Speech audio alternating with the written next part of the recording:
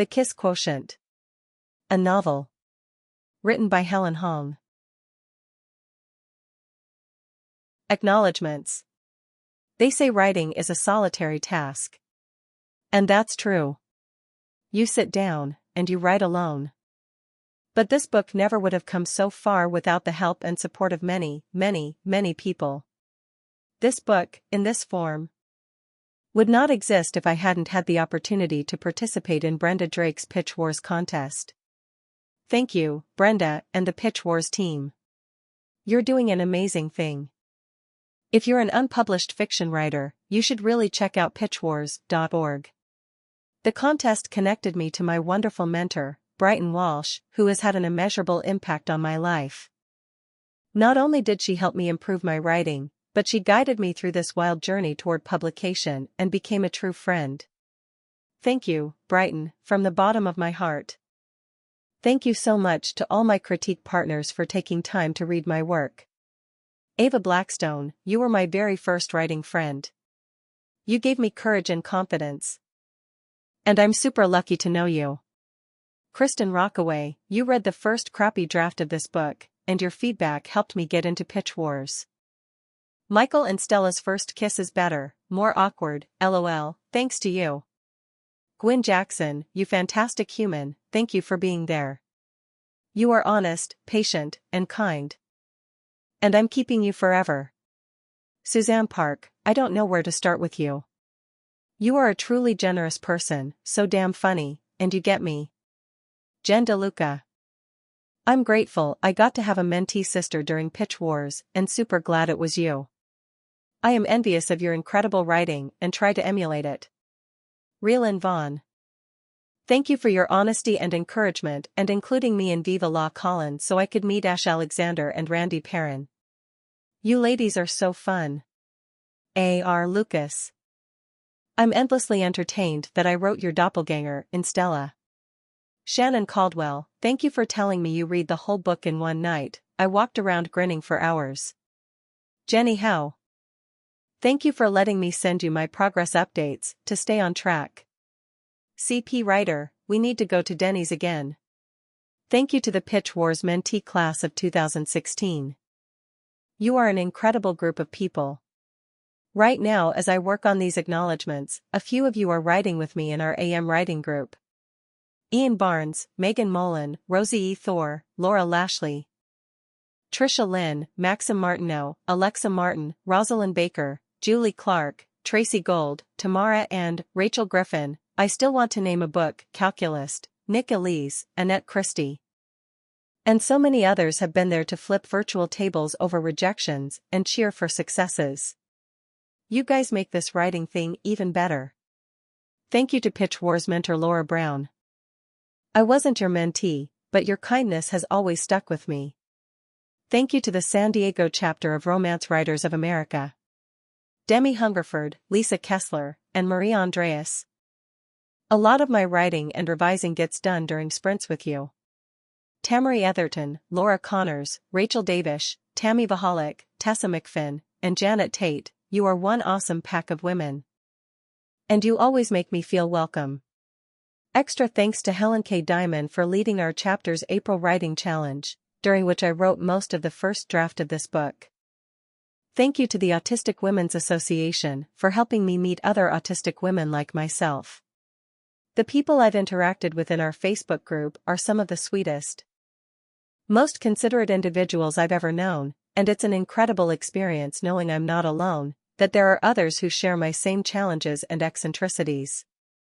Harriet, Heather, Elizabeth, and Tad, among many, you ladies were a great support as I learned more about myself and autism, and eventually attained a diagnosis. Thank you for your friendship.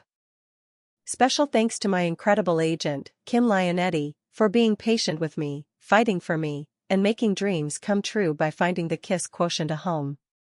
Thank you, Cindy Hoang, for seeing potential in this book and being absolutely wonderful. Christine Swartz, Jessica Brock, Tawana Sullivan, Colleen Reinhardt, and others, you have been a pleasure to work with. Thank you. Berkeley, for helping me share another perspective with readers and literally fight hate with love. Chapter 1. I know you hate surprises, Stella. In the interests of communicating our expectations and providing you a reasonable timeline, you should know we're ready for grandchildren. Stella Lane's gaze jumped from her breakfast up to her mother's gracefully aging face. A subtle application of makeup drew attention to battle-ready, coffee-colored eyes. That boded ill for Stella. When her mother got something into her mind, she was like a honey badger with a vendetta, pugnacious and tenacious, but without the snarling and fur. I'll keep that in mind, Stella said. Shock gave way to rapid-fire, panic-scrambled thoughts. Grandchildren meant babies. And diapers. Mountains of diapers. Exploding diapers. And babies cried. Soul-grating banshee wails that even the best sound-canceling headphones couldn't buffer. How did they cry so long and hard when they were so little? Plus, babies meant husbands. Husbands meant boyfriends. Boyfriends meant dating. Dating meant sex. She shuddered. You're 30, Stella dear. We're concerned that you're still single. Have you tried Tinder? She grabbed her water and gulped down a mouthful, accidentally swallowing an ice cube. After clearing her throat, she said, No. I haven't tried it. The very thought of Tinder, and the corresponding dating it aimed to deliver, caused her to break out in a sweat. She hated everything about dating, the departure from her comfortable routine. The conversation that was by turns inane and baffling, and again, the sex. I've been offered a promotion, she said, hoping it would distract her mother. Another one? Her father asked. Lowering his copy of the Wall Street Journal so his wire-framed glasses were visible. You were just promoted 2 quarters ago. That's phenomenal. Stella perked up and scooted to the edge of her seat. Our newest client, a large online vendor who shall remain nameless, provided the most amazing datasets, and I get to play with them all day. I designed an algorithm to help with some of their purchase suggestions. Apparently, it's working better than expected. When is the new promotion effective? Her father asked. Well. The hollandaise and egg yolk from her crab cakes Benedict had run together, and she attempted to separate the yellow liquids with the tip of her fork. I didn't accept the promotion. It was a principal econometrician position that would have had 5 direct reports beneath me and require much more client interaction. I just want to work on the data. Her mother batted that statement away with a negligent wave of her hand. You're getting complacent, Stella. If you stop challenging yourself, you're not going to make any more improvement with your social skills. That reminds me, are there any coworkers at your company who you'd like to date? Her father set his newspaper down and folded his hands over his rounded belly. Yes, what about that one fellow, Philip James? When we met him at your last company get-together. He seemed nice enough. Her mother's hands fluttered to her mouth like pigeons homing in on breadcrumbs. Oh, why didn't I think of him? He was so polite. And easy on the eyes, too. He's okay. I guess. Stella ran her fingertips over the condensation on her water glass. To be honest, she'd considered Philip. He was conceited and abrasive, but he was a direct speaker.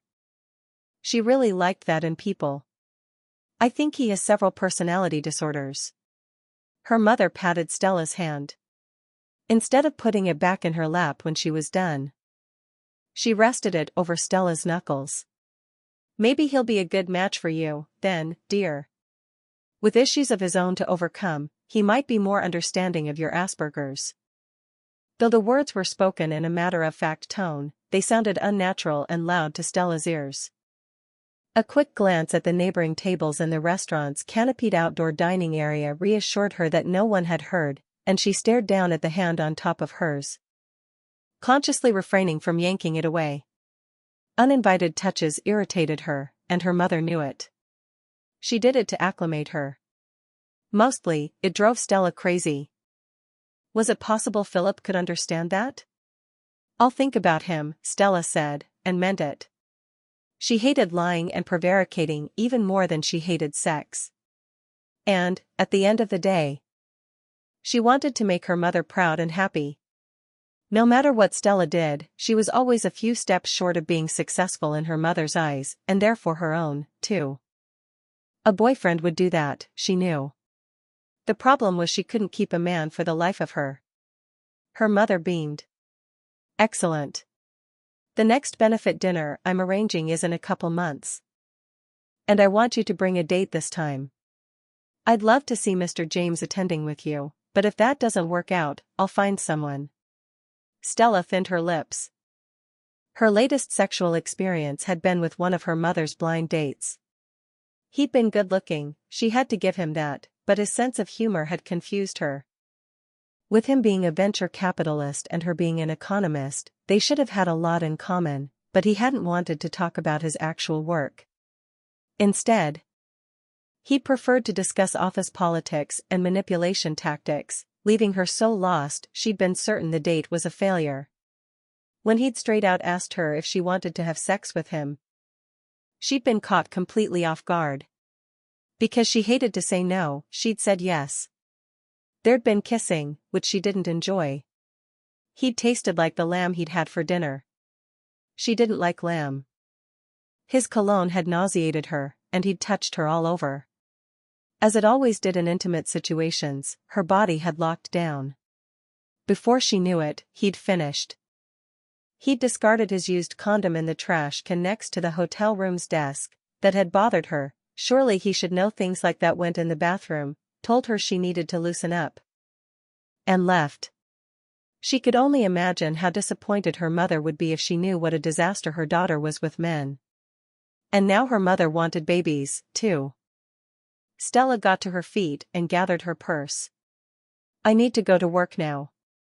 While she was ahead on all her deadlines, need was still the right word for it. Work fascinated her. Channeled the furious craving in her brain. It was also therapeutic. That's my girl, her father said, standing up and brushing off his silk Hawaiian shirt before hugging her. You're going to own that place before long. As she gave him a quick hug, she didn't mind touching when she initiated it or had time to mentally prepare for it. She breathed in the familiar scent of his aftershave.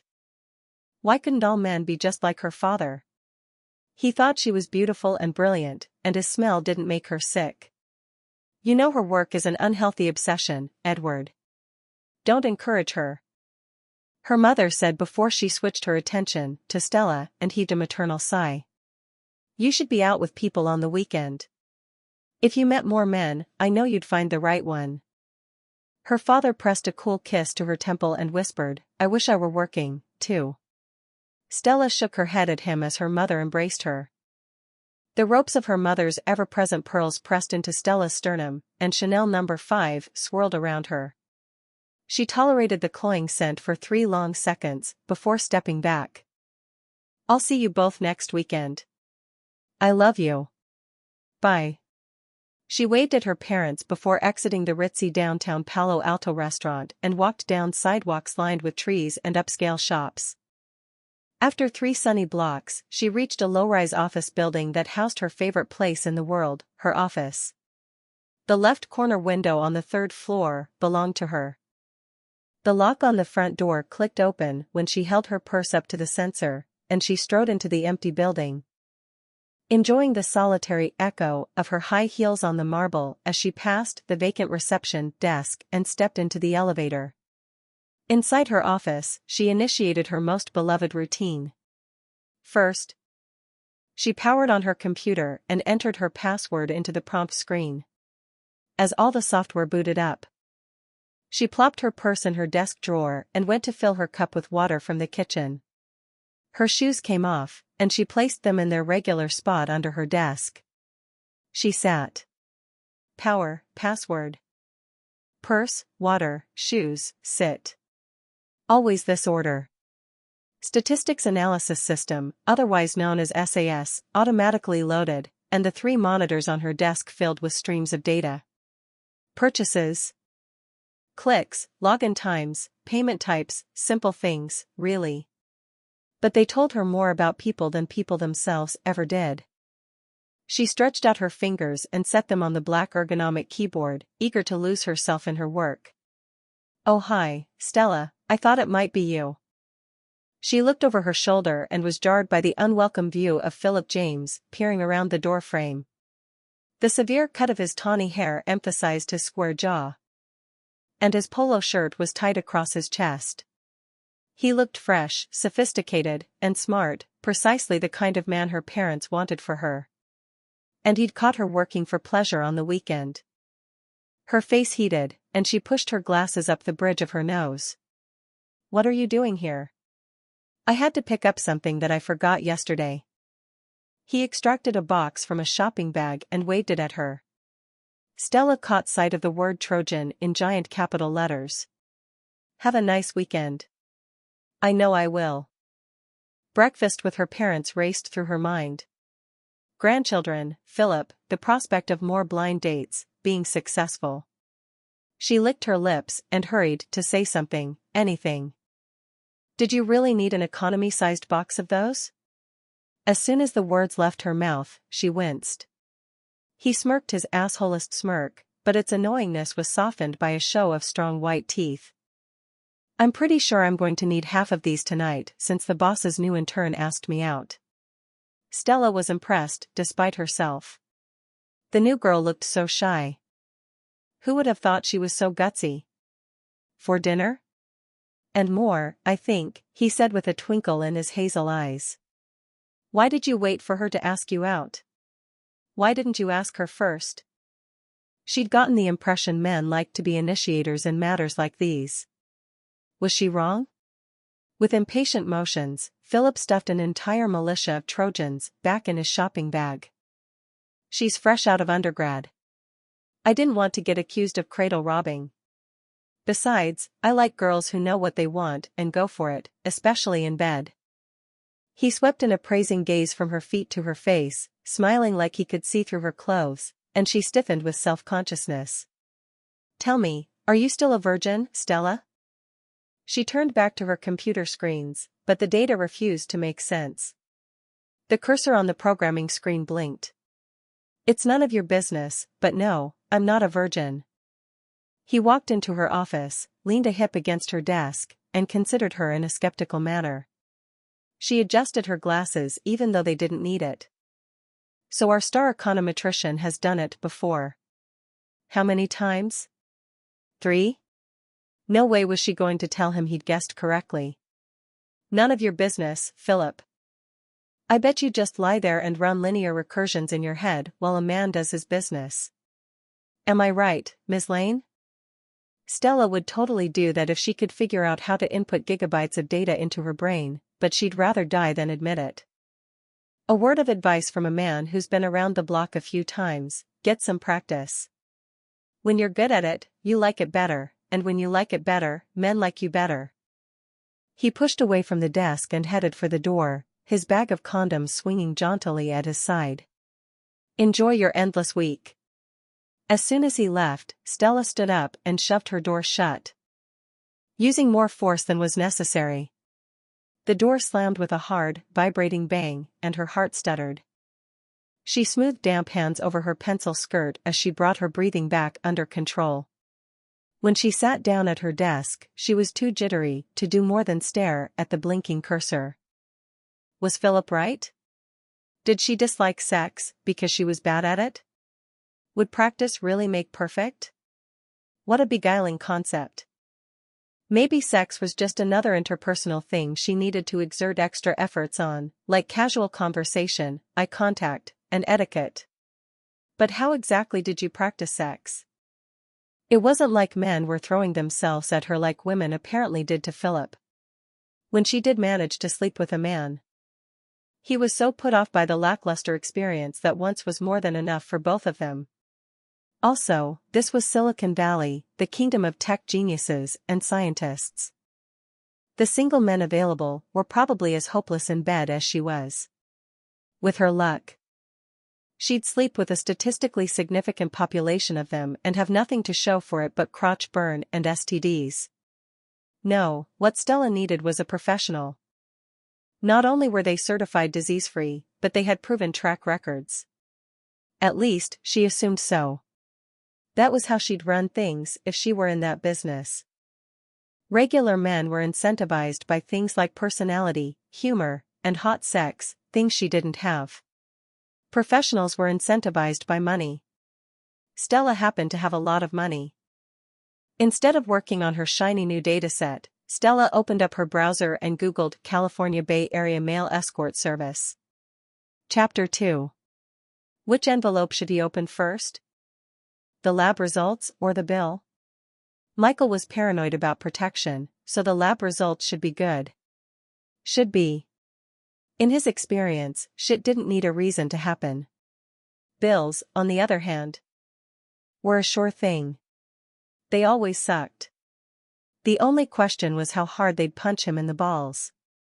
Tensing his muscles for impact, he tore open the bill. How much was it this month? He scanned to the bottom of the itemized invoice and located the final amount. The breath trickled from his lungs before it gusted out. Not horrible. On the scale of stinging to pulverizing, he'd put this one at merely bruising. That probably meant he'd contracted chlamydia.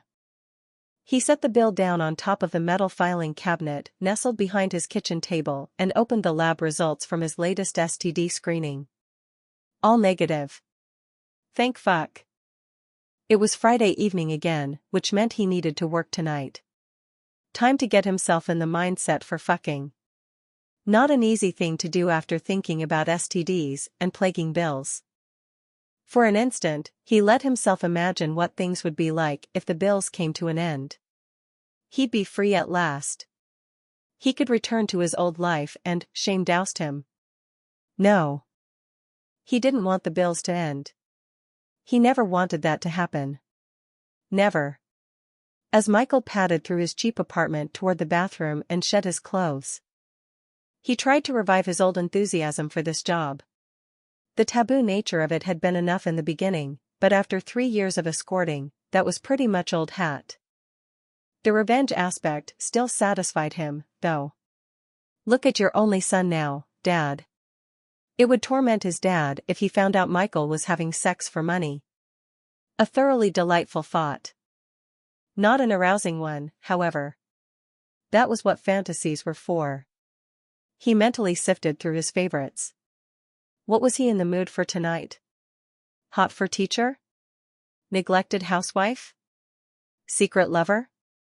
He cranked the shower knob and waited for steam to cloud the air before climbing beneath the hot spray. A breath in, a breath out, and he readied his mind. What was the name of tonight's client again? Shauna? Estelle? No, Stella. He'd bet $20 that wasn't her real name, but whatever. She'd chosen to pay up front. He'd try to do something extra nice for her. Hot for teacher, then. It was his freshman year of college. He skipped all of his lectures, but this one because Ms. Stella liked to drop the chalkboard eraser right by his chair. Picturing her skirt riding up as she bent down to retrieve the eraser, he gripped his cock and stroked with firm motions. When class ended, he draped her face down over her desk and bunched her skirt up to her waist to reveal that she wasn't wearing panties. He plunged into her hard and fast. If someone walked in on them. With a groan, he yanked his hand away before he could fly over the edge. He was primed and ready to see Miss Stella outside of class.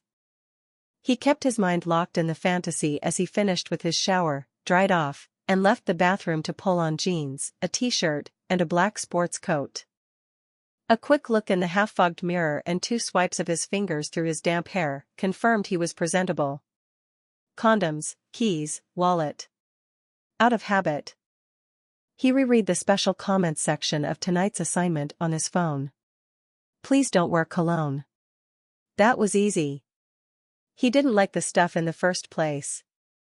He slipped his phone into his pocket along with everything else and left his apartment. It wasn't long before he parked in the underground lot of the Clement Hotel. As he strolled into the sleek, ultra-modern lobby, he made sure the lapels of his coat were down and played his usual pre-meet and greet game where he imagined what his new client was like. Under client age for tonight. It had said 30. He sighed and corrected the age to 50. Anything younger than 40 was always a lie, unless it was a group thing, which he didn't do. Bachelorette parties paid well. But the idea of destroying young love depressed the hell out of him. Maybe it was pathetic, but he wanted to live in a world where brides-to-be only had sex with their grooms-to-be, and vice versa. Besides, large groups of horny women were terrifying. You couldn't defend yourself against them, and their nails were sharp. Stella could be a pampered 50 who indulged in sweets, spas, and fur canines, was therefore decadently rounded, and preferred to be worshipped in bed, something Michael had no problem with. She could also be a fit 50 who liked yoga, green juice, and marathon sex sessions that worked his abs better than weighted incline crunches. Or, his least favorite, she could be a hard-ass Asian go-getter who chose him because, with his mixed Vietnamese and Swedish heritage, he looked a lot like the K-drama star Daniel Henney. This last kind of woman inevitably reminded him of his mom, and after sleeping with them, he needed therapy with a punching bag. Entering the hotel restaurant, he searched the dimly lit tables for a brown-haired, brown-eyed woman wearing glasses. Because he'd gotten through his mail without major incident earlier, he braced himself for the worst now. His gaze skipped over tables occupied by businessmen until he saw a solitary, middle-aged Asian woman micromanaging the waitress on how to make her salad. When she brushed manicured nails through her lightened brown hair, his stomach sank and he began walking toward her. It was going to be a long night. No, this was the culmination of a semester's worth of sexual tension. They both wanted this. He wanted this. Before he could reach her, a wreathed-thin older man took the seat opposite her and covered her hand with his. Confused but relieved, Michael stepped back and surveyed the restaurant again. No one was sitting alone. But for a girl in the far corner. Her dark hair was pulled back in a tight bun, and sexy librarian-type glasses were balanced on a cute little nose. In fact, from what he could see of her, everything looked like it had been chosen from a sexy librarian cosplay. She wore neat pointed pumps, a gray pencil skirt, and a fitted white Oxford shirt buttoned clear up to her throat. It was possible she was 30, but Michael put her at 25. There was something young and wholesome about her, though her frown was rather fierce as she scrutinized the menu. Michael glanced about the room, searching for a hidden camera team or his friends cracking up behind the potted plants. He found neither of those things. He closed his hands around the back of the chair across from her. "Excuse me, are you Stella?" Her eyes shot to his face, and Michael lost his train of thought. Those sexy librarian glasses showcased the most stunning pair of soft brown eyes. And her lips, they were just full enough to be tempting without detracting from her overall air of sweetness. "I'm sorry. I must have the wrong person," he said with a smile he hoped was more apologetic and less embarrassed. There was no way a girl like this had hired an escort. She blinked and jostled the table as she flew to her feet. "No, that's me. You're Michael. I recognize you from your picture." She stuck her hand out. "I'm Stella Lane. Nice to meet you." He stared at her open expression and proffered hand for a stunned fraction of a second. This wasn't how clients greeted him. They usually waved him into a seat with a sly curl of their lips and a sparkle in their eyes, that sparkle that said they thought they were better than him but were looking forward to what he could offer anyway. She greeted him like he was an equal. Quickly recovering from his surprise, he wrapped her slender hand in his and shook it. "Michael Fan. Nice to meet you, too." When he released her, she motioned toward his chair awkwardly. "Please, have a seat." He sat and watched as she perched herself on the precarious edge of her seat, her back straight as a board. She searched his face. But when he arched an eyebrow at her, she switched her focus to the menu. She adjusted the position of her glasses with a wrinkle of her nose. "Are you hungry?" "I am." Her knuckles went white as she clung to the menu. "The salmon is good here, and the steak." "My dad likes the lamb." Her gaze jumped to his face, and, even in the dim light, he could see her cheeks go crimson. She cleared her throat. Maybe not the lamb. Because he couldn't resist, he asked, why not the lamb? I think it tastes woolly, and when we. She stared up at the ceiling and took a deep breath. All I'd be thinking about would be sheep and lambs and wool. Understood, he said with a grin. When she stared at his mouth like she couldn't remember what she was going to say, his grin widened. Women chose him because they liked the way he looked. Few of them responded to him like this. However, it was flattering even as it was funny. Are there any things you would prefer I not eat or drink? She asked. No, I'm pretty easy. He kept his voice light and tried to ignore the tightness in his chest. It had to be heartburn. Simple thoughtfulness wasn't doing this to him. After the waitress took their order and left, Stella sipped from her water glass and drew geometrical shapes in the condensation with delicate fingertips. When she noticed him watching her, she drew her hand back and sat on it, flushing like she'd been caught doing something she shouldn't. Something about that was kind of endearing. If she hadn't already paid, he wouldn't believe she actually wanted this. Why did she want this? She should have a boyfriend, or a husband. Against his better judgment, it was best when he didn't know. He looked at her left hand resting on the table. No ring. No white line. I have a proposition for you, she said suddenly, pinning him with a gaze that was surprisingly direct. It would require a commitment of sorts, for the next couple months, I imagine. I would prefer to have sole access to you during that time. If you're available. What do you have in mind? Please tell me if you're available first. I only do Friday nights. That was non-negotiable. Escorting once a week was bad enough. If he had to do it more than that, he'd lose his fucking mind, and he couldn't afford for that to happen. Too many people depended on him. He never scheduled repeat appointments with the same client either. They tended to get attached, and he couldn't stand that. But he wanted to hear what she was proposing before he declined. You have the next few months open, then? She asked. It depends on what you're proposing. She pushed her glasses up her nose and drew her shoulders back. I'm awful at what you do. But I want to get better. I think I can get better if someone would teach me. I'd like that person to be you. Understanding splashed over Michael in surreal waves. She thought she was bad at sex and wanted lessons to improve. She wanted him to tutor her. How the hell did you teach sex? I think we should do a trial run before we set anything up, Michael hedged. She couldn't actually be bad at sex, and she'd already paid. At the very least, he had to give her tonight. Frowning, she nodded. You're absolutely right. We should establish a baseline. A grin tugged at his lips again. Are you a scientist, Stella? Oh, no. I'm an economist. More precisely, I'm an econometrician. In Michael's book, that put her solidly in the brainiac category, and an odd feeling ghosted up the back of his neck. Damned if he didn't have a thing for smart girls. There was a reason why his favorite fantasy was hot for teacher.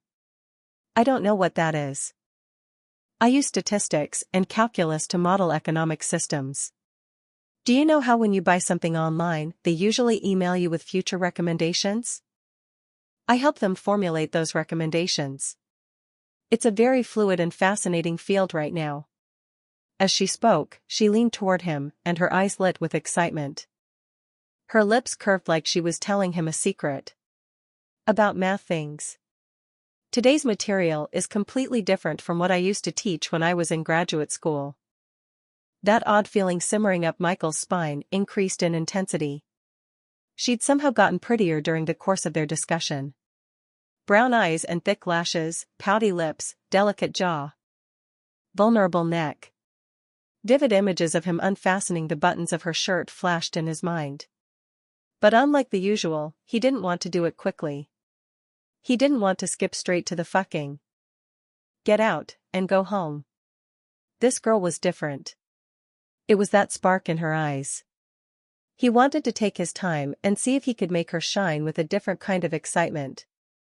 His cock dug at the fly of his jeans, dragging Michael back to the here and now. His skin had gone hot and sensitive, and his pulse thrummed with eagerness. He hadn't been this turned on in forever. And he hadn't been fantasizing she was someone else. He reminded himself this was business. His personal wants and needs didn't play into this at all. This assignment was just like any other.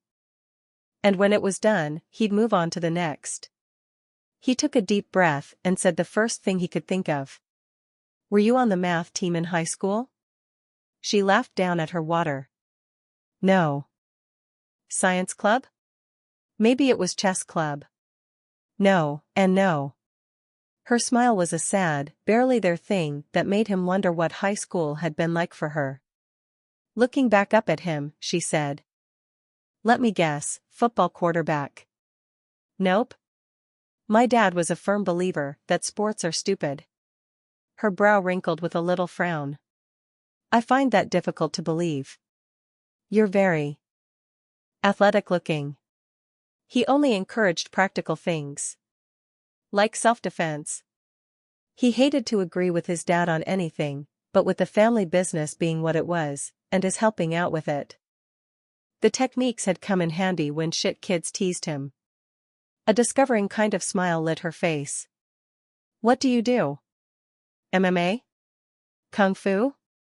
Jeet Kune Do?" "I've done a little of everything."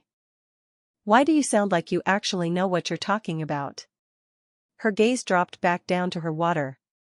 "I like martial arts movies and things like that." He groaned as suspicion dawned. "Don't tell me, you're a Korean drama fan?" She tilted her head as a smile peeked over her lips. "Yes. I do not look like Daniel Henney." "No, you look better." He settled his hands on the edge of the table as his face heated. Fuck, he was blushing. What the hell kind of escort blushed? His sisters had posters of Henny plastered all over their bedroom walls, had even established a man beauty scale of 1 to Henny.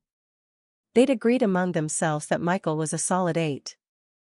He didn't give a damn where he ranked, but it meant something that this genius girl gave him an 11. Their dinner arrived, saving him from having to respond to her compliment. She'd ordered the salmon, so he'd done the same. No way was he going to eat lamb. He snorted to himself. Woolly.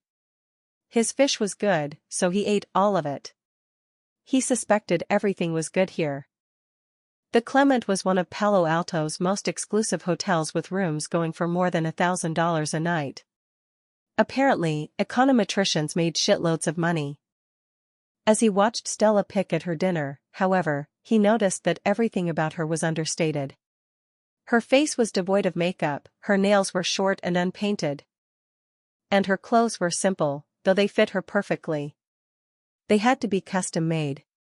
When she set her fork down and wiped her mouth, her salmon was only half finished. If they'd known each other better, he would have eaten it for her. His grandma always made him finish his dinner down to the last grain of rice. "Is that all you're going to eat?" "I'm nervous," she admitted. "You don't need to be. He was a damned good escort, and he'd take care of her."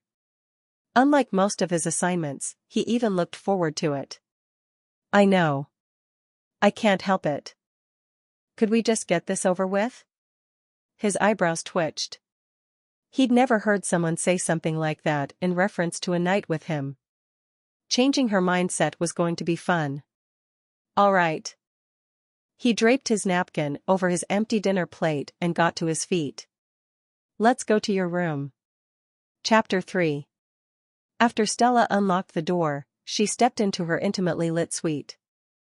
Set her purse on the chair by the door, and arranged her high heels against the wall, almost sighing as her bare feet flattened on the carpet. Michael sent her an amused look. And she stared down at her toes. She'd taken her shoes off on autopilot. It was one of her routines. Was it rude to do that when you had company? Maybe she should put them back on. Her stomach nodded, and her heart raced at rabbit speed. He took the decision out of her hands by kicking off his own black leather shoes and positioning them next to hers. When he finished, he shrugged out of his suit jacket and tossed it on the chair next to her purse, revealing the simple white t-shirt underneath. It stretched over his chest and upper arms, and his jeans rode low on narrow hips. Stella couldn't help but stare. His body was raw, sculpted muscle and loose-limbed coordination. He was by far the finest male specimen she'd ever laid eyes on. And they were going to have sex tonight. She took a desperate breath and marched into the bathroom, where she braced her hands on the cool granite and stared at her reflection in the mirror. Her eyes were open a fraction too wide, and her face was paper pale, her lips dry. She didn't think she could go through with this. She shouldn't have picked such a good-looking escort. What had she been thinking? Her lips twisted with a grimace. She hadn't been thinking. After perusing the escort files for hours, sifting through countless faces and descriptions that had blurred together, she'd taken one look at Michael and known he was the one. It had been his eyes. Dark brown with slashing eyebrows above. They looked intense, but kind. All of his 5-star reviews had only cemented her decision. Looking like the hottest K-drama star ever didn't hurt either. Well, except for now, that was. There was a good chance she might throw up her dinner into the sink. Through the mirror, she saw him step into the doorway and lean against the jamb. That motion alone was so sexy. She felt her heart trip, stumble, and scramble to continue beating. He walked into the bathroom and stopped behind her, his eyes locked on hers in the mirror. When she wasn't wearing her heels, he was more than half a foot taller than her. She wasn't sure if she liked feeling this small. "Can I take your hair down?" he asked. She nodded once. Within seconds, the tension on her scalp released and her hair tumbled free. Her black hairband landed on the countertop before he eased his fingers into her hair, separating the tendrils so they fell to her shoulders and down her back. She vibrated with tension as she waited for him to initiate intimacy and send her body into nervous lockdown. It was going to happen, and then he'd see what he was working with. A black imperfection on his bicep caught her eye, and she turned around to inspect it closer. She lifted a hand to touch it but stopped before making contact. She never touched people without permission. "What is this?" His lips curved with a slow, crooked grin, showing off perfect white teeth. "My tattoo." Her throat worked on an involuntary swallow, and a wave of heat swept over her. She'd never seen the point of tattoos. Until now. Michael with a tattoo was just about the hottest thing she could imagine. Her fingers itched to pull his sleeve up farther, and she wavered over his arm until he caught her hand in his and pressed it to his skin. An electric jolt shot from her fingertips straight to her heart. He looked so perfect, like carved stone. But his skin was smooth and hot, firm but giving, alive. "You can touch me," he said. "Anywhere." Even as the invitation thrilled her, it gave her pause. Touching was such a private thing.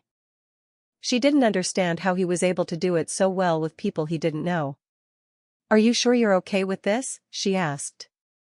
That crooked grin returned in full force. "I like being touched." When she continued to hesitate, he drew his sleeve up himself, exposing black ink marks that swept across his upper arm, over his shoulder, and disappeared beneath his t-shirt. The tattoo had to be quite large, because the shape hadn't even begun to materialize. Just how much of him did it cover? The swell of his muscles distracted her from further investigating. She'd never touched hard rounded flesh like this before. She wanted to touch him all over. And his scent. How was it she was just noticing it now? "Are you wearing cologne?" she asked as she filled her lungs. He stiffened. "No, why?" She leaned as close as she could without burying her face against his neck, seeking out more of that intoxicating scent. "You smell really, really good." "What is it?" Where was that scent coming from? It seemed to be everywhere on him, but too light. She craved a more concentrated dose. Michael? A funny look crossed his face. It's just me, Stella. You smell this good? Apparently. You're the first to comment on it. I want this smell all over me. As the words left her mouth, she worried she'd said the wrong thing. That statement had sounded a little too personal, a little strange. Would he notice how strange she really was? He bent down so his lips hovered a hair's breadth away from her ear and whispered, "Are you sure you're bad at sex?" "What do you mean by that?" "It means so far you're very good at it." Her fingers flexed on his arm, and she battled the urge to press herself against him like a stripper on a pole. It bewildered her. She was not at all stripperish, and unlike him. She actively disliked touching. But she craved connection so much she hurt with it. "So far we haven't done anything yet. You're very good at the talking part." "I've had sex." "There isn't a talking part." A spark danced in his eyes. "There's definitely a talking part. Please, don't let there be a talking part." There was no hope for her if it involved talking. "So far." He gathered her hair to one side and brushed a fleeting kiss behind her ear. It happened so quickly that by the time her body tensed up he'd already pulled away. When he didn't move to repeat the caress, her muscles relaxed once again. The place where he'd kissed her burned with awareness. Without touching her skin, he stroked his fingers over her hair. Slow, measured movements that swept from her crown, past her neck, and down her back. The motions calmed her even as they put her on edge. "I think you should kiss me," he said in a husky voice. Her heart squeezed tight, and her skin pricked with panic. She was a horrible kisser.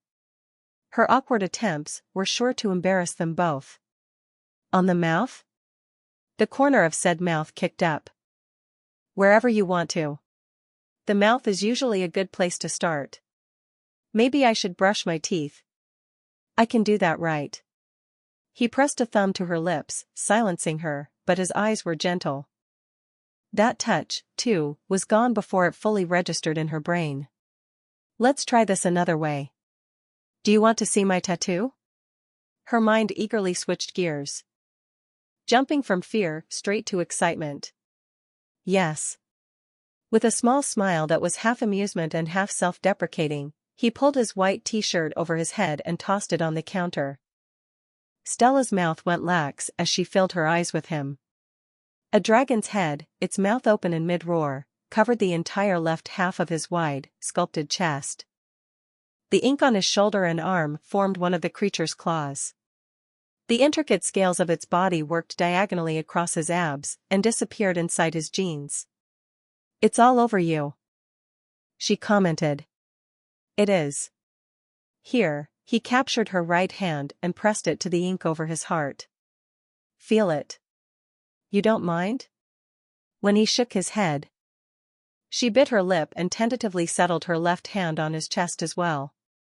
Her touch was timid at first, but when he didn't object, she grew bolder. She pushed her hands across his firm chest, enjoying the ridges of defined muscle and the smoothness of his hairless skin. Tactily, she couldn't discern a difference between his inked skin and his unmarked skin. Fascinating. Her fingertips bumped down his abdomen, and she counted under her breath, 5, 6, 7, 8. Her fingers met the waistband of his jeans, and his stomach muscles flexed and rippled as he took a breath. "You couldn't have a regular six-pack? You had to make it 8? He rolled his eyes as his lips curved. "Are you complaining, Stella?" "Nothing to complain about. I had no idea I liked tattoos until now." "So you like it?" She thought that should be obvious, so she didn't answer. Besides, it was getting difficult to concentrate. The sight of his perfect athlete's body and his excessive tattoo, the feel of his hot skin, and his delicious scent overwhelmed her senses. "Can I take your glasses off? Will you still be able to see without them?" She swallowed and nodded. "I'm nearsighted, so I won't be able to see things far away, but that's all right because..." He slipped her glasses off. A soft clinking sounded as he set them on the counter behind her. The hotel suite and everything around her became a soft blur. Only he stood out in sharp focus. The solid feel of him against her palms grounded her.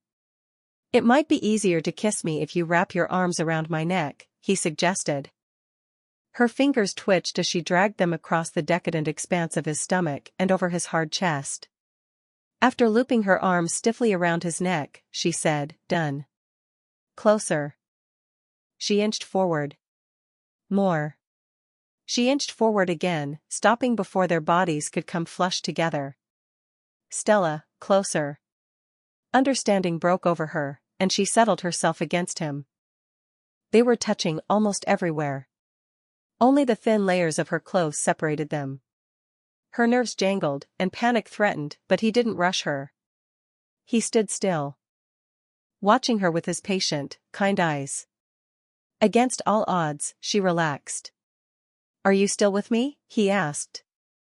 Coming up onto her tiptoes, she aligned their bodies until they fit just right. Her heart crashed in a crazy rhythm against her sternum, but she was still in control of herself, because, clever person that he was, he'd given her that control. "I'm okay." When he closed his arms carefully around her, his heat sank through her shirt and warmed her skin. The pressure of his undemanding embrace reached deep inside her, calming her and loosening knots she hadn't known were there. Maybe she was better than okay. She would gladly pay his escorting fee again just for him to hold her like this. This was heavenly. She burrowed her face into his neck and breathed him in. She skated her hands over his bare skin as she tried to nestle closer to him. If he could hold her a little tighter. Something hard prodded her belly, and she drew her head back. "You can ignore that," he said. "We haven't kissed or anything." "How can you?" Hooded eyes searched hers as he lowered a hand from between her shoulder blades to the small of her back. The heat of his palm penetrated her clothes, and all the fine hairs on her body stood up. "This goes two ways, Stella. You like the feel of me. I like the feel of you." That was a novel concept to her. Intimacy almost always was a one-way thing with her. The men enjoyed it, sort of. She did not. She was enjoying this, however. It made her feel brave and reckless. Her gaze locked on his lips again, and her blood raced with something new, anticipation. "Will you show me how to be a good kisser? I'm not certain you aren't one already." "I'm really not." His mouth was inches away. But she couldn't quite push herself to kiss it, even though she wanted to. She'd never initiated a kiss before. In the past, the men had just kind of fallen on her. "Can I tell you where to kiss me?" she whispered. A smile slowly stretched his lips. "Yes. And my temple." His breath fanned over her ear, sending goose bumps down her neck. Before he pressed a kiss to her left temple. "Now where?" The words were spoken softly against her skin, each one a caress. "My cheek." The tip of his nose grazed her skin as he moved lower. He kissed the hollow beneath her cheekbone. "Now?" he asked without lifting his lips. So close. She could hardly breathe. "The corner of my mouth." "Are you sure?" "That's very close to being a real kiss." Impulsive impatience seared through her, and she sank her fingers into his hair, held him in place, and pressed a closed-mouth kiss to his lips. Bolts of sensation zigzagged straight to her chest. After a surprised hesitation, she did it again, and he took the lead, showing her how it was done, drawing the kisses out. This was kissing. Kissing was glorious. When his tongue slipped between her lips, she went stock still. Not glorious anymore. His tongue was in her mouth. She couldn't stop herself from pulling away. "Is that absolutely necessary?" He exhaled sharply, and his brow creased in puzzlement. "You don't like French kissing?" "It makes me feel like a shark getting its teeth cleaned by pilot fish." It was weird and far too personal. His eyes danced, and though he bit his lip, she could see a grin peeking around the edges of his mouth. "Are you laughing at me?" Hot shame burned her face. She ducked her head and tried to back up, but the bathroom counter dug into her spine. The pressure of his fingertips on her chin made her face him again, leading her to believe he wanted eye contact. There were rules for that which she'd had to learn. 3 seconds counted slowly in your head. Less, and people thought you were hiding something. Longer, and you made them uncomfortable. She'd gotten passably good at it. Now, however, she couldn't bring herself to do it. She didn't want to see what he thought of her. She shut her eyes. "I was laughing at your analogy. You're very funny." "Oh." She hazarded a glance at his face and found sincerity there. People said that to her sometimes, and she never understood it. She didn't know how to be funny. It only ever happened by accident. "Instead of thinking of sharks at the dentist, think of me caressing your mouth. Concentrate on how it feels. Will you let me show you?" She nodded once. That was why they were here, after all. He bent toward her mouth once again, and she fisted her hands against his chest and braced herself. Instead of pushing his tongue between her lips, he kissed her like he had before, more drugging closed-mouth kisses. These she could do. These she liked. They rained upon her mouth in an unhurried procession. Some of her stress drained away. And her fingers uncurled. Wet heat stroked over her bottom lip. His tongue. She knew it was his tongue, but closed-mouth kisses made her forget. Another stroke. And shivery sensations cascaded outward. More kisses. In between aching presses of his lips, his tongue caressed her, making her skin tingle. Soon he was seducing her mouth, stroking her bottom lip. The top lip, teasing the crease. Maybe she parted her lips. Maybe she wanted him to go further. But he didn't. The closed-mouth kisses she'd liked so much in the beginning were no longer enough. She tried to capture his tongue, to take it into herself, but he evaded her. He brushed at her lips with maddening strokes, dipped inside for the merest second, withdrew. And she kneaded his shoulders in frustration. Over and over again, he gave her a brief taste of salt and heat, and then retreated. Without consciously deciding to do it. She sealed her mouth with his and touched her tongue to his. His taste flooded her senses. Butterflies exploded in her stomach and sped through her veins. Her legs went weak. But his arms tightened around her, keeping her from falling. He sucked on her bottom lip and laid the sensitized skin before taking her mouth again. The room began spinning. And she realized she'd forgotten to breathe. Coming up for air, she said, "Oh my God, you taste good." For a moment, he stared at her mouth like she'd taken something that he wanted back. He blinked the expression away, and a gravelly chuckle escaped kiss-reddened lips she wanted to touch with her fingertips. "Do you always say exactly what you're thinking?" "Either that or I don't talk." No matter how she tried, she couldn't overcome it. Her brain simply wasn't wired for social sophistication. "I like hearing what you're thinking. Especially when I'm kissing you." But instead of kissing her again, he stepped away and tugged on her hand. "Come on. I don't want to bruise you on this counter." That was when she noticed the hard granite pressing into her back. As she let him lead her from the bathroom, she glanced at her hazy reflection in the mirror. She didn't recognize that girl with the flushed cheeks and wild hair, could hardly believe she'd kissed a man and enjoyed it. Was it possible she'd be able to conquer what came next, as well? Chapter 4. Michael rubbed his lips to hide a grin as Stella balanced on the very edge of the bed and folded her hands in her lap. If he kissed her right now, she'd fall to the floor. She was the kind of girl who got weak when she was hot. He fucking loved that. Every bit of effort it had taken to get past her guard had been worth it. She'd been pretty before, but like this. She was almost too much. Freed from her tight bun, her hair framed her face in large ringlets. Arousal brightened her chocolate eyes, and her lips were swollen from his kisses. Gorgeous. He almost wished they were meeting again after tonight. Instead of sitting next to her, he stretched out near the center of the king-sized bed, propped himself up on an elbow, and patted the area next to him. After a momentary hesitation, she crawled across the bed and lay down next to him, her body corpse straight and her eyes staring ahead. Her pulse drummed under her jaw, and she stiffened like she was bracing herself for an attack. That wouldn't do. I'm going to kiss you again. Because he sensed she needed to be forewarned, he added. French kissing. Okay. He leaned over her and kissed her, starting right back at the beginning with innocent brushes of their lips and teasing licks before taking her mouth once again. She really had no idea how to kiss, but it was entertaining feeling her learn. What she lacked in skill she made up for in pure enthusiasm.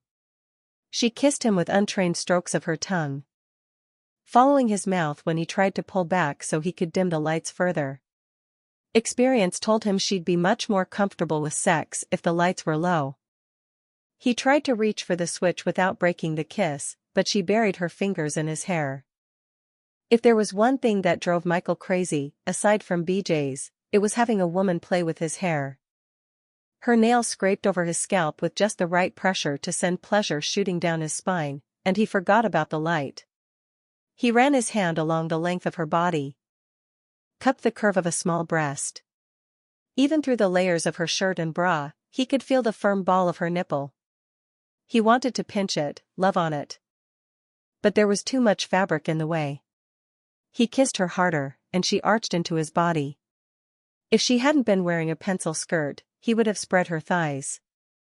He'd bet everything she was wet for him. Leaning back and pulling cool air into his lungs, he assessed his handiwork. She breathed through parted red lips that glistened, and her eyes were pure sex. She was ready for more. He fingered the button at her collar and slipped it free. It was like flipping a switch, the change was that dramatic. One moment, her body was loose and languorous. The next, she was tense as a stretched rubber band. The color bled from her face. Her expression went from sensual to downright scared. She dropped her hands to her sides and balled them into fists. Stella? She gulped down a ragged breath and started unbuttoning her shirt. I'm sorry. Let me get them. With uncoordinated fingers, she loosed one button, then another. He covered her hands with his to halt her progress. What are you doing? Undressing. I'm not going to have sex with you when you're like this. It was wrong. He'd never had sex with a woman who wasn't 100% into it, and he wasn't going to start now. She turned onto her side to face away from him, and her chest shook. Damn it, she was crying. He lowered his hands toward her before hesitating. Would his touch help her, or make it worse? Fuck it. He had to do something. He couldn't let her cry like this. Tears gutted him like nothing else. He wrapped himself around her. When she tried to shrink away, he held her tighter. What the hell? It had just been one button. I'm sorry. I didn't mean it like that. What happened? Did someone hurt you? Is that why you tensed up on me? The thought of someone assaulting her sent a murderous rage through Michael's brain, and adrenaline spiked, preparing him for a superb ass-kicking. She dug her palms into her eyes. No one hurt me. I'm just like this. Can you please continue and establish the baseline? Stella, you're trembling and crying. He stroked tear-soaked tendrils away from her face. She scrubbed at the moisture and took a hard breath. No more crying. Other men had sex with you when you were like this? He strove to sound gentle, but the words came out harsh. The thought of some asshole sweating over her while she was pale and terrified made his fists itch. 3. Goddamned piece of shit asho. His words dried up when she turned around to face him with a wounded expression. No, I'm not talking about you. You're not the problem. It's those men. Me. A wrinkle formed between her eyebrows, and he smoothed it out with a fingertip. You need someone to go slow with you. You have been going slow with me. The others were done by now. I don't want to hear about the others, he bit out. She looked away and held the folds of her shirt together. What now? Michael had no idea. Whatever it was, it had to be ultra slow. He looked around the hotel suite for inspiration, and the large TV mounted on the wall across the bed grabbed his attention. A movie and cuddling. We can try for the baseline afterward. Her face became pained. I don't really like cuddling. You can't be serious. All women were suckers for it. Even he liked cuddling. At least, he had back before he'd started escorting. Cuddling with clients was something he tolerated at best, but his instincts told him this was something she needed. I might like it with you, I suppose. It's your smell, I think. Your body wages biological warfare on me. So you're saying I'm your Achilles heel? He kind of liked the sound of that. They'd never see each other after tonight, but maybe she'd remember him. He knew he'd remember her. Instead of smiling, as he thought she would, she searched his face. She looked into his eyes for a split second before she got out of bed and padded to the bathroom. After several moments inside, she returned wearing her glasses and holding his now neatly folded t-shirt. She set it on the nightstand, picked up the remote, and sat on the far edge of the bed, turning the TV on. As she flipped through the viewer guide, her expression was cool with concentration. Dressed in professional business attire. She could have been at a board meeting, but for the tangled, finger-swept state of her hair. What do you want to watch? Her sudden distance shouldn't have bothered him. But it did. He wanted her back the way she'd been before. No K-drama, please. My sisters force me to watch with them so they can laugh when I cry. Her reserve melted as her lips curved. And everything was right again. Do you really? Who wouldn't? People die left and right. There are huge misunderstandings. That super cute pregnant heroine got hit by a car. Her smile widened, though it looked almost shy. That one is my favorite. How about something with more action and less drama? The movie page for Ip Man, one of the best martial arts flicks ever, covered the screen. You don't have to watch this just for me. She rolled her eyes and hit the purchase button.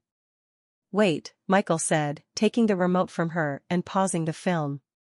There's one more thing. What's that? You need to take your clothes off. Stella clawed at the unbuttoned folds of her shirt, feeling like the walls were closing in on her. Why? She asked. Why not? Because she preferred being dressed, needed the tight restriction of fabric to feel safe. Because she didn't like her body. Because every time she was naked with a man, he ended up using and discarding her. She wet her dry lips and said the most basic truth, I'm not used to it. Also, she was exhausted. So many new things had happened tonight. She felt shell-shocked. She desperately wanted to go home, but that would be pure cowardice. She was on a mission. Once she decided on something, she was just as single-minded as her mother, and her mascot, the pugnacious honey badger. When his only response was the raise of an eyebrow, she asked, Do you honestly think it will help? I do. He propped the pillows up, kicked the covers down, and made himself comfortable. He looked so beautiful lying back against the pillows that for a moment Stella felt like she'd walked into a magazine cover. The shadows and light loved the striking lines of his face, the sharp edges of his man's body, and the dragon tattoo.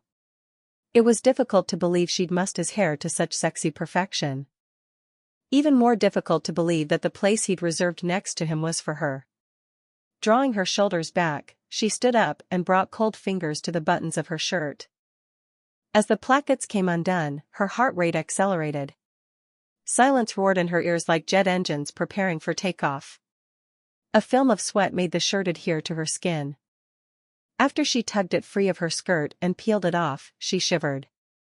She could feel the weight of his eyes on her newly naked skin, and her hands fumbled on the side zipper of her skirt.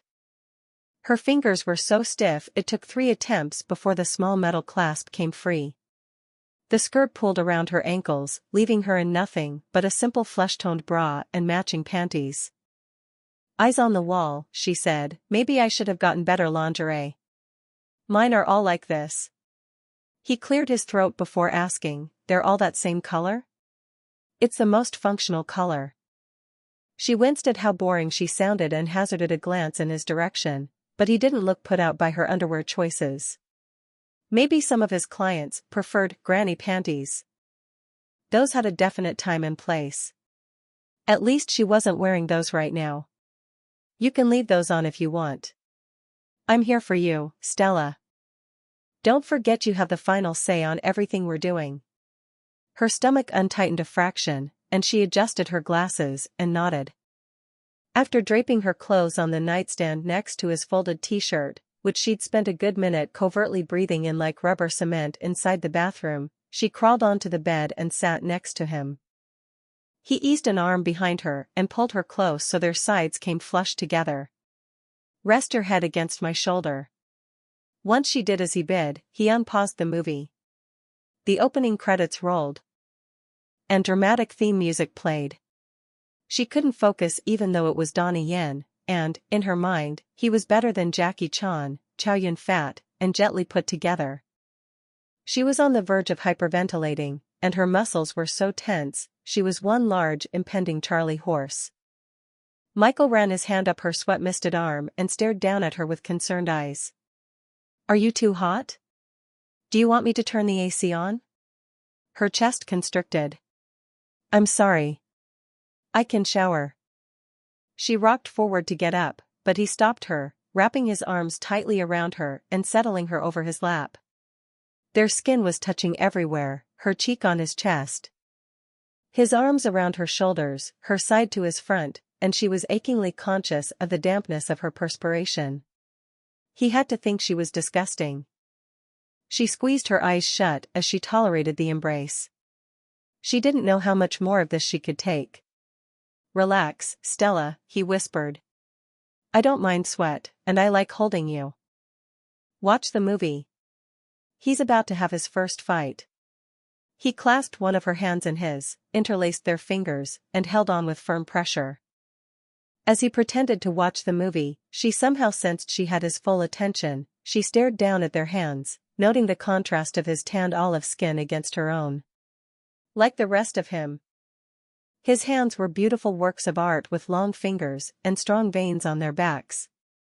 She frowned as her palm registered the scrape of calluses. She found his free hand and opened it up. One large callus covered the base of his palm while 3 smaller ones decorated the space beneath his middle, ring, and pinky fingers. She traced her fingertips over the hard patches of skin. "What are these from?" She couldn't imagine how escorting gave him calluses like this.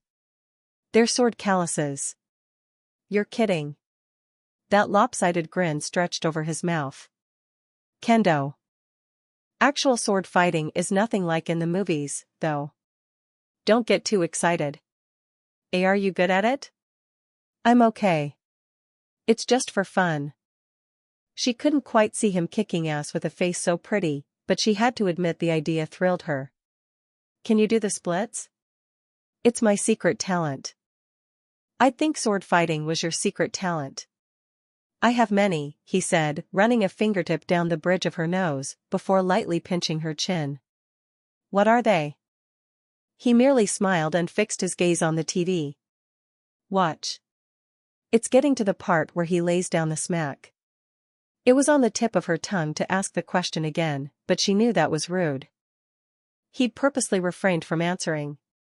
She realized then she knew almost nothing about him. Before, he'd said he only scheduled Friday nights. That left a whole lot of time for another life. What did he do when he wasn't escorting? Aside from martial arts. Or did he train and work out all day, 7 days a week? Maybe he did precisely that. You didn't get a body like his doing nothing. He could be one of those guys who woke up at dawn, swallowed 5 raw eggs, and ran stadiums. It was definitely worth it if he did, unless he got salmonella. As pictures of him punching frozen slabs of meat flitted through her head, she forgot she was mostly naked. Her breathing evened out, and her body unwound. The pressure of his arms stayed firm, compressing and comforting, and the extraordinary events of the day caught up with her. His smell, the steady rhythm of his heart, and the low volume of Ip Man spanking his opponents lulled her to sleep. Chapter 5. Stella's eyes shot open, and she took in the bright interior of the hotel room. After groping at the surface of the nightstand, she found her glasses. The digital clock read 9:24 a.m. Her heart lurched. She'd slept in. She never slept in. When she sat up in bed, the blankets fell to her waist, and cool air touched her bare skin. She was wearing yesterday's underclothes. Alarm sirens wailed in her head as she realized she'd completely skipped her night routine. She hadn't flossed, brushed, showered, and put on pajamas. She had stuffed a dirty body into these clean sheets. Well, they were definitely dirty sheets now. Good thing she didn't have to sleep in them again.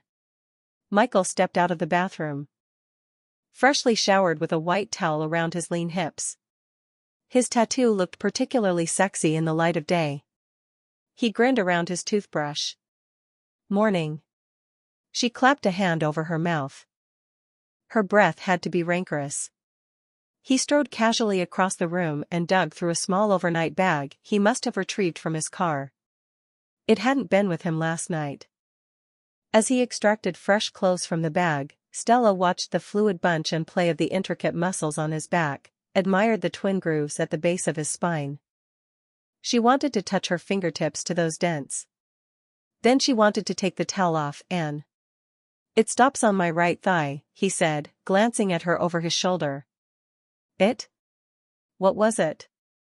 Blinking furiously to clear her mind, she noticed that his tattoo wrapped around his hip, disappeared beneath the towel, and peeked out behind his knee.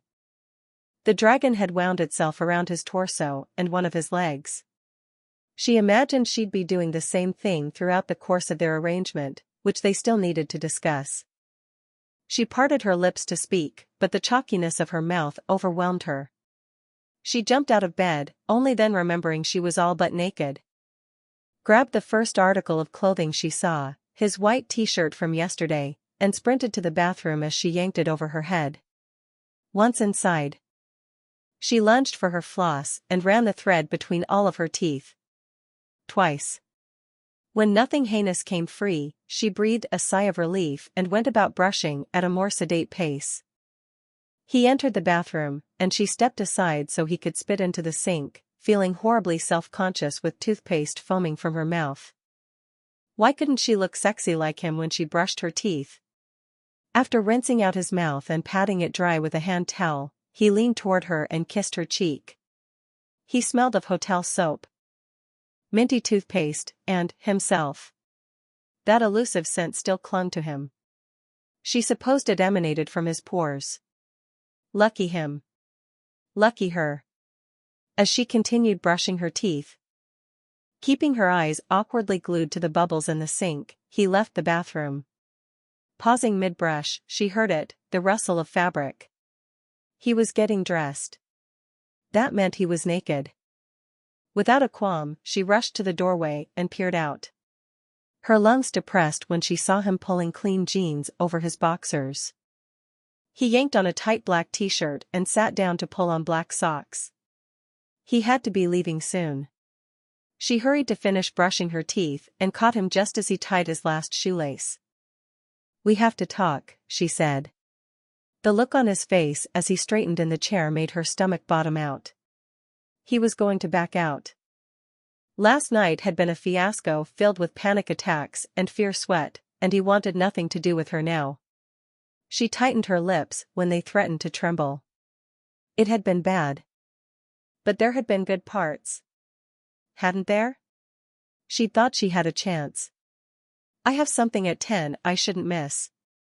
He stood, looped the strap of his bag over his shoulder, and walked to her with a loose stride. His eyes were heartbreakingly kind as he looked at her. Or was it pity? She hated pity. I need you to tell me if we're moving forward with the lessons or not. He shook his head with a sad smile. I'm afraid not. I'm sorry. Her heart plummeted, but she couldn't bring herself to regret last night. He'd gotten her to kiss him, really kiss him. Not lie there and cringe as he stuck his tongue in her mouth. I'll leave you another 5-star review. I don't deserve it. I never sealed the deal. The agency doesn't issue refunds. But I'd be happy to return my share of the commission. Give me your account. No, no refund, she said firmly. Thanks, but no. I'm sure you had to work harder with me than most of your other clients. Not really, no. She interlaced her fingers and stared down at the floor. She did not want to ask this, but she had to. I know you need to go, but first, could you recommend a colleague who you think would work well with me? After last night, you still want to go forward with these crazy lessons? They're not crazy, but yes, I plan to move forward. She forced her eyes up to his stony face and took a determined breath. Maybe if you think about it a while, you'll remember someone who's patient, like you, and doesn't mind sweat or. He took a half step toward her, and his jaw worked for a moment before he said, girls like you don't need escorts. Girls like you have boyfriends. You need to get this idea out of your head. Burning anger pulsed through her body, immobilizing her. He didn't know anything about girls like her. That's completely untrue. Girls like me intimidate boyfriends away. Girls like me have never been asked out by a single boy. Girls like me have to find their own way, make their own luck. I've had to fight for every success in my life, and I'm going to fight for this.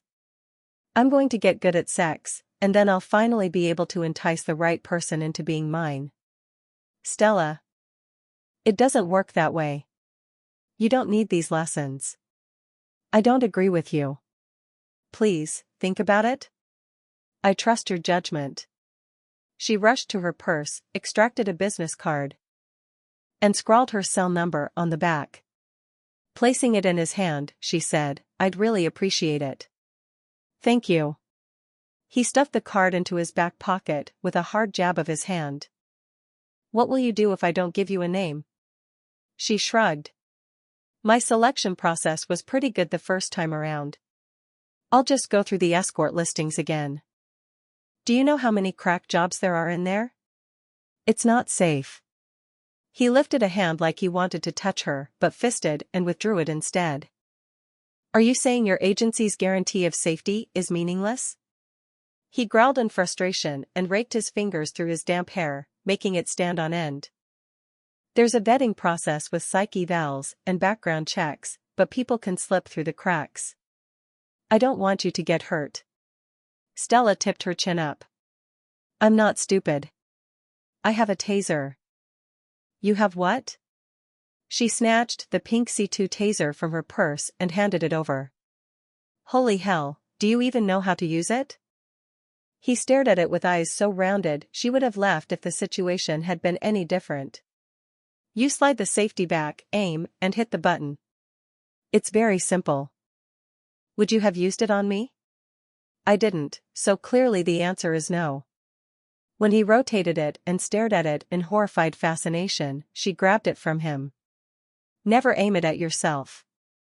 After plopping it in her purse, she crossed her arms and said, as you can see, I have the situation under control, but I appreciate your concern. The thought of perusing the escort ads again made her grind her teeth. None of those men interested her anymore. Once her mind was made up, it was made up. The only one she wanted was Michael. But she'd botched things so badly he couldn't stand to see her again. How was she supposed to get better if her problem kept driving away the people who could help her? Her bitterness must have shown because his expression softened. Stella, I don't do repeat sessions. Otherwise, I'd take you up on your offer. Why? She asked on a frustrated exhalation. I used to do it in the past. A client got attached, and things blew out of control. The single-session policy has saved me and my clients a lot of grief. You mean you knew ahead of time you weren't going to accept? Blackness threatened to spill over and stain her insides. She'd thought he was a potential solution to her problem. Now, it looked like it had been nothing but a one-night stand from the start. He nodded curtly. "Why did you stay last night, then?" "I was upfront with you about what I wanted. All of the cake kissing and touching, my clothes, I did that for nothing." Her throat swelled so much that near the end, she could barely force the words out. She pressed hot palms to her forehead, trying to deal with this betrayed feeling. The pain and shame were so unexpected, she had trouble breathing. Why had he made her do those things? Had it been a game?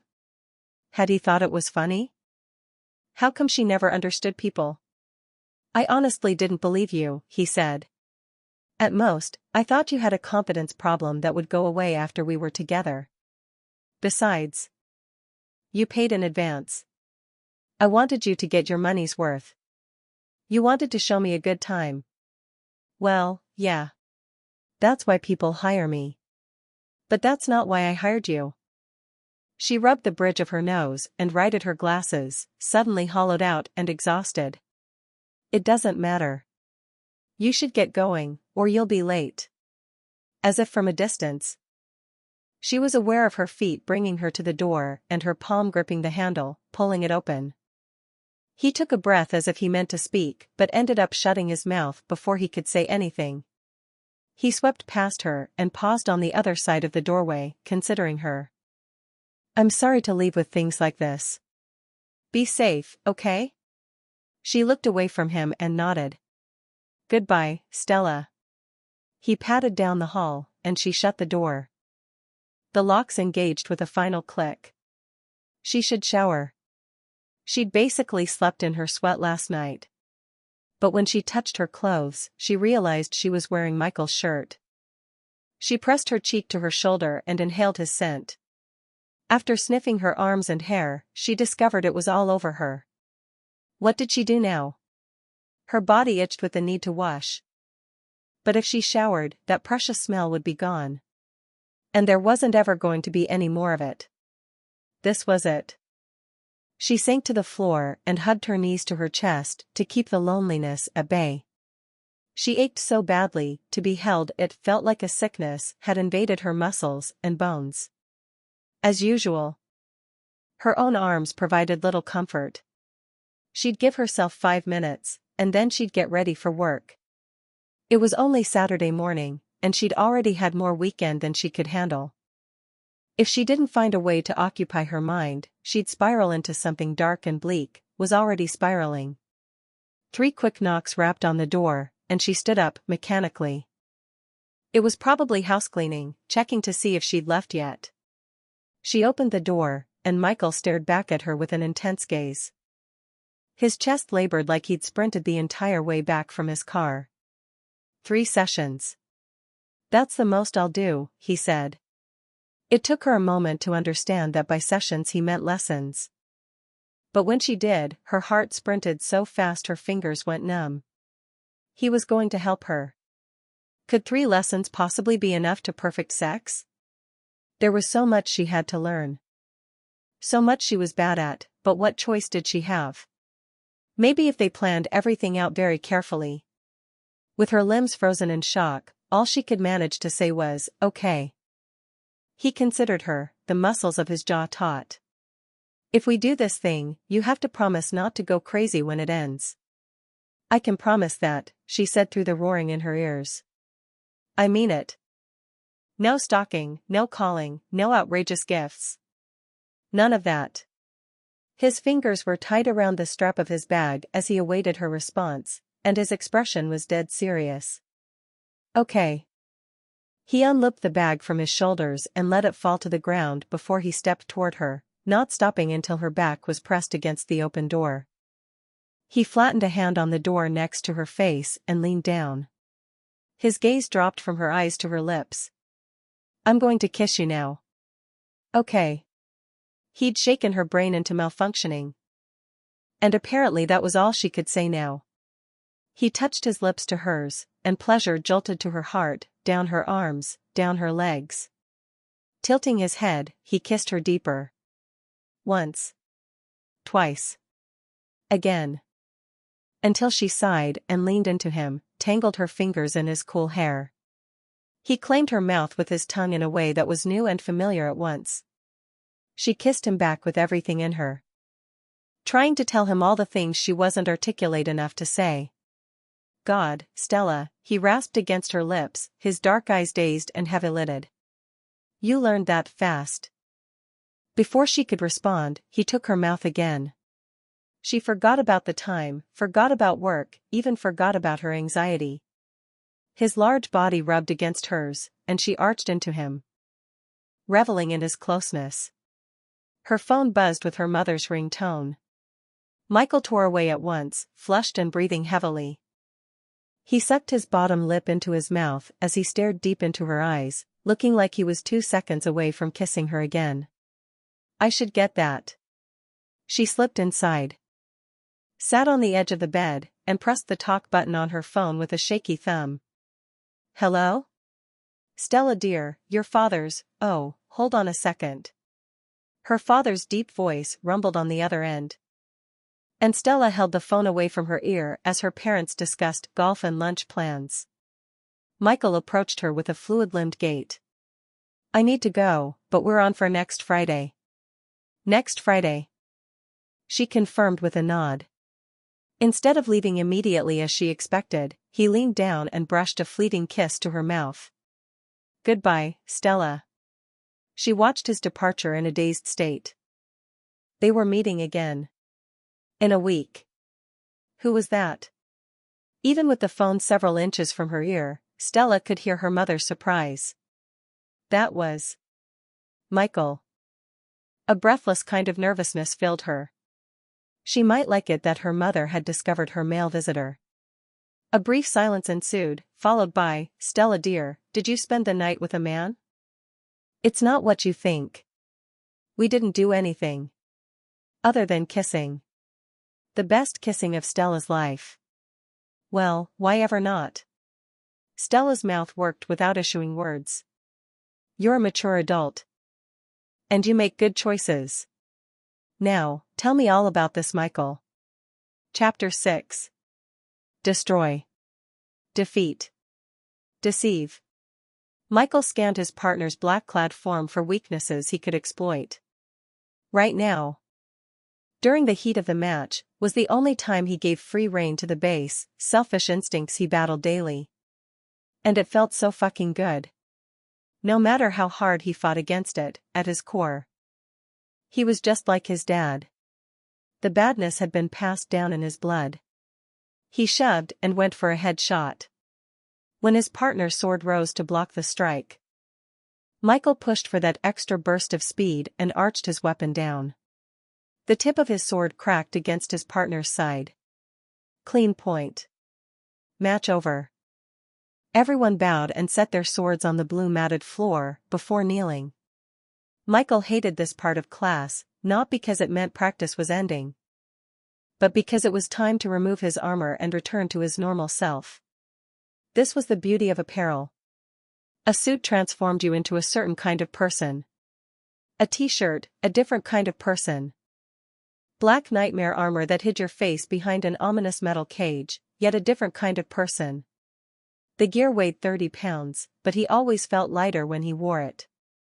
As he shed layers, cold air touched his skin, and reality crept back into his head. Heavy thoughts stacked one upon the other like bricks, returning him to his regular burdened state. Responsibilities and obligations. Bills. Family. His day job. His night job. After class officially ended, he put his gear in its place on the shelf along the back wall. Space was tight as fuck with 5 guys in the cramped changing room, and he didn't feel like waiting around, so he slipped his uniform off in the hallway. Nothing half the women in California hadn't already seen. 2 high school girls giggled and hurried into the women's room, and he rolled his eyes as he yanked a pair of jeans over his boxer briefs. Michael Larson, now serving half the women in California, +2. We're probably going to have a bunch of new girl members next week now, said a voice Michael recognized as belonging to Quan, Michael's cousin and sparring partner. I'll let you teach them their strikes, Michael said as he retrieved a wrinkled t-shirt from his duffel bag and straightened. They might be disappointed. Whatever. He yanked his shirt on, trying and failing to ignore their contrasting reflections in the full-length mirror hanging on the wall. Lots of girls went for Quan. With his buzzed head and the dense tattoos covering his arms and neck, he rocked that badass Asian drug lord image. You wouldn't guess he was paying his way through business school while helping his parents at their restaurant. Michael, on the other hand, was a pretty boy. It wasn't a bad problem to have, it was paying the bills, after all, but people's responses got boring. Well, except for a certain economist someone's response. Stella's attraction to him had been obvious, but she hadn't looked at him like he was an expensive cut of meat. She'd looked at him like she saw no one else. He couldn't forget the way she'd kissed him once he'd earned her trust, the way she'd melted, and when Michael caught the direction of his thoughts, he mentally punched himself in the dick. She was his client, and she had issues. It was fucked up to think of their sessions like this. If we have new students, I'll teach them. I don't mind, Kai, Quan's younger brother, offered. He still wore his uniform and practiced running strikes in front of the mirror, his pace fast but steady, like a machine. Quan rolled his eyes. He never minds. Even when they throw themselves at him. You should have seen the last one. She asked him out to dinner, and he said, "No, thanks, I already ate." Dessert then? No, I don't eat dessert after class. Coffee? That will keep me up. And I have work tomorrow. Michael couldn't help smiling at that. Kai reminded him a little of Stella. As Quan shoved both of their weapons into a nearby storage box, he said, "Nice match." Bad day? Michael shrugged. Just the same. He should be grateful. He was grateful. Everything would be fine if he could stop wanting all the things he'd given up. He didn't regret exchanging his old life for this one, he'd do it again, but at the same time, this wanting wouldn't stop. If anything, it was getting worse. Because he was a selfish bastard. Like his dad. How's your mom doing? He raked a hand through his hair. Good, I guess. She says she likes her new meds. That's good, man. Quan squeezed his shoulder. You should celebrate. Come out with me on Friday. There's this new club in SF called 212 Fahrenheit. That actually sounded nice, and a rush of excitement burned over him. He hadn't been out without a client in forever. The reminder of clients had him exhaling a heavy breath. Can't. I have something. What? Quan's eyes turned assessing. Or do you mean who? You're always busy Fridays. Do you have a secret girlfriend you're scared of introducing to everyone? He snorted inwardly at the idea of taking a client to meet his family. Never going to happen. Nah, no girlfriend. You? Quan laughed. You know my mom. Do you think I'd subject a girl to that? Grinning, Michael picked up his bag and headed for the studio's front door, passing Kai, who hadn't stopped with his practice or slowed down this entire time. Look on the bright side. If a girl meets your mom and doesn't run, you'll know you've found a keeper. As Quan followed him, he said, no, then I'll have two scary-ass women in my life instead of one. They both waved at Kai from the doorway, but, as usual, he was too focused to wave back. Out in the parking lot, Quan climbed onto his black Ducati, shrugged into his motorcycle jacket, and propped his helmet on his knee before giving Michael a direct look. You know I don't give a shit if you're into guys. Right? Like, I'd be okay with that. Just so you know. You don't have to hide stuff like that from me.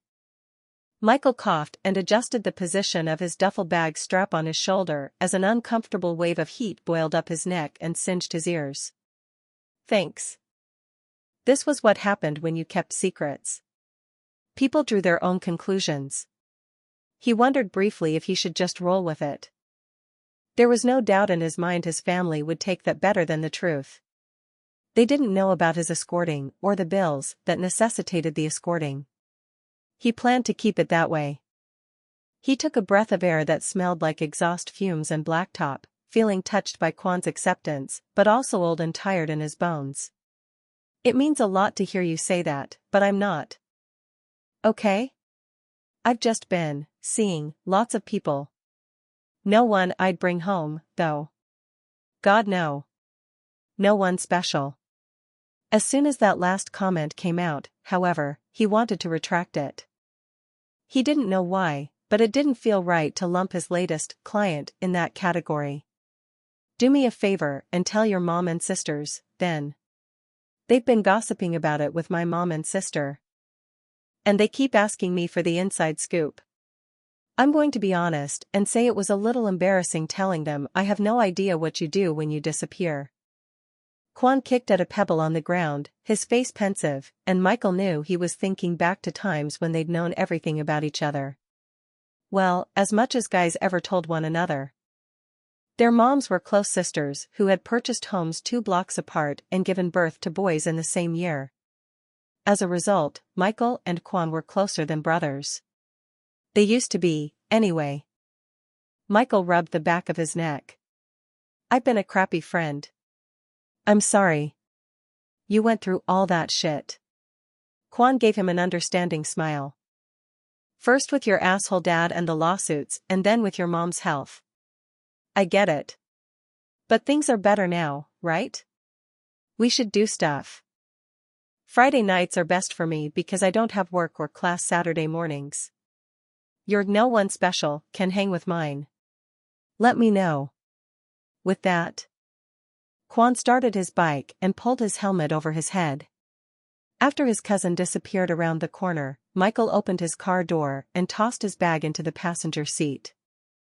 Things were a lot better now, but he wouldn't be double dating with Quan anytime soon, not when he was fucking a different woman every Friday night. Well, not the next 3 Friday nights. Those were for Stella and sex lessons. He'd never expected to have the opposite role in his hot-for-teacher fantasy, but he admitted it excited him more than he would have thought. He knew it was messed up, but Friday night couldn't come fast enough. Chapter 7. By the time Friday night rolled around, Stella was a jittery mess. She couldn't stop her fingers from drumming on the restaurant table as she waited for Michael to arrive. She'd arranged the appointment through the agency's mobile app, with the state-of-the-art setup. It was as easy as booking airline tickets, but without the frequent flyer miles.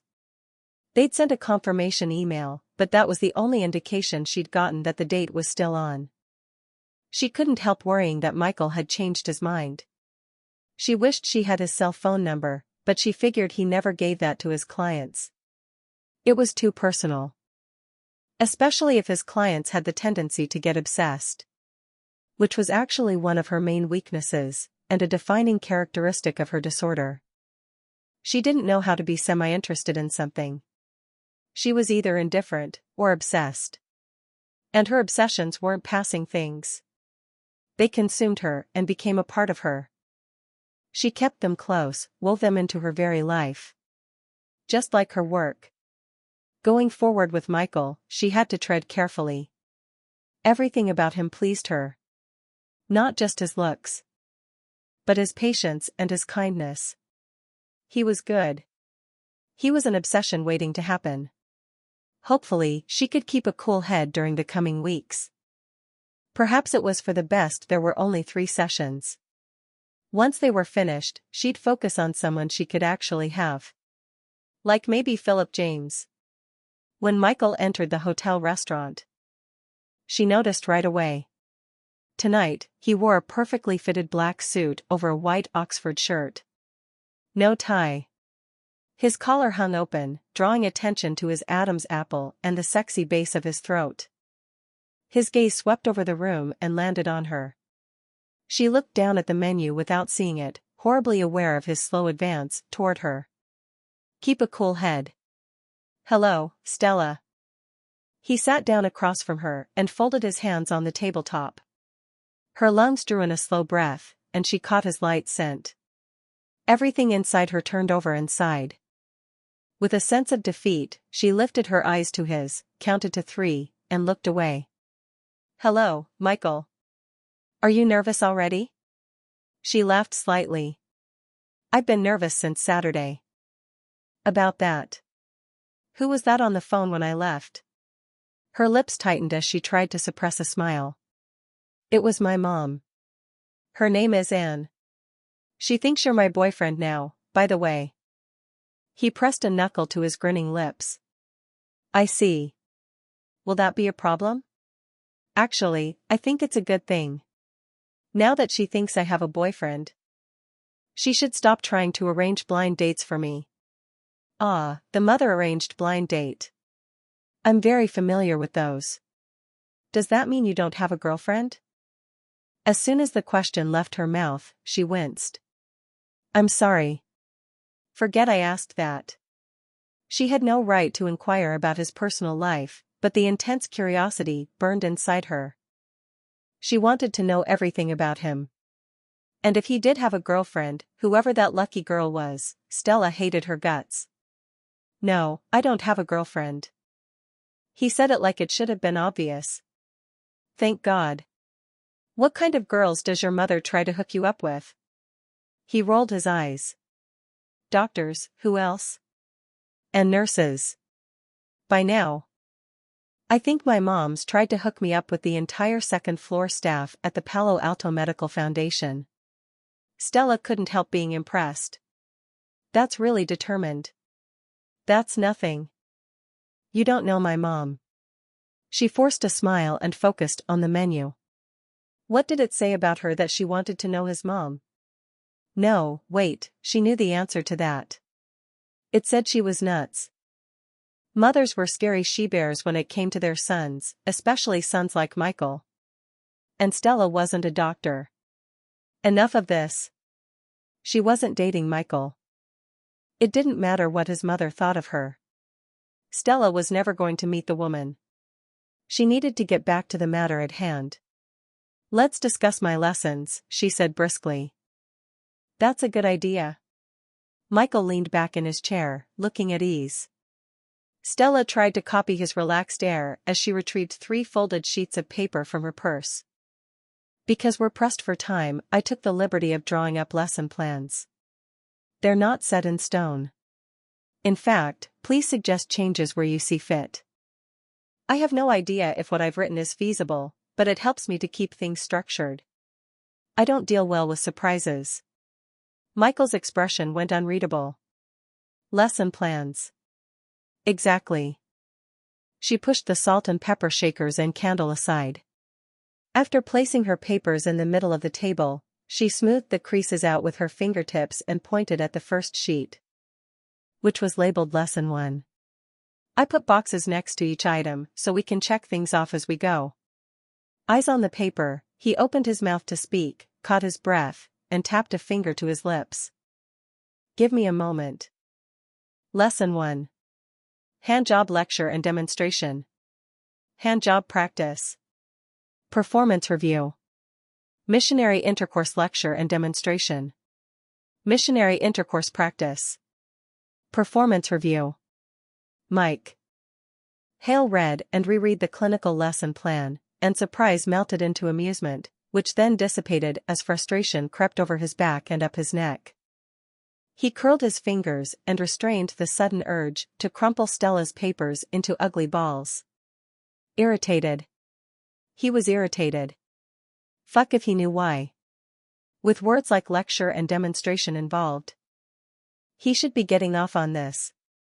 It was exactly like having the teacher role in Hot for Teacher, except there was no Hot for part. "Who's going to check the boxes? You or me?" "I can if you don't want to," she offered with a helpful smile.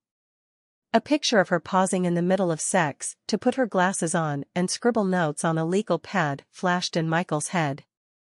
Like he was a sex bot or a fucking science experiment. "I notice there's no kissing," he said.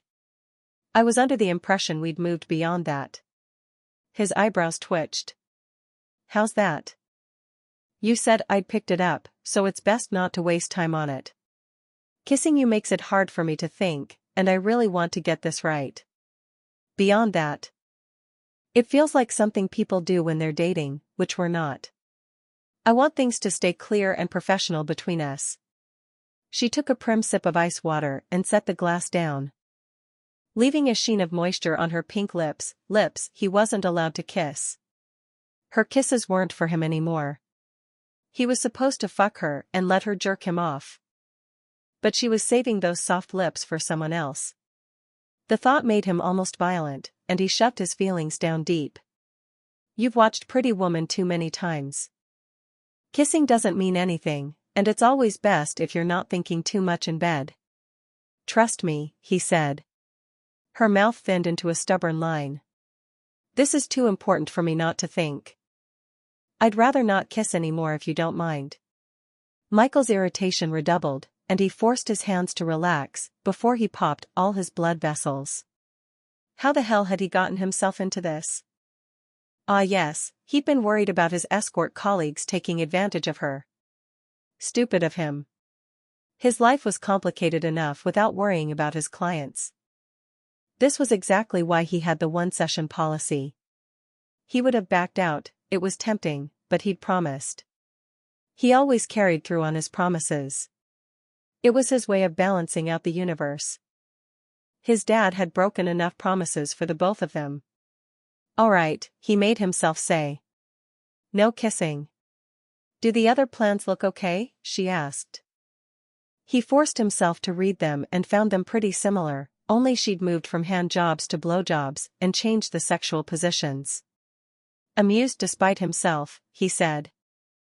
I'm surprised you used the terms doggy style and cowgirl.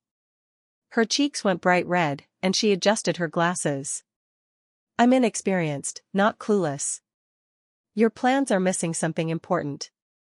He held his hand out, and she placed the pen in his palm with wary motions.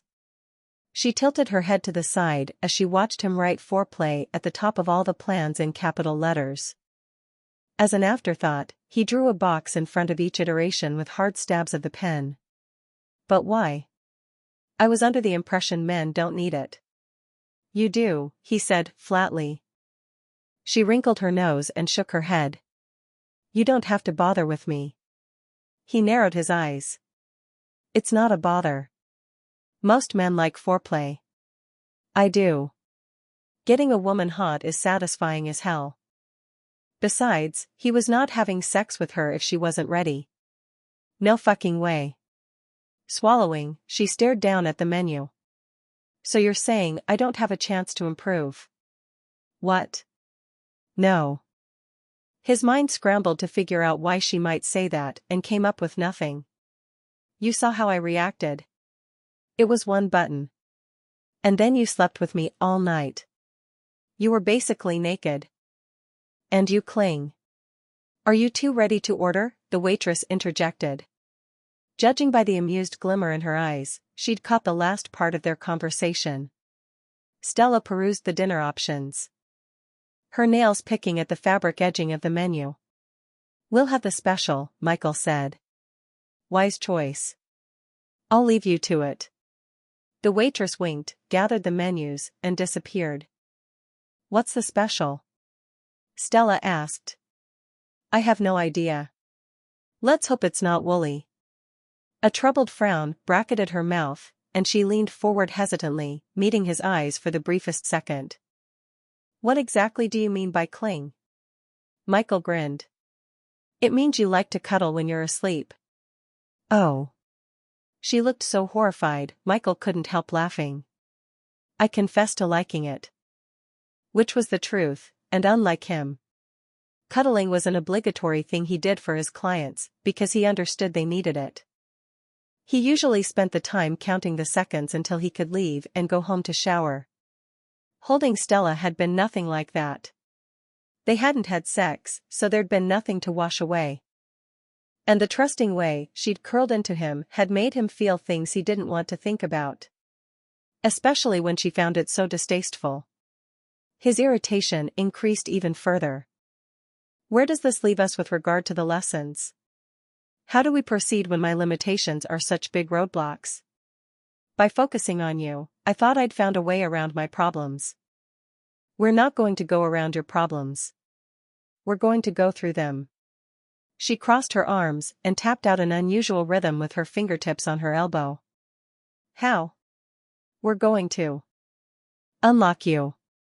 That made him sound like an arrogant jackass, but he hadn't gotten those 5-star reviews by luck alone. When he'd lost his virginity at the ripe age of 18, he'd discovered he had a natural talent for fucking. Going pro had taken his skills to a whole new level. I don't think that's possible. She slanted her lips like she was listening to a used car salesman. Did you think you'd like kissing? And she had liked it, once she'd gotten over the pilot fish thing. There was hope for her. Girls didn't do that weak in the knees, fainting heroin stuff when they weren't into sex. He just had to figure her out. She tapped one of the foreplay boxes. What happens if you try everything and I don't like it? We're under a pretty extreme time constraint. I don't think it'll come to that. But if it did, they'd deal with it then. After a long stretch of silence, she said, let's try it your way, then. Chapter 8. Once the hotel door shut behind them, Michael toed off his shoes and ambled to the windows. He opened the drapes and was presented with a fine view of the medical building next door, the Palo Alto Medical Foundation. It reminded him of his mom, bills, responsibilities, and escorting commissions. Not really what he wanted to think about right now. He yanked the drapes shut and turned around, locating Stella standing at the foot of the bed. She looked away from him and fiddled with the folded sheets of paper in her hands. Her lesson plans. He imagined himself shredding them into confetti. He couldn't explain it. But he detested those lists. Instead of acting on the fantasy, he approached her, took the papers, and set them carefully on the nightstand. He found a narrow silver pen in the nightstand's drawer and put it on top of Lesson 1. If she was clear-headed enough to check boxes tonight, he needed to analyze his technique. He dimmed the bedside lights. What should I, she gripped the collar of her shirt. Should I undress? I don't know. It's not in the lesson plan. Once the words were out, he wanted to take them back. Her lists annoyed the hell out of him, but he didn't need to belittle her. I'm sore. You're right. I didn't think to include that. She hurried past him to the nightstand. After she considered the list for a moment, she bent down and picked up the pen, demonstrating the only reason why a woman should wear a pencil skirt. To show off the perfectly rounded curves of her fine ass. That had to be why it took so long for her cluelessness to register. She hadn't caught his rudeness or his sarcasm. Maybe she was one of those book-smart people who didn't know how to socialize, and he was being too hard on her. If I told you your lesson plans are insulting, what would you do? He asked quietly. She looked at him over her shoulder with alarmed eyes. Are there parts one should reword? I'd be happy to change things. She turned back to the lesson plan and skimmed her fingers over the lines at a thoughtful pace. The ball of irritation in his chest loosened. He couldn't be annoyed with her when she didn't understand. She worried the inside of her lip and tapped her fingers on the table with increasing speed before sending him an anxious look. Should I have written something other than performance review? I hope you know when I wrote that, I meant my performance. There's nothing wrong with your performance. Even if there were, I wouldn't know. I'm not qualified in any way to judge. Before she could work herself into another panic attack, he said, it was just a hypothetical question. Forget about it. She seemed confused for a second, but she blinked the look away and released a relieved breath. Oh, okay. After adjusting her glasses, she turned back to her papers and neatly wrote Stella's in front of each iteration of performance review. That was a good reminder. This was about helping with Stella's performance. That was it. So what if she wasn't viewing this as the fulfillment of secret fantasies like his other clients did? He needed to take his own advice and stop thinking. When she flipped to the second page in the pile, he shrugged out of his jacket, draped it over the arm of a chair, and unbuttoned his shirt. Tugging the tails free, he sat on the bed next to Stella. She snuck a quick glance at him, and her gaze dropped to the portion of skin revealed by his open shirt. The pen paused in mid-scrawl, clattered to the tabletop. He smiled with satisfaction. Not so clinical now. She squared her shoulders before she lifted her hands to her collar. Buttons came undone at a painstaking pace, and white fabric fluttered to the floor, followed by her gray skirt. The set of her jaw was determined as she let him look at her. And look he did. He usually preferred women with bigger breasts, lusher hips, and rounded thighs. He liked their softness, the way they filled his hands. That was not Stella. Everything about her was modest. Wearing only a flesh-toned bra and panties. Her petite body was composed of elegant shoulders and arms, a little waist that flared to gently curved hips, and shapely legs with delicate ankles. She wasn't what he thought he'd always wanted. But she was perfect. Take your bra off. His voice came out rougher than he intended, but he couldn't help it. He was dying to see the rest of her. She might not have fantasized about their time together, but he had. Down at her sides, her hands fisted. Is that necessary? They're not my best feature. They're small. Yes, it's necessary. Men like to see them even when they're small. And touch them. God, he wanted to touch them. She grimaced, looking like she wanted to argue with him. When she reached behind herself and slid her bra off, he caught his breath. Then he bit his lip as he grinned. Stella didn't seem to know it. But she had the kind of nipples men and babies dreamed about. Rosy-tinted areolas gave way to extravagantly protruding tips that, no question about it, had to stay pointed 24/7, hot or cold. Rain or shine. Stella Lane, conservative economist, had porn star nipples. And he wanted them in his mouth. What now? She asked in a near whisper. He slipped his shirt off and tossed it on the far side of the bed. I think you get to check a box. She peeled her eyes from his chest and stared at him like he'd spoken another language. After several hard blinks, she shook her head and said, right. Leaning over, she checked a box at the top of the list. She adjusted her glasses and paused. The glasses came off. And she pulled the tie from her hair and shook out the mass so it framed her face. Vulnerable brown eyes searched his before she focused on the wall to the side. The air seeped from his lungs as his internal organs melted and the rest of him hardened. So gorgeous. And scared. How did he ease her fear? Let me hold you. She inched as close as she could get without actually touching him. He suppressed a smile. It might help if you sat on my lap. Biting her lip, she crawled onto him and straddled his hips. Fuck. So close. That part of her opened wide. He went hard in an instant but forced himself to take things slowly. This was about Stella. He expected her to sit stiff as a board until he thought up some kind of sorcery to make her relax, but she immediately settled in close and rested her cheek against his shoulder. When his arms encircled her, she released a ragged sigh and went boneless. Seconds stretched into minutes, and he let himself savor the moment, not speaking, not fucking, not doing anything. Just being with someone. The room was so quiet he heard the cars driving by outside. Talking voices past their room, receded. Are you falling asleep again? He asked, finally. No.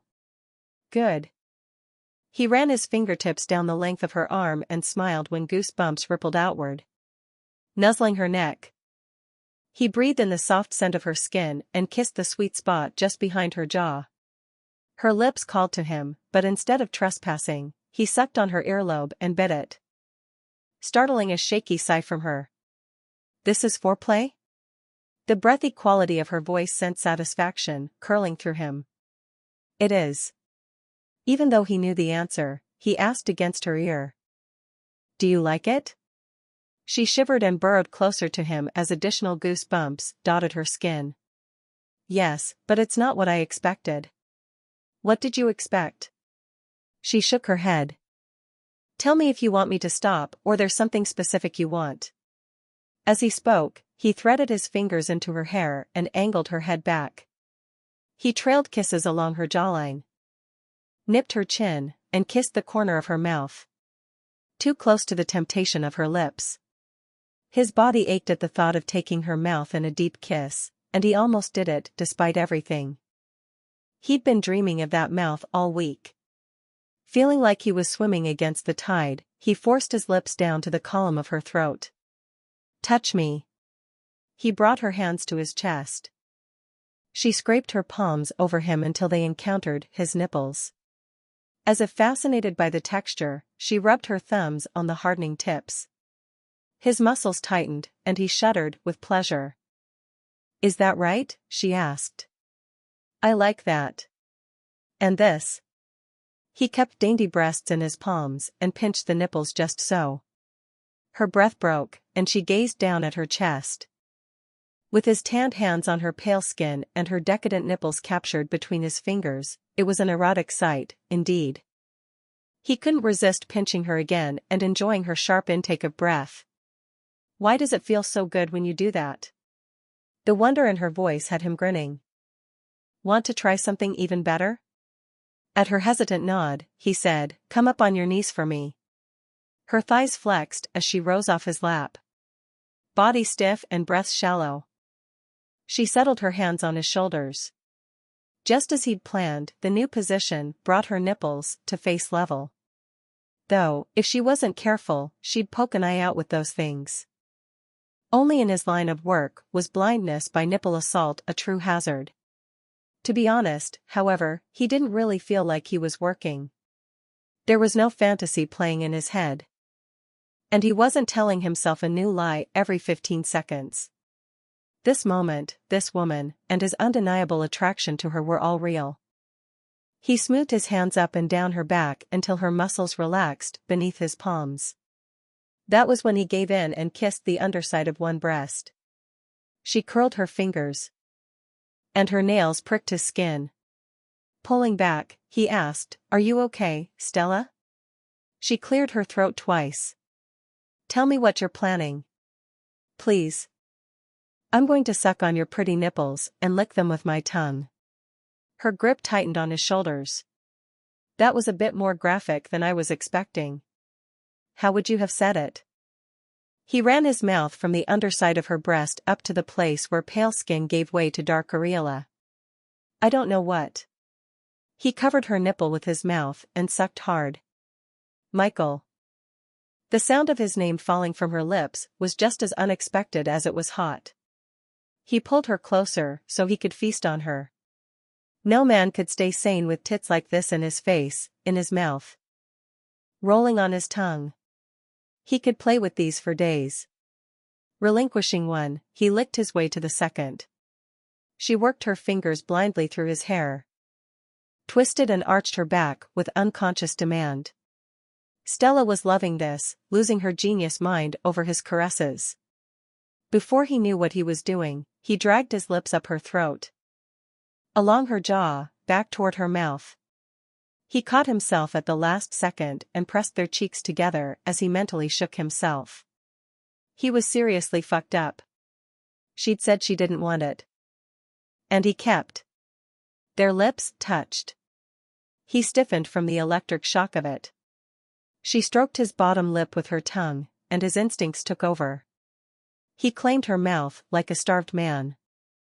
Her taste, her softness, her nails on his scalp, kiss after kiss after kiss. I'm sorry. I know I said no kissing. She kissed him again. But I couldn't resist. I thought about kissing you all week.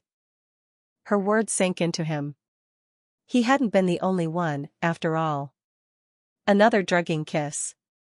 And now, I can't seem to stop. A murmuring sound hummed in her throat as she kissed him yet again. Then don't stop. Michael twined his tongue with hers, and her body went soft in his arms. She undulated her hips against the aching bulge beneath his fly and scraped her nipples over his chest. He bit back a groan. He hadn't wanted a woman like this in. Had he ever wanted a woman like this? When he drew back, her lips were parted on soundless gasps of desire. It took a moment for her eyes to clear enough to focus on him, and he expected her to turn around and check another box off her list. Instead, she wrapped her arms around his neck and pressed close. Holding him, she crushed her lips against his temple. A shocking sense of being cherished spread through him. She wasn't acting like what happened between them was services rendered for payment received. She was acting like it meant something, like she cared, maybe even about him. Another hotel room. Another bed, and another client in his arms. It was a regular Friday night. Only he'd never felt so exposed, so raw, and he still wore his goddamned pants. This was supposed to be plain fucking. There wasn't supposed to be any caring. He couldn't keep doing this if he cared. Caring would turn the escorting into cheating, and he refused to cheat. Time to shake this nonsense out of his head and get down to business. Michael's weight settled between Stella's legs. Icy coldness dug into her belly, jolting her back to reality. Metal. His belt buckle. They'd fallen off track. What were they supposed to be doing? She called up the list in her head. Hand jobs. It was time to learn hand jobs. He trailed kisses to her neck, leaving her mouth free for talking, but by that time, she couldn't remember what she'd been about to say. His teeth scraped her skin, and shivers cascaded over her body. Her nipples tightened to the point of hurting, but warm palms soothed them. He flicked his tongue at one tip before he drew on her again, making her toes curl. A rough hand skated down her stomach and slipped beneath the waistband of her panties. Clever fingers caressed her with bold strokes. He was touching her there. Right where she needed him to. Even though she hadn't known it. Men had touched her before, but it hadn't felt like this. She only responded like this when she was alone, and never with this intensity. Stella, you're drenched. With each syllable, his lips grazed her stiff nipple. A hot exhalation gusted over her hungry flesh before he closed his teeth around her and bit with care. Her body clenched hard. Clenched even harder when he pressed a finger deep, filling her. He massaged her with lazy swirls of his thumb, and she started trembling. He licked her tortured nipple back into the heat of his mouth, and that was all it took. She climbed quick and sharp toward release. And it scared the hell out of her. She clawed at his wrist. Stop. Stop, I'm not ready. As he pulled away, she dug her heels into the mattress, propelling herself to the far side of the bed. She hugged a pillow to her chest to hide her nakedness. Its coolness helped to dampen her arousal, and she took deep breaths. The impending orgasm retreated. Michael's face was a mask of slack-jawed incomprehension as he considered her. Her cheeks burned. And shame weighed down on her chest. She had to be the worst client he'd ever had. When he lifted a hand, panic spiked and she backed up farther. He dropped his hand. Stella, calm down, I won't touch you. Not if you don't want it. She clutched at the pillow. I know. I'm sorry. What did I do wrong? Nothing. His eyebrows rose in patent disbelief. I've never orgasmed with another person, she confessed. He parted his lips, shook his head, started to speak, shook his head again. Does that mean you've never, at all? Her face burned so hot, if she had been wearing her glasses, they would have fogged up. I have. By myself. You don't like it? He asked in bewilderment. No, I do. She exhaled a tight breath and sifted through her thoughts, trying to structure a coherent explanation. I just feel safer experiencing that alone. And I've had sex before, very bad sex. I spent the time watching as the men grunted and sweated and heaved over me.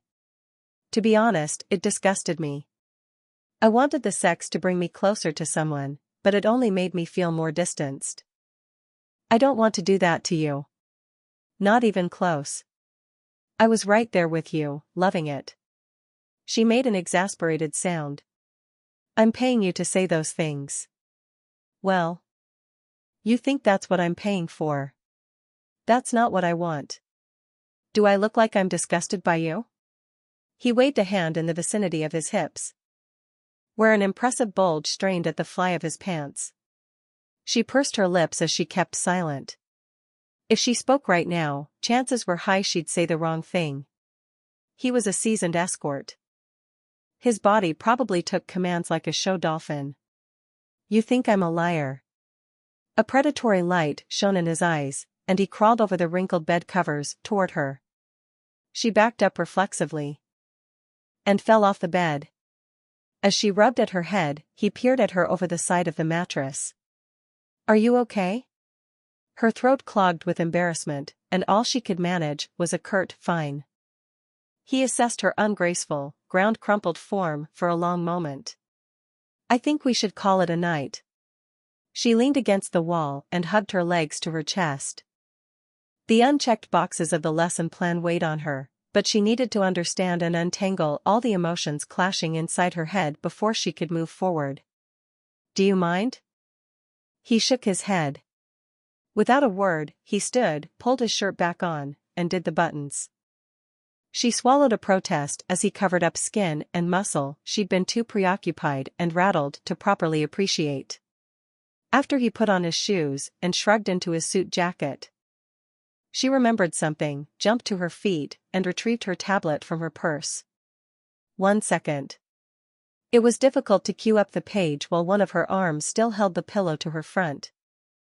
But she eventually managed and handed him the tablet. What's this? Could you sign up for an alternate phone number, please? I think it's a good idea to be able to contact each other during the week if we need to. For logistical reasons. In case he wanted to cancel things. I spoke to customer support at the agency and suggested they develop some kind of anonymous texting program, but in the meantime. A funny smile touched his lips as he considered the glowing screen. You gave me your real number. I'm surprised you're not expecting mine in return. This is better for you, right? Because it was definitely better for her. Once lessons ended, neither of them wanted her calling him over and over just to listen to him hanging up on her. She couldn't see herself acting so desperate. But she'd never been obsessed with a person before either. Not that she was. Yet. His facial expression was difficult to read as he said. It is better for me. Thank you. He fished his phone out from his jacket pocket and tapped through a series of screens on both gadgets.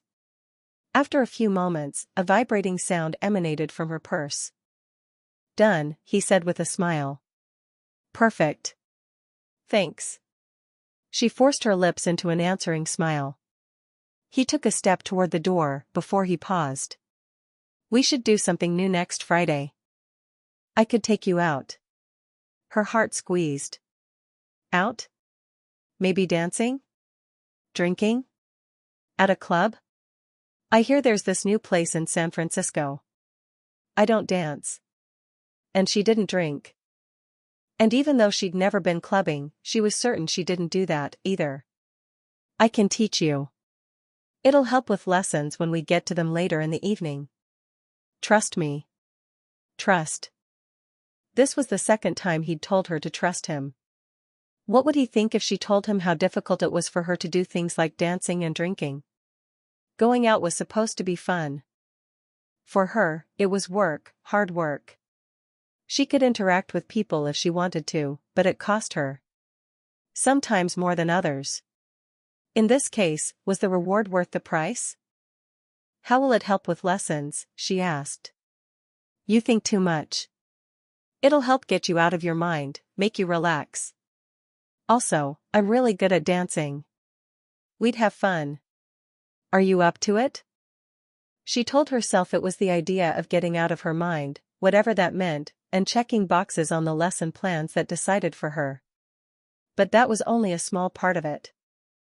The biggest part was the eager sparkle in Michael's eyes. He wanted to go, and he wanted her to go with him. It was like a date. But not, of course. She knew it wasn't a date. I can't guarantee I'll be able to dance. Does that mean you'll go? He asked with a tilt of his head. She lifted her chin and nodded. White teeth flashed as he smiled. Great. I'll make plans and keep you posted. Looking forward to it. He leaned down and pressed a fast kiss to her cheek before he left the room. Stella bolted the door and sank onto the bed in a daze. These were supposed to be simple sex lessons. Why was it getting so complicated? Why had her body betrayed her? And why did she want to please Michael so badly she'd go clubbing for him? Who was she? She didn't know herself anymore. Chapter 9. It's really bad to eat dessert first, you know, Stella commented. She knew she sounded pedantic and boring, but she couldn't help the nervous chatter spilling from her mouth. Her anxiety over clubbing had been escalating exponentially during the past week, and the main event was just hours away now. Also, Michael was holding her hand.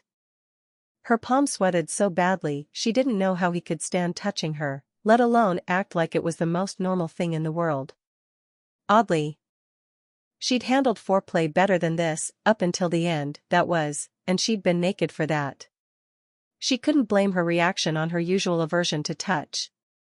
She liked Michael's touch. As she and Michael walked down the busy San Francisco sidewalk hand in hand, passers-by smiled at them. An old man in a newsboy cap winked at her. They thought she and Michael were a couple. Stella would have laughed if she didn't feel like she was somehow taking part in a duplicitous charade. A gaggle of party girls in low-cut dresses flocked by, giving Michael double takes. Then triple takes as they giggled into their hands and whispered to one another. They glanced at Stella with open envy that she enjoyed even as she knew she didn't deserve it. Wearing a slate gray suit and black Oxford shirt, he was particularly scrumptious looking tonight. Here it is. Michael released her hand and held open the door for her as she walked into the old-fashioned gelato shop. Black and white tiles checkered the floor. Pink chandeliers illuminated display freezers filled with gelato and toppings. What's your flavor? She could barely think about ice cream with his hand resting at the base of her spine like that. Did he know he was doing it? She'd seen men do that with their girlfriends. Stella wasn't a girlfriend. Mint chocolate chip, she said. Really? That's my favorite, too.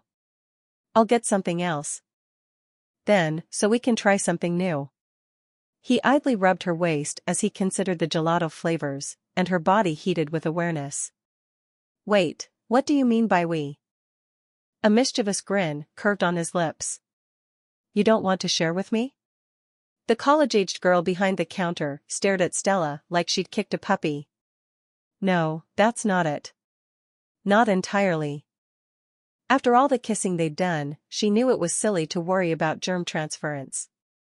The fact was she'd made a detailed analysis of ice cream flavors. And she'd decided this one was the best in existence. I just know what I like. We'll see about that.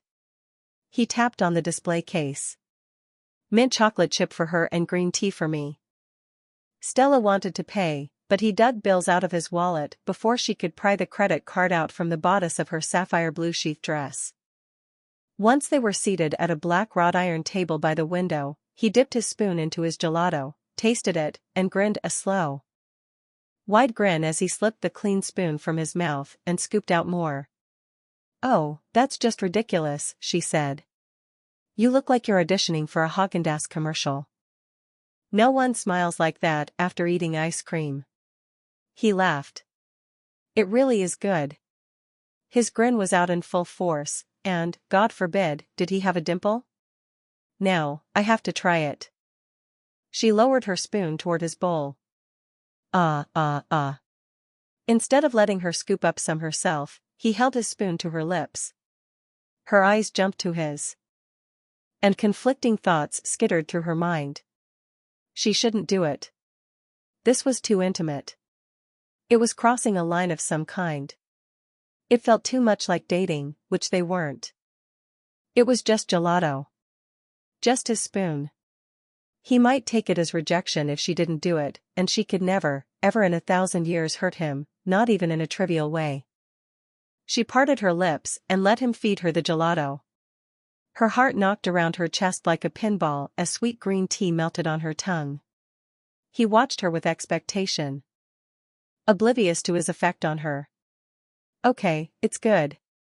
She tried to sound casual. This didn't mean anything. This wasn't a date. She was just another of his clients. Keep a cool head. She stabbed her spoon into her gelato. I told you so. I still like mine best. She put a spoonful of mint chocolate chip in her mouth. The complex combination of vanilla and mint exploded on her palate. Bits of chocolate crunched between her teeth. Perfection. Let me try it. She held her bowl out toward him. But he didn't put his spoon in it. He trailed his fingers over her jaw as he tipped her head back and sealed his lips over hers. His tongue speared into her mouth. And the salt of him mixed with the flavor of the ice cream. She didn't know if she was mortified, shocked, aroused, or all three. With a lingering lick on her bottom lip, he pulled away and grinned. His dark eyes intense and hazy. I can't believe you did that. Flustered, she tried to scoop herself another spoonful. Her white plastic spoon skittered onto the tabletop. She grabbed for it. But his hands wrapped around hers. In the next instant, he was kissing her again, sweet, closed-mouth kisses that still felt scandalous. And too delicious to resist. The gelato shop dropped away. The people disappeared. In that moment, it was just her and Michael, the taste of ice cream, and their slowly warming lips. As Michael eased his tongue between Stella's parted lips. The chilled silk and mint chocolate sweetness of her mouth drove him out of his mind. He forgot he was seducing her. He even forgot why. All he knew was her taste and the hot size of her breath. He wanted to devour her. Did she know she was making those soft humming sounds as she returned his kisses? Or that her cool fingers had snuck beneath the cuff of his shirt and were caressing his wrist? He wanted to slide his hands up her bared thighs and slip them beneath the short hem of her dress so he could touch her again. But the last time he'd done that, he'd scared the hell out of her. Because she didn't want to make him feel the way she had with those three assholes. Clients never worried about him like that. Why did she? He wished she'd stop. It was fucking with his head. Easy. Man, a laughing voice interjected. You're in a public establishment. Stella tore away, touching trembling fingers to her red lips.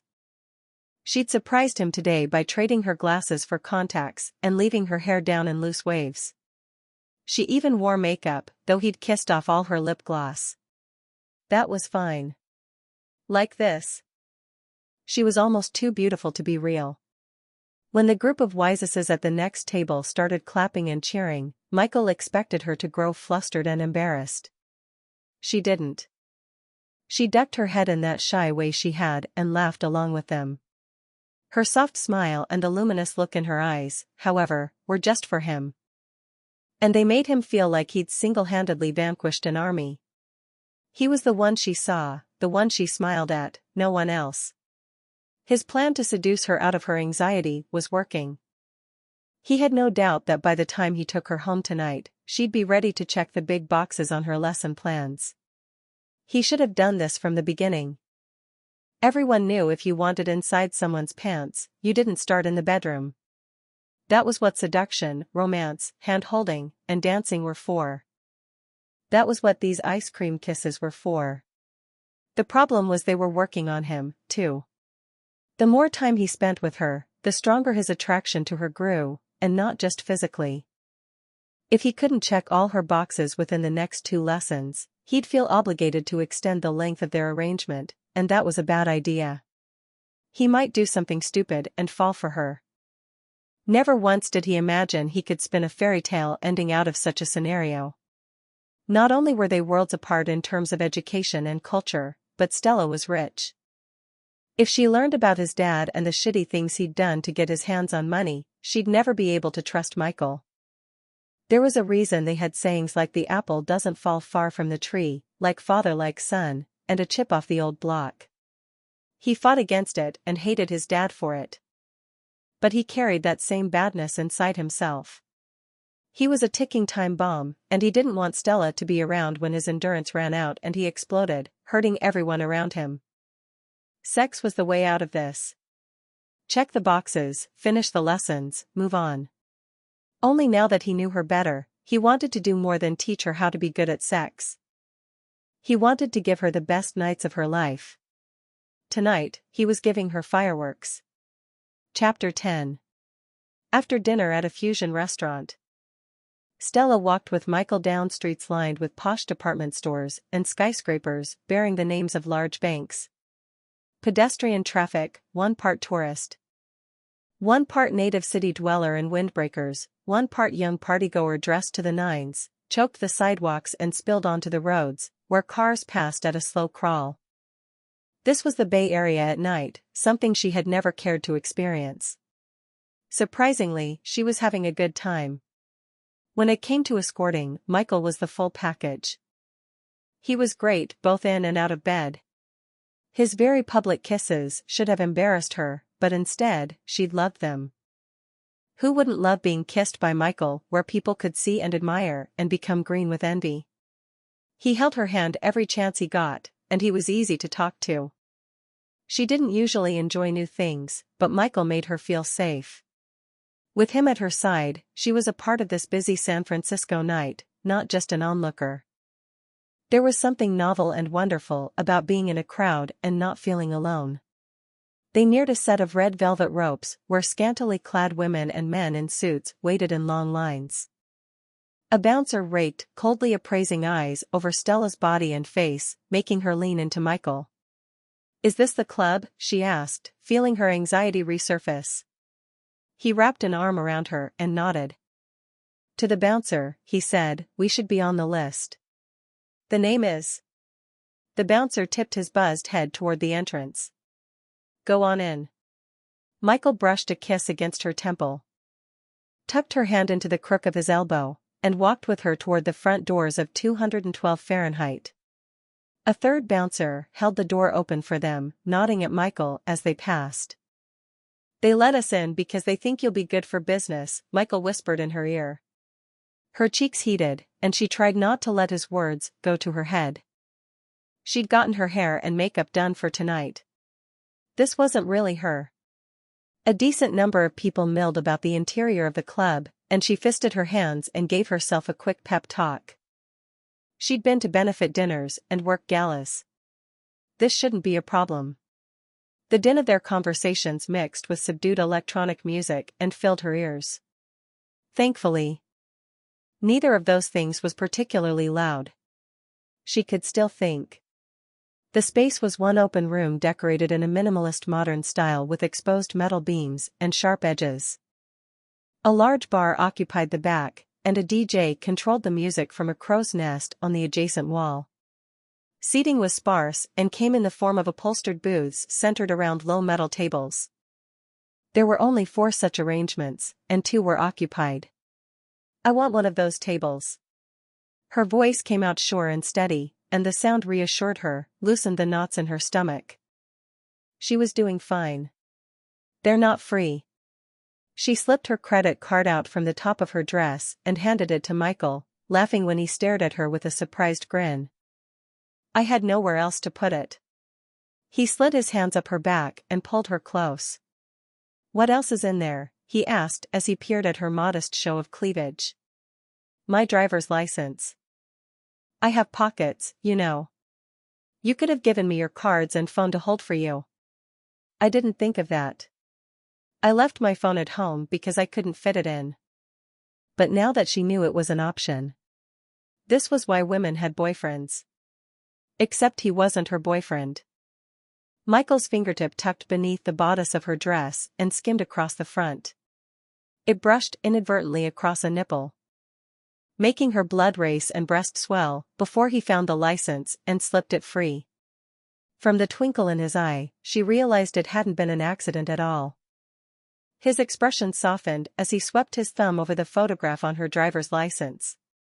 In the outdated picture, she looked young and extremely shy, an accurate description for the time. She liked to think she'd gained sophistication since then. Just look at where she was now. That was right after I finished my postdoc. How old were you here? 25. The corner of his mouth kicked up. You look 18. Even now, you barely look legal. Allow me to demonstrate how legal I am by drinking. Feeling drunk off success and empowerment. She marched to one of the empty tables and sat, eyes peeled for waitstaff. Michael tucked a hand into his pants pocket and strode toward her with a relaxed bearing worthy of the runway. All of him was worthy of the runway, but there was also something about that suit. It looked expensive and excellently tailored, yet somehow more chic than anything she'd ever seen on other men. He stretched out next to her, close enough that their thighs pressed together, and propped his arm on the seat behind her. She liked that. A lot. It made her feel like he was staking a claim on her. What brand is this suit? I love it. With the barest hesitation, she smoothed her hands over the lapels and crisp shoulders of the jacket. Searching her eyes, he smiled a slow, beautiful smile. It's custom made. My compliments to your tailor. She checked the inside and was even more pleased when she couldn't detect the bunching of hasty seams underneath the fine silk lining. Expert craftsmanship. I'll tell him. Maybe I should switch. Does he do women's apparel? Is he terribly busy? As she spoke, she couldn't help running her palms down his chest. Loving the firmness of his body beneath the starched cotton of his dress shirt. He is very busy. She sighed in disappointment. My tailor is all right, but she thinks I'm crazy. She stabs me a lot. Too. I'm not convinced it's always an accident. His muscles tensed underneath her hands, and he sat up straighter. His voice had an angry edge as he asked, You mean she stabs you on purpose? Was he upset, on her behalf? The thought sent warmth bubbling throughout her body, and whatever grudges she'd harbored against her vindictive tailor were forgotten. In her defense, I'm very picky. She calls me her diva client, Stella said. That doesn't make it okay. She should have better control of her pins. It's not that hard. Even when I was 10. He pressed his lips together and raked a hand through his hair. What things are you picky about? Oh, well, She drew her hands toward herself and laced them together so she couldn't tap her fingers. I'm particular about the way things feel on my skin. Tags and scratchy, lumpy seams, loose threads. Places where the fabric is too tight or too loose. I'm not a diva, I'm just a diva, he said with a teasing smirk. She wrinkled her nose at him. Fine. A waitress in a short black skirt and a tight white top bearing the club's logo sauntered to the table. Michael handed her Stella's credit card. We'd like to reserve the table for the rest of the night. Water for me. Stella? He wasn't drinking, too? She wasn't sure she wanted to do it alone. Something sweet, please. The waitress arched an eyebrow but gave a professional nod. Coming right up. After the waitress disappeared, Michael explained, I'm driving. She smiled. I like this responsible side of you. Michael is always responsible, aren't you, man? A stranger appeared out of nowhere, and Stella watched in awe as he helped himself to the sofa opposite them. He wore a tight black t-shirt over bulldog-hunched shoulders and kept his hair buzzed close to his scalp. She tried not to stare rudely at the intricate tattoos decorating his muscled arms and neck. But it was difficult. She'd never seen so many tattoos up close. Michael sat forward. Quan. The stranger gave Michael a hard look. No, I get it. You must have lost your phone or something. Switching his attention to Stella, he said, I'm Quan, Michael's favorite cousin and best friend. Cousin. Best friend. Her nerves jumped into high tension. She held her hand out over the table. Stella Lane. Nice to meet you. He stared at her hand with an amused expression before he shook it and sprawled back against the sofa. So he does have a girlfriend, after all. Let me guess. You're a doctor. As she opened her mouth to correct him on both accounts, Michael wrapped an arm around her and pulled her against his side. Stella's an econometrician. She gazed up at him in confusion until she realized he was worried she'd divulge his escorting to his cousin. Then, she mentally rolled her eyes. Her social skills were bad. But they weren't that bad. Quan surprised her by leaning toward her with a bright expression. That's related to economics, isn't it? Yes. Has she met Janie yet? He asked Michael. Who was Janie? But Michael didn't appear to hear the question. His attention was focused on a petite blonde woman seated at the bar. When she patted the empty bar stool next to her, he cursed under his breath and got to his feet. I'll be back in a second. Stella's body went cold as she watched him stride to the bar. He sat on the indicated bar stool, and the blonde trailed her fingers down his arm. They spoke, but their words couldn't be heard above the music and the noise from the growing crowd. When had so many people arrived? Their numbers had almost doubled since she'd entered. More continued to file into the club in a steady stream. Is that Janie? She asked. I don't know who that is, but it's not Janie. After glancing at Stella's face, Quan smiled slightly. He clearly didn't want to talk to her, okay? You have nothing to worry about. But it didn't feel like she had nothing to worry about. The blonde laughed at something Michael said and edged closer to him. Enviably luscious breasts flattened against his arm. Whatever happened next was blocked from view as people gathered around the bar. Are there usually this many people here? Stella asked. Nah. Quan rubbed at the scruff on his head and stretched his neck side to side. This popular DJ is spinning tonight, so it's busier than normal. The acoustics are really good here. Prepare to be blown away. She swallowed past a lump in her throat, and a sense of foreboding settled in her gut. Since when was being blown away a good thing? Hundreds of bodies packed the room now. Far more than she'd anticipated. A grating electronic boom erupted from speakers built into the ceiling, and Stella's heart lurched so hard her chest hurt. The room flashed red before flames began dancing up the walls. The crowd screamed with excitement while Stella struggled to breathe. Lasers and smoke. The grating receded, and ephemeral, orchestral sounds whispered over the room. Before she could attempt to relax, a beat picked up in the background, gaining speed with a slow build-up. Don't look so scared, Quan shouted. That's not real fire. It's just LED lights and projectors. The waitress appeared out of thin air and plopped a drink onto the table. She said something, but Stella couldn't hear it. In 2 blinks, the waitress vanished into the mass of moving bodies. The music worked towards some kind of climax, and the people grew agitated as it neared. Stella picked up the drink and took a large gulp. Lemon, cherry, and amaretto. She wished it were vodka, or, better yet, straight ethanol. It would work faster that way. Quan gave her an amused look. Thirsty? She nodded. Loud digital sirens screeched. Silence hung over the room for a good 5 seconds, and a melody cascaded from the speakers. Without warning, the bass resumed at a frantic, adrenaline-inducing speed. The crowd went wild.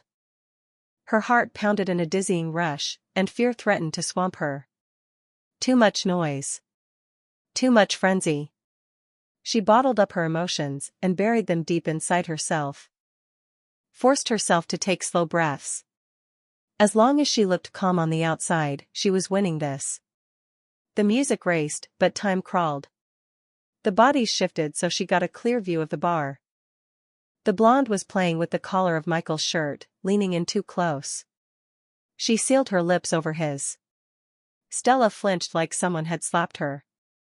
She waited for him to push the woman away. She waited for what felt like ages, waited until the crowd moved again and blocked her view. Acid and amaretto climbed up the back of her throat. She needed to find a place to vomit. She forced her way into the crowd, pushed through bodies swaying to the rapid tempo. The music bombarded her. Lights strobed. Sour body odor, cologne, alcoholic breath. Hard limbs and pointed joints. Was Michael still kissing that woman? Her eyes flooded with tears. The bodies formed a cage around her. She couldn't move. She couldn't cry for help. A hand closed around hers. Michael? No. It was Quan.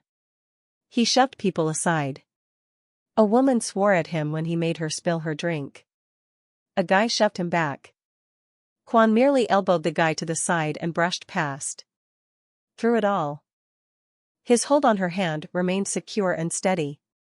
He led her through the people, opened a door, and cool, sweet air floated over her face. The door clicked shut, muting the music. Someone was gasping. The flashing light was gone. She covered her eyes and sank down to the cold cement.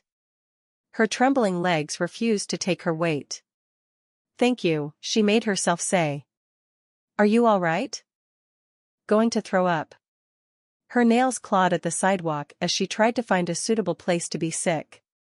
She couldn't get enough air into her lungs. "Easy, easy. Slow breaths." He moved as if to touch her, but stopped when she flinched away. "Sit up, straight.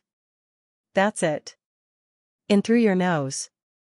Out through your mouth." Who was gasping like that? The sound was driving her out of her mind. "Hold on. Let me go get Michael." "Don't." She grabbed his wrist. "I'm fine." She leaned back against the side of the building and turned her face into it. The coldness felt good on her fevered forehead, distracted her from thinking about Michael with that woman. Michael kissing that woman. With her mouth almost touching the wall. The sound of the gasping grew louder, and she realized it was coming from her. She gritted her teeth together, fisted her hands, and tightened every muscle in her body. The gasping stopped. "Do you need anything?" Quan asked. "I'm fine. I'm just overstimulated." She was already feeling better, though her temples throbbed. Quan tilted his head to the side. "My brother used to get overstimulated just like this. He's autistic." Her chest constricted at his words. She shouldn't have used the word overstimulated. Most people didn't use it. Why would they? When he narrowed his eyes, she could almost see the connections being made in his mind, the question forming there. She held her breath and hoped he wouldn't ask. She could withhold the truth. But she'd never learned how to lie. "Are you?" Her shoulders slumped, and her throat burned with shame. She made herself nod. "Michael doesn't know, does he?" "He never would have taken you here if he knew." "You should tell him." All she could do was shake her head. Anytime people learned about her disorder, they started walking on eggshells around her. It strained the relationship until they found a way to leave. She never told people anymore. Apparently, that wasn't enough to keep some from figuring it out on their own. "Can I borrow $100 from you, please? I want to go home." And her credit card was inside. "You're going to leave?" "Michael's probably looking for you." She doubted that.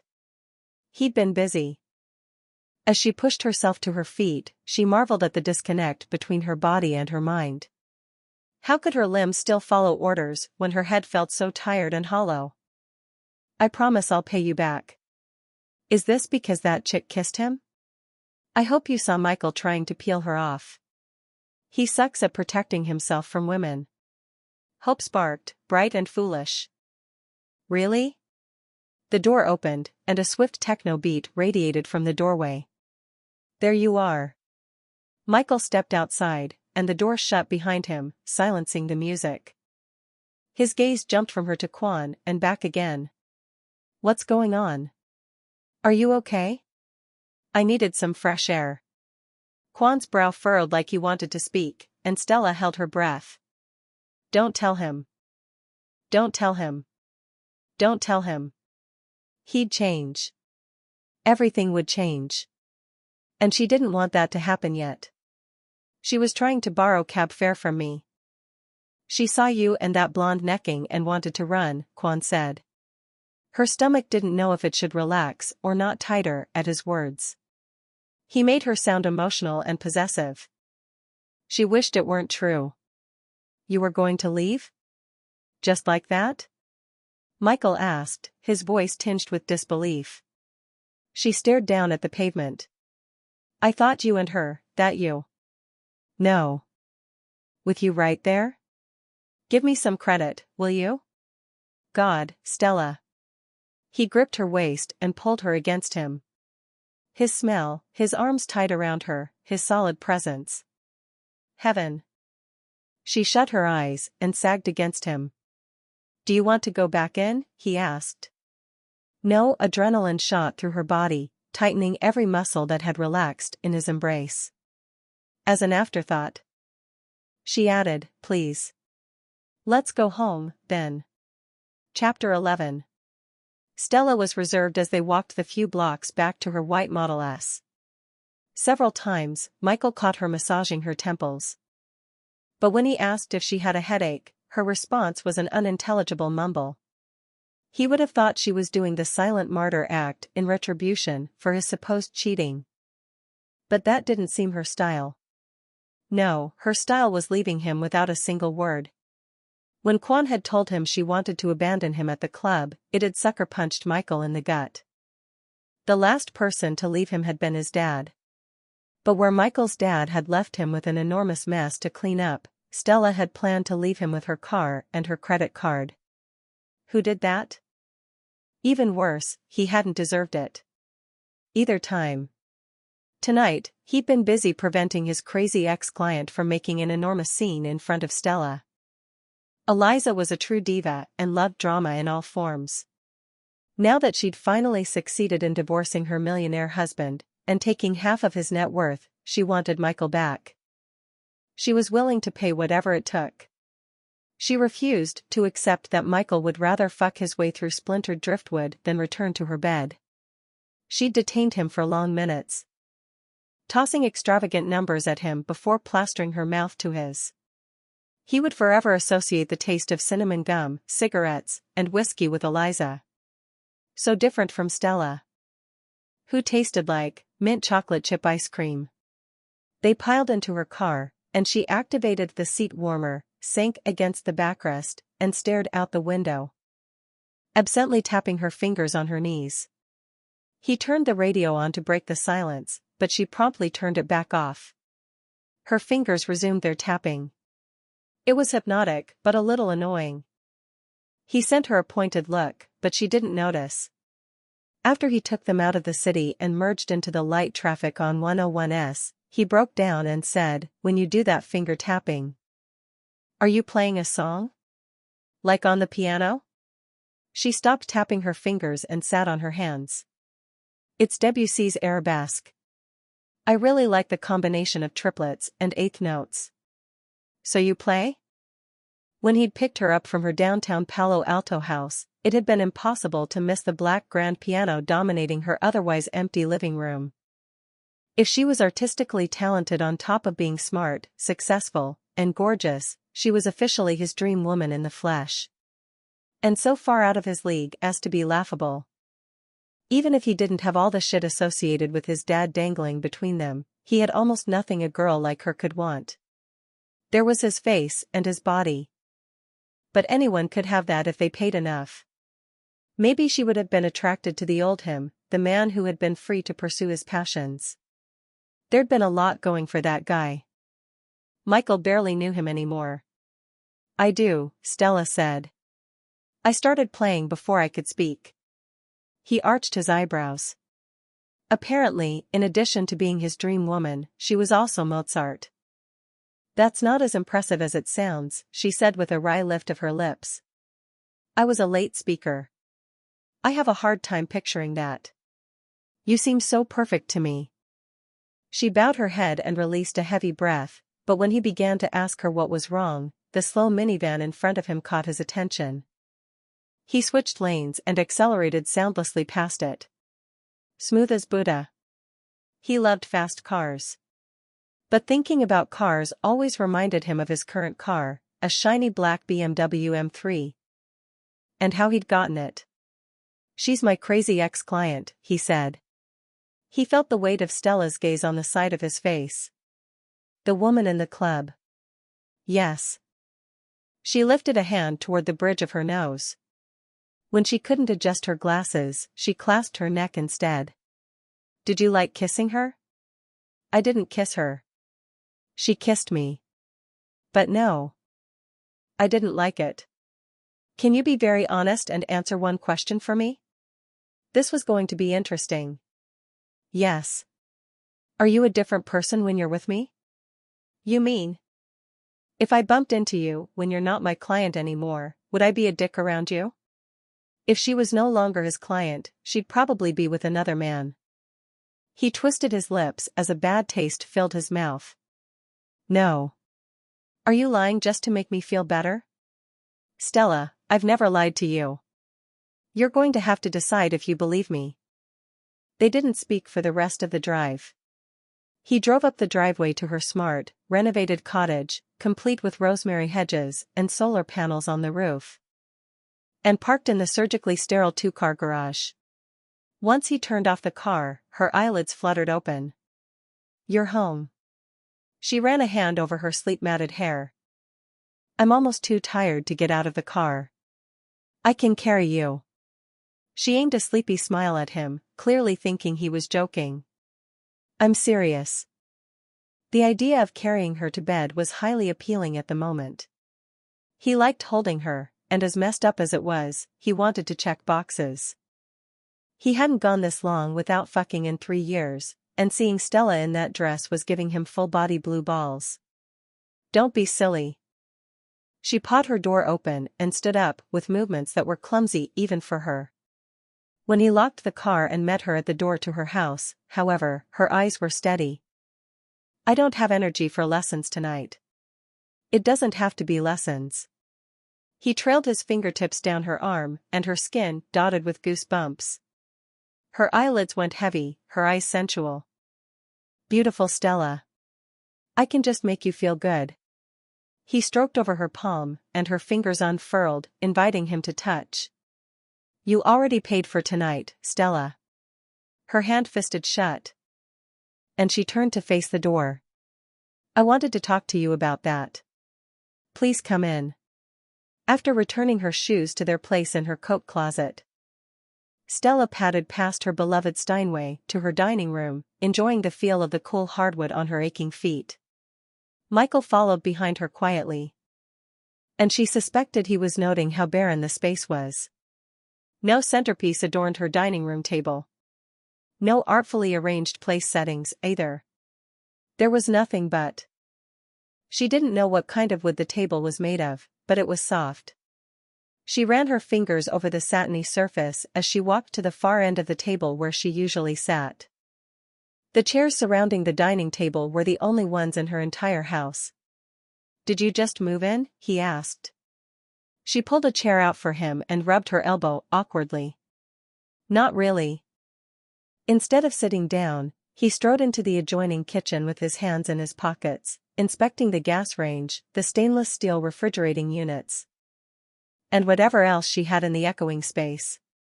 Cold, gray, and cavernous, the kitchen was her least favorite room in her house. At least, it usually was. It became a different place with Michael in it. The ambience turned intimate and inviting, and the low-hanging lights twinkled more like stars than energy-efficient LEDs. It no longer felt lonely. What does not really mean? A month ago? 2?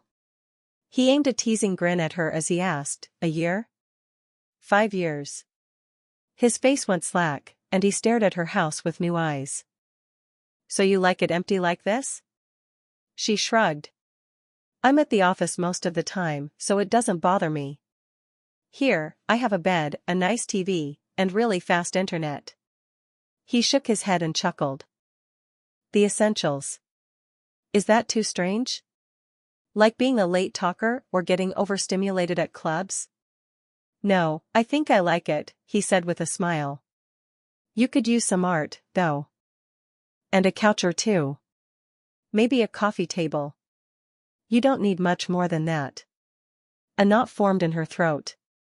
At that precise moment in time, when she had him standing in her kitchen, in her house, she felt like she didn't need anything else in the whole world. And their time together was ending soon. She wasn't ready for that to happen. Would you mind sitting so we can talk? She asked. With a serious nod, he rounded the oversized center island and sat in the chair she'd pulled out. His proximity drew her like a magnet. And she seated herself before she could do something distracting like touch him. She needed to stay focused. Maybe if she spoke very eloquently, he'd agree to her new plan. She rested jittery hands on the tabletop, and within seconds, her fingers started tapping. A warm hand slid over hers and squeezed. You never need to be nervous with me. You know that, right? When he didn't remove his hand, she analyzed the way he made her feel. This was a casual, uninvited touch, the kind that normally made her want to crawl into herself. But all she registered right now was Michael's warmth and the roughness of his skin, his weight. She didn't understand it, but her body accepted him. Only him. The realization made her mind sharpen with determination, and she gathered her courage and plowed ahead. I'm issuing you a new proposal. He tilted his head in a measured way. You mean you want to extend our lessons beyond next Friday? I mean, I don't want lessons anymore. Our time together tonight, both the good parts and the not so good parts, made me realize a few things. While I'm bad at sex, I'm even worse at relationships. I think I'm better off spending my time working on that. Before today, I never shared ice cream with someone or held hands while I walked down a sidewalk. I never had a dinner conversation that wasn't filled with long stretches of painful silence or those embarrassing moments when I accidentally offend people and drive them away. He ran his thumb over her knuckles before he considered her with an unwavering gaze. I didn't see any relationship problems, except for when you tried to abandon me. But if I'd actually been kissing her, I would have deserved it. You did fine tonight. That's because I was with you. He thought that over for a pensive moment. Maybe it's because you feel like you're in control when you're with me. Because you're paying me, there's less pressure, and you can relax. That's not it at all. I relax with you because of the way you treat me, because you're you, she said with certainty. His eyebrows drew together, and he went still for several breaths. Stella. You shouldn't tell me things like that. Why? It's true. Emotions crossed his face faster than she could read them. He shook his head, swallowed.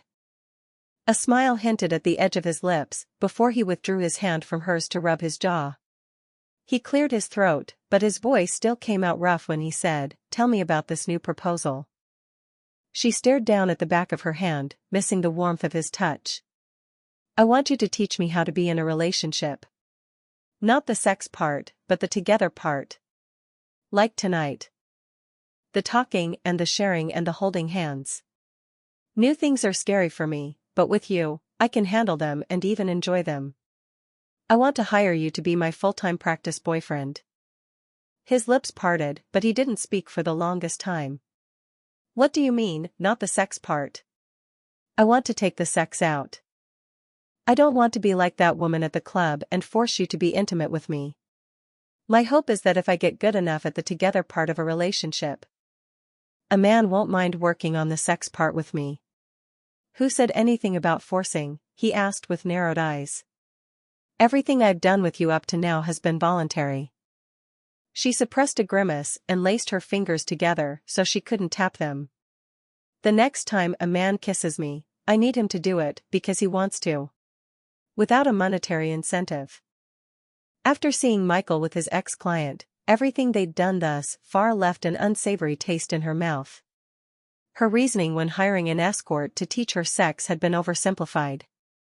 I know you weren't initially interested in doing repeat sessions, and my new proposal would require even more face time. Because of that, I'm willing to pay you $50,000 up front for the first month. Maybe we could try this for 3 to 6 months, at the same rate? Is that a good time frame for a practice relationship? Everything is negotiable, of course. I don't know what the industry standard is for this type of arrangement. 50,000, he shook his head like he was questioning his hearing. Stella. I can't. Before you say no, think about it, she said as her heart rate jumped. Please. He pushed away from the table and got to his feet. I need some time. Of course. She stood up and held her breath, nervous, unsure what to do. As much as you need. Wrapping a hand around her upper arm, he took a half step toward her. He leaned down a few inches, before he caught himself. Eyes intent on her mouth, he outlined the edges of her lips with his fingertips, sending shivers of awareness outward. I'll tell you by next Friday. Is that okay? That's fine. He bit his teeth into his bottom lip like he was thinking about kissing her, and her own lips tingled in response. Good night, then. Stella. Good night, Michael. In a state of breathless numbness, she watched as he let himself out. Chapter 12. Jab, jab, cross. Jab, jab, cross. Cross. Cross. Cross. Sweat trickled into Michael's eyes, burning him, and he swiped a forearm over his face before slamming a fist into the punching bag again. Whenever thoughts crept back into his head, he hit harder. Too many fucking thoughts, too many fucking feelings.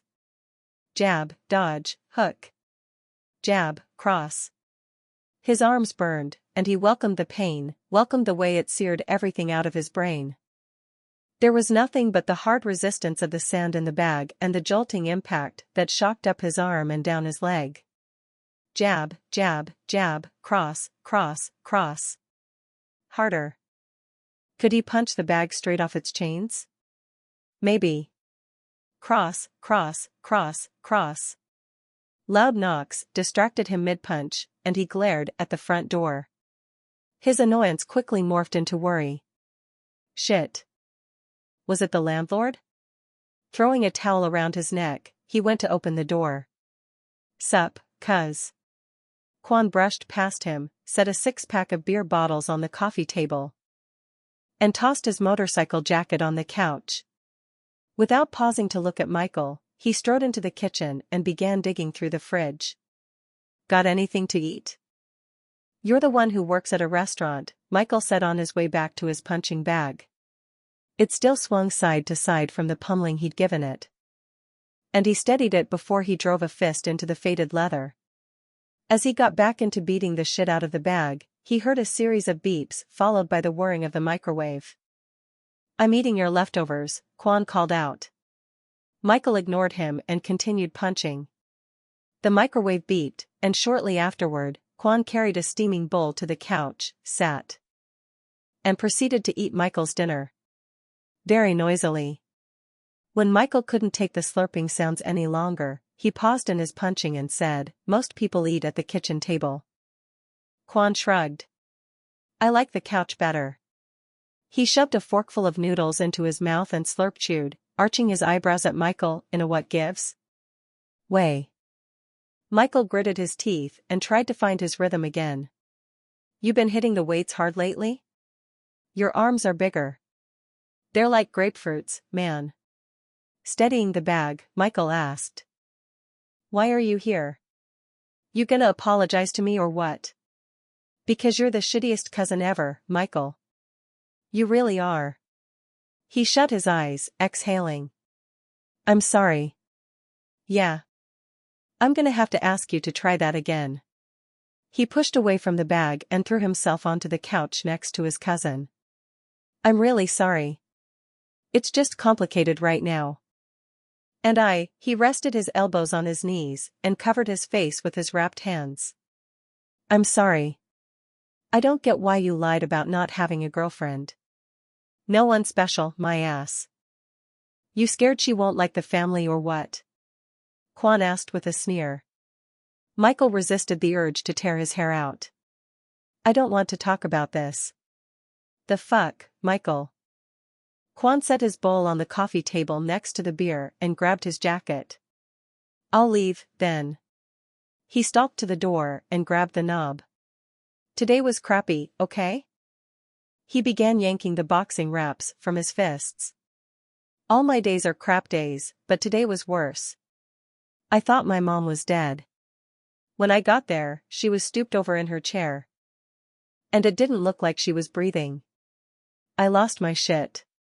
Quan turned around, worry lining his face. Is she okay? Why didn't I hear about this earlier? Was it like the other 2 times when you found her in the bathroom? Is she in the hospital right now? One of the wraps came off, and Michael switched to his other hand. Reliving the fear and the relief and the embarrassment. She's fine. She just fell asleep. When I went crazy, she woke up and yelled at me. Quan's expression went from relieved to amused. You're such a mama's boy, you know that? Like you aren't. You should tell my mom that. Maybe she'll stop being so mean. Michael rolled his eyes as he coiled his boxing wraps back up. After that, someone came looking for my dad. They were trying to serve him. Not sure if it was the same person from before, or the IRS, or someone new. It's always fun seeing people's faces when I tell them, yeah, I'm his son. I can see them sizing me up and making assumptions. And then when I tell them I have no idea where my dad is, or if he's even alive, I get the doubt or the pity. My mom spent the rest of the day repeating old stories about how fucked up he is. You're the only one she tells, you know. She won't even talk to my mom about that stuff, and they're like this. Quan crossed 2 fingers. You just gotta let her do it. Yeah, I know. He understood it was good for his mom to talk about it, and most times, he handled it pretty well. But lately, it had gotten harder for him. Because he was a selfish asshole. Like father, like son. He was tempted to take Stella up on her offer even though his gut told him he should say no. She would be better off spending her time with tech moguls and Nobel laureates, people who were actually good matches for her and could afford to be with her even when she wasn't paying them. Not like Michael. He would give almost anything to take the money out of their equation, but the bills didn't stop, so he couldn't either. You want me to go, or you want me to stay? Quan asked from where he stood in front of the door. Michael took 2 beers out of the cardboard container, popped the top off one using the other, and set the open bottle on the coffee table. Stay. Quan snatched the bottle on his way over and sat down next to Michael on the couch. After taking a deep swallow, he traded the beer for the noodles and took up where he'd left off. Only not as loud now. Michael popped the top off his own bottle with the edge of the table, turned on the TV, and drank as he absently flipped through the channels. So, about your girl. Quan said. How long you been seeing her? Michael took a long drag from his bottle. He needed to be buzzed if he was going to talk about this. Stella's not really my girl. It's only been a few weeks. Whatever, man, you've got serious pussy mojo. If you want a girl, she's yours. Michael snorted and drank more. I don't want a girl who likes me just because I fuck her right. He wanted a girl who liked him for him. You're so full of shit. Quan swapped his empty bowl for his beer and took a swig. She almost cried when that blonde plastered herself to your face. She's into you. Michael's heart threatened all sorts of dramatic gymnastics at his cousin's words. And he gave himself a stern mental shake as he stared into his beer bottle. It probably wasn't what he thought. He shouldn't jump to conclusions. That's cool. That's cool. Quan arched an eyebrow. You're not in 7th grade anymore. You should be like, that's awesome, man, thanks for telling me, I can't see from inside my ass. Do you need sex advice? Because I know shit. Michael couldn't stop the laughter from cracking out of his lungs. No, I'm good on the sex advice. Thanks. But if you ever need some tips. Quan fingered the raised letters on the side of his beer bottle like he had something to say, but was trying to figure out how. Pinning Michael with a weighted gaze, he finally asked. Have you ever thought she's kinda like Kai? Michael smiled slightly. Yeah, just a little, though. Stella was on the socially awkward side like Kai, but she was far more expressive and sensitive. Why do you ask? Quan arched his eyebrows and drank his beer. No reason. After a moment of consideration, he pointed his bottle at Michael. So have you too, you know? Michael took a long drag of beer. Nope. Really? Quan grimaced. Is she a virgin? Shit, is she saving it for marriage? Run like my mom is after you. Michael shrugged. She needs me to go slow. I don't mind. I kinda like it. Every new response he earned from Stella felt special, just like in the old eBay commercials.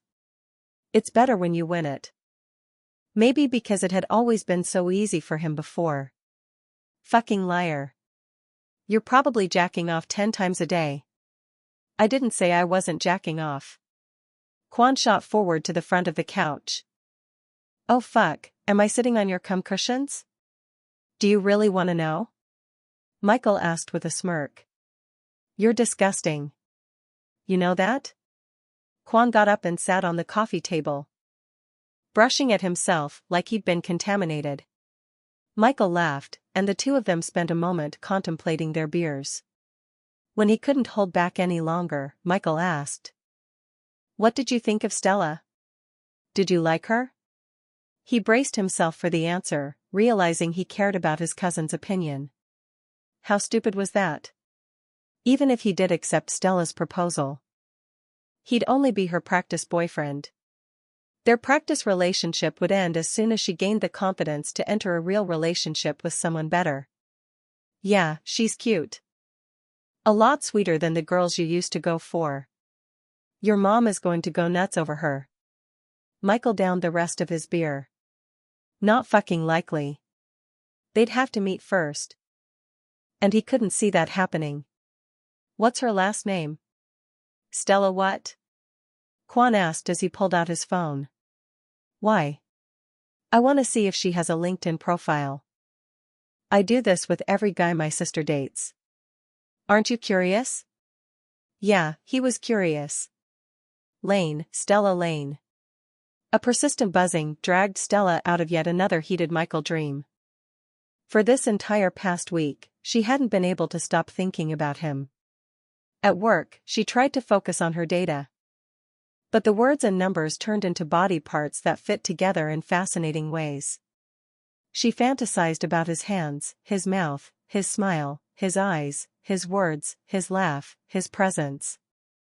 When she slept, dreams of Michael plagued her, so intense the craving of her body woke her at odd hours of the night. Last Friday had tipped her over the line. There was no doubt about it. Stella was officially obsessed with Michael. And they might never see each other again. It was Friday now, and he still hadn't texted or called. Was this one of those situations where no news meant no? Her heart sank, and her limbs went heavy with sadness. The infernal buzzing continued, distracting her. She groped at the nightstand until she located her phone. Squinting at the screen, she saw it was her housekeeper. She coughed to clear her throat of the sound of hot dream sex. Hello? Ms. Lane. I can't make it today. My daughter is sick, and the daycare won't take her. Oh, that's fine. Thanks for calling. I hope she gets better soon. Can I make it up next week? Sure, no problem. She glanced at the clock, and her heart almost stopped. It was just short of 8 o'clock. She was usually sitting at her desk by now. She'd almost hit the end button when she heard her housekeeper say, Oh, Ms. Lane, you'll want to take your clothes to the dry cleaners since I can't do it. Oh, all right. Thanks for reminding me. No problem. Goodbye. Stella considered skipping the dry cleaners. Not only did she not know which one she used, she didn't like the idea of ruining her morning routine by adding an extra step. It was irritating and anxiety-causing. New place. New people. And after the disaster at the club, her tolerance for new things was at an all-time low. In the end, it was the idea of having the wrong number of skirts and shirts hanging in her closet that had her perusing Yelp for nearby dry cleaners. She settled on an establishment that was ranked above all the others even though it was a little out of the way. Off routine and harried for time, her boss would probably call the police when he didn't see her in the office first thing. She drove east down El Camino Real, leaving Palo Alto and entering Mountain View. After about 5 minutes, she turned into the parking lot of a small strip mall with well-maintained wooden shingle siding and oak trees along the front sidewalk. Old-fashioned signs labeled a coffee shop, a martial arts studio, a sandwich place, and Paris dry cleaning and tailors. She looped her purse and bag of clothes over her shoulder and clicked over the asphalt toward the dry cleaners. A tiny old lady with a hunched back, chipmunk cheeks, and sunken lips stood before the doors. A paisley scarf had been folded along the diagonal, wrapped around her head, and tied beneath her chin. She was quite possibly the cutest grown human Stella had ever seen. She held a massive pair of lawn shears in her gnarled hands, brandishing them ineffectually at the oak tree in front of the store. When Stella halted, bewildered and amazed by the sight, the old lady flipped the shears around with a dangerous swinging motion, nearly slicing her own leg off in the process, and offered the handles to her. She pointed at Stella and then the tree. Stella looked over her shoulder, but, as she'd suspected, the old lady truly meant her. "I don't think I should." The old lady pointed at a low branch on the tree. "Cut." Stella searched about the parking lot, but there wasn't anyone else here. She stepped onto the sidewalk and took the giant and very heavy shears from the lady. These things were a lawsuit waiting to happen. "Maybe we should call the landscaping company. They'd probably be happy to send someone." The old lady shook her head. Once again, she pointed at Stella's chest and then the tree. "Cut. Cut this?" She indicated the low branch with the tip of the shears. The old lady nodded enthusiastically, her black eyes shining within her wrinkled face. It appeared Stella had no choice. If she didn't do it, she feared the old lady would try doing it herself and mortally wound herself in the process. How she managed to hold the shears without slipping all the discs in her spine was a mystery. Moving awkwardly in her high heels with her bags over her shoulder and enormous shears in her hands, she prepared to step into the landscaping at the base of the tree so she could get near enough to cut the branch down. No, no, no, no, no. Stella froze with one foot in the air, her heart hopping around her chest like a Mexican jumping bean. The old lady pointed at the landscaping, which, now that she looked more closely, was not landscaping at all.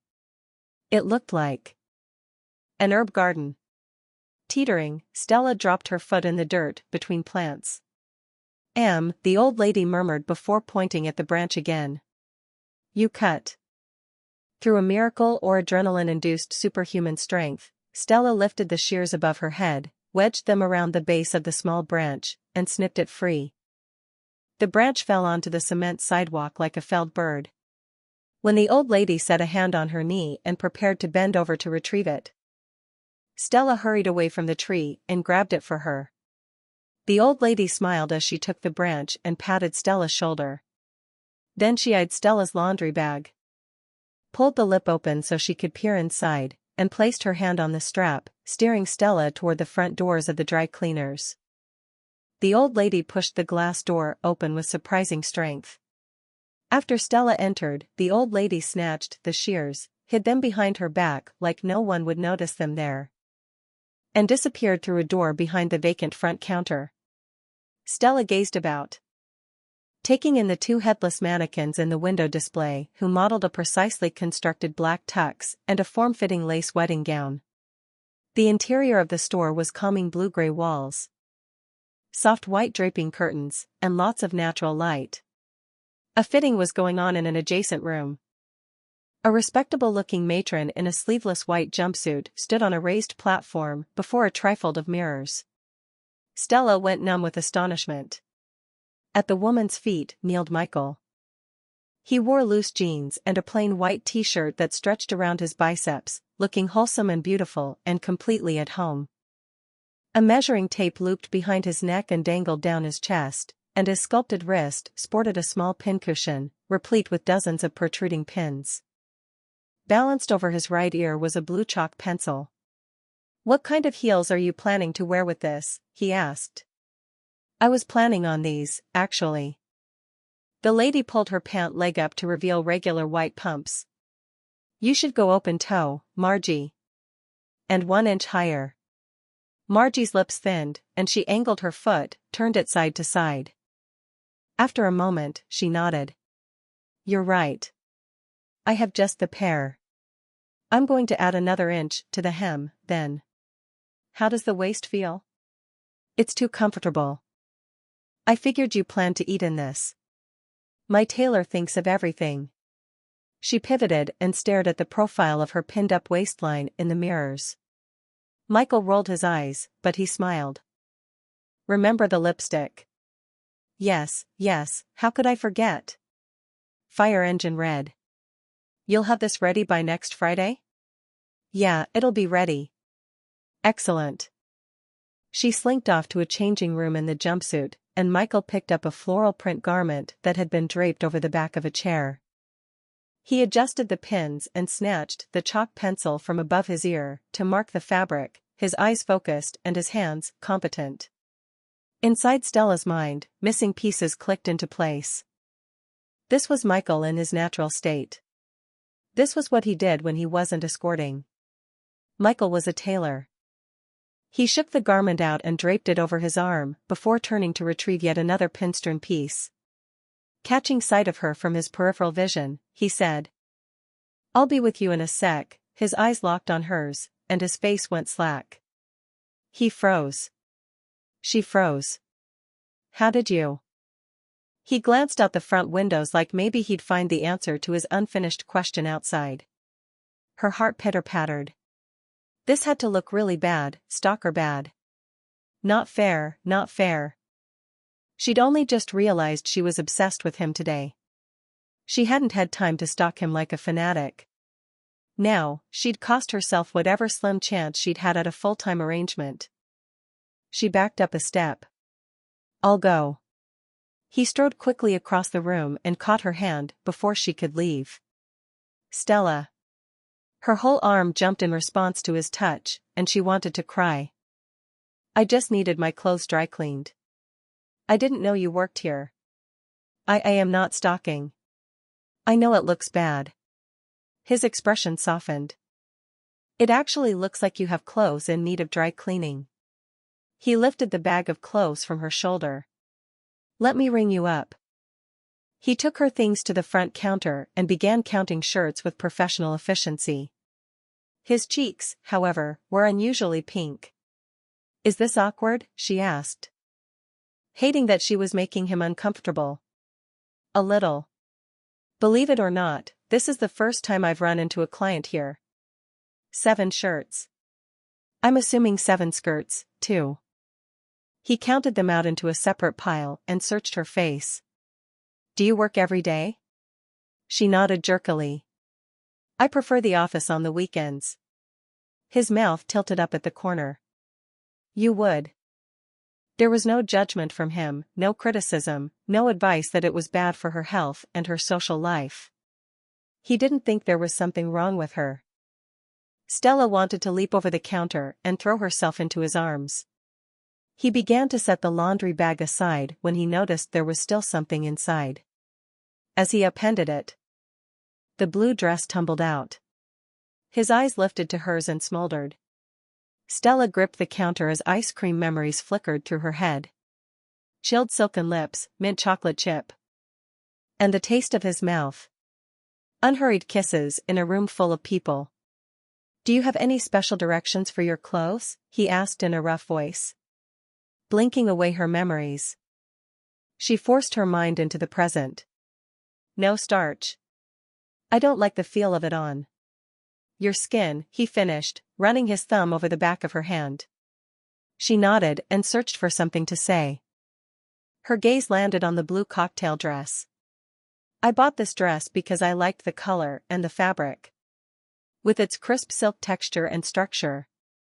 It must have complemented Michael's gorgeous suit nicely. The suit, she whispered. Did you make it? His eyelashes swept downward, and a boyish grin covered his face. Yeah. Her mouth fell open. If he could do that, then why in the world was he escorting? My grandfather was a tailor. Apparently, it runs in my blood. I like making clothes. Would you make clothes for me? You'd have to stand still for a long time. It's not sexy. Would you really want that? His tone was matter of fact, but the look in his eyes was not. It took Stella a moment before she realized it was vulnerability. Was it possible Michael didn't think someone could be interested in him for more than his body? I've had clothes made for me before. Remember? I know what it's like. It's worth it to me. You're talented. I want your designs. That's right. I forgot. That boyish grin flashed again, looking almost shy. And she wanted to wrap herself around him and hold him forever.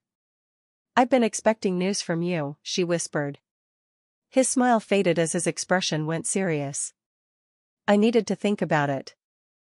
Are you accepting my proposal? Please don't say no.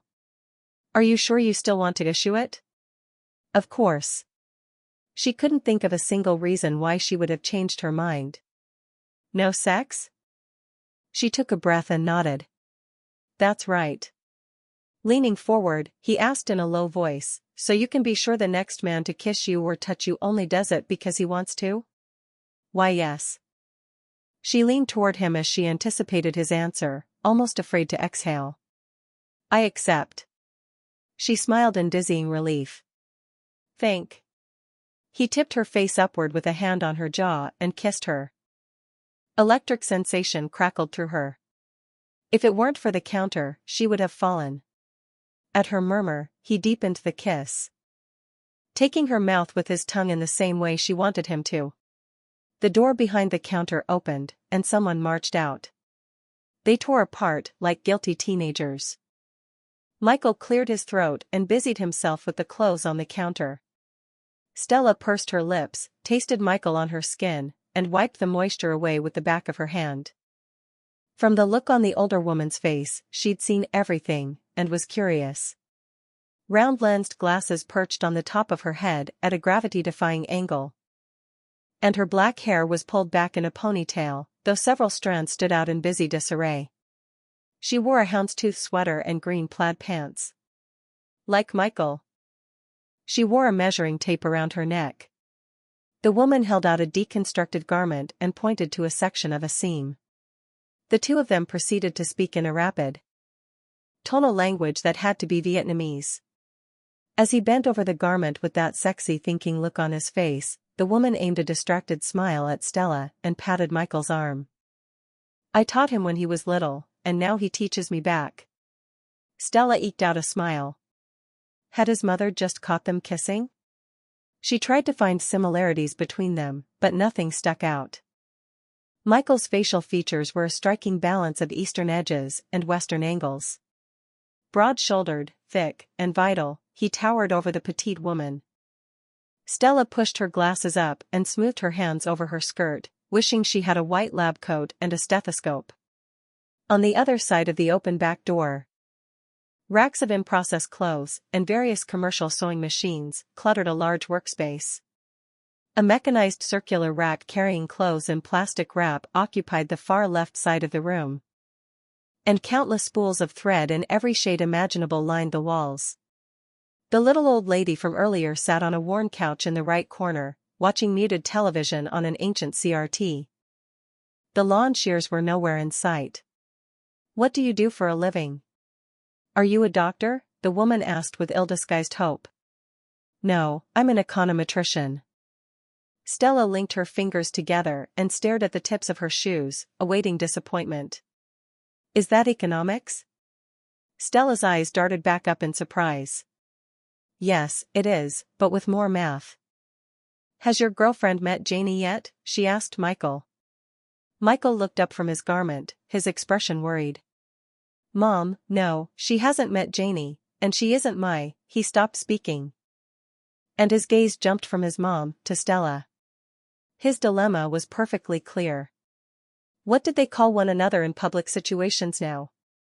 She's not what? His mom asked in confusion. He cleared his throat as he focused on the garment in his hands. She hasn't met Janie. Warmth splashed at Stella's body in unexpected waves. He didn't correct his mom.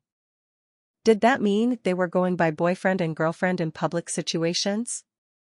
A desperate yearning gripped Stella, surprising her in its intensity. Who's Janie? Stella managed to ask. She remembered that name from before.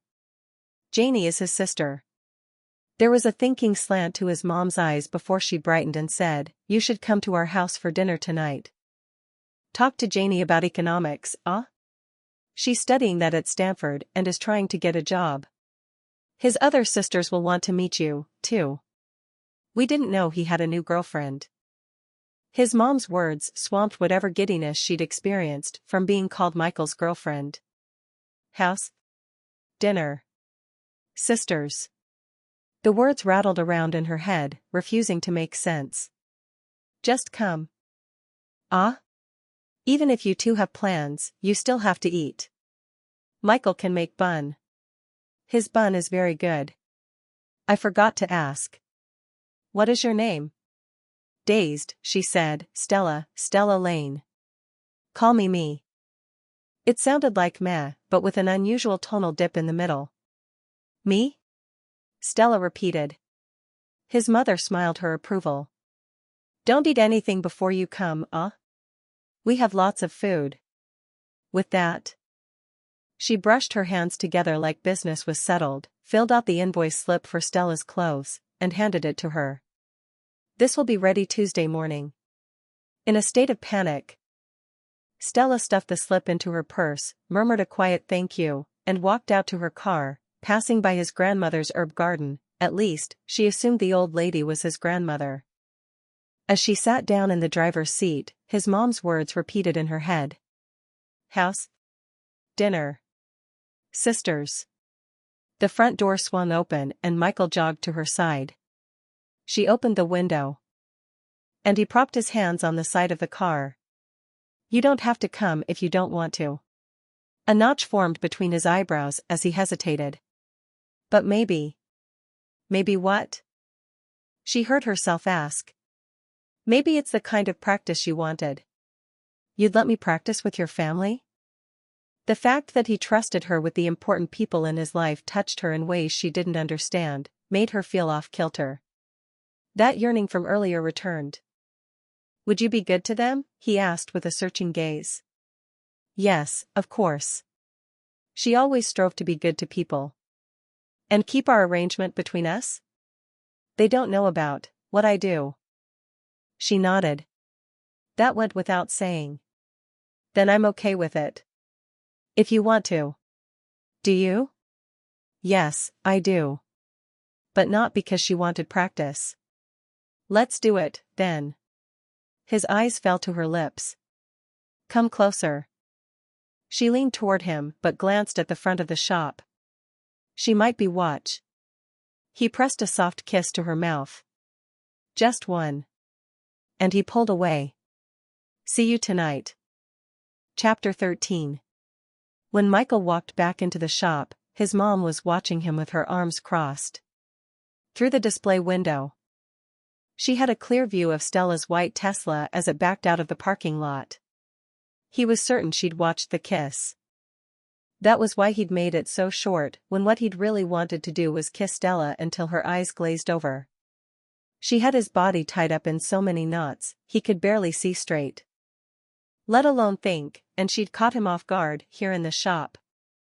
That had to be why he'd accepted her proposal, when he'd already convinced himself to do the right thing and turn her down. She hadn't teased him, and she hadn't laughed. Instead, she'd been impressed with his work and with him, the real him. No one wanted the real him.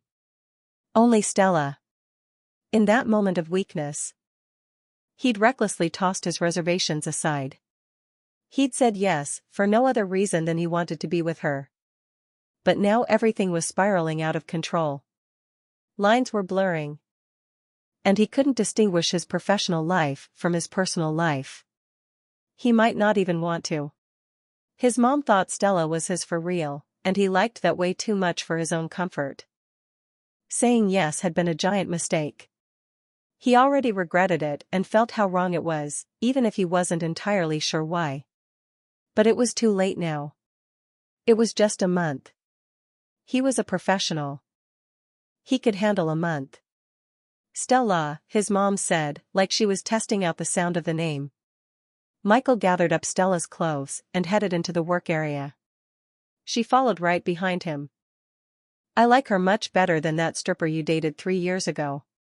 She was a dancer. Okay, yeah, she'd also been a stripper. He'd been young. And she'd had an awesome body and all those pole moves. That one left her dirty underwear in a cup for me to find when I came over. Michael rubbed the back of his neck.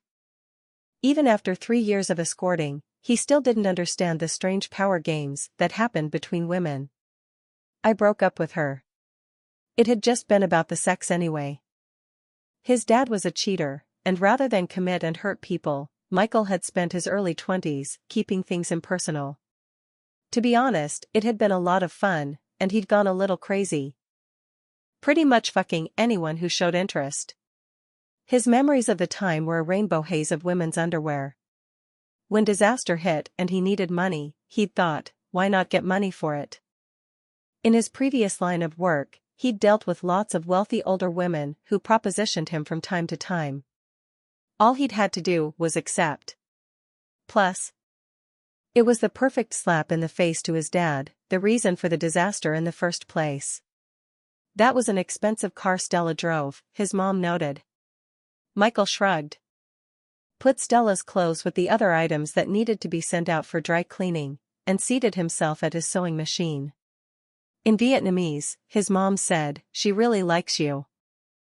I can tell these things." Who likes him?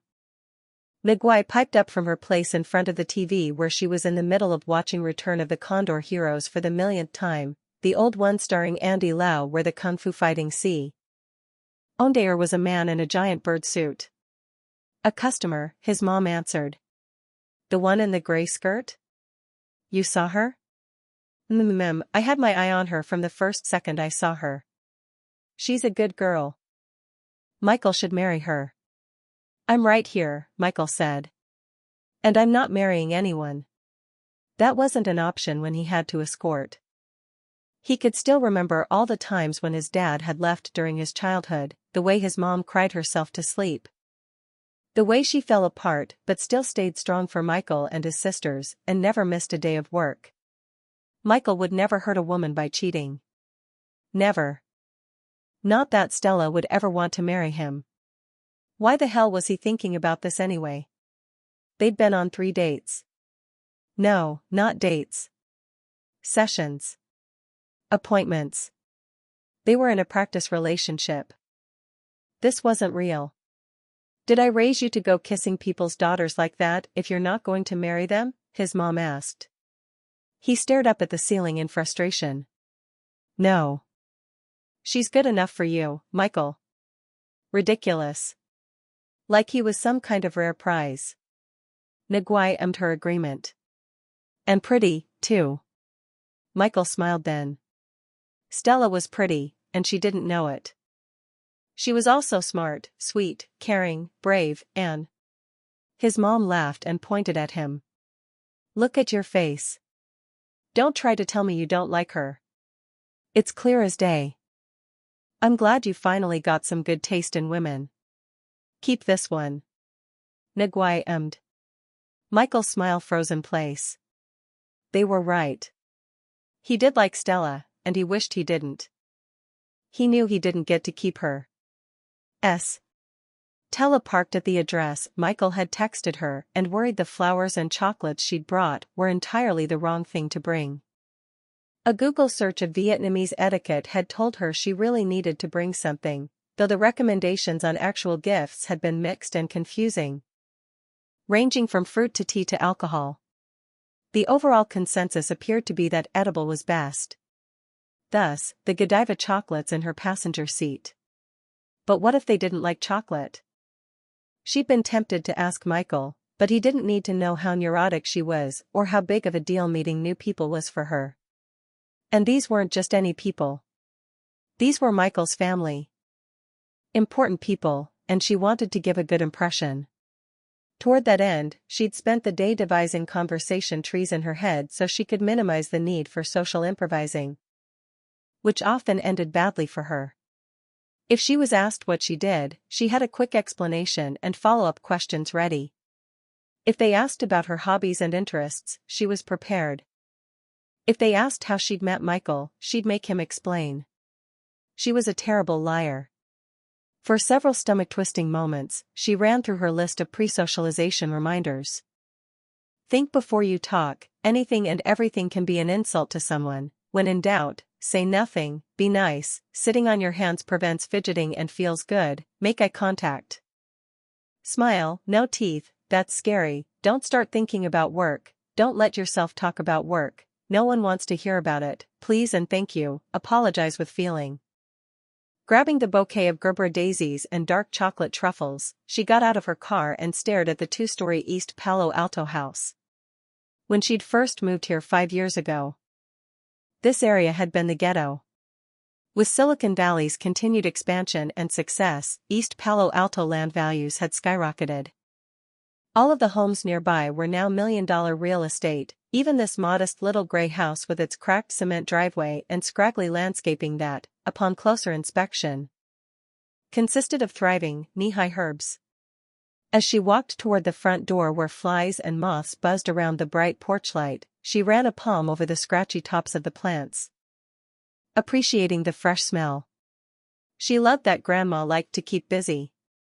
She pressed on the doorbell button and waited. No one came. Her gut nodded.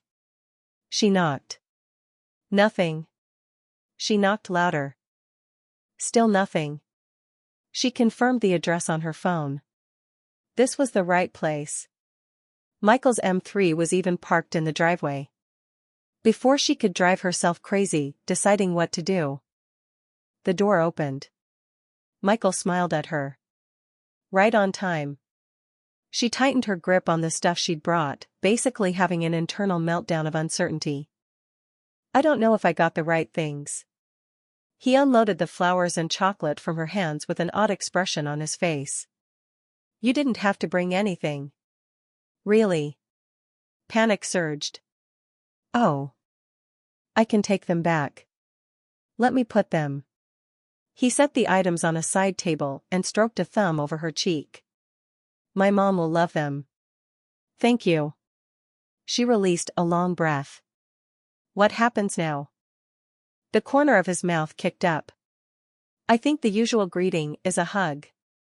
Oh. She held her hands out awkwardly and stepped toward him, certain she was doing everything wrong.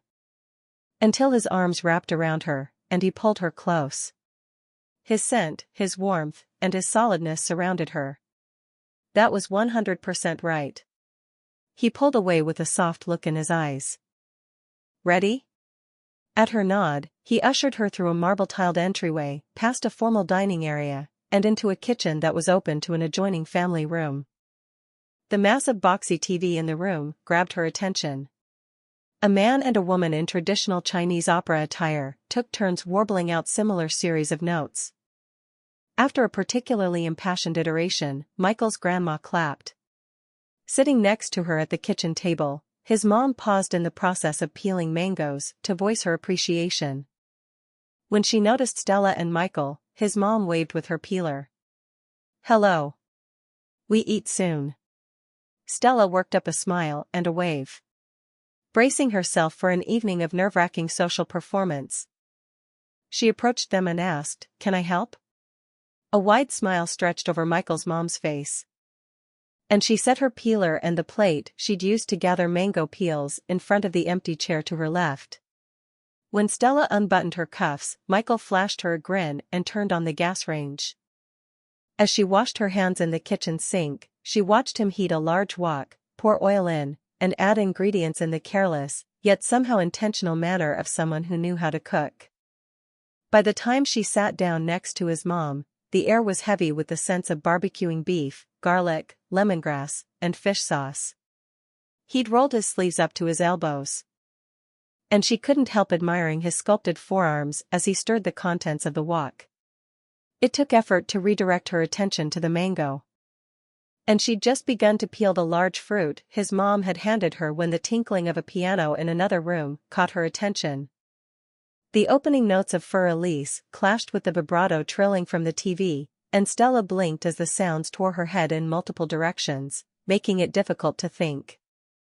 "That's Janie playing," his mom said. "She's good, ah?" Stella nodded distractedly. "She is. The piano's out of tune, though. Especially the bass A. Every time that flat note rang." She winced inside. "You should get it tuned. It's bad for the piano to leave it untuned too long." His mom's brows rose in interest. "Do you know how to tune pianos?" "No," she laughed. The idea of trying to tune her Steinway herself was ludicrous. She'd probably destroy the instrument with her bungling. "You should never tune your piano yourself. Michael's dad used to tune ours," his mom said with a frown as she focused on cutting the giant seed from her peeled mango. "He did a good job. He said it was a waste of money when he knew how." "Where is he? When can he fix it?" His mom pushed away from the table with a tight smile. "I have something for you to try. Let me heat it up." While Michael's mom dug in the fridge, his grandma pointed to the bowl of already sliced mango. Stella dutifully plucked a small slice from the bowl and ate it, enjoying the sweet tang of the fruit. His grandma ummed and returned to peeling her mango. Stella released a small breath as her stomach relaxed. She liked sitting with Grandma most of all. The language barrier made conversation next to impossible, and that was perfectly fine with Stella. Fur Elise ended, and the tension in her head eased as the sources of sound dropped from 2 to 1. A youngish sister in jeans, a t-shirt, and a messy ponytail flopped into the kitchen, picked a bean sprout from a colander on the center island, and popped it in her mouth. When she noticed Stella, she waved. "Stella, right? I'm Janie." She plucked another bean sprout from the colander, but her mom slapped the back of her hand, and she yanked her hand back with a yelp. Her mom stuck a container in the microwave and shooed her toward the table with a fast torrent of Vietnamese. Janie sat across from her with an easy grin that was higher on one side, Michael's grin. "So how do you like the Vietnamese opera?" Stella lifted her shoulder in a noncommittal way. Janie laughed and ate a large mango slice. "That good, huh?" Before Stella could think up a response, Michael's mom set a plastic container on the table and opened the lid. Steam rose from a light green spongy cake. "Eat, ah? Bon bois. It's very good." Stella set her peeler and fruit down and stretched a hand toward the container when she noticed it was cheap plastic, like the kind takeout came in. "You shouldn't microwave these kinds of containers. The food probably has BPA in it now." It was basically poison as far as Stella was concerned. His mom pulled the container close and smelled the cake. "No, it's fine. No BPA. Glass or Pyrex are more expensive, but they're safe," Stella said. How had no one told Michael's mom this? Did they want her to get sick? "I use these all the time, and no problem." Blinking rapidly, his mom held the lid of the container to her chest. "You wouldn't notice right away. It's repeated exposure over time. You should really invest." Janie snatched the plastic container from her mom and stuffed a piece of green poison cake into her mouth. "These are my favorite. I love them." Sending Stella a pointed look, Janie had a second one. Michael marched to the table and took the container from his sister before she could eat a third piece. "It's true, me. These containers really are bad. I never thought about it. You shouldn't use them."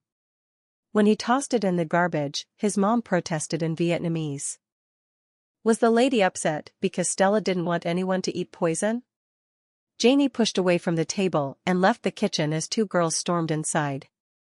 They were both 20-something with long dark brown hair, pale olive-toned skin, and lean, leggy builds. If Stella hadn't already learned the hard way that questions like this irritated people, she would have asked if they were twins. "You fat cow, why didn't you ask before you took it and spilled wine on it?" "While you were making out with my boyfriend," one girl shouted. Stella flinched, and her already anxious heart squeezed. Fighting was her absolute least favorite thing. When people fought, it always felt like a personal attack for her. It didn't matter if she was just a bystander. "You said you two were through, and I was curious. Also, I wouldn't have spilled all over it if it fit right." "Who's the fat cow now?" the second girl shouted back. Grandma picked up a black remote and squinted at the buttons. As vertical green lines crawled across the screen and the volume climbed, the music went from distracting to unpleasant. "That's it. I'm taking back all the jeans I gave you." The first girl shouted even louder to be heard over the TV. "Go ahead and take them. Show what a selfish bitch you are." Grandma muttered and increased the volume yet again. Stella set the peeler down with shaky hands and tried to slow her breathing. This was getting to be too much. Two more girls walked into the kitchen. One was shorter and darker than the rest and looked to be about Stella's age. The other one was high school young. They had to all be his sisters. 1, 2, 3, 4, 5 of them. The short one stabbed a finger in the twins' direction. "You two are going to stop fighting right now." They scoffed and crossed their arms in almost the exact same manner. "Ever since you moved out and left us with Mom's problems, you lost the right to say anything to us," the first sister said. The short sister rolled forward like a tank. "Now that she's stable, it's time for me to live my life, too. Try to think of others for once in your lives." "So now we're the selfish ones?" the second sister asked. "You're out hobnobbing at work parties. And we're home holding Mom's hair while she vomits after her chemo treatments." "She's not doing chemo right now. Right?" The short sister looked at Michael for confirmation. His mom snatched the remote from Grandma and maxed out the volume on the TV before she went to putter around by the sink. Stella rested damp palms on the glass surface of the table. This had to stop eventually. She just had to outlast them. But she didn't respond well, so they switched her to a drug trial Michael provided. "Why didn't anyone tell me?" "Because you're so goddamned busy with your important crap, why else?" "Mom didn't want to stress you out more than you always are," one of the twins said. "Finding out this way is stressing me out worse." "Boo-hoo, Angie," the other twin said. As the sniping continued, a harsh beeping sounded, and his mom took a white colander out of the microwave. Using tongs, she put steaming rice noodles into a large bowl along with the beef Michael had stir-fried and an assortment of greens. She placed the bowl in front of Stella with a polite smile. "Michael's bun. You'll like it." Stella's chin bobbed on a jerky nod. "Think," a suspicion rose, and she snuck a glance at the colander. She pushed the bowl away. "The colander is made of plastic. No one should eat this." His mom froze, and a tide of red swept over her face as she stared first at Stella and then the bowl. "Let me make new noodles." Before his mom could touch the bowl, Michael grabbed it. "I'll do it." "Sit, me." His expression was strained as he removed the poisoned food, and Stella had the horrible feeling that she'd said the wrong thing. But she didn't know how else she could have navigated the situation. His mom sat down and eyed Michael's sisters as they continued their argument in a loose square by the refrigerator. Sighing, she picked up her peeler and resumed where she'd left off with her last mango. Stella kept her eyes on her own work, growing more and more nervous with every passing moment. She was painfully aware of the lack of conversation between them, and her instincts urged her to fill the silence, if silence was even the right word. His mom wasn't speaking, but his sisters were. And the TV had been blasting this whole time. When the piano started playing again, her nerves stretched to the breaking point. That flat A note rang 1, 2, 3, 4 times. Had anything ever been so irritating? You really should get the piano tuned, she said. Where's your husband again? When his mom continued peeling her mango without answering.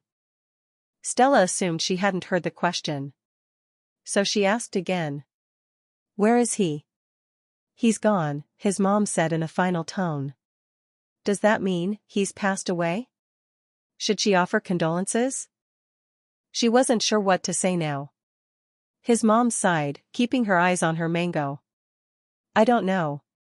The answer tripped Stella up, and she frowned as she asked, Are you divorced, then? I can't divorce him if I can't find him. Stella stared at Michael's mom in complete bafflement. What do you mean, you can't find him? Was he in an accident or? A large hand gripped her shoulder and squeezed with firm pressure.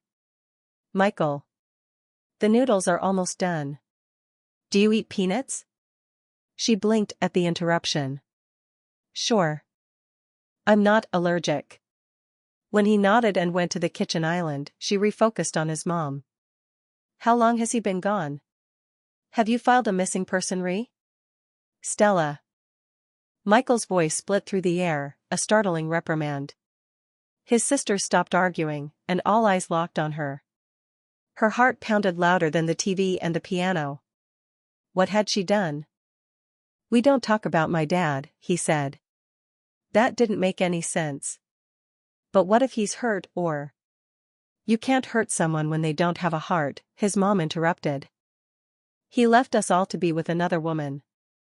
I want to divorce him, but I don't know where to send the papers. He changed his phone number. His mom pushed her chair back and stood. Me's tired. You kids eat, ah?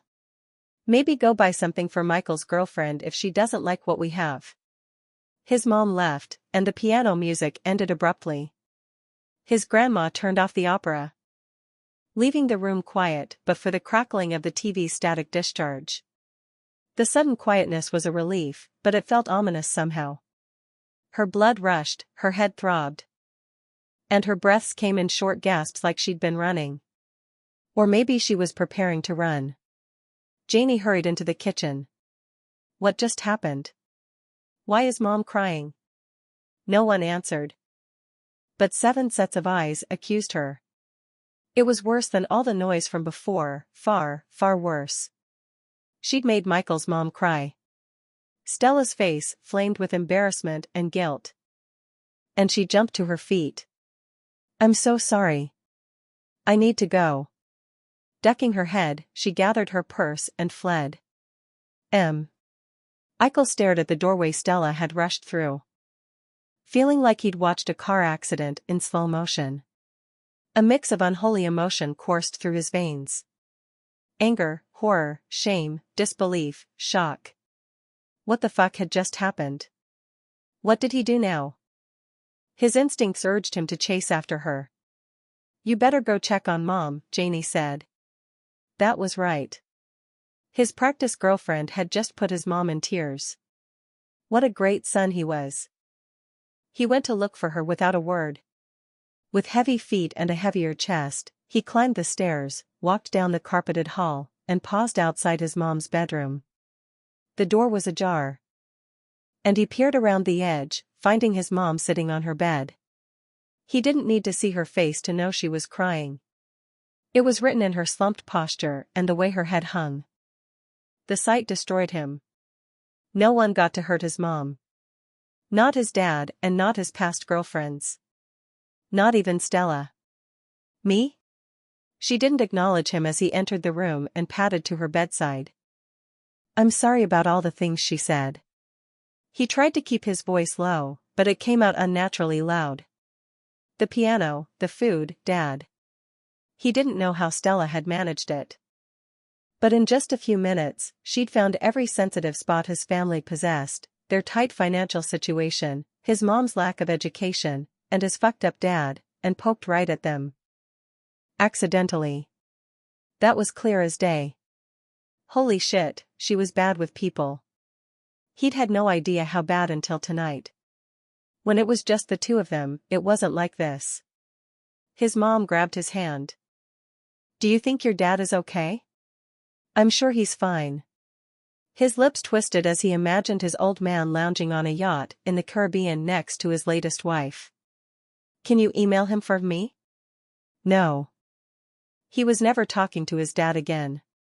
His mom took a ragged breath and covered her face. Your Stella was right. He could be hurt. He's so evil no one would care to help him. Certainly not his new woman. She's only with him as long as the money lasts. He fisted his hands as a familiar rage threaded through his muscles. That amount of money should last a long time. Not the way he spends. He thinks he's a big shot. Nothing was ever good enough for him, remember? Not this again. Michael clenched his jaw as his mom launched into another retelling of a story he'd heard 1,000 times. He sat down next to her and listened with half an ear so he could make the appropriate sounds when she paused. Words like uses women and bad person and liar stuck out. And he couldn't help noticing how well they applied to himself. Look at all the lies he told. Look at what he did to pay the bills.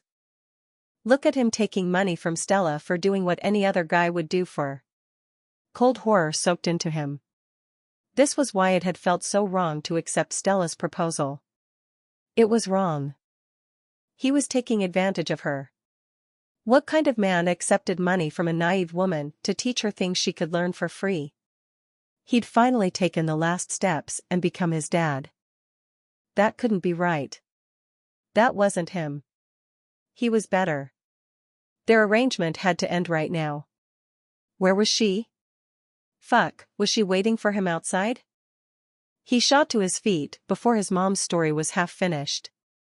I have to go, me. I'm sorry about, tonight, about everything. There's no need for sorry. If you love her, we'll learn to love her, too. At the mere mention of that word, sweat broke out over his brow. I don't. That made his actions worse, didn't it? His mom waved his protest away. Bring her back another day. Me won't microwave the plastic when she's here. You shouldn't microwave it any time. Yeah. She said the words in such a manner that he knew she would continue doing things her way regardless of what she'd been told. And Michael swore to himself he'd throw all her plastic away and replace it with something safe. Right after he spoke to Stella. Good night, me. Drive careful. He escaped the house in record time. But he came up short as he stepped outside. She was gone. He gripped one of the porch's wooden support pillars and dragged in deep breaths as his heart rate slowed and his mind cleared. Cool air. The buzzing of bugs, and the distant whir of a car's motor. Maybe it was best that she wasn't here. He needed time to compose a decent parting speech. Something short but nice. It was him, not her. And no matter what he said, she was going to cry. The thought twisted his guts into knots. She'd think it was her fault. Because of how awkward she was in bed and out. Because of the unintentional debacle tonight. He walked to his car and got inside. After he turned the ignition, he sat with his hands on the wheel. He didn't know where to go. Her place or his? They needed to talk, but he wasn't ready for her tears on top of his mom's. The new box of condoms on the passenger seat caught his eye. He'd bought countless such boxes over the past 3 years. He hadn't looked forward to opening any of them as much as this one, because Stella was different. Now, he'd be back to using the contents of the box with countless Fridays of women. Providing a simple service for fair payment. It didn't hurt or take advantage of anyone. That was better than what his dad did. Michael could do that and still be himself. Too bad he didn't want any of those women like he did Stella. He pushed the box onto the floor and out of sight before heading to his own apartment. Tomorrow. He'd do the right thing tomorrow. Chapter 14. Stella completed her bedtime routine in a numb haze. It wasn't until she laid her head down on her pillow that she started crying. It was over now. He'd asked her to be good to his family. And she'd made his mom cry. You couldn't undo something like that. Her gut demanded she tell Michael the truth. Though he wasn't aware of the true extent of them, he already knew about her issues. Sensitivities to smell, sound, and touch, her obsession with her work, her need for routine, and her awkwardness with people. What he didn't know was there were labels for that, a diagnosis. But was pity any better than hatred? Right now, he thought she was insensitive and rude, but he still viewed her as a regular person who happened to have some eccentricities. With the labels, he might be more understanding, but he'd quit viewing her as Stella Lane, awkward econometrician who loved his kisses. In his eyes, she'd become the girl with autism. She'd be less. With other people, she didn't care what they thought. With Michael, she desperately needed to be accepted. She had a disorder, but it didn't define her. She was Stella. She was a unique person. There was no way to salvage this situation. No way to keep him. She still had to apologize to his mom. She'd never made someone cry before, and it filled her with self-loathing. His mom's evasiveness made sense now that she knew about his dad. Stella wished she could have understood earlier, before she hurt the woman and ruined everything.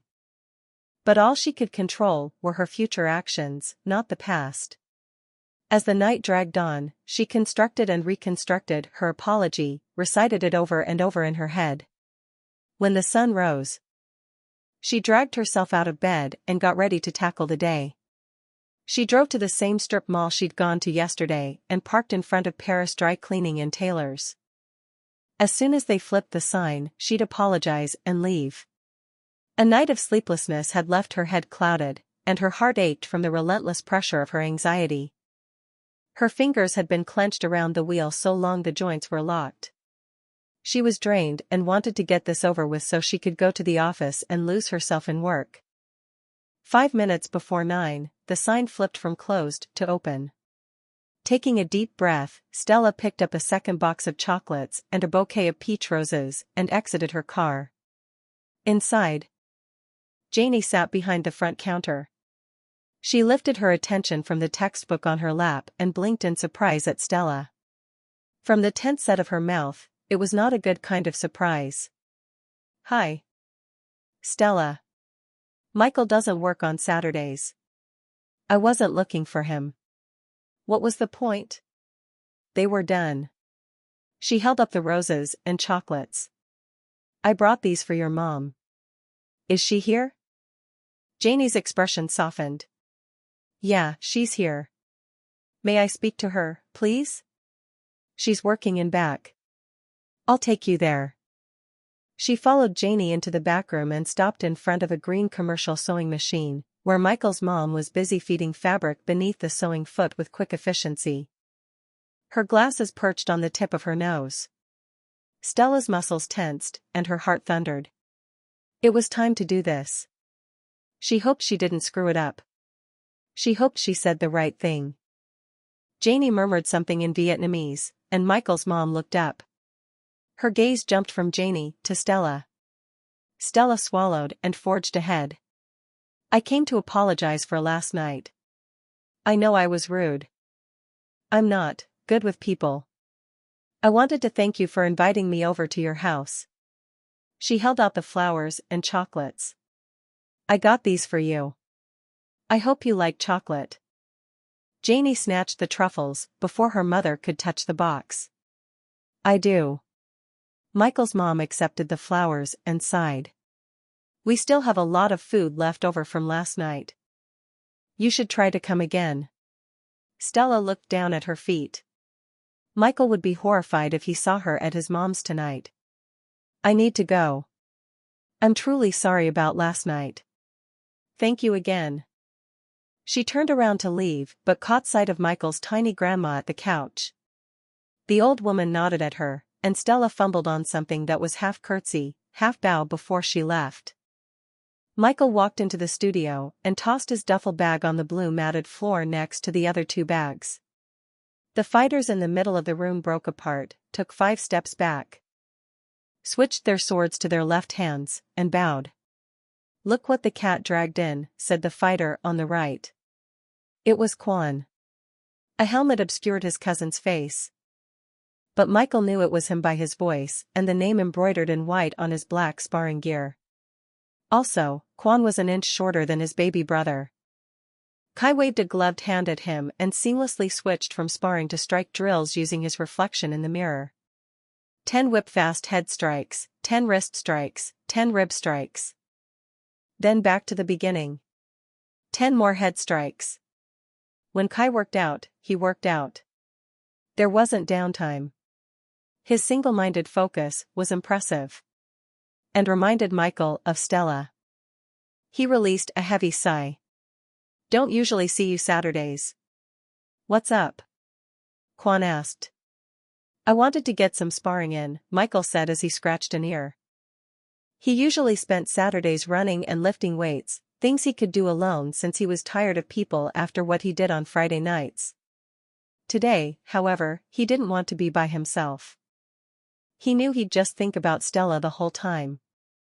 After deliberating through the night and most of today, he still didn't know how to break things off without hurting her.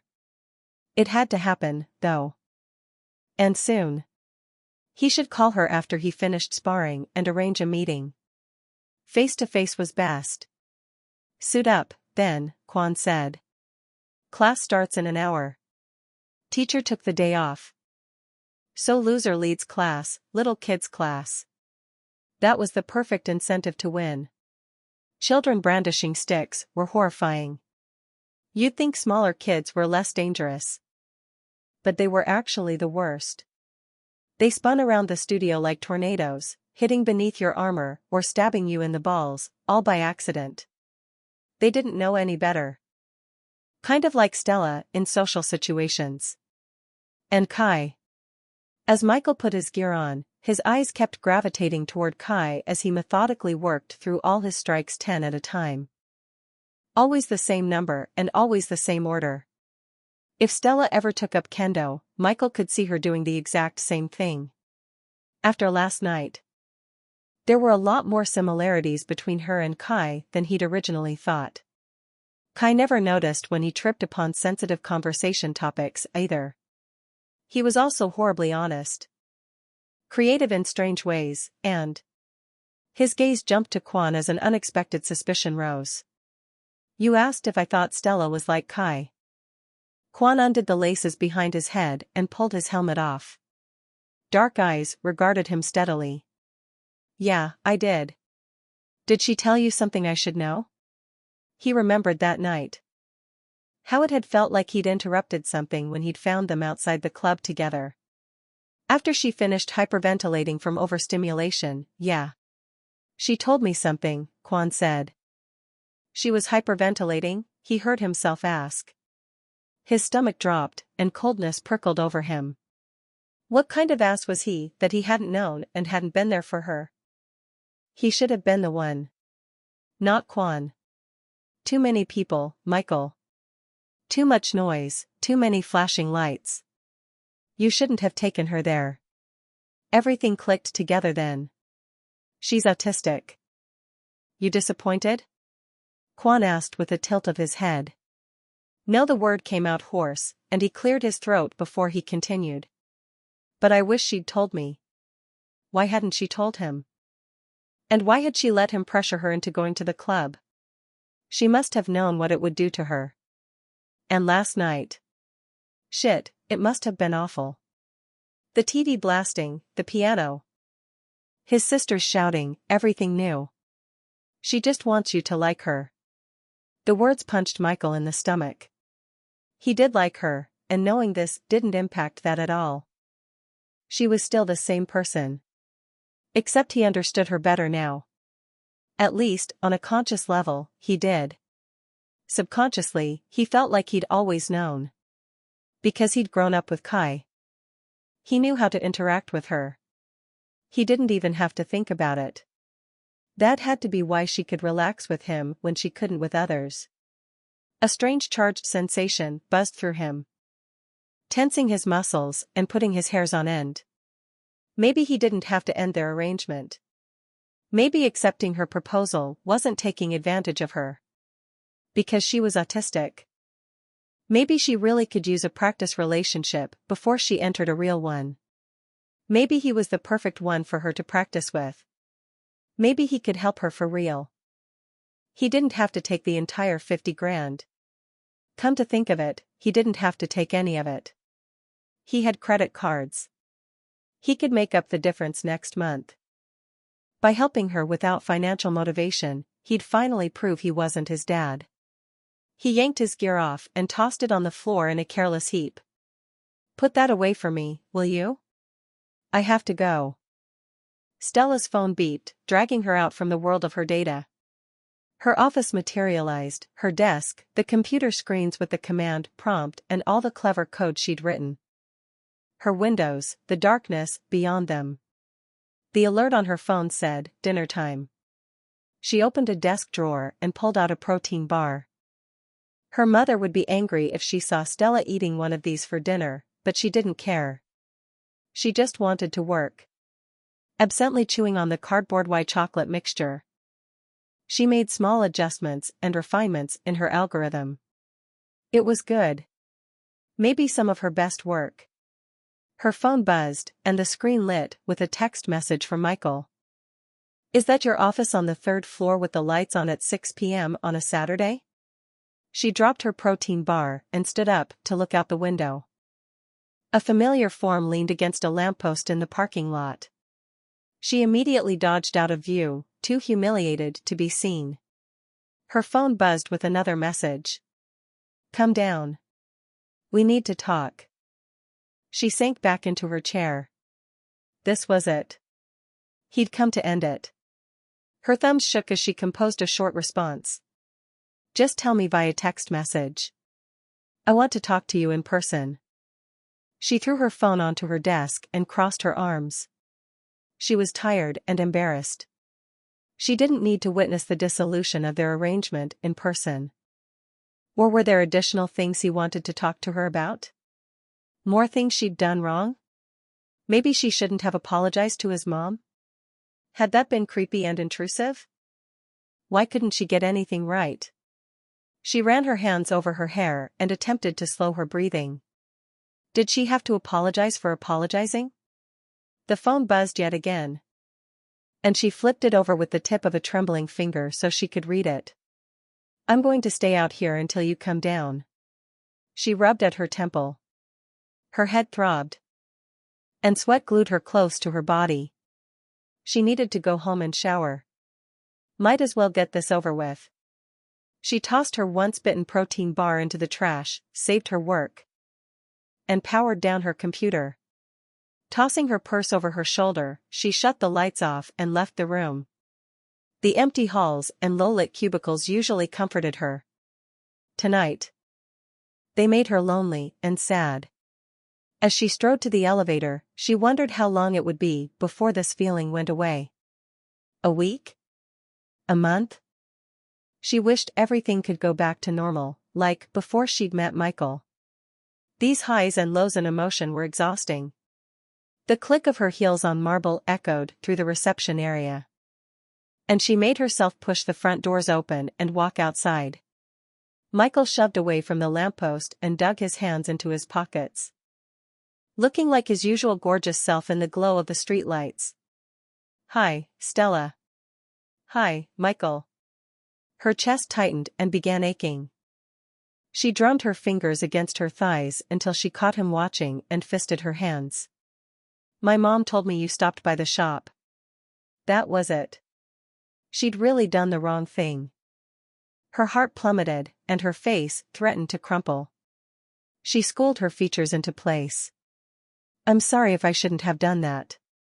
I couldn't bear knowing I'd hurt her. I never mean to hurt people, but I do it all the time. I'm working on fixing this, but it's so complicated, and I just. He stepped toward her until they were separated by an arm's length. What are you talking about? She stared down at her shoes. She was so tired. When would this be over so she could go home and sleep? You're angry. Because I went to see your mom. That's intrusive. I'm not, actually. She lifted her gaze and found him watching her with sad eyes. Then. I don't understand. As your practice boyfriend, shouldn't I be here? It's getting late. She took a surprised breath. After everything I said at your mom's, you still want to have a practice relationship with me? Yeah. Things are complicated with my family, and I should have prepped you ahead of time. I'm sorry, I didn't think to do that. When he wrapped an arm around her waist and pulled her close, she was too stunned to speak. He was apologizing to her? Are you okay? You look like you're going to pass out. She tensed at his nearness, unsure what to do. I'm fine. Don't worry. When was the last time you ate? I don't remember. Oh. I ate something right before you texted. What was it? She was not telling him. He'd probably act like her mother and chastise her. That was the last thing she needed right now. He brushed his fingers along her jaw before clasping her face in his palm and tipping her head back. A butterfly-like kiss teased her lips. You smell like chocolate. Did you have candy for dinner? Stella? Not candy. A protein bar. There are vitamins and stuff in it. You're coming with me. Don't argue. I'm going to feed you. He walked her to her car, which was parked not far away. And by that time, she was simply too tired to protest. The doors unlocked when they sensed the key fob in her purse, and she sat in the passenger seat. She fumbled for the seat belt. But he caught it and buckled her in with sure movements. He got in on the other side and pulled out of the parking lot. The motion of the car lulled Stella into a drowsy half-slumber. And it was several minutes before she realized he'd left downtown and headed across the freeway. Where are we going? Back to my mom's. A surge of adrenaline burned the sleepiness out of Stella's head, and she sat up in her seat, wide awake. What? Why? There's a lot of food there.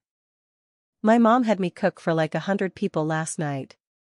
She adjusted her glasses as her heart started ramping up for takeoff. I'd really like to go home. Do you have anything to eat at your place? I have yogurt. I'll eat it. I promise. He shook his head as he released a tight huff of breath. I'll feed you quick and then take you home. Before she could think up a suitable response, he pulled into the driveway of the little gray house. When he opened the door, she could hear the same music carrying faintly on the wind. She gripped her seat belt like a lifeline. I can't handle the TV tonight, she confessed in a pained whisper. After last night, her usual tolerance was gone. She'd fall apart and scare everyone. Michael would change his mind about the arrangement, she still couldn't believe he didn't want to cancel. Or he'd start walking on eggshells around her, which was worse. Hold on a minute. He dug his phone out of his pocket and typed in something on the screen. Within moments, the music stopped. You made them turn it off? Won't your mom and grandma be unhappy they can't watch their shows? Her entire body flamed with embarrassment. She despised it when people had to make changes for her. He gave her a funny look. It's just TV. I don't like it when people have to act differently for me. We don't mind. He walked around to her side, opened the door, and held his hand out. Will you come in? When Stella's small hand landed in his palm, the hard knot of tension in Michael's gut loosened, but an awful brew of guilt and sadness continued to eat at him. She looked terrible. Her bun was off-center, and messy strands framed her drawn face. Her normally bright, expressive eyes were dim, swollen, and shadowed. His heart dipped when he realized she must have cried a lot to make them that way. He'd made her cry. This was not his Stella. Well, the sweatiness of her hand was all Stella. He squeezed gently and led her to the front porch. When he opened the door and prepared to enter, she stiffened and dug in her feet. I forgot to bring something. Google says I'm supposed to bring something. Let me go in. It's fine, Stella. He wrapped an arm around her waist and propelled her into the house. Inside the entryway, she shut her eyes and took a breath. He could see her absorbing the silence, feel her body relaxing against his arm. You know you can always tell me when things bother you, right? Like the TV last night, or the club last week. Her eyelids fluttered open, but instead of looking at him, she stared off to the side, suddenly tense all over again. Did Quan say something to you? Michael hesitated to answer. Something told him it was extremely important to her that he didn't know. So he did what he'd learned from his dad even though he hated it. He lied. Only that the noise and crowd were too much for you. Why didn't you tell me? I wish you had. I already told you, I don't like it when people have to act differently for me. We could have done something else, he said in exasperation. The last thing he wanted was to hurt her or make her uncomfortable. Why are there oranges here? She asked, indicating the plate of oranges next to the urn of incense and bronze Buddha statue on the table in the entryway. Don't change the subject. She sighed. Fine. It embarrasses me. A lot. All that self-torture, because it embarrassed her to admit she was different? His insides melted down, and he grabbed her hand and squeezed. Can you tell me about the oranges now? He smiled at her single-mindedness. It's an offering for the dead. Supposedly, they get hungry in the afterlife, he said with an uncomfortable shrug. As a scientist type, she had to think this was silly. He did, too, but it was something Nguai and his mom liked to do. A small smile played over her lips. Do you give them other kinds of food, too? I'd get tired of fruit all the time, myself. How about candy? He laughed. You've had enough candy today. What do you do with the fruit now that it's been offered?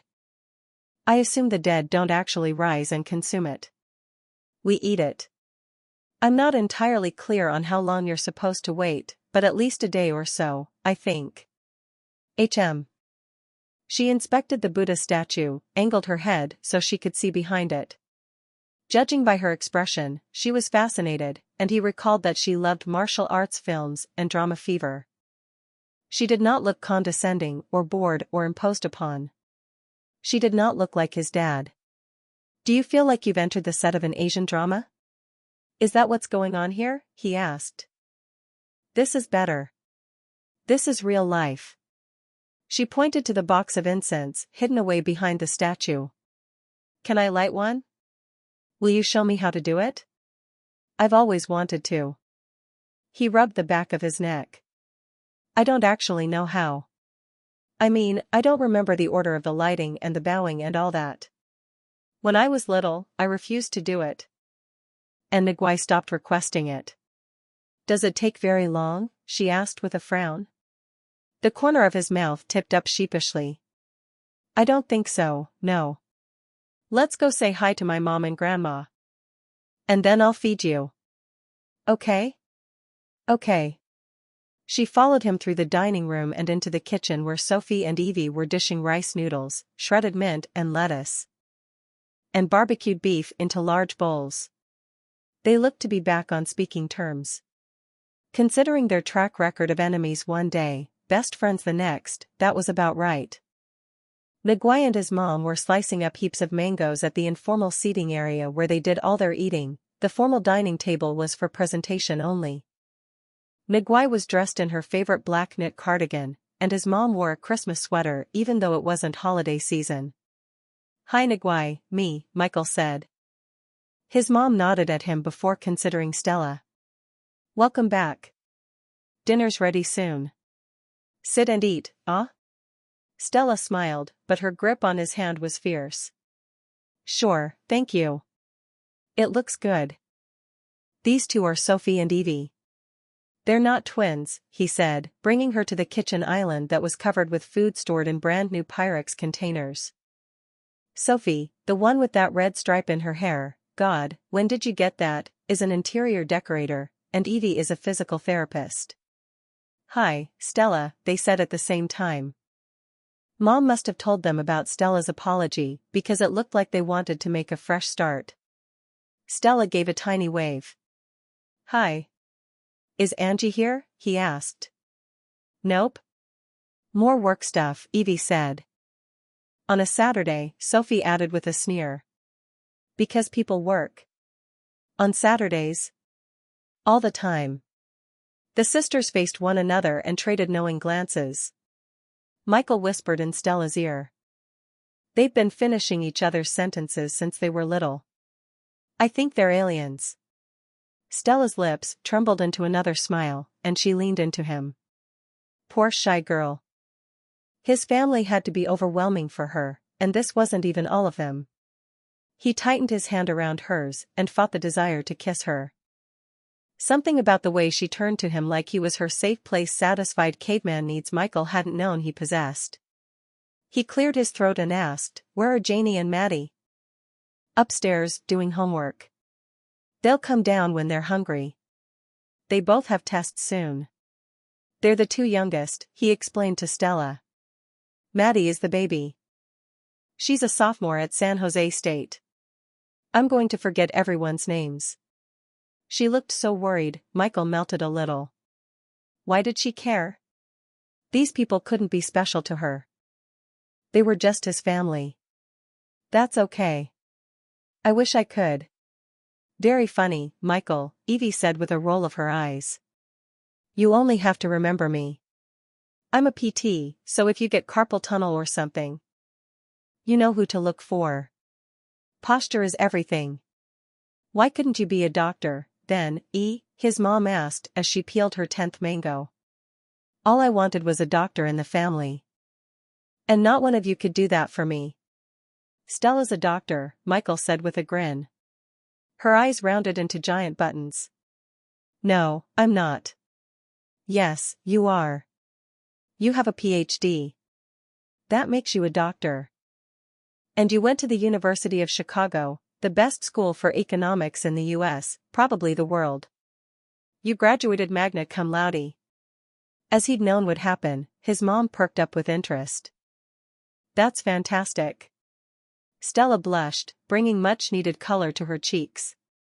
How did you? Google stalking.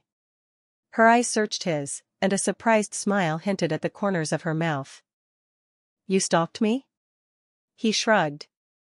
It was his turn to feel awkward now. Okay, lovebirds, dinner's ready. Come eat, Sophie said. She set down a bowl filled with noodles that had been cut short with scissors and ultra-thin sliced meat in front of Nguai and kissed her temple like she would a baby. Once they'd seated themselves at the table, Michael watched as Stella carefully mimicked Sophie's food preparation ritual, adding chili sauce, pickled daikon and carrots, bean sprouts, and fish sauce to her bowl of noodles, greens, and beef. Have you ever had this before? He asked. She shook her head absently as she mixed everything together and took a bite. Her eyes opened wide. And she grinned as she covered her mouth. You're a good cook. Michael is very good with his hands, his mom said with a proud nod. Sophie rolled her eyes before she smirked suggestively and asked Stella, Do you agree? Is he good with his hands? His mom scowled at Sophie, but Stella merely smiled and nodded.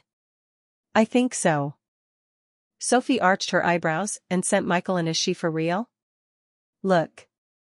As dinner progressed, Michael watched Stella through a new lens provided by his recent discovery. He didn't notice so much when it was just the two of them, but she had trouble with eye contact. She rarely spoke unless someone asked her a direct question. And then her answers were short and to the point. When she listened, however, her focus was the kind of stuff she probably used on complex economic problems. She frowned, hanging on every word like it was of utmost importance. These people mattered to her because they mattered to him. Where did you grow up, Stella? His mom asked after they'd moved from Bun to Mangoes. Atherton. My parents still live there, Stella provided. His mom's eyebrows climbed at the mention of the wealthiest zip code in California. Do you like babies? Michael almost dropped his fruit, and his voice was gruff with horror when he said, Me. She shrugged innocently. You don't have to answer that, he said to Stella. She met his eyes like she hadn't with everyone else. Her facial muscles relaxed, but the intensity of her concentration didn't. Her beautiful mind focused on him. Michael admitted to himself he loved it. Stella lifted a shoulder. I don't know if I like babies. I haven't been around that many. My parents want grandchildren, though. My mother, mostly. That has to be why she keeps setting up blind dates for you, Michael said. Stella nodded. I think so. Meddling mothers. At his comment, Stella's lips curved into a smile, and her eyes shined. He forgot what they'd been talking about. If he couldn't kiss her soon, he would go mad.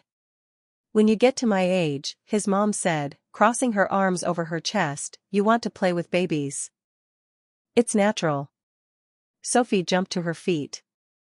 Help me with the dishes, Stella? Sure, I'd love to help, Stella said. Is there a particular way you do it? Just whatever way gets them clean. Evie cleared the table as Sophie and Stella piled things into the sink. His mom and Nguai stared at him with serious expressions. He braced himself for something bad. She won me at the shop today. It's important to know how to admit when you're wrong. You should keep her, Mi said in Vietnamese. He shook his head and thinned his lips. It's not that easy. Why? We're too different. She's really smart and makes loads of money.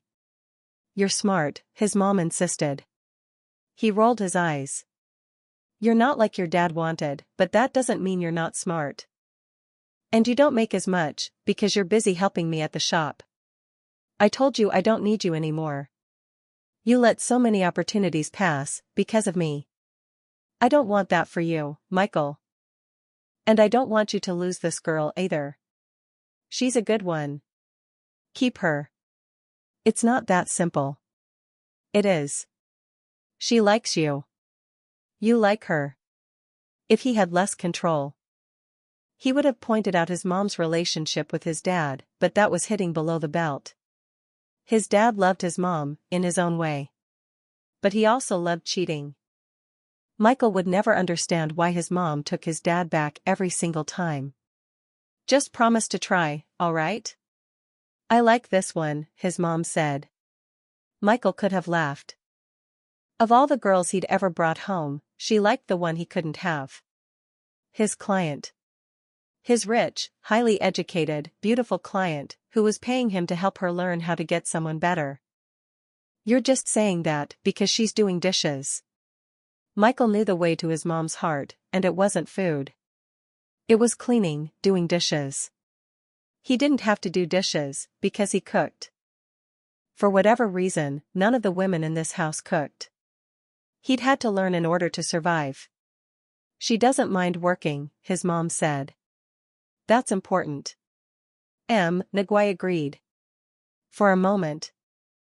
The three of them watched as Stella washed bowls, rinsed them, and handed them to Sophie to dry. She'd rolled her sleeves up and worked with great attention, listening and smiling distractedly as Sophie chatted with her. Take her home, Nguai said. She looks tired. His mom nodded. Take her home. He pushed away from the table and went to wrap his arms around Stella's waist. Because he couldn't resist, he ran his lips down her neck so she shivered. The soapy sponge paused in mid-scrub. And her expression was confused as she gazed at him over her shoulder. He slid a hand down her delicate forearm and hijacked the sponge from her. He finished washing the frying pan and the rest of the dishes with her in front of him, occasionally pausing to kiss her ear, her neck, or her jaw. Sophie slanted him a go-getter-roon look as he handed her the last colander, one of many that he'd made his mom promise never to stick in the microwave again, and he could tell she was dying to say some thing dry and caustic, but was holding back because she didn't want to embarrass Stella. Stella's eyelids had gone heavy, and her nails dug into the tile counter as she tried unsuccessfully not to respond to him. Ready to go home? He whispered. She nodded. They said their goodbyes and piled into Stella's car. And he pressed the Tesla's on button. Before Stella could buckle her seatbelt, he asked, "What are you seeing in terms of living arrangements and frequency of visits? What do most couples do when they're in committed relationships? They live together, and they see each other every day. Is that what you want?" It was strange hearing himself say the words out loud. These were things he'd spent his entire adult life avoiding, but with Stella, he might be ready for them. If she wanted them, too. She rubbed her cheek on her shoulder. "I want that, then. I have a guest bedroom you can use. But if you're uncomfortable staying with me, I understand. Not all couples live in the same house." "What if I want to share your bed, Stella?" he asked in a low tone. Despite how much he wanted to help her and prove he wasn't his dad, he wasn't sure he could do this if sex was off the table. He wanted her too much. Besides, most of her problems stemmed from lack of confidence. Bed was a great place to work on that. "You don't have to do that," she said. "That wasn't the question." "I know I don't have to." Staring out the passenger window, she said, "My bed is open to you if you want it, but you know where my skill levels are at. That hasn't changed since our last time together." He smiled at that. She sounded worried about pleasing him. Something his clients almost never cared about. "Let's seal the deal." "Oh, all right." She pulled a hand out from under her thigh and held it out toward him. "We're going into a practice relationship. I think we should kiss on it." She locked eyes with him as her lips parted in surprise, and that was all the invitation he needed. Leaning across the center divide, he kissed her. He meant for it to be a seductive, slowly and flaming kind of kiss, but the sighing sound she made drove him straight out of his mind. He took her mouth with hungry strokes of his tongue. She wound her fingers through his hair, scraped them down his chest and abdomen, and tucked them into his jeans. Yes. Finally, they could get back to checking boxes. Knuckles rapped against the driver's side window. A muffled voice spoke incoherent words. He launched himself back into his seat before powering the window down. Sophie crossed her arms and tapped her bare foot on the pavement before she bent down, narrowed her eyes, and clearly mouthed the word pervert at him. "Mom wanted me to remind you your headlights are lighting up Niguai's room so she can't sleep." "Sorry, forgot. We'll head home now." Peering into the car, she said, "Good night, Stella. Hope we see you again soon." Stella swiped at the loose hairs falling over her face and cleared her throat with a cough. "Good night, Sophie." Sophie sent him one last reproving look and sauntered back into the house.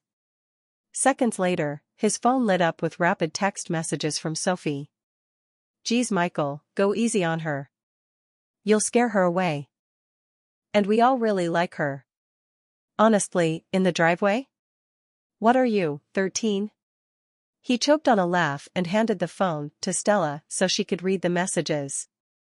She bit down on the tip of a fingernail as she grinned. "I'm not scared." He ran a hand through his hair, took a deep breath, and adjusted the painfully stiff flesh rising against his fly. "Let's get you home." He drove with gratuitous disregard of the law through the empty residential streets, envisioning himself peeling her librarian clothes off and pinning her against the wall. The floor, he didn't care where. It was going to be so good with Stella, spectacular even. He glanced at Stella, trying to decide what to do first, and his hopes plummeted. He was going to carry her into her house and put her to bed. In the scant minutes since they'd left his mom's, she'd fallen fast asleep. Her head lolled to the side, and her glasses sat on her nose at a crooked angle. She didn't so much as flinch when her garage cranked open and her tire squeaked over the epoxy floor. He tried to shake her awake, but she didn't react. Her breathing remained deep and even, her body relaxed. With a sigh, he lifted her out of the car and headed toward her bedroom, their bedroom as of tonight. Chapter 15. Stella awakened by slow degrees.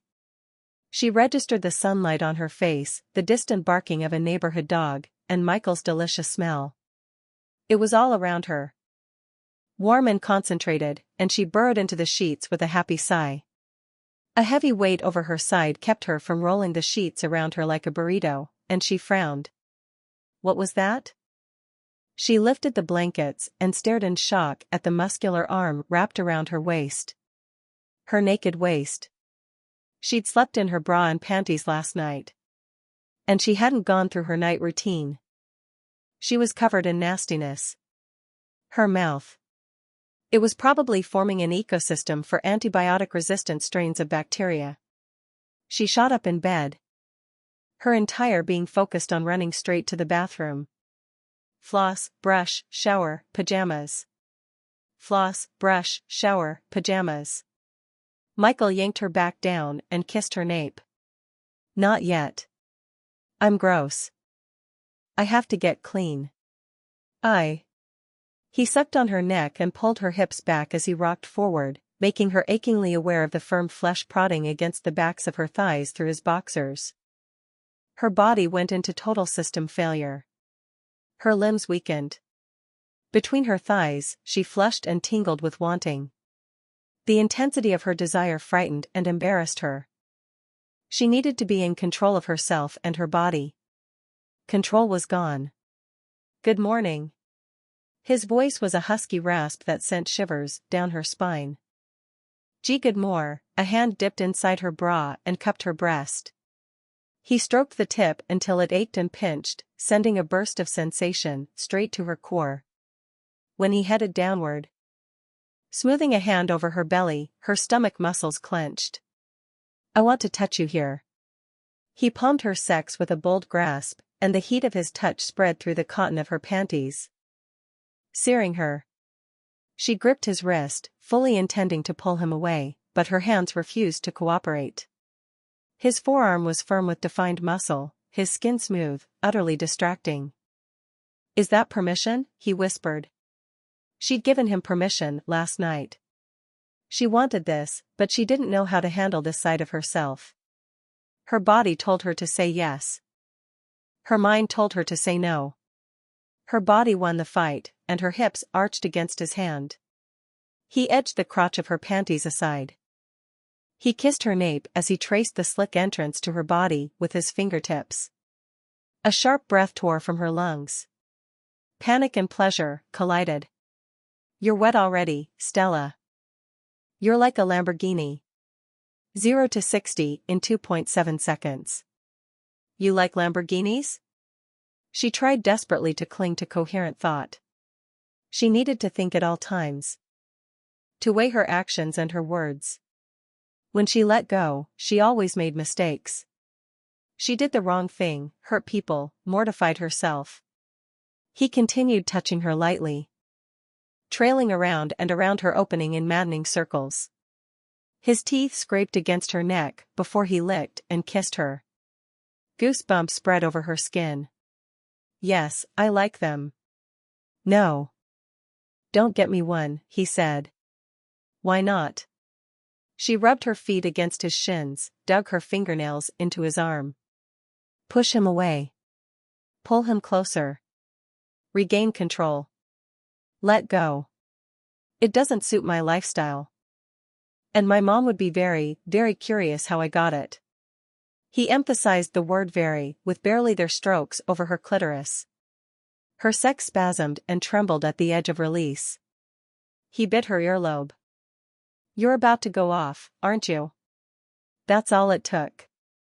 It's because I've been fantasizing about you ever since last Friday. Oh God, what had she just said? He removed his touch and sat up. His expression was soft as he brushed tendrils of hair away from her face. What does fantasy Michael do? Everything. He laughed before his eyes went intense. Does he make you come with his mouth? Real Michael wants to do that. She squirmed as the need to please him warred with her inhibitions. That was one thing fantasy Michael hadn't done. I'm more interested in giving oral sex than receiving it. Maybe we should work on it, he said in an unusually subdued tone. I'm not the only guy who loves going down on women. She sank her teeth into her lip and fisted the sheets. Women. Plural. For a regular man, that meant anywhere from 1 to 10, maybe 20. For Michael, hundreds. It might even be thousands. For all she knew. A new type of anxiety weighed down on her. Could she possibly measure up against all of his past clients? I don't want to disgust you. You won't. How do I make it good for you? Are some women better at receiving oral sex than others? What do they do? She badly wanted to be good at it. She wanted to blow all the others out of the water, but there had been so many of them. What is going on in that beautiful brain of yours? He asked in bafflement. I need, I think. No more thinking, he said as he touched a thumb to her lips. He ran warm hands from her shoulders down to her wrists, interlaced their fingers, and squeezed their palms together. Her muscles tensed as she worried she wasn't responding the right way. What was she supposed to do? Now that she understood he wanted her to feel pleasure, she wanted to give it to him, wanted to make him happy. Stella, you're locking up on me. His eyes searched hers. Worried now. I'm sorry. She felt the sweat between their hands and fingers and winced. Her heart pounded. She was screwing this up. He gathered her in his arms and held her, smoothing a hand through her hair in slow sweeps. This is because of oral sex? We don't have to have it. Stella pressed her forehead to his neck and breathed in his scent. By slow degrees, she relaxed into his embrace. I'm very competitive. He brushed a kiss against her temple. Okay, but how does that factor into anything? It means I want to please you more than all your other clients have. Stella, I'm the one who's being paid to please here. I'm not paying you for sex anymore, remember? He made a frustrated growling sound and held her tighter. What am I going to do with you? I have you hot and naked in my arms, and you're still not ready. She sighed and rested against him. She idly traced the dragon scales on his bicep. We could floss, brush, shower, and dress. He threw the covers off. Let's do it, then. Don't you have any casual clothes? Michael swept her damp hair to the side and kissed her neck as she stared at her wardrobe, trying to make her clothing selection for the day. I didn't need them when I started working. So I gave them all away, she said. You had them, though? Or were they all knee-length skirts and button-downs? As he spoke, his arms stole around her bathrobe-clad waist and hugged her to his naked chest. Her body couldn't decide if it wanted to relax or stiffen. She suspected he was seducing her. It was almost working. It was definitely making her mind fuzzy, but that was a good thing. He was distracting her from her headache and the fact that she was terribly off schedule today. Something that normally filled her with irritation and frustration until she could start over and do things right. They were skirts and button-downs. How do you know me so well? His hot breath fanned over her ear as he chuckled. You are my favorite puzzle lately. I want to see you in sundresses, Stella. I don't have any. It's Sunday. We could go shopping. She turned around, feeling a spike of anxiety at the thought of going out in public, going somewhere new, and worst of all, trying on itchy, scratchy clothes that were probably dusted with rat feces from warehouse floors. Can you make me sundresses? I was serious when I said I wanted custom Michael designs. I'll have to get anything I buy seriously altered before I can wear it, anyway. Instead of answering, he pulled a pink shirt off its hanger and inspected the inside seams. French seams. The fabric is, he rubbed it between his fingers. It's plain cotton. I love cotton. Silk, too. I don't mind synthetic fabrics like acrylic and lycra, as long as they're soft. But I can't stand crisp denim or wool or cashmere or angora. A pleased smile curved over his mouth as he continued to check out the construction of her shirt. My practice girlfriend might know more about textiles than I do. Impressive. His compliment made her feel warm and bubbly, but her mind snagged on her practice girlfriend title. She didn't like it, namely the practice half, But she knew she had to be realistic about what she could and couldn't have. Better to focus on the irony of her tactile defensiveness, leading them to a common interest. She restrained herself from reading off fabric types and qualities like an encyclopedia. He hung her shirt back up neatly and stepped in front of her, resting his hands on her hips. I really want you in sundresses, Stella.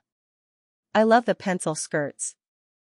They do fantastic things to one of my favorite parts of you, but they've also been torturing me. How? Why? They don't let me do this. Watching her with heated eyes. He drew the end of her bathrobe up. It made a brushing sound against his jeans as he bared her thighs to the cool air. His palm scraped up the outside of her leg, paused at her hip, and reached behind her to squeeze her rear, making needs shock through her body. The brown curls between her thighs were visible, and she caught him eyeing them darkly. Without asking, without hesitating, without giving her time to think, he slipped his hand over her hip and down to her pelvis. Daring fingertips threaded through the hair and massaged the peak of her sex. Her skin burned where he touched her, and her knees weakened. She braced herself on his shoulders. That's my girl, he whispered as he leaned down to kiss her. The taste of his clean mouth was heavenly, and a high-pitched sound hummed from her throat as she kissed him back. She tried to kiss him as well as he'd taught her, but she couldn't concentrate. His fingers were doing diabolical things to her. It was all she could do to stand, and she wasn't doing a good job of it. Each stroke of his fingers melted her a little more. She was starting to tremble. Without breaking the kiss, he picked her up and carried her to the bed. The feel of her back sinking into the down blankets brought her to reality. They were finally going to do this. Sex. Without structure, without a plan. She was going to be bad at it, and he'd have to show her what to fix, how to improve. And she'd try very hard to take the criticism in stride even though it humiliated. He tore her bathrobe open, and his mouth fastened on her nipple, drawing deeply. She arched into him with a gasp that turned into a moan when his hand slid between her thighs again and stroked her. Her sex clenched so hard it hurt. Shh, he whispered against her breast. One long finger slipped into her, and grateful sighs and murmurs tumbled from her lips. That was exactly what she needed. He worked a second finger in. And the stretching sensation had her head falling back. No, this was what she needed. Her heels dug into the bed as she pushed into the penetration. His fingers eased in and out, curling against her to breathtaking effect. When he removed his touch, she couldn't bite back a protesting sound. Michael, more. He lifted his glistening fingers to his lips and sucked them into his mouth. The intensity of his eyes coupled with his devilish grin had her bunching the blankets in her hands as her core tightened on itself. The caresses resumed with deep, slow thrusts. It was good, so good. But he wasn't touching her where she needed it. Her hips writhed as she tried to relieve the growing ache. When he withdrew again, she stroked her hands down her stomach in rampant frustration. But her own touch did nothing to excite her. He gripped her knees, pulled them apart to bare her sex to his eyes. His chest expanded on a sharp inhalation, and his dragon tattoo rippled. His throat worked on a loud swallow. I should have known you'd have the prettiest little. Michael, don't say it, she said quickly. He paused, considered her with a naughty glint in his eyes. You mean, pussy? Flames burned her face, and she wanted to hide inside herself. The corner of his mouth kicked up. No wonder my mom likes you so much. It's very Vietnamese to be modest about sex. I didn't even know the correct Vietnamese word for girl parts until I was 20. Most people call it a little bird. My aunt refers to it as a sweet potato. Those aren't the right words for yours. You have a pussy, Stella. Her face burned even hotter, and the blush spread down her neck to her chest. Touching everything. That's a cat. They purr and catch mice. Me, that part, it doesn't, the image is so ridiculous, I can't. It's a pussy, Stella, And it's wet for me, and I want to eat it. Focusing a dark look between her legs, he traced her folds, dipped inside briefly, and began circling the part of her that wanted him most. And this is your clit. It wants my mouth so bad it's bright red. Put us both out of our misery, and let me taste you. If you hate it, I'll stop. It hit her then that he truly wanted this, her. He liked what he saw. His unabashed craving for her most private parts was real. And dirty. And exciting. A secret Stella woke up and stretched, drawn to Michael and his words. Will you be disappointed if I don't like it and I don't respond like other women? She wanted to like it, wanted to orgasm for his mouth like so many other women had, and because of that, her arousal started fading away as performance anxiety took its place. If you don't like it, then we'll move on. Running his hands down her inner thighs, he spread her wider. The tip of his tongue pressed against his gorgeous upper lip.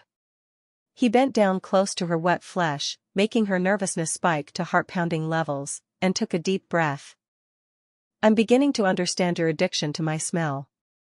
It's a good thing you don't smell like this everywhere, though. I'd have a constant hard-on for you. I'm having enough trouble as it is.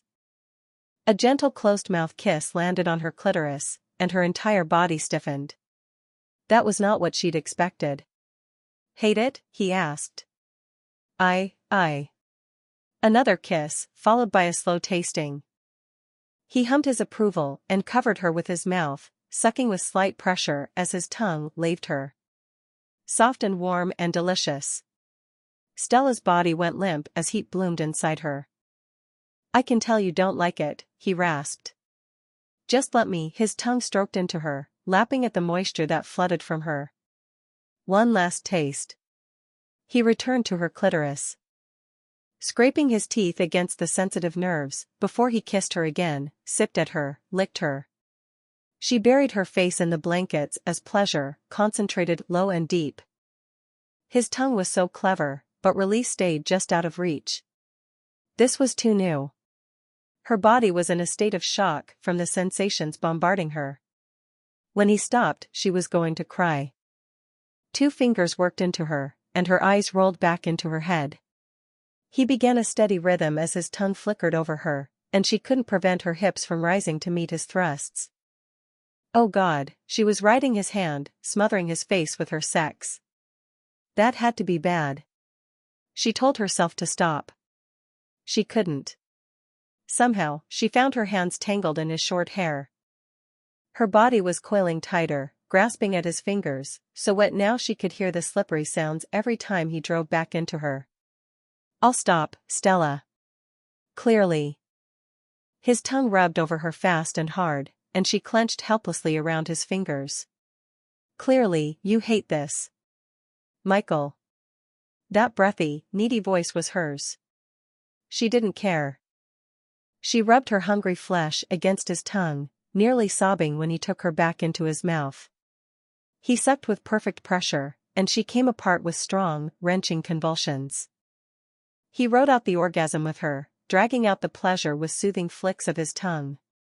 As the aftershock spaced out, he pressed a parting kiss to her sex and rose over her to blanket her with his body.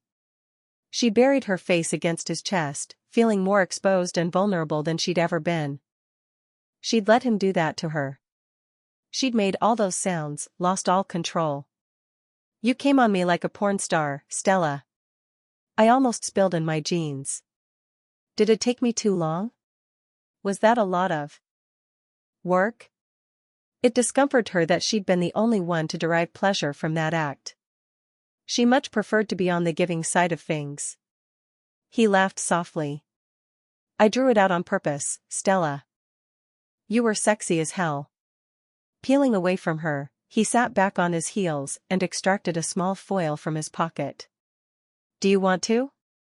She pushed herself up, and the bathrobe slipped off her shoulders. She stifled the reflex to cover her nudity but couldn't bring herself to meet his eyes. Her pulse was out of control. Yes, I want to. She took the foil from his hand and tore it open with shaky fingers. He got down from the bed and unbuttoned and unzipped his fly.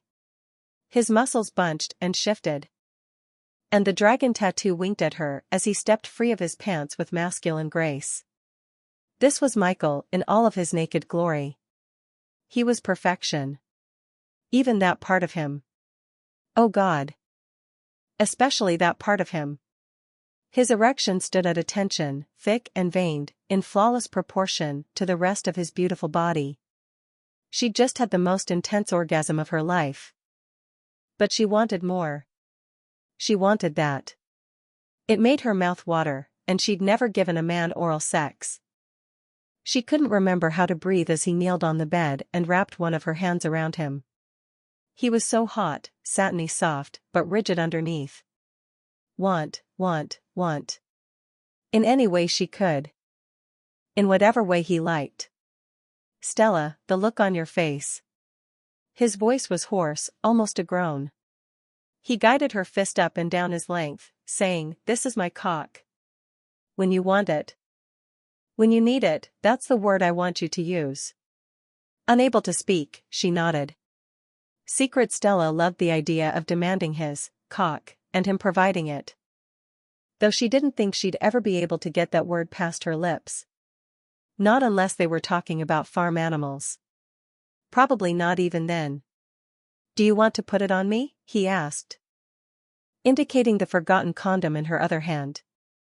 She licked her lips and cleared her throat. Yes. Her hands weren't steady, so she and Michael ended up doing it together. When they finished, he pulled her close, and she shivered at the feel of their skin coming in contact. Her nipples grazed his chest, and his solid length burned against her lower belly. He swept his hands up and down her back as he angled his head, trying to catch her gaze. "Why won't you look at me?" She trained her eyes on the notch at the base of his throat and hunched her shoulders forward. "I'm feeling very self-conscious. We're both naked." She didn't know how to explain that it was on the inside that she was feeling naked. If he looked into her eyes, he'd see all of her, the person she kept hidden away. No one wanted to see that. This was supposed to be fun and educational, not soul-bearing. He tipped her chin back, and she caught a glimpse of tender eyes before she squeezed her own shut. "Kiss me, please," she said. Warm lips took hers, tasting of her and him and sex. His hands grew urgent as he caressed her. He grabbed her thigh and hooked her leg around his hips, opening her to him. With a flex of his hips, he stroked over her sex. The friction sent blood pooling fast and hot. "Now, Stella." She wrapped her arms around the barrel of his chest and pressed her lips to his neck. "I'm ready." He lowered her to the bed, and his body covered her. He nuzzled against her jaw and ear, pressed soft kisses to her cheek, the corner of her mouth, her lips. "You have to talk to me, okay? If something hurts, if you don't like it, if you want something more, if it's perfect. Say everything." Eyes still shut, she said, "I'll try." Unexpectedly, he flipped her around so she was on her hands and knees. "I think you'll feel less self-conscious this way." She opened her eyes, taking in the rumpled pillows and wooden headboard. He was right. This was better. He couldn't see her. She immediately relaxed. "Will it be good for you this way?" The other men had all preferred the missionary position. "No, it's going to be excellent." Rough hands glided down her back and massaged her with voluptuous motions. His firm chest brushed against her shoulder blades as he propped an arm on the bed next to her. Reaching in front of her, he slid a hand up her inner thigh. He searched through her folds and sank his fingers deep, working her until her hips were rocking and fresh moisture drenched the both of them. Withdrawing, he teased her clitoris with gentle touches. "Michael." "Stella," he replied, breathing heavily in her ear. Something hard prodded at the entrance of her body and pushed inside slowly. Stella stopped breathing. Sex had hurt in the past, but there was nothing now but a sensuous stretching that went on until Michael seated himself fully inside her. She tried to swallow. To talk. couldn't. They fit perfectly. For long moments, Michael remained immobile. Sensing the tension in his body, she looked at him over her shoulder. Michael? His face was drawn as if in pain. I've been wanting this too long. It's too good. You feel, he exhaled. If I move, I'm going to lose it. She couldn't stop herself from smiling. She wasn't alone in this. Move. She arched her back and rocked against him. The motion pushed him in even deeper, filled her. A raw groan escaped his throat. Stella, I'm serious. Give me a moment to cool down. This is our first time. I want fireworks for you. Our first time. He made it sound like there would be lots of times. The thought made her so happy her heart wanted to burst. She didn't need fireworks. She just needed him. Wet kisses landed on her neck, interspersed with teasing nips and greedy licks. He traced the folds stretched tightly around him before sliding his slick fingertips higher. When he rubbed her there, she clenched on him and moaned. Only then did he begin moving. He withdrew. Thrust back into her, retreated, returned, picking up a driving rhythm. The twin assaults of his fingers and invading sex kindled flames beneath her skin that spread outward in widening rings. Stella, he said with a groan. You feel too good. Sweet Stella, my Stella. His words soothed and excited. She tried to speak as he'd asked her to. But all that came out were gasps and sighs of pleasure. Instead, she communicated how she felt with her body. She spread her thighs wider and writhed to match him thrust for thrust. Did he like that? Or was she being too debauched? The hand propped against the mattress captured hers, and he interlaced their fingers. Just like that, he whispered. Perfect. Her sex fisted tight. For a timeless moment, she hovered on the brink, breathless, possessed, loved. The orgasm crashed over her. She rippled around him as he drove into her relentlessly. She attempted to meet his thrusts. But the strong convulsions gripping her body stole her coordination. His lips traveled from her neck to her jaw, and when she turned toward him blindly, he captured her mouth. Stroking his tongue deep. The caresses between her legs did not ease, and before the last orgasm had finished, she felt another building. Her muscles fluttered around his impalement, clamped down, and exploded yet again. With a hoarse groan, he surged into her one last time. He rubbed his jaw against her cheek and neck and lowered her shaking body to the bed, held her close like she was his.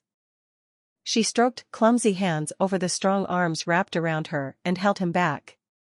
Until she remembered sex didn't mean anything to him, and she loosened her grip somewhat. Michael enjoyed physical intimacy. That was all. Emotion clogged her throat, anyway. If this was just practice, she never wanted the real thing. How long could she live in a fantasy? Chapter 16. As Michael embraced a boneless, contented Stella, his heart stumbled around his chest like a drunken man. That hadn't been practice fucking for a practice relationship or pro bono fucking to prove he was better than his dad. He'd fucked hundreds of women. But he'd never been so in tune with one woman's body. He'd never been so desperate to please or so elated when she cried his name and came for him again and again and again. He didn't know what that had been, but it sure as hell hadn't been fucking. She hugged him tighter, pressed sloppy kisses to his shoulder and neck, and grinned up at him. She arabesqued her fingers on his chest. Apparently this was not always a bad sign, and it tickled like hell. He flattened her fingers against his heart to still their tapping and tried to put himself in a professional state of mind. Look at you. I'm expecting another 5-star review. 6 stars. Her grin widened, and chocolate eyes shone at him and forgot to dart away, letting him really look at her for the first time that morning. It made him feel like he'd won something priceless. Kicked the breath straight out of his lungs. You're bad for my ego. It's big enough as it is, he made himself say in a light tone. You don't act egotistical. You're very modest but confident. It's one of the many things I love about you. Love? Sharpness panged inside his chest. She could never love him. He felt the certainty with every fiber of himself. Love required trust. And only a fool would trust him. He was his father's son. But he could prove he was more if he did this right. That was all he could ask for. He glanced at the clock and was amazed to see it wasn't even 10 yet. The events of the morning had felt life-changing, but they'd only been awake for 2 hours. I'm starving, and I need coffee, he said. I also need to get my car. All of my clean clothes are in there. Mostly, he needed some space.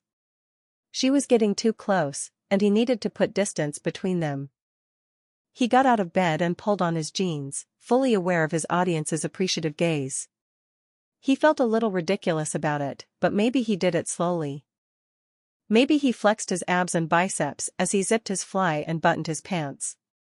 Because really, putting on pants required a lot of muscle. Hurry up and get ready, Stella. Her brow furrowed. Why? We're going shopping. Couples do that on Sundays.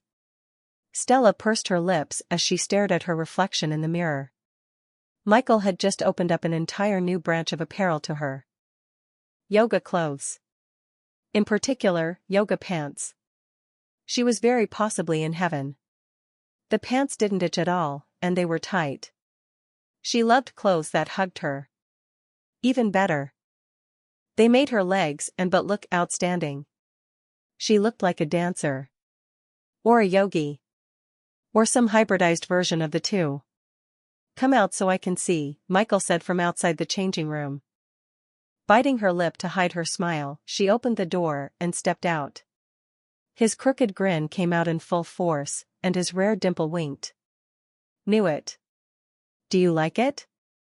She smoothed a hand over her tummy and turned in a slow circle. He stood up from the waiting chair and approached her, running appraising eyes over her curves. He slid a hand down the length of her neck to her shoulder and across the tight-fitting long sleeve so he could interlace their fingers. I love it. I'm sexy in this. He wrapped an arm around her waist and drew her near. Very sexy. He brushed his lips over hers and tickled his way to her ear and neck, making her squirm and bite back giggles that would have been decidedly unsexy. From the corner of her eye, she caught a shopgirl watching her with open envy. The girl mouthed the words, so lucky.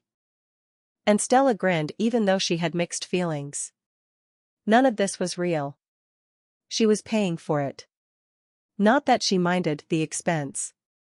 Michael was worth every penny. I assume you're going to buy them? One of every color. I have to put my foot down. Not the fluorescent orange, with yellow spots. It hurts me, he said with a wince. No fluorescent orange and yellow, got it. Oh, they have dresses. Her eyes rounded at the possibilities. When they stopped for lunch at a small French bakery in the Stamford Mall, 3 enormous bags of apparel took up the space on the pavement by their feet. He insisted they had the best non-Asian sandwiches in California, which Stella found interesting because she hadn't even known Asian sandwiches were a thing. She expected the sandwiches to be stacked high with deli goodness, but when he brought lunch to their outdoor table, it was plain baguettes with turkey, Swiss, and butter. At least he'd bought an almond croissant, too. To her surprise, her first bite of the baguette was delicious. The secret is really good bread and butter. All you need is strong basics. He said with a wink, and she got the feeling he was talking about more than food. As light afternoon shopper traffic passed by and the sun shone down through the trees, Stella decided she might want to do this again. Her regular Sunday schedule was shot, but she was open to developing a new weekend routine. She was adaptable, especially when things involved Michael. Dressed in casual khakis and a white button-down open at the collar and rolled up to his elbows, he looked magazine delicious, as usual. It occurred to her they'd spent the entire morning shopping for her. How selfish and self-absorbed of her. Do you want to look at men's attire? She considered the shops around them, wondering if any of them appealed to him. He shook his head with a funny smile. No, thanks. Are you sure? Would you let me get you something? When his expression went uncomfortable, her heartbeat picked up, and she tried to make light of the situation by adding, since you won't let me get you a Lamborghini. He sent her a searching look. Would you really get me a Lamborghini if I wanted it? She stared down at the crumbs on her sandwich wrapper and nodded. I can afford it, if that's what you're asking. I don't really know how to talk about money matters, but I make a lot, and there aren't many things I want to spend it on. I would love to get you a car. Especially if, she cut herself off before she could say something that would make him angry. If what? I'd rather not say. I'm pretty sure it's not appropriate. He tilted his head to the side, and his expression grew shuttered. I'd like to hear it. I was going to say, she took an uncomfortable breath. Especially if another woman got you the one you have. He focused on folding his sandwich wrapper into a neat square. Are you asking if the car was a gift? She was pretty sure it was, and it infuriated her. Yes. It was, actually. From the blonde at the club. His brow wrinkled. How do you know that? She's the client who won't leave you alone. The memory of the woman kissing him flashed in her mind. And Stella's hackles rose. Not only that, but he'd had sex with her, probably multiple times. She dug her nails into the glass surface of the table as her breathing went fast and bitter. He settled a hand on top of hers, and her heart rate eased. I don't like getting those kinds of gifts. Please don't, okay? Okay. But she couldn't help feeling he kept the gift because he liked the woman who'd given it to him. Wasn't that what you did when someone meant something to you? You kept the things they gave you? She wanted him to keep something from her. The fact that he wasn't allowing her to give him anything made her feel almost desperate. You've got your work cut out for you if you're going to start getting jealous of my past clients, Stella, he said, his eyes level and his voice somber. Like his escorting was a sad reality they had to accept. Question after question piled on her tongue. If he didn't like it, why did he do it? He was so talented with clothes. Why didn't he make more of it instead of dry cleaning and altering it? What did he use his escorting money on? Did he have some secret addiction? Was he in danger? Why couldn't he be hers for real? He was hers for now, though. He didn't want the blonde. He hadn't been with the blonde this morning. As they finished up with lunch, the question from before persisted in the back of her mind. Why couldn't he be hers for real? There was only one plausible reason she could think of: he didn't want her back. Things like that weren't written in stone, though. At the beginning of all of this, she'd been prepared to learn skills that would aid her in seducing a man, possibly Philip James. But why should she settle for Philip when maybe she could have Michael? Could she use what he taught her on him? Could she seduce her escort? Chapter 17. She was supposed to be working. The online underclothes project was interesting. Normally, she'd have finished by now. But she simply could not look at underwear, even the word underwear, and not think of Michael. The desk drawer where she kept her phone beckoned to her. She wanted to text him. Was that allowed? Aside from that night at her office, they'd only texted for logistical purposes. She tapped her fingers on the surface of her desk before she fisted her hand. How was she supposed to seduce him if she couldn't get up the nerve to send him a simple text message? She dug her phone out. Hi. She deleted the message before sending it. I miss you. Just the sight of those words made her palms sweat. Too direct. Delete. I wanted to confirm our plans for tonight. She hit send and placed the phone on her desk as she stared at her computer monitors without seeing a single thing. The screen on her phone went black from inactivity. He was probably busy. Her phone vibrated, but instead of buzzing once to indicate she'd gotten a text message, it kept buzzing. A phone call. She peeked at the screen, and her heart jumped when she saw it was Michael. She hugged the phone to her chest before answering it. Hello? Hi, Stella. In the background, his mom gabbed in Vietnamese and a sewing machine word.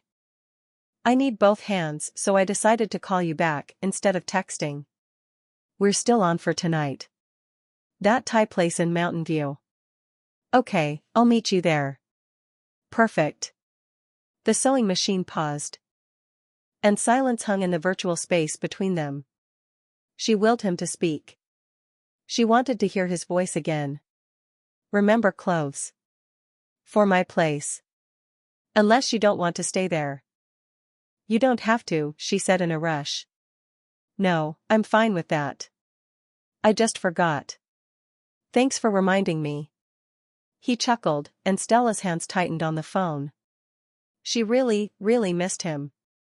And it had only been a day since she'd seen him last. His mom said something, and he sighed. I have to go. Looking forward to tonight. Miss you. Bye.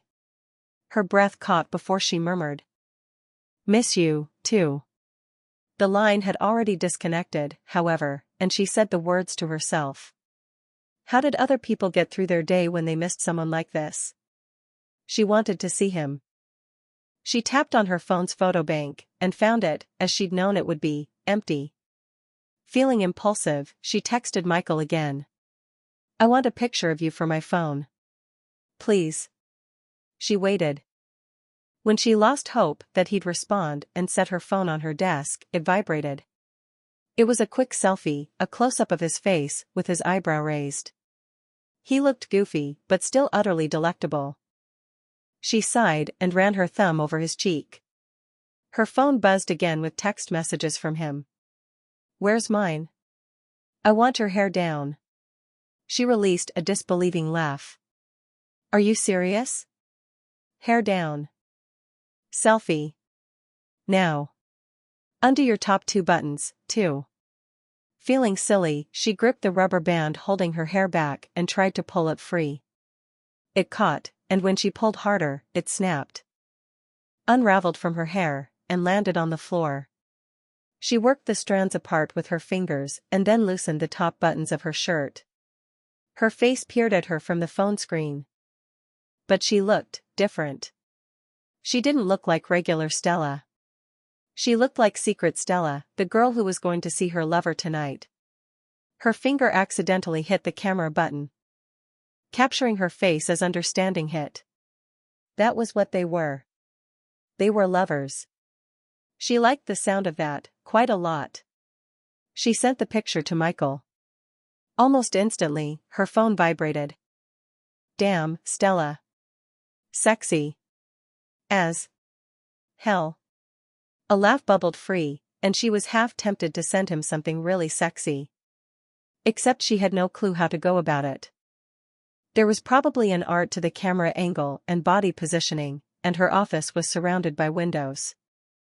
Either her colleagues would get an eyeful or she'd have to figure out some way to stuff her phone inside her fitted clothes. She set her phone down in defeat and made herself focus on her work, which she still loved. As she waded through the data, she ran across an interesting finding: the vast majority of married men didn't buy underclothes, not even for themselves.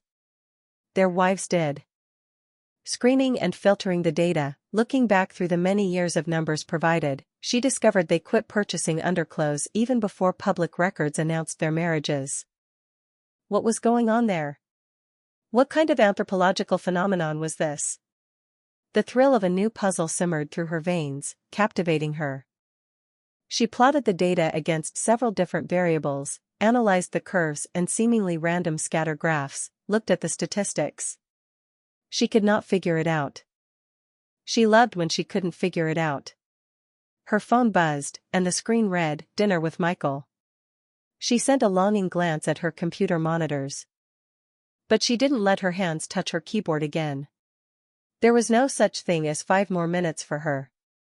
If she went back to work, the next time she surfaced from the data would be well after midnight. That was why she set the alarms. Also, Michael was just as interesting as the data, and he made her laugh. He smelled good and felt good and tasted good and, She hugged herself as her feet danced over the carpet. This was almost too much perfectness. Exciting work during the day. Exciting Michael at night. She wanted this every day, forever. She saved her work, powered down her computer, and gathered up her things. Walking down the hallway while people were still in the office was something she did rarely, but her coworkers didn't usually think much about it. Tonight, however, the unusual attention she got as she passed by confused her. The top econometricians in their offices paused in the middle of writing formulas on their whiteboards. The younger analysts in their cubicles gave her startled looks. As she strode past Philip's office, he looked up from the papers on his desk and did a double take. She waved at him and went to the elevator banks. Just as the doors began to close, Philip jumped inside. "You're heading out early today," he said. In the process of adjusting her glasses, she realized her hair was down. This was why everyone was acting so funny. She rolled her eyes. It was just hair. Dinner plans. Philip's light eyes tracked over her in a thorough sweep. "Meeting someone?" She tucked her hair behind her ear. "Yes." "Took my advice, huh?" he said with his usual smirk. "I did, actually." "Thanks." He blinked, and his eyebrows climbed. "You're surprising, Stella, and you look good with your hair down." The appraising nature of his gaze made her thoroughly uncomfortable, and she itched to refasten her top two buttons. "Thanks. So who is he? Do I know him? Is it serious?" She tapped her fingers on her thighs. "I don't think you know him. I hope it's serious." "It's serious to me. Don't ask him to marry you too soon, okay? That scares the crap out of guys." She scowled at him. He cleared his throat. "Sorry, that came out wrong. Just go slow." "That's what I meant to say." When the elevator dinged and the doors slid open, he pressed a hand to the door sensor to keep it open. "Ladies first." She marched out, hoping a fast gait would help her leave him behind, but he speed-walked to her side. "Where are you two going?" "A Thai place." She spotted her car in the parking lot and wished she could teleport herself directly inside. She was never wearing her hair down at work again. "So you like spicy food?" "I do." "I'll tell you if this place is any good, and you can take Heidi there." "Not dating Heidi anymore. She really is too young for me." "No common ground." She said I have to work on how I communicate with people. Apparently, I come across condescending. It's frustrating. I can't help it if I know things. He coughed. "Forget that last part." That gave her pause. She knew what it was like to have trouble communicating. Did that mean Heidi had broken things off? Underneath his obnoxious exterior, was Philip sad? Was he capable of being sad? "I see. You and I have common ground." By the look in his eyes, he meant it. He was actually interested in her now. Stella stopped at her car. "We do." Her mother thought they were perfect for one another. If he hadn't inspired her toward out-of-the-box thinking with his asshole advice, she might actually be interested back. At the very least, she might have let him be her fourth disastrous sexual encounter. Not any longer. The only one she wanted now was Michael. "I have to go, or I'll be late." He stepped back. "Have a good night, Stella." "Not too good, though. See you tomorrow." After she got inside her car and buckled up, she caught sight of him getting into his own vehicle. A brand new, bright red Lamborghini. Not her style at all. She would have hated it on sight if it weren't for the fact that Michael liked them. Sighing, she headed to meet him. The drive was quick. And it wasn't long before she walked into the humid interior of the restaurant. He was waiting for her at a table for two by the window, looking edible himself in black slacks, a striped button-down, and a black silk vest that fit his trim waist to perfection. His eyes twinkled, and he tapped his lips with an index finger as he watched her walk between rows of tables toward him. When she reached the table, he stood up and wrapped her in a tight embrace, pressing his lips against her neck as he wove his fingers into her loose locks. "All this hair. My Stella looks gorgeous tonight." She breathed him in and molded herself against him. A sense of rightness locked into place, and her resolve hardened. She was going to seduce him. If she could just figure out how. "My rubber band broke when I took it out earlier. Now everyone at work thinks I've taken up stripping." His shoulders shook as he laughed. The waiter approached, and they reluctantly broke apart to sit. "You could, you know. You've got the body," he said with a teasing grin. "With my coordination, I'd concuss myself on the pole." He stayed wisely silent on the topic of her coordination. "Is this another Michael original?" she asked, indicating his vest, which she loved to distraction. "Of course. By the look in your eyes. You want to touch it. My work is complete." That was when she noticed she was reaching across the table toward him. She pulled her hands back and sat on them, adjusting her glasses with a wrinkle of her nose. "You can look at it more closely later." He held a palm out on the table and cocked his head to the side, waiting. And she realized he wanted to hold her hand. How was she supposed to seduce him when he seduced her so well? She withdrew her hand from underneath herself and settled it in his. He closed his fingers around hers and stroked his thumb over the back of her hand. "How was your day?" As the words left her mouth, she recognized it was the first time she'd asked him that. It wasn't the first time she'd wanted to know. Was it too personal? Could she ask him things like that? His lips twisted with something between a smile and a grimace. "It's prom season. Not my favorite time of year. Lots of alterations? And squealing teenaged girls. They must all crush on you instantly. That had to get pretty exhausting. I have my mom do most of those fittings, so it's not so bad.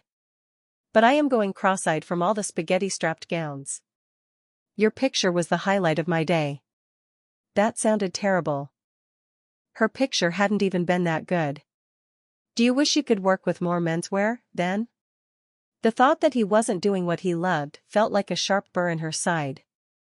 She would need therapy if she had to do work she detested all day, every week. He shrugged, but his expression was thoughtful. "I prefer the creative side of the work, making something new. I don't mind the actual constructing and altering, but it's not very challenging. Have you thought of starting your own line?" She covered her mouth as the idea occurred to her. "You could go on one of those reality TV fashion contests. You would win." He smiled down at their joined hands, but it wasn't a happy smile. 3 years ago. I got selected for a spot on one of those. I think they liked my face better than my portfolio, but whatever. An opportunity is an opportunity. Stuff happened, though, and my mom got sick. I had to turn it down." The blood drained from Stella's face as her chest broke open. Of course, he would do that for his mom. He glanced up at her, and his expression went tender. "Don't look so sad. She's doing really well lately." "It's cancer?" She vaguely recalled hearing his sisters mention chemo while they were fighting. But she'd been so overwhelmed she hadn't fully absorbed the information. How had that gotten past her? What kind of person was she? Stage 4, incurable, inoperable, lung cancer. No. She's never smoked. She just has bad luck. The latest treatments are working for her, though. Things have been good, he said with an encouraging smile. She squeezed his hand tight as she gazed at him. Did he have any idea how indescribably wonderful he was? The waiter arrived, and Michael asked her, "Want me to order?" When she nodded, he rattled off the names of a few dishes without looking at the menu. "How was your day?" he asked. "Fine." He grinned and pinched her chin. "Details, Stella." "Oh. Well. I've encountered an interesting puzzle with my work." There is this fascinating phenomenon I can't explain. Why are you looking at me like that? His head was tilted to the side. His smile particularly fond. You are adorably sexy when you talk about your work. Those things don't go together. He laughed. They do with you. Continue, puzzle fascinating phenomenon. I'll tell you when I figure it out. Which I will. Let's see here. What else happened? Oh, my boss is pressuring me to hire an intern. And I took my first selfie today. She left out everything relating to Philip. There was no need to mention that uncomfortable encounter. Does your boss think you're working too much? She shrugged. Who doesn't think that? It's not too much if you love it. Like you do. Precisely. Please tell my mother that. If I see her, I will, he said. But judging from the tone of his voice, he thought the likelihood of his seeing her mother was low. That would be in about a month at the benefit dinner she's throwing. If you want to come with me, that is. You don't have to. She added quickly. The muscles in his jaw worked as he considered her. Do you want me to come? She nodded. She's threatened to matchmake if I don't have a date. And she only wanted to be with Michael. No one else. Very dire, indeed. When is it? A Saturday evening. Formal attire. That shouldn't be a problem for you. The corner of his mouth kicked up. But the tension around his eyes remained. All right, I'll mark it on my calendar. I'd be happy to go. Really? Yeah. She bit her lip, hesitated, but decided to go ahead and say it. Will you make my dress? He searched her eyes for a long moment. Okay. I'll pay for it, of course. Wait until you see it first, he said, bringing her hand up to his mouth so he could kiss her knuckles. I'm going to love it. He shook with another laugh. I think you will. Dinner arrived. And conversation, real conversation, continued at a steady pace as they ate food spiced with lemongrass, macrat lime leaves, basil, and red chili peppers that burned her lips. She asked Michael about his favorite designers, Jean-Paul Gaultier, Issey Miyake, and Yves Saint Laurent, and learned he'd gone to fashion school in San Francisco. He asked when she'd discovered her love of economics, high school, and when she'd had her first boyfriend, never. He'd gone steady with a girl in 4th grade. Spending time with her primarily on the school bus. Stella ate more than she normally would have. She wanted to drag this out. When the bill came, she grabbed for it. But Michael handed the waiter his credit card with adept smoothness. She narrowed her eyes. This wasn't the first time he'd insisted on paying for things with her. And it made her intensely uncomfortable. Living expenses like these were inconsequential to her, and he clearly had money troubles. Why wouldn't he let her pay? How could they work around this? She had no idea how to discuss monetary things without insulting him. On their way out of the restaurant, Michael said, I need to stop at my place to pick up my clothes. I forgot about it until you reminded me. Does that mean I can see it? Or was she making assumptions by thinking they were spending the night together? If you really want to. It's nothing special. He rubbed the back of his neck, looking charmingly ill at ease. It can't be worse than my place. What do you mean by that? My place is empty and sterile. People called her that when they thought she wasn't listening. He ran his fingers across her cheek and down her hair. It just needs furniture. Come on, then. It's really close to here. By really close, he might have said he lived in the apartment complex right next door. It would have saved her from trying to find a place to park. After circling the packed parking lot unsuccessfully, he told her to take his assigned spot, and he parked a ways out on the street as she waited for him by the complex's water garden. Taking her hand, he led her up a set of outdoor stairs to his 3rd-floor apartment. I didn't clean before I left, so expect the worst. Don't have a heart attack, okay? She braced herself. I promise. Chapter 18. Michael held his breath as Stella walked into his one-bedroom apartment.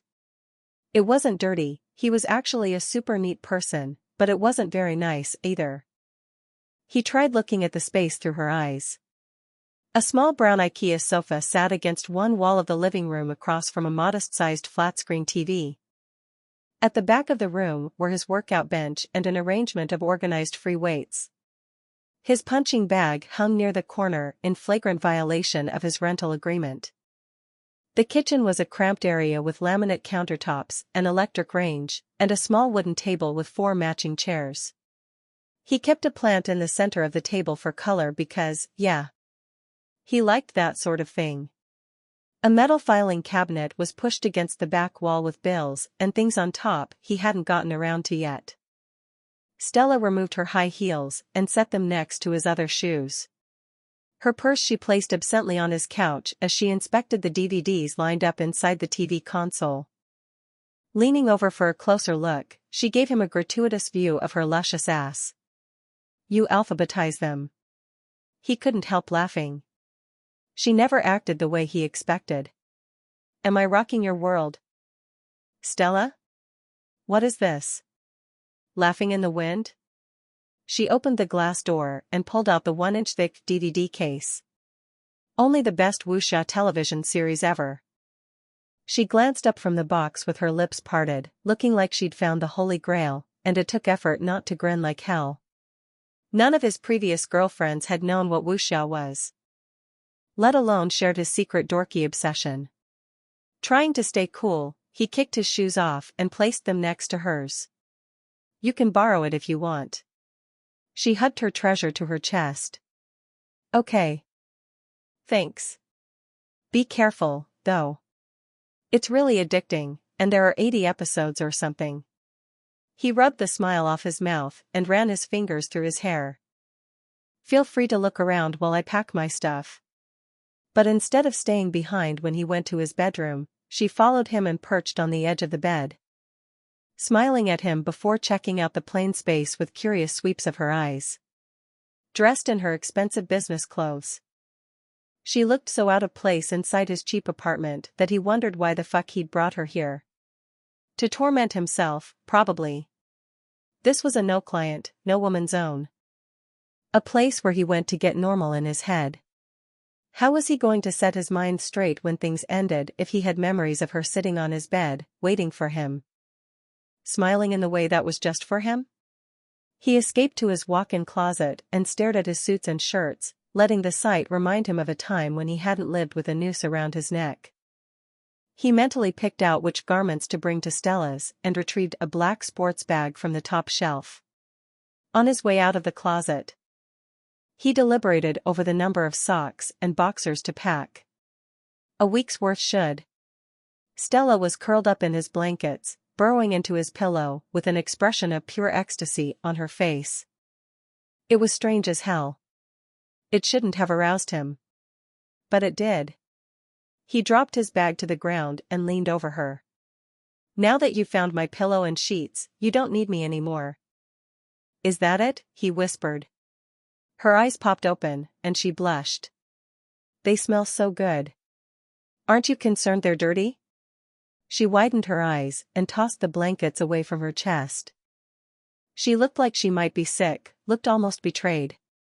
Before she could start hyperventilating, he lay down on the bed and gathered her against himself. "I'm the only one who sleeps here, Stella." "I was kidding. And I shower at night." He had to wash his clients away before he slept. No way would he bring them into his bed. Well, except for this client. None of his rules had ever applied to Stella. She pounded her fists against his chest without force. "That's not funny, Michael." "I'm sorry." He smoothed the hair away from her face and straightened her glasses for her. "I was only teasing you, and I didn't think about the others until you reacted that way." "You really haven't brought any of them here?" Was she jealous? Did he want her to be jealous?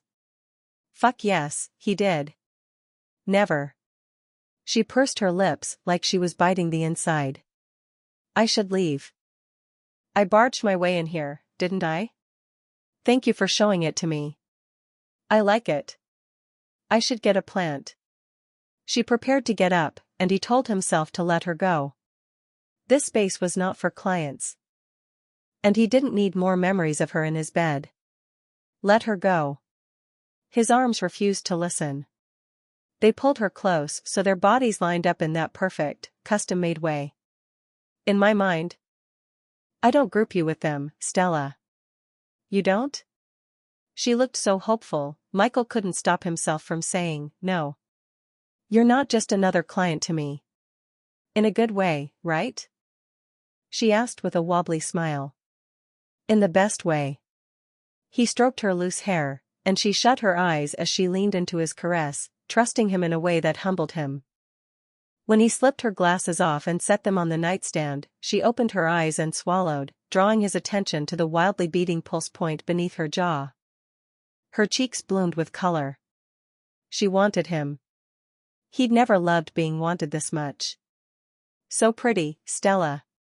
He brushed his thumb across her bottom lip. And she sighed and kissed it before she surprised him by sucking it into her mouth.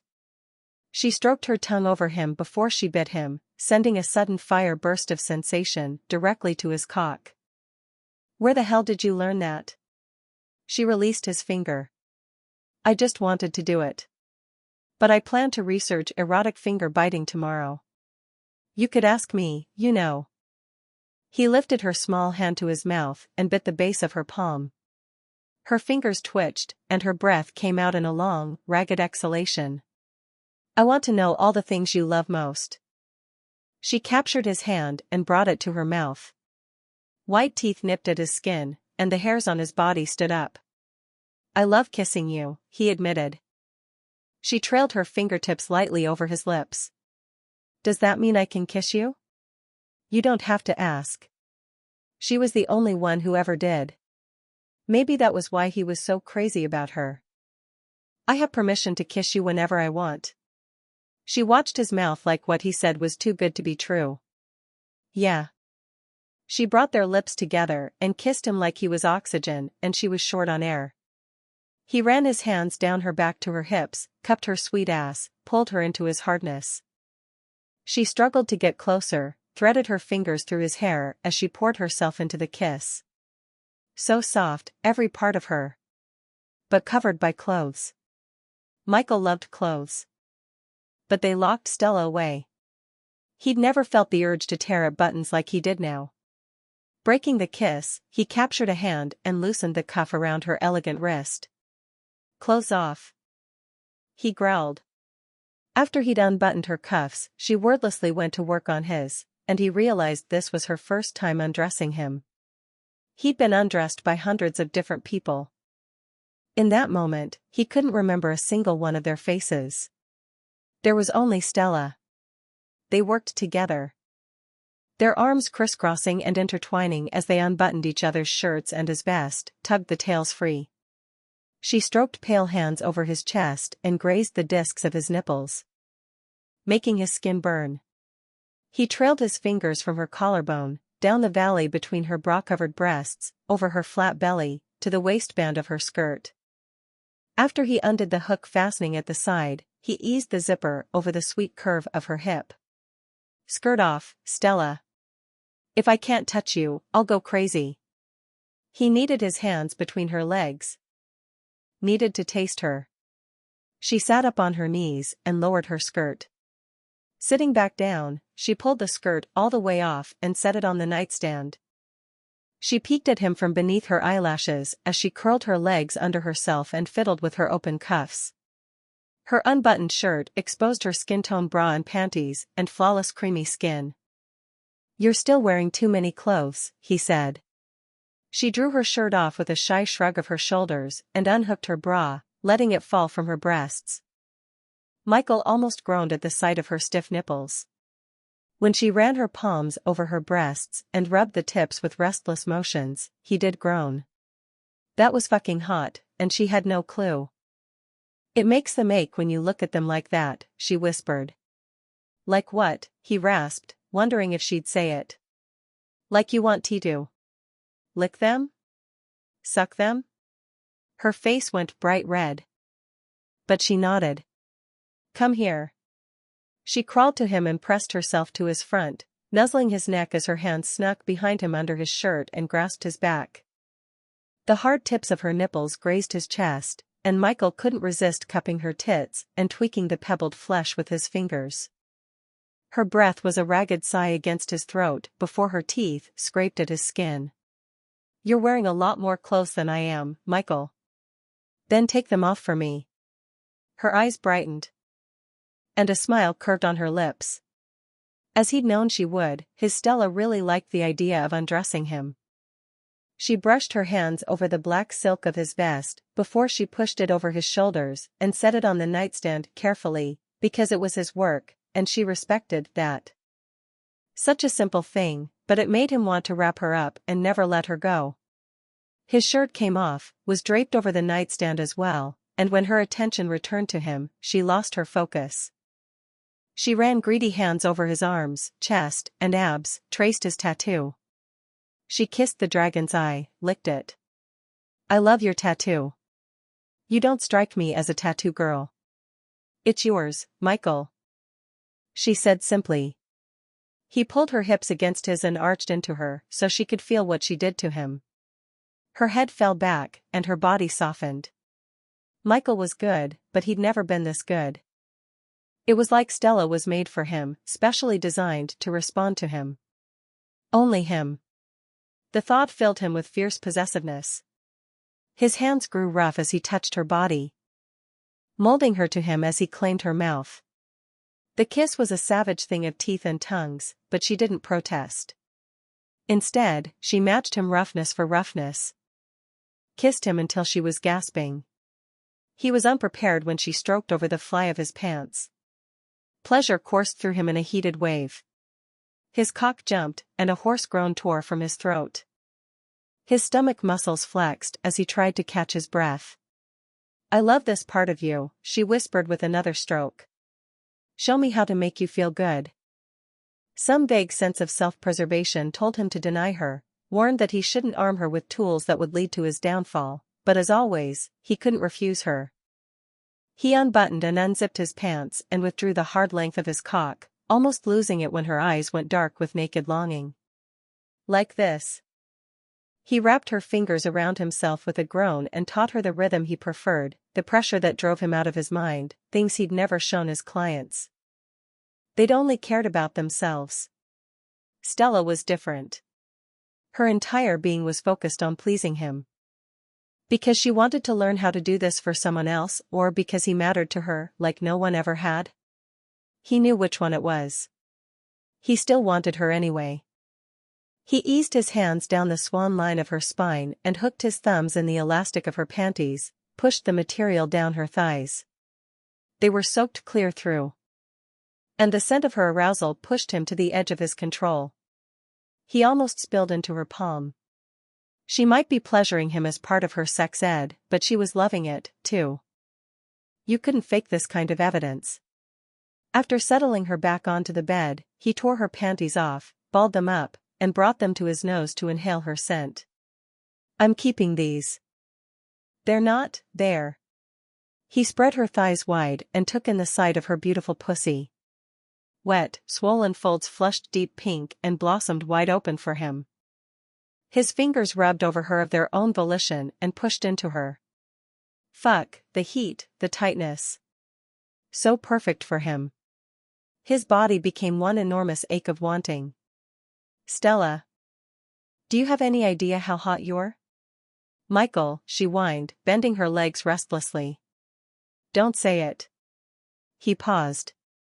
Her words said no, but her body. Her chest heaved on ragged breaths. And she was clenched tight around his fingers.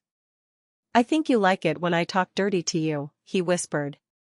She shook her head frantically. It's embarrassing. Your pussy doesn't think so. You're milking my fingers, Stella. She clenched even harder in response and arched her hips against his hand, driving him deeper. It's why your fingers. I love when you touch me. She shut her eyes and ran her cheek over the sheets. With his free hand, he caught her clit between his fingers and stroked, slow and sure. She pressed the back of her hand to her mouth and tightened around him. But not as violently as before. His Stella liked to be spoken to. A lot. That was fine. Michael liked to talk. I think it's the words, he said as he continued to stroke her with both of his hands. It's a shame you can't see what you look like right now. My fingers are all the way inside your pussy. And you're drenching my palm. Does it feel good? She bowed her back and bunched the sheets in her hands as she called out his name. Her nipples caught his attention. And his tongue curled in his mouth as he remembered her taste and texture. Do those candy nipples ache? She nodded, bumped her hips against him, and slid her hands up her belly to her tits. A frustrated sound tore from her throat as she pinched at the tips. She dropped her hands to her sides. It only feels good when you do it. Because Stella's mind needed to be seduced as much as her body, and apparently, her genius brain really liked Michael. He was just her practice boyfriend. But she responded to him like she'd never responded to anyone else. He put them both out of torture and sucked a decadent nipple into his mouth. You're made of candy, Stella. Sweet, sweet, sweet. She rocked against his hands with increasing speed. Are you going to come for me so soon? I haven't even licked your pussy yet. A whimpering sound escaped her lips, and her expression went pained. She locked down so hard he thought that was it, but after a breathless moment, her muscles eased. Maybe I should try out other words, he whispered as he trailed his lips down her belly. Tiny muscles fluttered around his fingers, and he knew she was close. She sank her teeth into her bottom lip as she threw her head back, inhaling sharply. He touched his tongue to her clit before asking, Is it your box?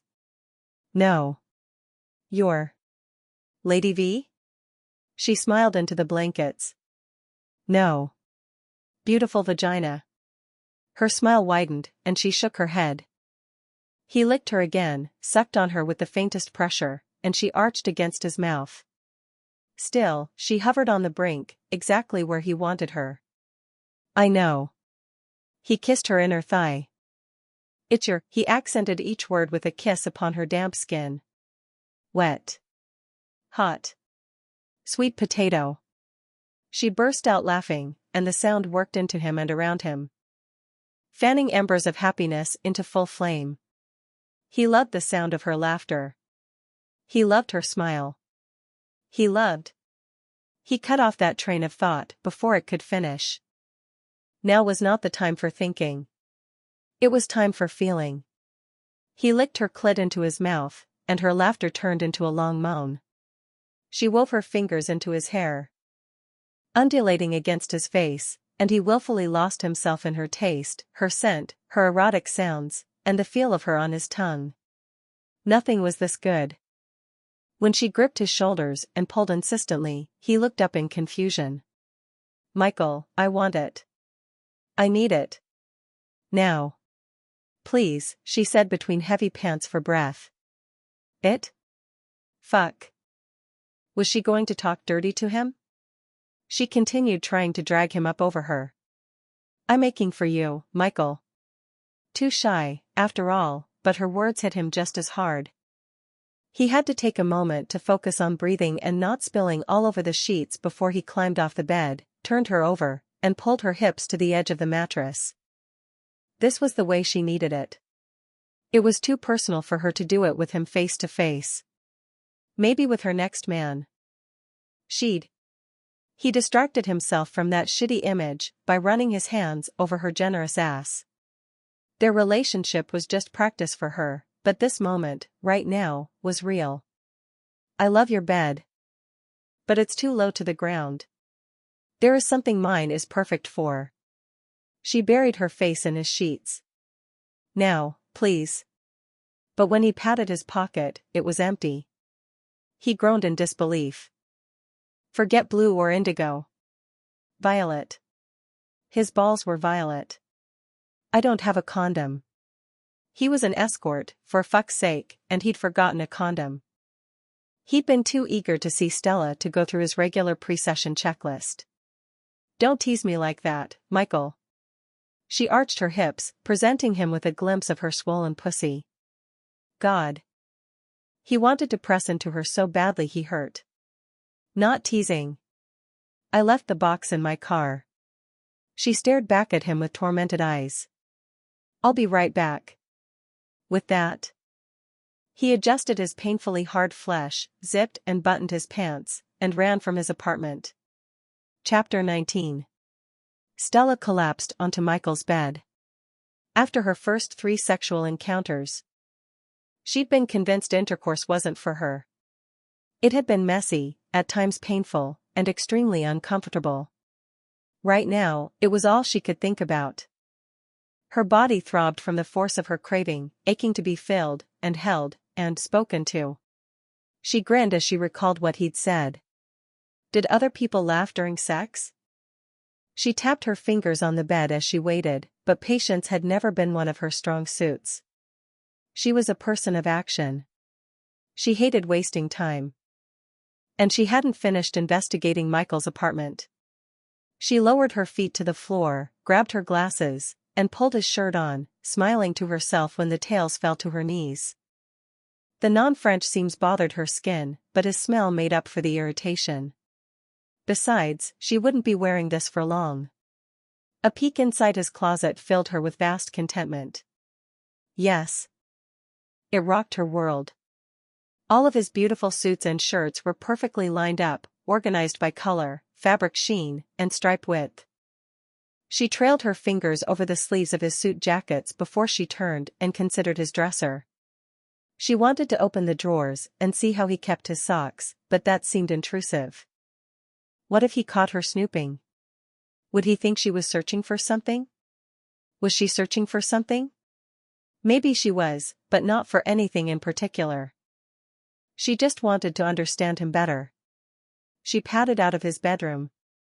Walked past his TV. She'd already seen most of the titles there and had stuffed Laughing in the Wind in her purse, tracked her fingertips over the cold surfaces of all the ordered dumbbells on the rack. By his workout bench, slammed her fist into his punching bag, and then rubbed at her knuckles, because that had hurt. A look in his fridge told her he cooked regularly. It was filled with Asian cooking sauces with mysterious labels, fresh produce, and all sorts of healthy things Stella had no idea what to do with. There were a few containers of the yogurt she liked, though. As she ambled over to admire the plant on his dining table, the papers on top of his metal filing cabinet caught her eye. Bills, from the look of them. And Michael had money problems. She snuck a glance at the front door, but it remained shut. She perked her ears, listening for the sound of his footsteps. Nothing. Her heart pounded. She knew this was a violation of privacy. She shouldn't. She unfolded the top bill and read it as fast as she was capable. Just an electric bill. Less than $100 a month. She was about to fold it back up when she noticed the name on the bill. Michael Larson. A strange pain pierced her chest. He hadn't trusted her with his real name. She grimaced. If she didn't know who he was, she couldn't stalk him after things ended. She put the bill back the way she'd found it, but even with how bitter she felt, she couldn't help scanning the other one on the file cabinet. A medical bill from the Palo Alto Medical Foundation. It wasn't addressed to him, however.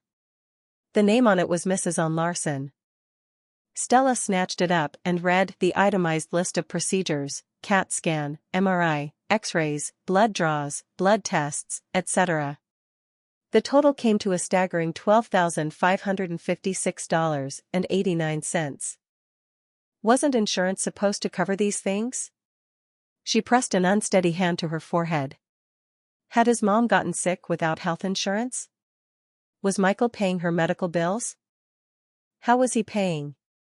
Her breathing went erratic, and her stomach twisted and sank. Michael didn't have a drug addiction or a gambling problem. He just really loved his mom. The room went blurry as her eyes watered. She straightened the bills back to the way she'd found them and swallowed around the knot in her throat. He'd slept with all those people, with her. Because his mom was sick. She pressed a fist to her lips as she curled up on his couch. The door swung open. Michael took one look at her and rushed to her side. "What's wrong?" She opened her mouth to speak, but nothing came out. He scooted onto the couch and wrapped her up in his arms, kissing her temple, wiping the tears from her cheeks, running his hands down her back. "What is it? What did she do now? How did she solve this?" She didn't know how to cure cancer. Maybe she should have gone to medical school after all. She locked her arms around his neck and kissed him. He tried to back away. "You need to tell me." She kissed him harder. He softened slightly and kissed her back for one drugging second before he pulled away again. "Tell me what's going on," he said firmly. "Why are you crying?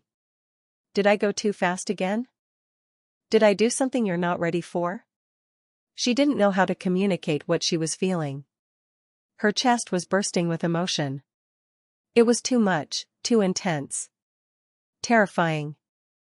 "I'm obsessed with you, Michael," she confessed. "I don't want just a night or a week or a month with you. I want you all the time. I like you better than calculus. And math is the only thing that unites the universe. When you're done with me, I'm going to be that crazy client who stalks you just so I can see you from a distance. I'm going to call you until you're forced to change your number. I'll buy you an extravagant car, anything and everything I can think of, so I can feel connected to you. I lied when I promised I wouldn't get obsessed with you. That's my nature. I have." He sealed his lips over hers, and his urgency seared through her. He grasped her with rough hands. But she didn't care. She clawed at his pants until she could free his length.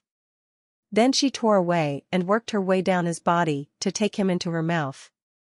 She sucked and laved him with clumsy strokes of her tongue. She had no idea what she was doing, but he didn't seem to mind. He rocked his hips into her mouth with sinuous movements. She stroked his tattoo, caressed his strong thighs. By the tenseness of his body and the increasing speed of his motions, his hoarse sounds, she knew he was close. It fueled her own arousal. Made her press her legs together as moisture coated her thighs. "I want inside you," he said, trying to tug her away from his erection. But Stella didn't want to stop. She needed to feel him filling her mouth, needed to taste his completion. He groaned as she resisted his persistent attempts at freedom.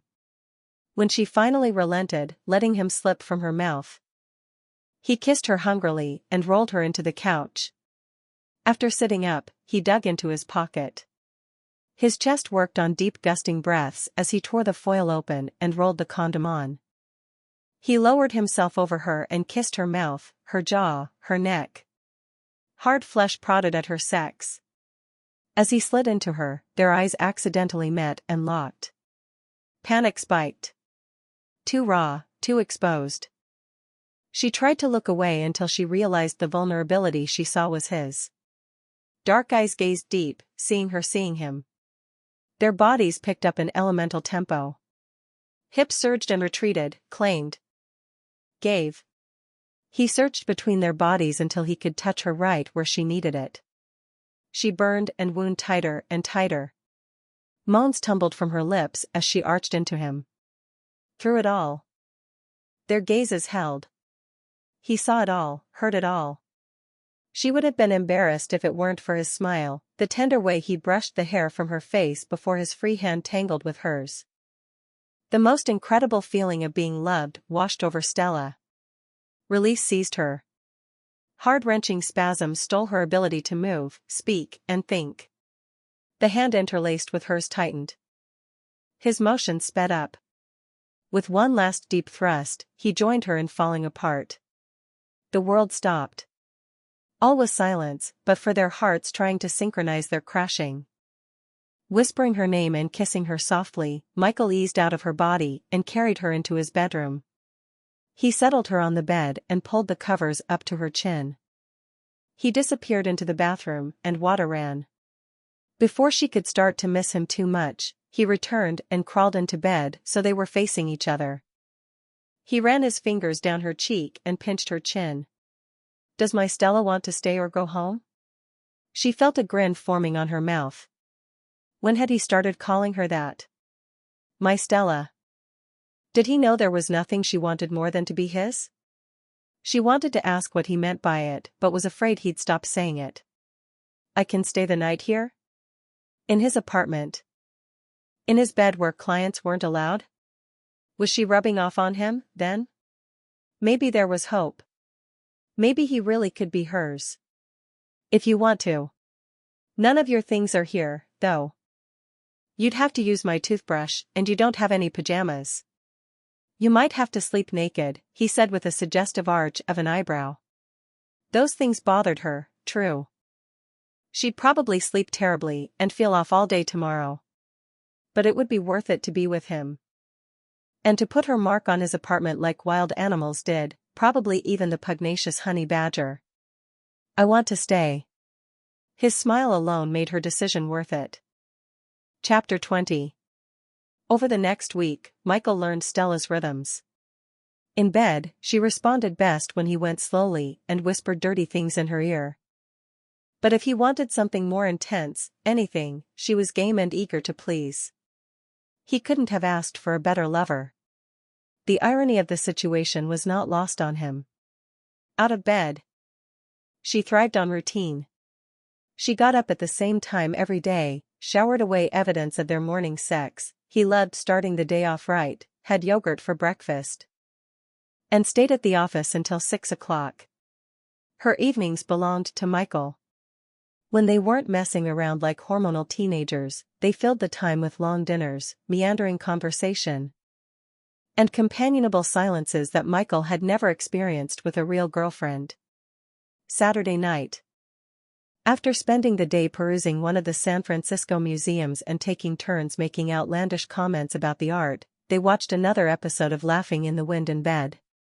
Well, she was watching it. He was watching her as he combed his fingers through her long hair. She rested her head against his shoulder, eyes on the large screen mounted on her bedroom wall.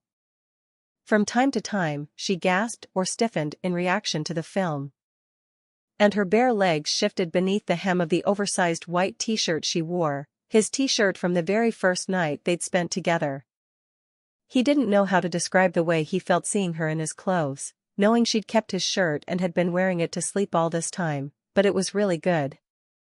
He'd been feeling like this a lot lately, basically, any time Stella smiled, demanded a kiss, or crossed the room to be near him, but also when they weren't together.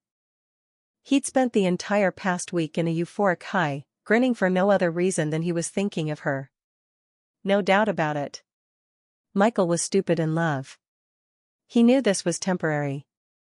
Knew it wasn't real, knew it couldn't possibly end well, but he'd done what no escort should do anyway. He'd fallen for his client. So she saved his life. But now she's hiding behind that curtain, pretending to be a grandma. Is he ever going to see her face? Stella asked, drawing his attention back to the screen. Is she the one he falls for? Do you really want me to tell you? She thought about it for several seconds before nodding. Yes. Tell me. He laughed as he pulled her closer and kissed her temple. So thoughtful and serious, but so quirky, too.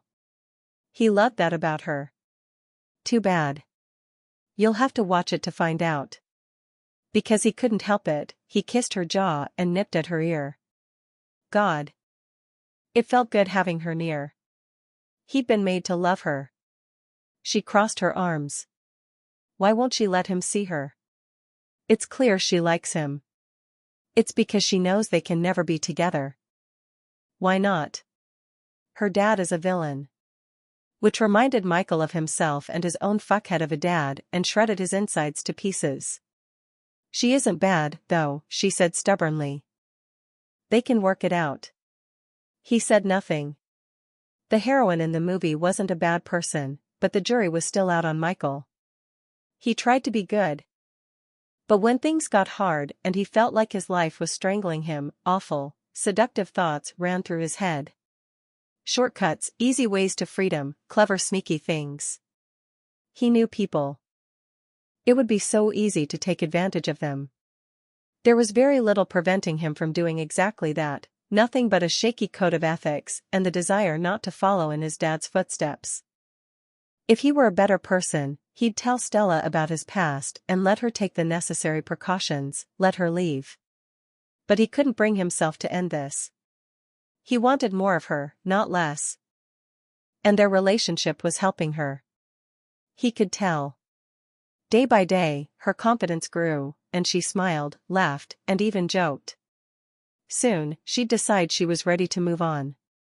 Until then, Michael was determined to enjoy every moment with her. Nuzzling her sensitive neck, he swept a hand up her silk-smooth thigh and underneath his shirt. Then he groaned as his body hardened. "No underwear? Trying to tell me something, Stella?" he whispered in her ear, loving the way she shivered and parted her legs to allow him access. She never turned him down. Was just as starved for him as he was for her. "You always throw them somewhere, and it takes me forever to find them." "I figured I'd just," she gasped when he massaged her clit. And her head fell back against his shoulder. "Watch the show. You might miss something." Fuck, she was wet already. Hot moisture licked over his fingertips as he traced her folds. And his cock strained against his jeans like it had been weeks since he'd last had sex, not hours. He wanted her again, that closeness, that connection, that unbelievable, mind-exploding pleasure. No amount was enough. She tried to follow directions, she always did, but it wasn't long before she gave in and pulled him down for a wild kiss, which led to another, and another, and another. The next time he noticed the TV, it had returned to the main menu. The entire DVD had played while they were busy with other things. After washing up and turning off the TV and lights, he climbed into bed. Stella murmured as he gathered her against his chest, but she pressed a drowsy kiss to his throat. Possessiveness mixed with tenderness. And he brushed the hair away from her face and trailed his fingertips over a smooth shoulder illuminated by moonlight. His Stella. For now. Until she decided she'd had enough practice. Or she found out about his dad. When Stella got home from work midway through the next week, an empty house greeted her. Michael had texted her that he was running late. So she'd been expecting this. What she hadn't expected was this gaping sadness, this cold aloneness. They'd only been in this practice relationship for a week and a half. But she'd already grown accustomed to him. Michael was part of her routine now, part of her life, and his absence sparked unrest in her being. When things ended, she'd have nothing but this emptiness. If things ended. If she failed at seducing him. There was nothing left on her original lesson plans. Not a single thing. She'd checked. It was time to move into full seduction mode. She wished Michael could teach her how to do that, too, because she had no idea what she was supposed to do. Google searches provided conflicting advice. And very little of it was useful in a situation like hers where they were already in a monogamous relationship of sorts. One particularly obnoxious article had advised women to focus all their time and effort on improving their looks and then lower their standards. Well, Stella's standards were locked at 11 on the 1 to 10 scale. Only Michael would do. As for her looks, she couldn't bring herself to wear contacts or makeup except for special occasions. If his insatiability in bed was any indication, Michael didn't mind her the way she was. Her inner muscles clenched as she recalled what he'd done that morning, the way he'd kissed her, caressed her. The things he'd said. She swept a hand from her chest down to her thigh, wishing he was touching her right now. But even if he never slept with her again, she still wanted him. The non-bedroom side of Michael appealed to her just as much as the lover side, if not more. He made her laugh, and he listened to her, even when she wasn't saying anything particularly interesting. He was comfortable around her, and that made her comfortable around him. Sometimes she convinced herself that her labels didn't matter. They were just words. They didn't change who she was. If he learned about them, he wouldn't care. Maybe. Out of habit, she walked to her piano. She sat on the bench and lifted the fallboard. And the cool smoothness of the keys beneath her fingers calmed her. For years, music had been her main method of coping with emotions, good ones, bad ones, and those in between.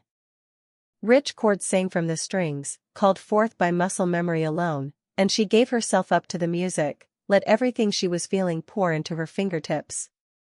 When the song ended, she kept her hands on the keys, listening as the notes faded. "I knew you played, but I didn't know you could play like that," Michael said from directly behind her. She couldn't help grinning as she looked at him over her shoulder. "You made it back." His smile was tired, but it reached his eyes. In a mere fraction of a second, everything was right again. The coldness vanished. Missing pieces settled back into place. "What song was that?" "I feel like I've heard it before," he said. "Clair de Lune by Debussy. It's my favorite song." He rested his hands on her shoulders and brushed a kiss over her nape. "It's beautiful, but so sad. Do you know anything happier?" "Sad." Her lips wrinkled on something that didn't feel like a smile. That was a common theme for the pieces in her repertoire. "Well, maybe this." She bit her lip and picked the familiar melody from the piano, wondering if this was what he meant by happy.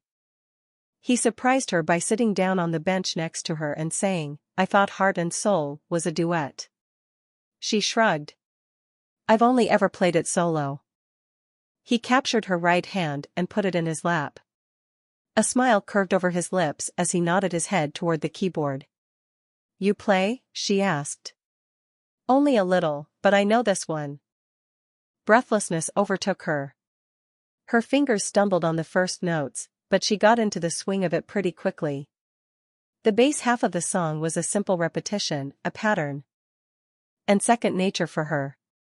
When Michael wove the melody seamlessly with her accompaniment, startling warmth cascaded up her spine, and her body flushed with pleasure.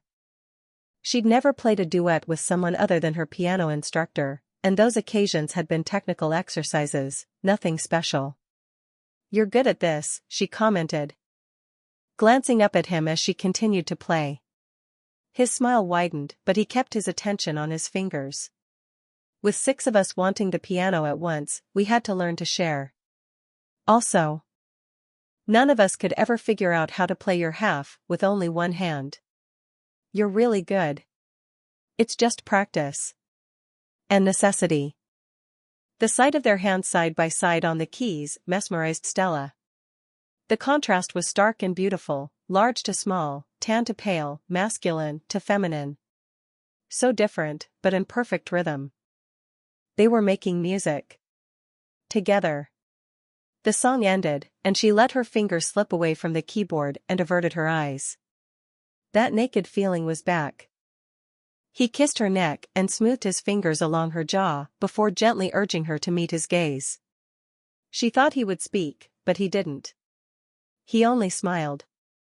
She wanted to ask if he liked being with her, if he liked this, but she struggled to muster the courage. What if he said no? "Are you hungry?" "Let's eat," he said, and the moment disappeared. She'd ask him later. After she'd had the opportunity to appropriately seduce him. Chapter 21. A week later, Stella still had no idea what she was doing in terms of seducing Michael. He seemed happy, she knew she was, but the end of their first month was coming up, and she had no confidence that he'd want to sign on for more. That night, his mom was having her over for dinner again. Stella racked her brain for clever ways she might ask his family for advice regarding Michael. If anyone knew him, it would be them. But how could she ask without them suspecting something was strange about her relationship with Michael? They thought she and Michael were dating for real, as he'd instructed her to do. Stella let herself into his mom's house and set her shoes against the wall next to Michael's. Her black heels looked tiny next to his leather loafers. But she liked seeing them sitting next to each other. It pleased her on a fundamental level. She placed a box of pears on the front table next to the bronze Buddha. and grunts and heavy breathing drew her attention to the sitting room to the right. She padded over and stared at a pretzel formation of limbs on the carpet by the upright piano. It seemed to contain Michael and another girl. Stella would have been jealous, but the whole ordeal looked really uncomfortable. "Just give up and say it," Michael gritted out. "No, I had that armbar. You only got out because of your steroid abuse." "I do not use steroids, and you only got the armbar because I didn't want to crush your boobs. Going for your balls next time." Looking closer, Stella saw they both had their arms locked around each other's throats. Like anacondas in a death match, neither was willing to let go. "Maybe call it a draw?" Stella suggested. "Hi, Stella." A voice chirped. His sister's face was covered in a curtain of dark hair, and Stella had no idea which one it was. There were so many of them. "Your girlfriend is here, Michael. Give up. Dinner is ready in 10 minutes. The red hue to Michael's face was rather concerning but completely self-inflicted, as far as Stella could tell. "I'll be with you in a second." "Only if you're giving up." "Who's your daddy?" his sister said as she flexed the impressive arm wrapped around his neck.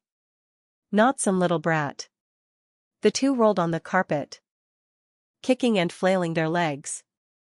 "I'm going to say hi to your mom and grandma, then," Stella said. She would have preferred Michael's company when she greeted them. But this thing between Michael and his sister looked like it was going to take a while. Neither of them responded. They probably couldn't spare the oxygen for talking. She meandered through the house, which was actually quite enormous, you wouldn't guess from the outside. His mom and grandma were seated in the family room, peeling grapefruit meat from their individual segments as they spoke in musical Vietnamese. Two men in a monkey suit and a pig suit flew across the screen of the muted TV. "Hi." "Why?" She bowed her head awkwardly. She could not wrap her tongue around the pronunciation of the word for grandma, Nguai. Michael's grandma smiled and waved her to the empty space on the aged leather sofa. As usual, she had a scarf wrapped around her head and tied under her chin. Adorable grandma. Was she staying away from the lawn chairs lately? Nodding at his mom, she said, "Hi, me," and sat in the indicated spot, feeling her stomach knot and her muscles tense. Even though she'd seen his mom a handful of times by now, she was still horribly nervous around the woman. Every word had to be measured before Stella could let it out of her mouth. Every action considered. She didn't want to mess up again. This was Michael's mom, the most important woman in his life since he didn't have a real girlfriend. All thoughts of asking for advice with Michael evaporated in the face of her anxiety. His mom held out a bowl of perfect, skinless yellow-green grapefruit slices. Stella had never seen grapefruit peeled quite like this, and she took a slice out of a mixture of curiosity and fear of insulting her. Once she bit into the fruit, sweetness exploded on her tongue, untarnished by the usual bitterness of the skin. She covered her mouth in surprise. "It's really good. Have more." His mom smiled and set the bowl down in Stella's lap. Today she was wearing a striped pink button-down and floral print jeans. Her glasses perched on the top of her head at a distracted angle. "Get salt if you want." "He likes it with salt." "No, thank you." Stella ate one more, two more, before she made herself stop. It looked like a lot of work peeling them this way. In an effort to keep her hands busy, she picked up half of a grapefruit and tried to copy his mom's technique, all too aware of the stilted silence in the room. His mom watched her peel the fruit with a tiny nod. "Michael is making bun ryu tonight. It's really good. Has he made it for you yet?" Stella shook her head as she trained her eyes on the grapefruit. "No, he hasn't." Did his mom know Michael had been spending nights at her place? Did she disapprove? "Mommy, when is the bun ryu ready?" Janie trounced into the room and paused, smiling at her. "Hi, Stella." Stella returned her smile. "Hi."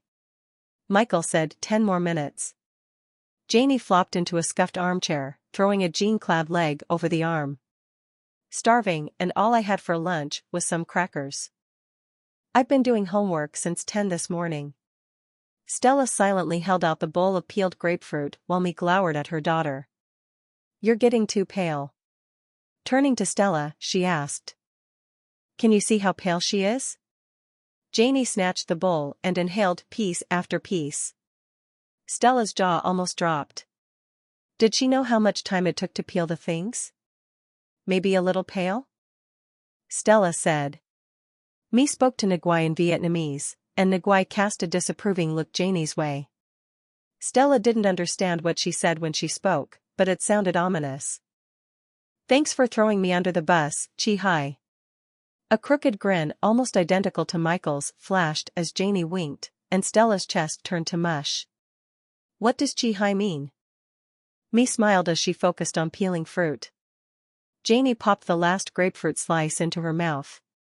It means sister too. Michael is my on high, which means brother too. I'm down by the bottom with number 6, because I had the poor luck to be 5th born. We don't start at 1, by the way. I think 1 is reserved for parents or something. That's South Vietnamese inter-family naming convention. You get his number because you're his. A goofy grin teased at Stella's lips as her heart did clumsy flips and flops. She loved the idea of getting Michael's number. It made them a pair. Like the shoes by the front door and their hands on the piano. Janie laughed and said something in Vietnamese to her mom and grandma.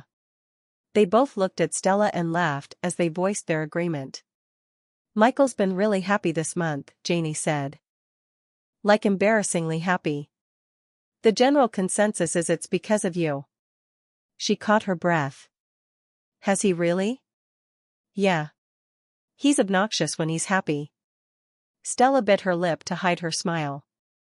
All of the emotion boiling inside her chest made her feel like it would rupture open, spewing rainbows and glitter. He's never obnoxious. Janie snorted. I bet he doesn't make you smell his socks. She choked on a laugh. What's going on here? Michael asked from the doorway. His hair stood up in complete disarray, and his face was still flushed from beating up on his sister. He wore a wrinkled white button-down over a plain t-shirt and faded jeans. He was gorgeous. Telling her about the socks, dickhead, Janie said with an evil smirk. Me sent her a sharp narrow-eyed look, and Janie shrank into her chair. I mean, on high, she mumbled. That's right. Give me my respect. His smile was superior and lofty and obnoxious. Stella loved it. Come on, dinner's ready. Out in the kitchen, his mom went about dishing rice noodles into giant bowls and ladling soup over the top. Janie took the first bowl and brought it to the table where Nguyen sat, cutting everything into little pieces with the scissors before squeezing in lime. Michael pulled her to the side. Hi. He swept his eyes over her and ran his hands down her back, pressing her close. I like this dress on you. Are the seams bothering you? No, they're fine. The problem is in the front. What is it? Want me to fix it? He unbuttoned her black cardigan and inspected the construction of the tight-fitting liquid dress with a frown. I don't see anything obvious. Can you sew AAA? She glanced at his family as they set bowls at the table and dropped her voice. Can you sew a bra into it? A wicked smile spread over his mouth. And he opened her cardigan wide to look at the hard points of her nipples. I could, but I'm not going to. He pulled her into the dining room and leaned her against the wall. When he palmed her breasts and tweaked at her nipples, she gasped as her body softened in a jolting flash. This is a very high-fashion look, you know. He bent down and brushed his lips against her temple, her cheek, and finally her mouth, a whisper-light touch that left Stella wanting. You know how I feel about fashion. She snuck her fingers underneath his shirt to touch the hard ridges of his belly. It's indecent. He kissed her again, deep and slow this time, and pulled away with hooded eyes. You'd be cold without the cardigan, anyway. No bra. He rubbed her nipples in exactly the right way to make her limbs melt. Look at you getting weak in the knees for me. So hot, Stella. He captured her lips and stroked his tongue into her mouth. When he pulled her hips flush against his arousal, heat arrowed through her body and made her toes curl. She shouldn't want him again. Their morning had been particularly acrobatic today, and she'd barely made it to work on time. The tension on her scalp loosened, and her hair tumbled free. He worked a hand under her dress and gripped her inner thigh. Ugh, get a room. One of his sisters stomped by. Michael broke away with laughing eyes and high color. You're just mad because you didn't win. You're a dick, Maddie said. After his sister disappeared into the kitchen, Michael ran his fingers through Stella's hair. Are you okay? Too embarrassing getting caught? She shook her head. She didn't care if she was caught as long as it was with him. He planted his hands on the wall behind her and lined his body up against hers so they fit just right, hardness to softness, curves to hollow sexy Stella. Their lips joined for another breathless kiss. Oh my God, get a room. Stella jumped at the brusqueness of Sophie's voice, and Michael laughed as he broke away. Without looking at them, Sophie marched into the kitchen. Let's eat. He grabbed Stella's hand and led her to the 2 empty seats at the kitchen table. When everyone cast knowing glances at them, she blushed and stared down at her bowl. Slices of tomato and green herbs floated atop an orange soup thickened with something that looked like scrambled eggs. You should wear your hair down more often, Stella, Sophie said. Might want to pull it up to eat, though. It'll get dirty. She held a jar of brown-colored something out to her. Want some? Stella reached for it. What is? Michael snatched it and set it on the table. She'll faint if she smells it, sophomore. Her nose is super sensitive. Sophie shrugged. Stinks, but tastes good. The label was mostly Chinese, but at the bottom it read fine shrimp sauce. I like shrimp, Stella said. Michael pushed the jar to the other side of the table. Not this kind of shrimp. Even I can't eat this stuff. Let her try it, Michael, Sophie said. When Stella's gaze fell upon Janie and Maddie, both girls shook their heads in matching horror. With an impatient sigh, Me grabbed the jar and put it in front of Stella. This is Mam Ruok. The correct way to eat bun ryu is with Mam Ruok. Stella closed her fingers around the jar. Feeling a lot like Snow White with her apple, she brought it to her nose. On the first whiff, her eyes watered. It was fishy, shrimpy, and potent. Upon her second and third sniffs, however, the smell lost some of its force. You just put it in the soup? Me spooned a dollop into Stella's bowl. Like this. And lime and chili sauce. She squeezed lime in and added a spoonful of red spicy-looking sauce. As she picked up her chopsticks and soup spoon, Michael watched her with wide, apologetic eyes. She mixed everything together, twirled the noodles around her chopsticks, and placed them in her spoon with broth like she'd seen Sophie do. Then she put it in her mouth. It tasted good. Salty, a little sweet, a little tangy. She grinned as she had another spoonful. I like it. It's good, right? Sophie asked. High five, you. Stella high-fived Michael's sister. Feeling silly, but also like she'd made up for refusing to eat the BPA-laced food. His mom was smiling, Nguai was miming, and Janie and Maddie were muttering to themselves. They refused to try it. Me said, pointing to the 2 youngest. It smells like death, Janie said. Maddie nodded emphatically. Dead bodies. Me blasted them with a harsh string of Vietnamese, and both girls cowered. Under the table, Michael squeezed her leg. He leaned toward her to whisper in her ear. Do you really like it? You don't have to eat it. I can get you something else. I really do. She'd still eat it even if she hated it, though. His mom looked proud and vindicated. And it wasn't poisoned. Not that she knew of. He brushed his lips over hers once before pulling away with a cough and a laugh. I can smell it on you. She stuffed another spoonful in her mouth, glaring at him as she swiped the hair away from her face with a forearm. Here, let me get your hair. He unlooped her rubber band from his wrist and gathered her hair away from her face in a ponytail. Thank you. He smiled and pinched her chin. By the look in his eyes, she knew he would have kissed her if his family hadn't been watching, and she didn't smell like fine shrimp sauce and dead bodies. Gross, stop undressing her with your eyes, Sophie said. Seriously? Maddie chimed in. And since when do you keep rubber bands handy for her hair? Whipped much?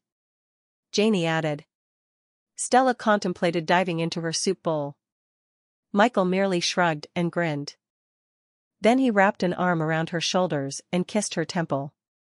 Dinner passed in a blur as his sisters alternated between bickering and teasing. His mom interjected now and then with firm mediation or withering glances, but Stella had a feeling the woman was content. Once everyone had finished their soup and filled themselves with skinless grapefruit, Me ordered Janie and Maddie to clear the table and wash the dishes. Michael took her hand, preparing to take her home, but his mom waved them toward the family room. Stella, I have something to show you. Michael groaned. Me, no, not today. What is it? Stella was helplessly curious. How about next time? Michael asked. He was really cute, Me said. Baby pictures? Stella all but danced in place. Michael, I want to see them. He grudgingly followed as she towed him after his mom into the family room. Me handed Stella a fat picture album, and mother and son sat on either side of her on the couch. She smoothed her fingers over the velvet cover of the album. The one her mom kept for her was almost identical to this one. It was the kind with sticky pages and a thin plastic cover sheet that peeled off.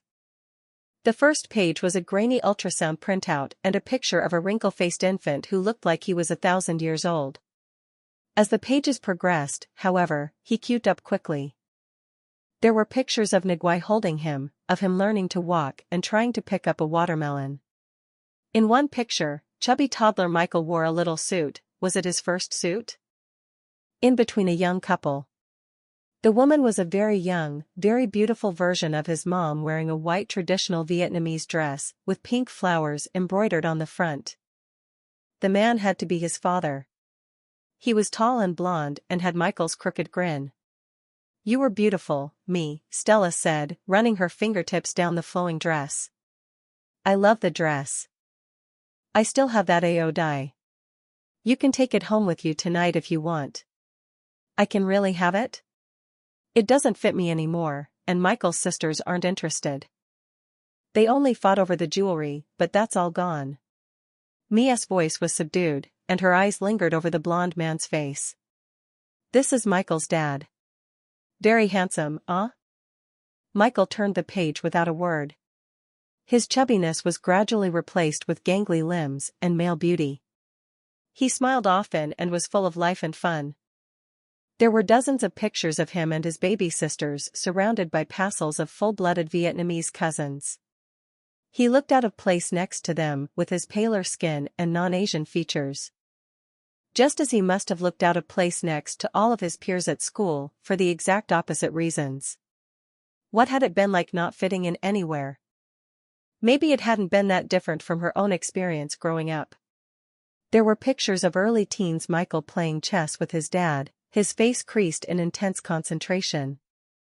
Pictures of him frowning over science projects, pictures of him dressed in full kendo sparring gear like a little badass, where the front flaps of his uniform displayed his last name in caps, Larson. When he flipped the page quickly and shot her an alarmed look, she kept her face blank, pretending she hadn't seen it. She wasn't good at lying, but she knew how to pretend she was okay. She'd been doing it around people since she was little. She hated doing it with him. Was it that important to him that she didn't know his real name? What did he think she'd do with the information? The knowledge that he didn't trust her dimmed the warm glow the evening had given her. Was she foolish for hoping she could make him hers? When she surfaced enough from her thoughts to notice the photos again, they'd almost reached the back of the album. The pictures showed off a nearly full-grown Michael who was so gorgeous she couldn't help sighing. He stood next to his beaming father, chess tournament trophy in hand. Kendo tournament trophy in hand, science fair trophy in hand. "That's a lot of trophies," she commented. "Dad liked it when I won, so I tried really hard." Michael was valedictorian at his high school, his mom said, looking at Michael with boundless love. Stella smiled. "I knew you were smart. It was just hard work. I figured out how to test well." "You're way smarter than me, Stella." She searched his closed-off face, wondering why he discounted himself like that. "I wasn't valedictorian. I only did well in math and science." "My dad would have preferred that." Michael flipped to the last page. There, he graduated from the San Francisco Fashion Institute. His shoulders were squared, his expression determined. His parents were in the picture, his mother visibly bursting with proud happiness, while his father looked like he'd been forced into the photograph. His hair had gone mostly white over the years. And while he was still an attractive older man, he looked worn and cynical. The crooked grin was gone. "He didn't want you to go to design school." Michael shrugged. It wasn't his decision. His voice was flat, his usually vivid eyes dull. Stella covered his hand with hers and squeezed. He turned his hand over, interlaced their fingers, and squeezed back. "Michael is very talented. When he graduated, he had 5 job offers. He worked for a big designer in New York before we needed him at home because his dad left." Me gazed off into space, the set of her mouth bitter. Before she blinked and focused on Michael. "But I'm glad I called you home. You were ruining yourself. Too many women, Michael. You don't need 100 women. Just one good one." His mom patted Stella's leg, and Stella felt a terrible, deep wanting well up inside. Right now, she was considered a good woman. What would his mom think if she knew about the labels Stella had been purposefully withholding? Would she suddenly become unsuitable for her son? What kind of mother wanted an autistic daughter-in-law and possibly autistic grandbabies? And since when had she started thinking about marriage and babies? She and Michael weren't in a real relationship. Would he date her if he didn't need the money? If he were free to be with whomever he wished, would he pick her? "Okay," his mom said briskly. "That's all of the pictures. Michael, come help me with my iPad while I find the AO die." Michael gave a resigned sigh and stood. "Can I look at these pictures longer?" Stella asked. Me smiled and nodded, but Stella had only looked at the pictures for a minute or two when Janie wandered into the room. She held a meaty textbook in her hands. "So is it true you're an economist?" Janie asked. She shifted her bare feet on the carpet until her knees pointed together. "It's true. You're in your 3rd year at Stanford, right? That's a really good program." Stella remembered now that Michael's mom had wanted her to speak to Janie about her work. "What's the textbook for? Do you need help with your homework?" Janie hugged the book to her chest and sat down in the armchair she'd occupied earlier. "I was more hoping," she took a breath. "I was hoping you could help me get an internship? Maybe send my resume to colleagues who are hiring? I'm having a hard time getting interviews. I have no experience, obviously, and I did really bad my first year. My GPA hasn't recovered. But I know my stuff. This is what I want to do. Do you have a copy of your resume handy?" As soon as the words left Stella's mouth, she wanted to recall them.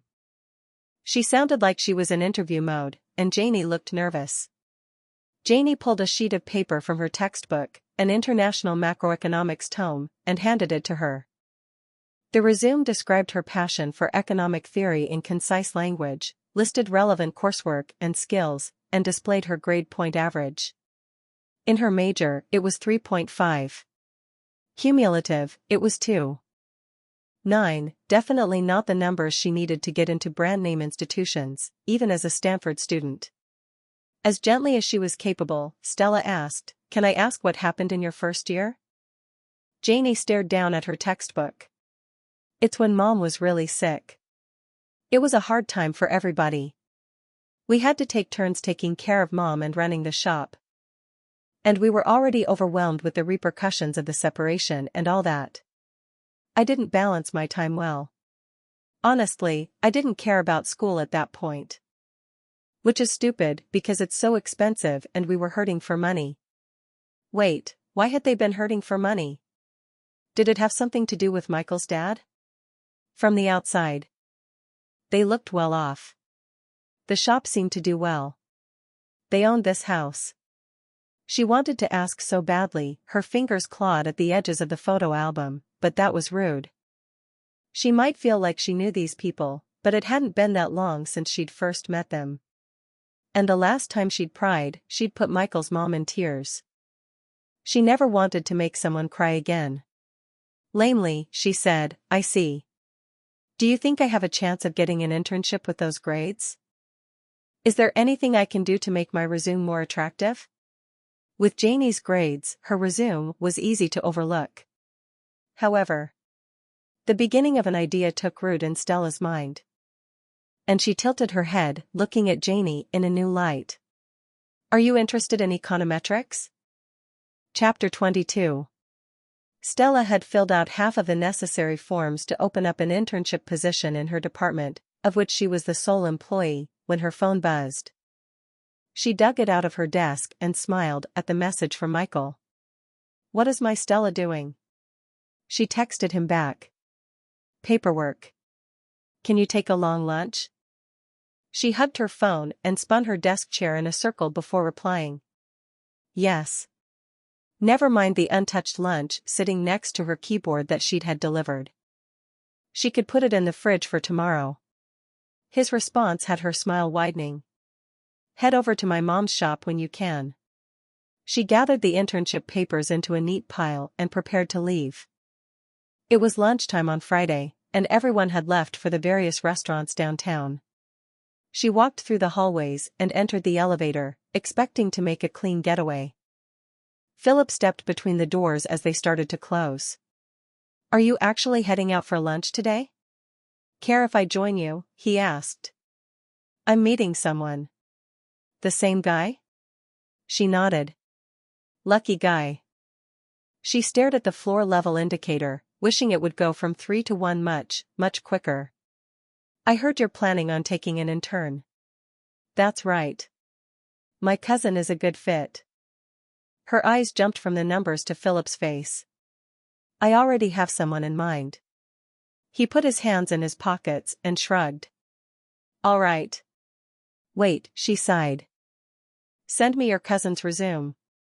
As much as she wanted to hire Janie, she had to be fair about this. There was such a thing as professional integrity. The spot needed to go to the most qualified candidate. Michael would understand. He didn't let his sister win when wrestling, just because she was younger and smaller and weaker. Stella had to go through the proper vetting process. She had a feeling, however, Janie was her girl. When you loved something, like she and Janie did, you were good at it. If you weren't good right away, you got good at it. Philip released an amused huff of breath. "All right, then." The elevator dinged, and she strode through the lobby. Frustratingly, Philip followed her to her car. "Are you going to that charity benefit tomorrow?" he asked. "How do you know about it?" "My mom and yours are on the planning committee." "I know, small world, right? Anyway, I was wondering if you have a date." "My mom is going to find me one if I don't get one on my own." He smiled and hunched his shoulders in a way that made him seem far more approachable than normal. Their situations were so similar, Stella couldn't help sympathizing. Mine threatened the same thing. "Look, Stella, I know you're seeing someone, but before, you said you hoped it was serious, kind of like you weren't sure. Is he your boyfriend or not?" She looked down at the blacktop in the parking lot. "It's complicated." "What does that mean?" "I need to go. I don't want to be late." She gripped the door handle to her car. He lowered a hand toward hers, but stopped before making contact. Did he sense she needed her space? Maybe he really did understand her. Does it mean you're just having sex? Because you're better than that. I hope you know that. All that stuff I told you before about needing practice, it was crap. You intimidate the hell out of me. And I was trying to make myself seem more worldly. It's stupid. All that matters is connecting with the right person. I think you can be that person for me, Stella. I've liked you for a long time. Why are you telling me this now? We've worked together for years. She could hardly believe her ears. He'd liked her all this time? Her? Because I have issues. And my tongue ties up when I'm with you, and all that comes out is asshole garbage. I was waiting for you to ask me out because I'm insecure, but I'm asking you now. The idea that you're seeing some guy who doesn't appreciate you makes me crazy. You're a 10 for me, Stella. He thought she was a 10? Someone thought she was a 10. Her chest caved in. And her eyes stung. I'm not a 10. I have issues, too. I know. Your mom told my mom. She told me. I have a whole slew of problems that change names every time I switch therapists. We're perfect for each other. You're still a 10 for me. But he wasn't her perfect 10. He might have been, though, if things had been different. There was a time when she would have been interested in exploring whether there was a nice guy inside him somewhere. She couldn't fault him for sounding condescending when she often came across the same way. Besides, she wanted him to be good underneath it all. The idea gave her hope for herself. I'm sorry, Philip. I already asked him to go to the benefit with me. I can't uninvite him. More than that, I don't want to. I'm obsessed with him. A stubborn look crossed Philip's face. Obsessions pass. Not for me. They don't. I assure you he's just a phase. You're not in love, he said with certainty. Her lips parted. Love? Was that what this feeling was? Was she in love with Michael? How can you be so sure it's not love, she asked. I know because I'm the one you're going to fall in love with. Me, he insisted. Philip, don't do this, whatever this is. You need to give us a try. With that, he stepped forward and bent toward her. She tried to back away, but her car was right behind her, preventing escape. She turned her face to the side. He didn't wear overpowering cologne, but his smell was wrong. She pushed her hands against his chest. The feel of him was wrong. He wasn't Michael. He touched his lips to hers. Dry skin on dry skin. A wet tongue slimed into her mouth, and her heart skittered. Her body went into lockdown. It was like her first 3 encounters all over again. Wrong, wrong, wrong. She twisted away and dragged her sleeve over her mouth. Dirty, black feelings grated over her skin, inside and out. Philip grimaced and set his jaw, fisted his hands. You just have to get used to me, Stella. You acclimated to that bastard. She shoved at his chest, pushing him away. Don't ever do that again. Heart pounding and hands shaking, she got in her car. By the time she reached the shop, she'd mostly calmed down, but that unclean feeling persisted. She wanted to brush her teeth. Inside, she located Michael kneeling in the fitting area at an older gentleman's feet, pinning the hem of his pants. Michael wore jeans and a black t-shirt. Measuring tape, pincushion, and chalk pencil were in place. She loved him in work clothes. He must have dressed similarly when he designed in New York City. Sketching patterns over lighted architect tables and draping cloth over ungrateful mannequins. As if sensing her, he glanced up, caught sight of her, and smiled. She started to return his smile. But the bad taste in her mouth reminded her of what had happened in the parking lot. What if Michael kissed her now? She'd get Philip all over him. Disgusting. Bathroom. I need the bathroom. He stood up with a troubled frown. Back there. She ran into the back, spotted the door to the bathroom, and rushed to the sink. After turning on the water, she soaped her hands and scrubbed at her lips and her tongue. She splashed water into her mouth, swished, spit, repeated over and over. Michael opened the bathroom door and watched as Stella rinsed out her mouth like she'd eaten something nasty. Was she sick? His insides twisted as his mind automatically jumped to the worst-case scenarios he was far too familiar with. The door swung shut behind him as he closed the distance between them and swept his hands down her tense back. Hey, what's wrong? Please, be okay. For several long moments. The room was silent but for the rush of the water in the sink. A deep frown creased her brow as she watched the water swirl around the drain. Meeting his eyes in the mirror, she cranked the water off and said, "A coworker kissed me."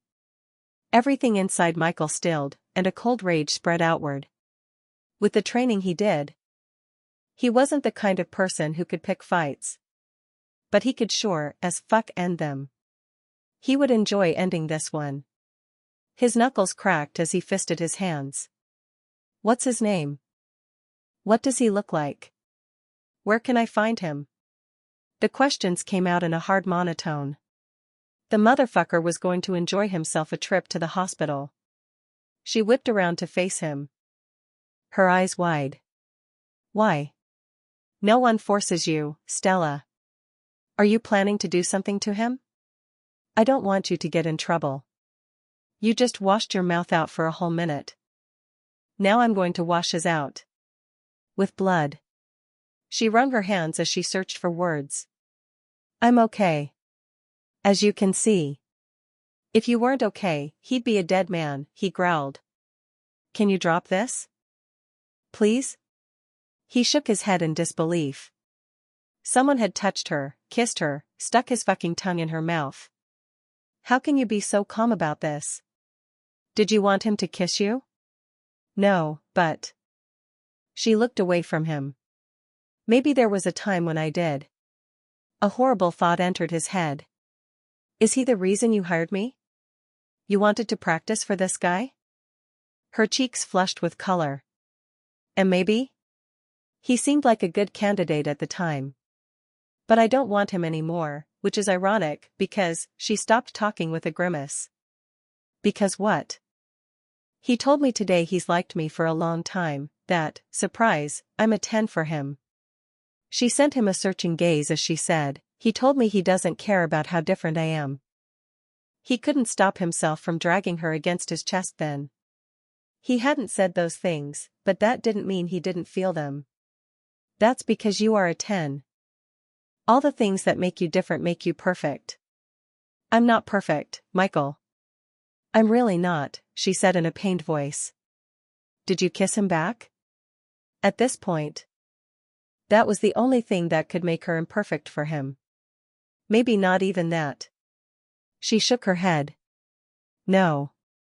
Did you like it? When he kissed you? Because he had to know.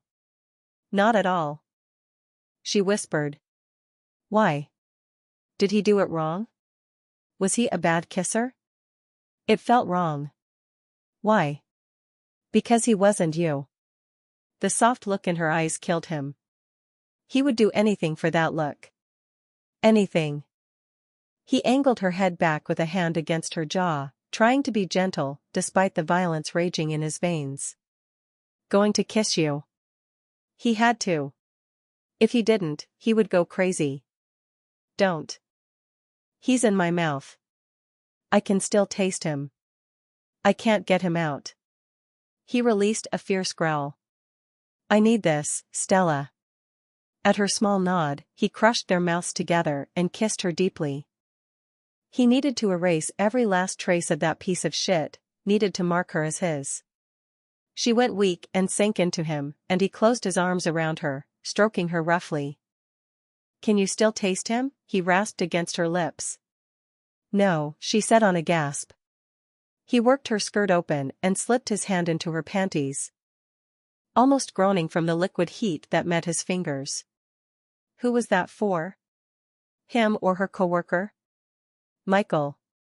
His name on her lips soothed a place deep inside him. And the urgent need to hear it again and again claimed him. He pushed her skirt until it pulled around her ankles and ripped the fly of his jeans open, freeing his cock. Then he dug a foil from his pocket, tore it open, and rolled the condom on. When she began to lower her panties, he shook his head. He looped one of her legs around his hip as he lifted and pressed her against the tile wall.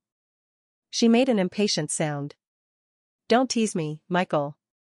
I need you. He pulled the crotch of her panties to the side and thrust hard and fast, burying himself inside her. Her breath broke, and she moaned his name. So fucking hot. He stroked his tongue over every inch of her mouth, claiming it as he angled his hips to hit her clit. The tight grip of her body, her sweet mouth, her legs around him.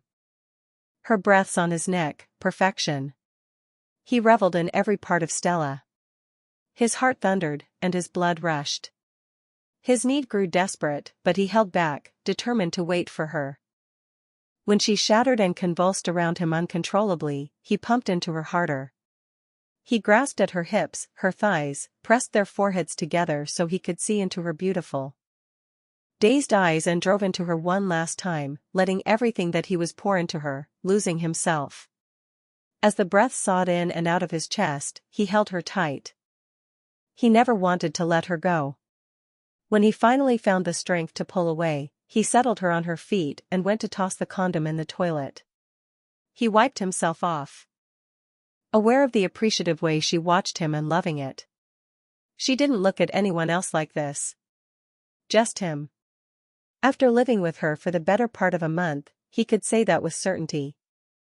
There were parts of her, many parts, the best parts, she only shared with Michael, and it had helped him forget their relationship wasn't real. But he needed to remember. She hadn't wanted her coworker's kiss, but if she had, there was no reason why she shouldn't have done it. They weren't monogamous. He wasn't her boyfriend or her fiancé or her husband. She was his client, and he was her vendor. That sounded awful as fuck, but it was true. He had no right to defend her and no right to be possessive. She was paying him to help her, at least she thought she was, and he needed to stay detached and professional. Too bad he'd gone and fallen for her, instead. When they eventually separated, it would break him. But she'd be better off. She'd know how to be herself with another person and what to expect out of a relationship, what it felt like to be loved. He hoped she never settled for less. Drawing on years of escorting experience, he slipped on a smile and said, "I'll have to buy you a new pair of those." When a confused expression crossed her face, he nodded toward the torn side seam of her panties that she'd been absently fingering all this time. She smiled and flattened her palm over her hip. "That's okay. I can do it. I don't mind. Though for most couples, women buy all the underwear." She tilted her head to the side. "Why?"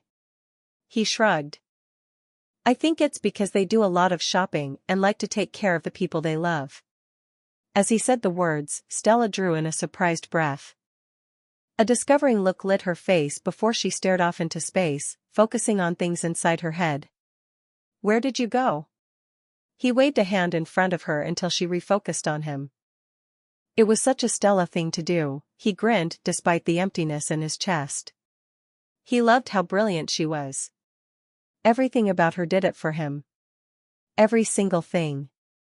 "You're thinking about work, aren't you? Here I am talking about replacing the underwear I tore having hot bathroom sex with you, and you're zoning out to think about econometrics."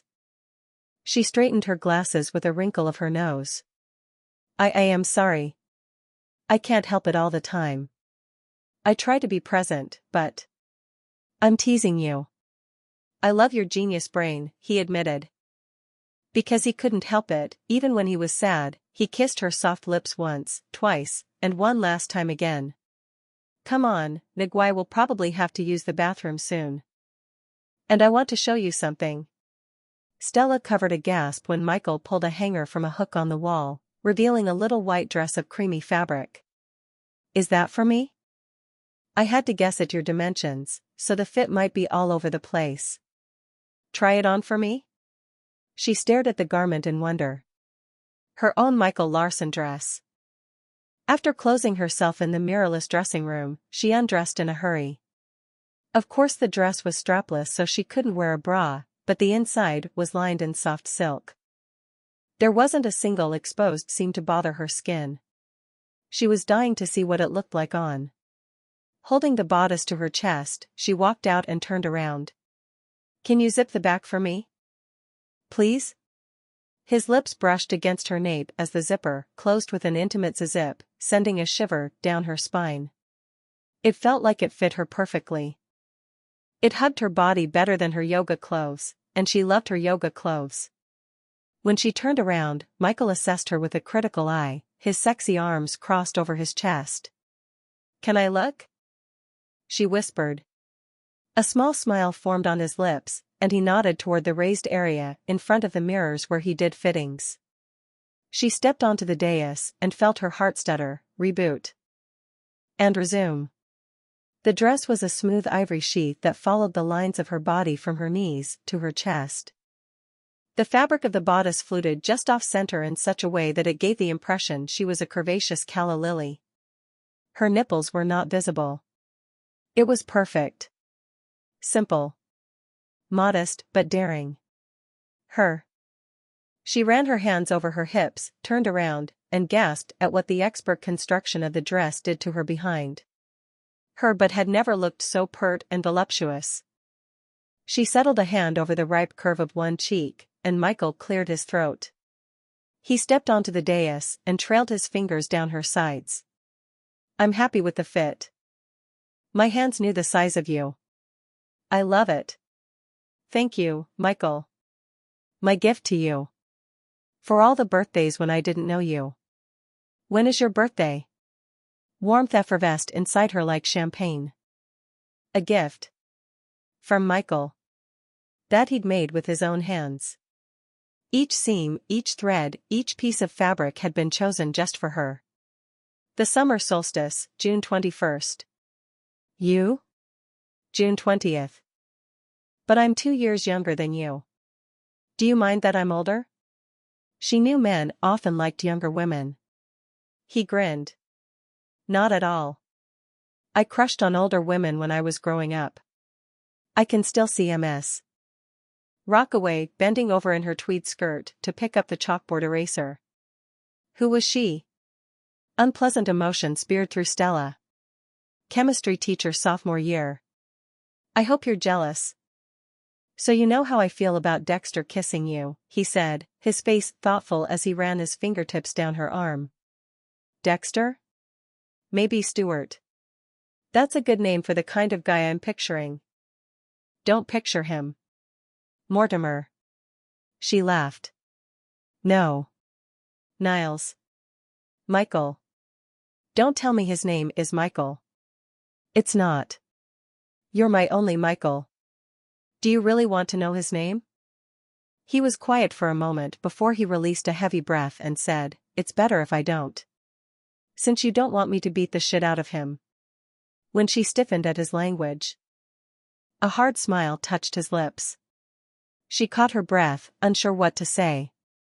It wasn't Philip she cared about. It was Michael. If he went after Philip, there could be awful consequences. Lawsuits, jail. HR claims. Even though she would have liked to see Michael in action, one nasty kiss wasn't worth all that. I'm glad you like the dress, Michael said with a softening expression. I'm looking forward to seeing you wear it tomorrow. After a lunch of catfish soup with pineapple and celery over rice, Stella rushed back to the office. She wanted to look at the data again. Philip lifted a hand at her when she passed by, but she didn't have time to deal with him. She strode past his office, tossed her purse in her desk drawer, and sat down. Clicking through screens on her monitors until she came to the function she'd formulated to model men's purchasing behavior with regard to high-end boxer shorts. It was an elegant equation with 5 key variables that included things like age and income bracket and several minor variables. She'd boiled the termination of male purchasing of boxers down to a single binary variable, beta, and had found markers that led to its activation. Things like increased spending on fine dining and luxury gifts. It seemed counterintuitive to Stella that in a time of decreased price sensitivity, men suddenly quit buying their underwear. Even luxury boxers weren't that expensive. Now, as she looked at the math and the numbers, Michael's words trickled through her brain. Women like to take care of the people they love. Somehow. Some way, Stella had used market data, math, and statistics to quantify love into a single variable. Beta was love. Beta was a 0 or a 1. A yes or a no. And it was overwhelmingly linked to the time when men quit purchasing their own underwear. It wasn't an absolute, of course. People were people, and they hated to be entirely predictable. But it was a visible trend. You could gamble with this data and win more than you lost. If a woman purchased underclothes for a man, it meant she loved him. Stella was fully capable of purchasing underclothes. She left work early that day to go shopping. When she returned home with her find, she wrapped it in a red bow and hid it at the bottom of the drawer Michael had appropriated for his underclothes. If he stopped buying boxers now, it meant he loved her back. If he loved her, her labels wouldn't matter. She'd tell him everything. Chapter 23. Michael raked a hand through his hair as he stared at the suits hanging in Stella's closet, trying to pick out the one he'd wear to the benefit tonight. He was going to meet her parents. Every nerve in his body told him it was going to go terribly, but he would still drag himself there. Stella had asked him to come. She peeked into the doorway, grinning. Can't decide which one? You pick. Shyly, she stepped into the closet. She was holding the dress he'd made to her chest. Zip me first? Because he couldn't resist, he kissed her neck, sucking on the sweet skin as he searched underneath the loose bodice and palmed her tits. When he pinched her nipples, her breath hitched in the sexiest way. We're going to be late if you keep that up. Everyone's late to these kinds of things. He bit her nape as he stroked a hand over her belly and prepared to slip into her panties. He loved touching her there, loved the way she responded. My parents are never late. They want to meet you. His hand froze in mid-descent. Because he couldn't bring himself to say he wanted to meet them, why would he want to meet people who were bound to disapprove of him, he said. It should be interesting. Thank you for coming with me. I know you'd rather do other things. He'd rather do prom fittings, but he didn't say that. You know how I like to wear suits. That, at least, was true. He withdrew his hand from her dress and pulled the zipper up. A 3-piece. I love you in 3-piece suits. The black one, then. It'll look good with your dress. She grinned as she turned to face him. Everything looks good with my dress. People are going to ask where I got it. Can I tell them it's a Michael Larson original? He hesitated as he heard his full name on her lips. You know my real name. Her eyelashes swept downward. It was on your electric bill and the uniform in your picture. Are you mad? Are you? Had she Googled him or his family? There were articles in the local papers that outlined in detail all the shit his dad had done. Had she read them? No, she couldn't have. She wasn't looking at him with veiled suspicion. It was only a matter of time though. His heart crashed, and his skin went hot. Tick, tock. Tick, tock. But the clock wasn't ticking down to the time when he exploded and hurt everyone. Now, it was ticking down to the time when she learned everything and it was over between them. She lifted a shoulder. But she didn't look at him and she didn't speak. You are mad, he said in realization. Mad isn't the right word. What is the right word? I don't know. I felt like you didn't trust me. She hugged her arms around her middle. Like you were making sure I won't be able to find you when things end between us. No, I trust you. I was just afraid of losing her. I hate my last name. That, too. Why? It's my dad's. She searched his face, with her eyebrows drawn together. Why do you hate your dad? Because he left your mom?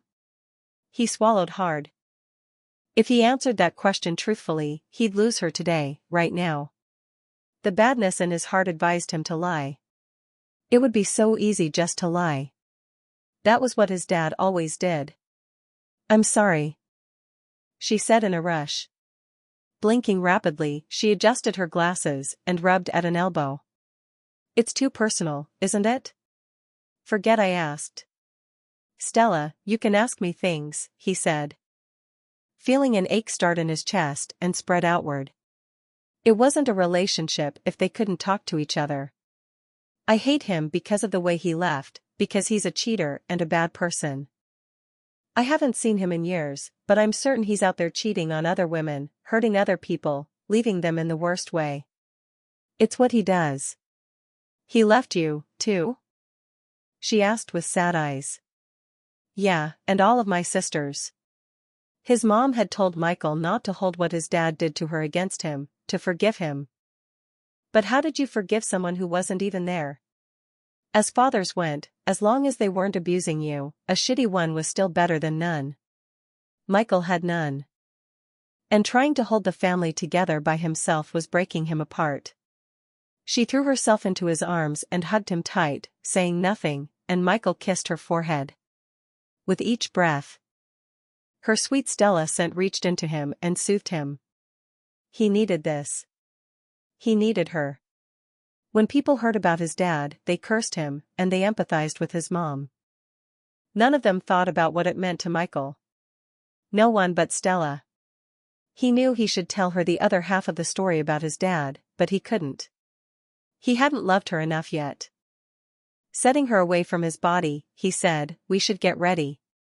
The benefit was at an exclusive club a ways down Page Mill Road, amid lighted tennis courts, putting greens, and glowing blue swimming pools.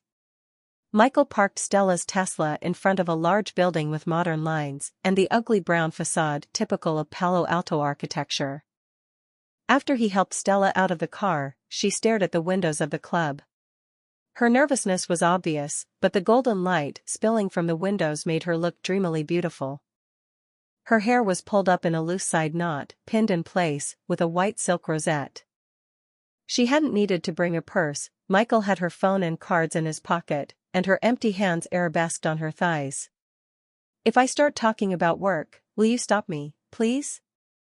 He took her hand in his and squeezed, feeling the cold sweat on her palm. Why? Your work is interesting. I get carried away, and I take over the conversation. It bothers people. I like it when you get carried away. That was when she was at her most captivating, when her eyes twinkled. He brought her hand to his lips and kissed her knuckles. Her mouth wobbled into an uncertain smile as she looked up at him. That's part of why you're so wonderful to me. I'm glad you know it. She laughed as he led her to the front doors. Once inside, the din of hundreds of casual conversations enveloped them. The banquet room was filled wall to wall with round tables of Silicon Valley's finest. And a live band played low-key jazz from a stage at the back of the room. A wall composed almost entirely of windows showcased the lap pool and lighted golf course outside. How are you dealing with all this noise? She turned to face him with a startled look. Is it bothering you, too? I'm fine. You're the one I'm worried about. He didn't want her to end up hyperventilating outside again. The noise isn't terrible. I'm more nervous about the seating arrangements. My mom likes to surround me with new people. I've gotten better at the talking, but it's still a lot of work. He tilted his head as he absorbed that. For him, talking was talking. There wasn't a work part. You overthink it. I have to think really hard when I talk. Otherwise, I blurt out rude things, and I alienate everyone. It's because you're so honest. People don't like honest. Except for when you're saying good things. Figuring out what people think is good is tricky, especially when I don't know them. It makes conversation a minefield. A woman who had to be Stella's mother sailed forward in ropes of pearls and a loose, off-white dress that fell over slender curves to mid-calf. Her dark hair was gathered in a bun identical to the one Stella usually wore, accentuating a facial structure Michael was very familiar with. This elegant mid-50s woman was Stella in another 20-some years. Stella's future husband was a lucky fucking bastard. She hugged Stella and pulled back to admire her with maternal pride. "Stella dear, you look lovely." Her attention switched to Michael, and she smiled. "And there he is. So good to see you, Michael. I'm Stella's mother, Anne." She held her hand out, knuckles up. And he lifted it to his mouth to brush a quick kiss over the back. He knew he was in upper crust territory when hand-kissing was an expected greeting. "Good to see you, Anne. And his voice is beautiful, too. I just can't get over this dress, Stella. Wherever did your personal shopper find it? You look like a flower." Stella beamed at him. "Michael is a designer. This is one of his creations." And didn't that sound perfect coming from her lips? The only problem was he hadn't designed much in the past 3 years. And he didn't see himself getting back to it anytime soon. His mom said she didn't need him at the shop, but with her sickness, he needed to keep an eye on her. He'd run across her unconscious body in the bathroom twice. If he hadn't, who knew what would have happened? Ambition could wait. He only had one mom. If he felt stifled and suffocated in the prison of his life, that was his problem. This wasn't going to last forever. He didn't want her to die. He loved her. But it was an unavoidable truth that her passing would set him free. Love, he found, was a jail. It trapped, and it clipped wings. It dragged you down. Forced you to places you didn't want to go, like this club he didn't belong in. And clasped her pearls. "Oh, isn't that perfect for you, Stella? Did he make this himself?" She fluttered around Stella, checking the zipper, peeking inside at the construction of the dress. Concealed seams. No tags. And it's so soft. And looked up at Michael with glassy eyes, before she whispered in Stella's ear and kissed her cheek, making Stella blush. "Well, come on and let me introduce you to her father." And looped her arm around his and steered them toward a half-occupied table far from the band. A middle-aged man with a bit of a potbelly, gray hair, and wire-rimmed glasses sat next to 4 empty seats. He was carrying on an animated conversation with the goodish-looking, blonde guy at his side. "Edward, this is Michael. Michael, this is Edward. Stella's father." Stella's dad stood up and shook hands. It was a civil handshake, firm without fighting for dominance. But the light brown eyes behind his lenses examined Michael like a laboratory specimen of unknown origin. Michael felt like he had on prom night meeting his date's dad for the first time. Like he should have brought his resume and latest STD screening results. He stifled the impulse to shake out his hands and feet like he did before he sparred in competition. "Nice to meet you," Michael said. "A pleasure," Stella's dad said with a stiff smile that reminded Michael a lot of his own dad, well, if his dad had been remotely normal. "This is Philip James," and said, indicating the blonde guy. "Philip, this is Michael, Stella's boyfriend." Philip stood up and straightened a black suit coat that fit his athletic frame in a way that would make any tailor proud. "Pleased to meet you." The guy held his hand out politely. When Michael shook it, however, his fingers were tightened in a painful vice. "What the hell?" Philip's hazel gaze was flinty as he sized Michael up. "Stella told me about you at work." "At work?" Michael glanced at Stella, and she looked away uncomfortably. The kiss. This was Dexter Stewart Mortimer Niles. Michael released Philip's hand before he gave in to the urge to slam him onto the table. "Philip," he said with a terse nod. This piece of shit had put his tongue in Stella's mouth. He was not at all what Michael had expected. He should have been thinner, with bad posture and less muscle. He definitely should have had glasses, nice thick ones that looked like binoculars. Seemingly oblivious to the tension thickening the air. And continued introducing the well-dressed people seated around the table, a single nerdy guy who fit Michael's original perception of Philip to a T and happened to own a well-known tech company. A highly educated Indian couple, and a white-haired older woman in a lavender skirt suit whose neck, ears, and fingers dripped with enormous diamonds. He unbuttoned his jacket and sat down between Stella and the table's last empty seat with a composure that 3 years of escorting had taught him. "So, Michael, tell me about yourself," Stella's dad said, crossing his arms and leaning back in his chair on a calculating gaze. Yep, this was prom night all over again. Michael knew exactly how this was going to go. "What would you like to hear?" Michael asked. "For starters, what do you do?" Philip watched him with sullen interest. Michael's dad had wanted him to be an astrophysicist or an engineer. Near the end, his dad had settled on architect. That was still respectable. "I'm a designer." "Oh, how interesting. What do you design? Or does your security clearance not allow you to say?" When he unraveled that, he almost laughed. "No, I'm not a defense contractor. I design clothes." "He designed Stella's dress, honey," Stella's mom said with a gentle smile. "He's remarkably talented." Edward's face wrinkled in distaste, but he rallied, giving Michael the benefit of the doubt. "That must be a difficult business to get successful in.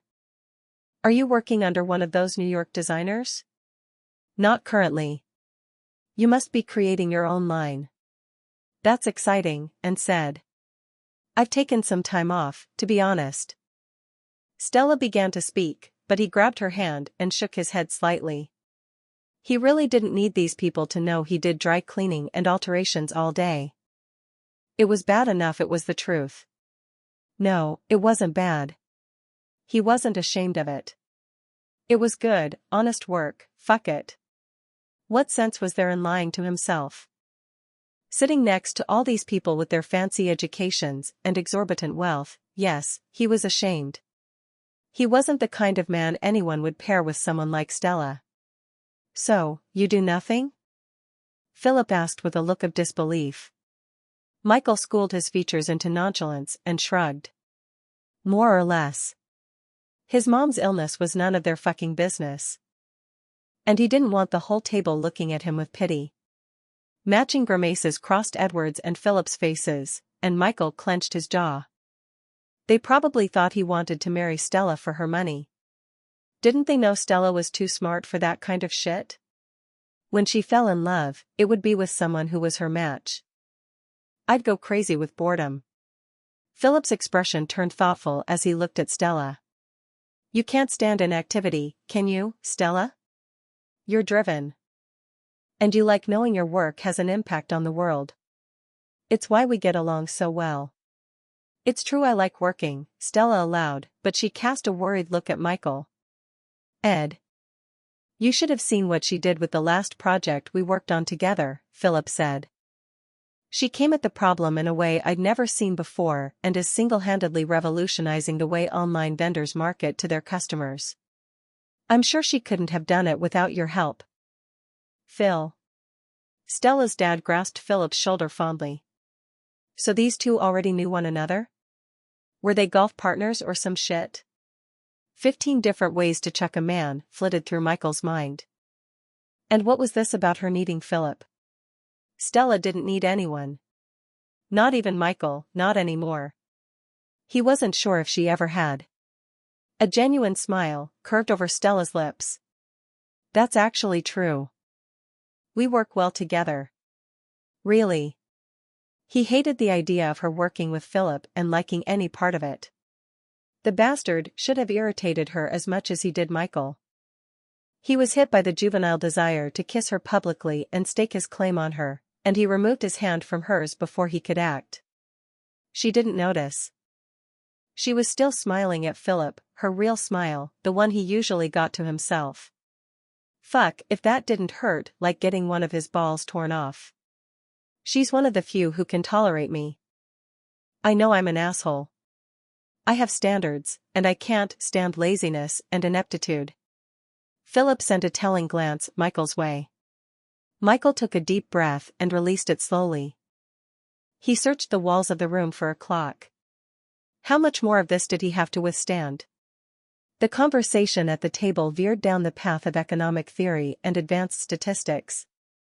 And he watched with a sinking sensation as Stella opened up and began talking. She had said to stop her if she started talking about work, but she was loving it. It was so clearly her passion in life. Michael didn't want to deny her. Philip, for all his supposed assholishness, kept up with her in a way Michael never could. He was reminded of that kiss. She'd said she hadn't liked it and that Philip was annoying, but she certainly wasn't minding interacting with him now. Michael couldn't help observing that Stella and Philip made a good-looking couple. With their similar interests and backgrounds, they were nauseatingly perfect for one another. He remembered that it was Philip who had inspired Stella to hire an escort in the first place.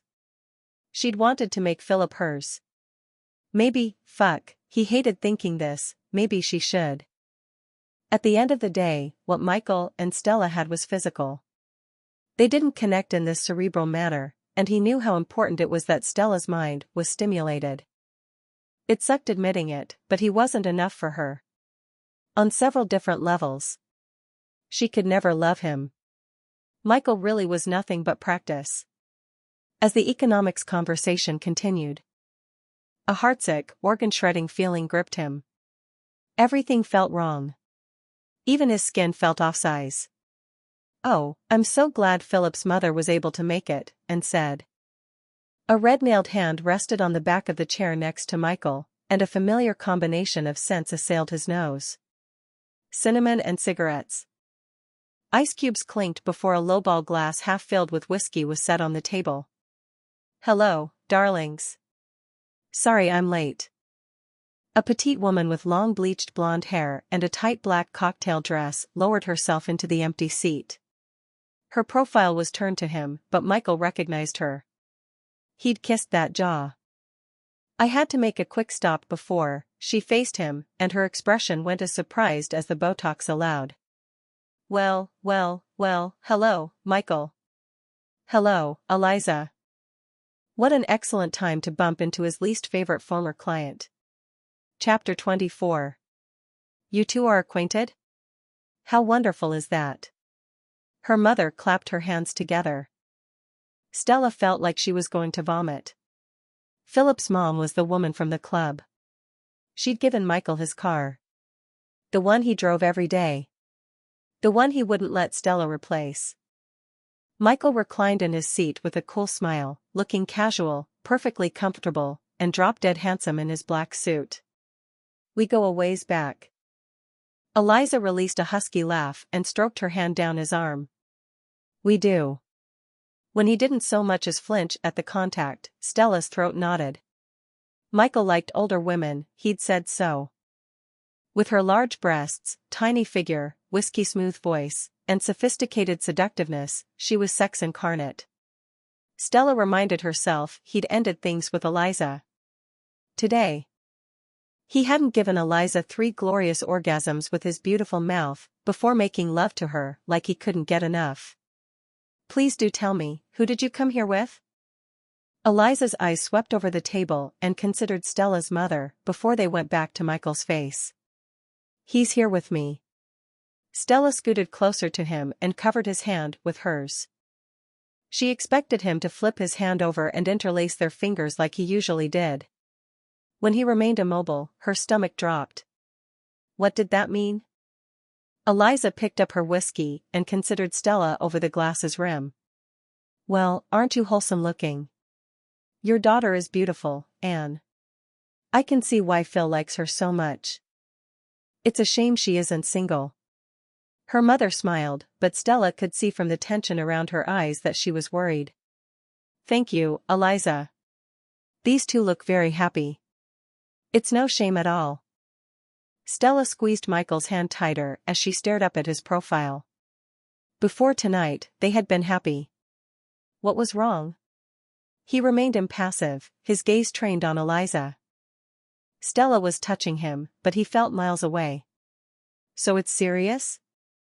Eliza looked at Stella's parents before she smirked and sent Michael an amused glance. Meeting the parents now, Michael? Would you have met mine for the right price? What are you talking about?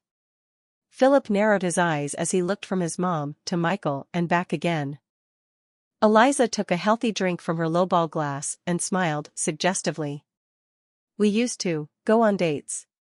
You've got to be kidding me. Philip stared at Michael in rising disgust. You've slept with my mom? Not exactly, Michael replied with a tight smile. Eliza chuckled. There wasn't any sleeping involved, if I remember correctly. Oh, for Pete's sake. I need a drink. Her father pushed away from the table. Get me another whiskey on the rocks while you're at it, darling, Eliza said, shaking her glass. You've had enough. He fled toward the cocktail bar in the back corner.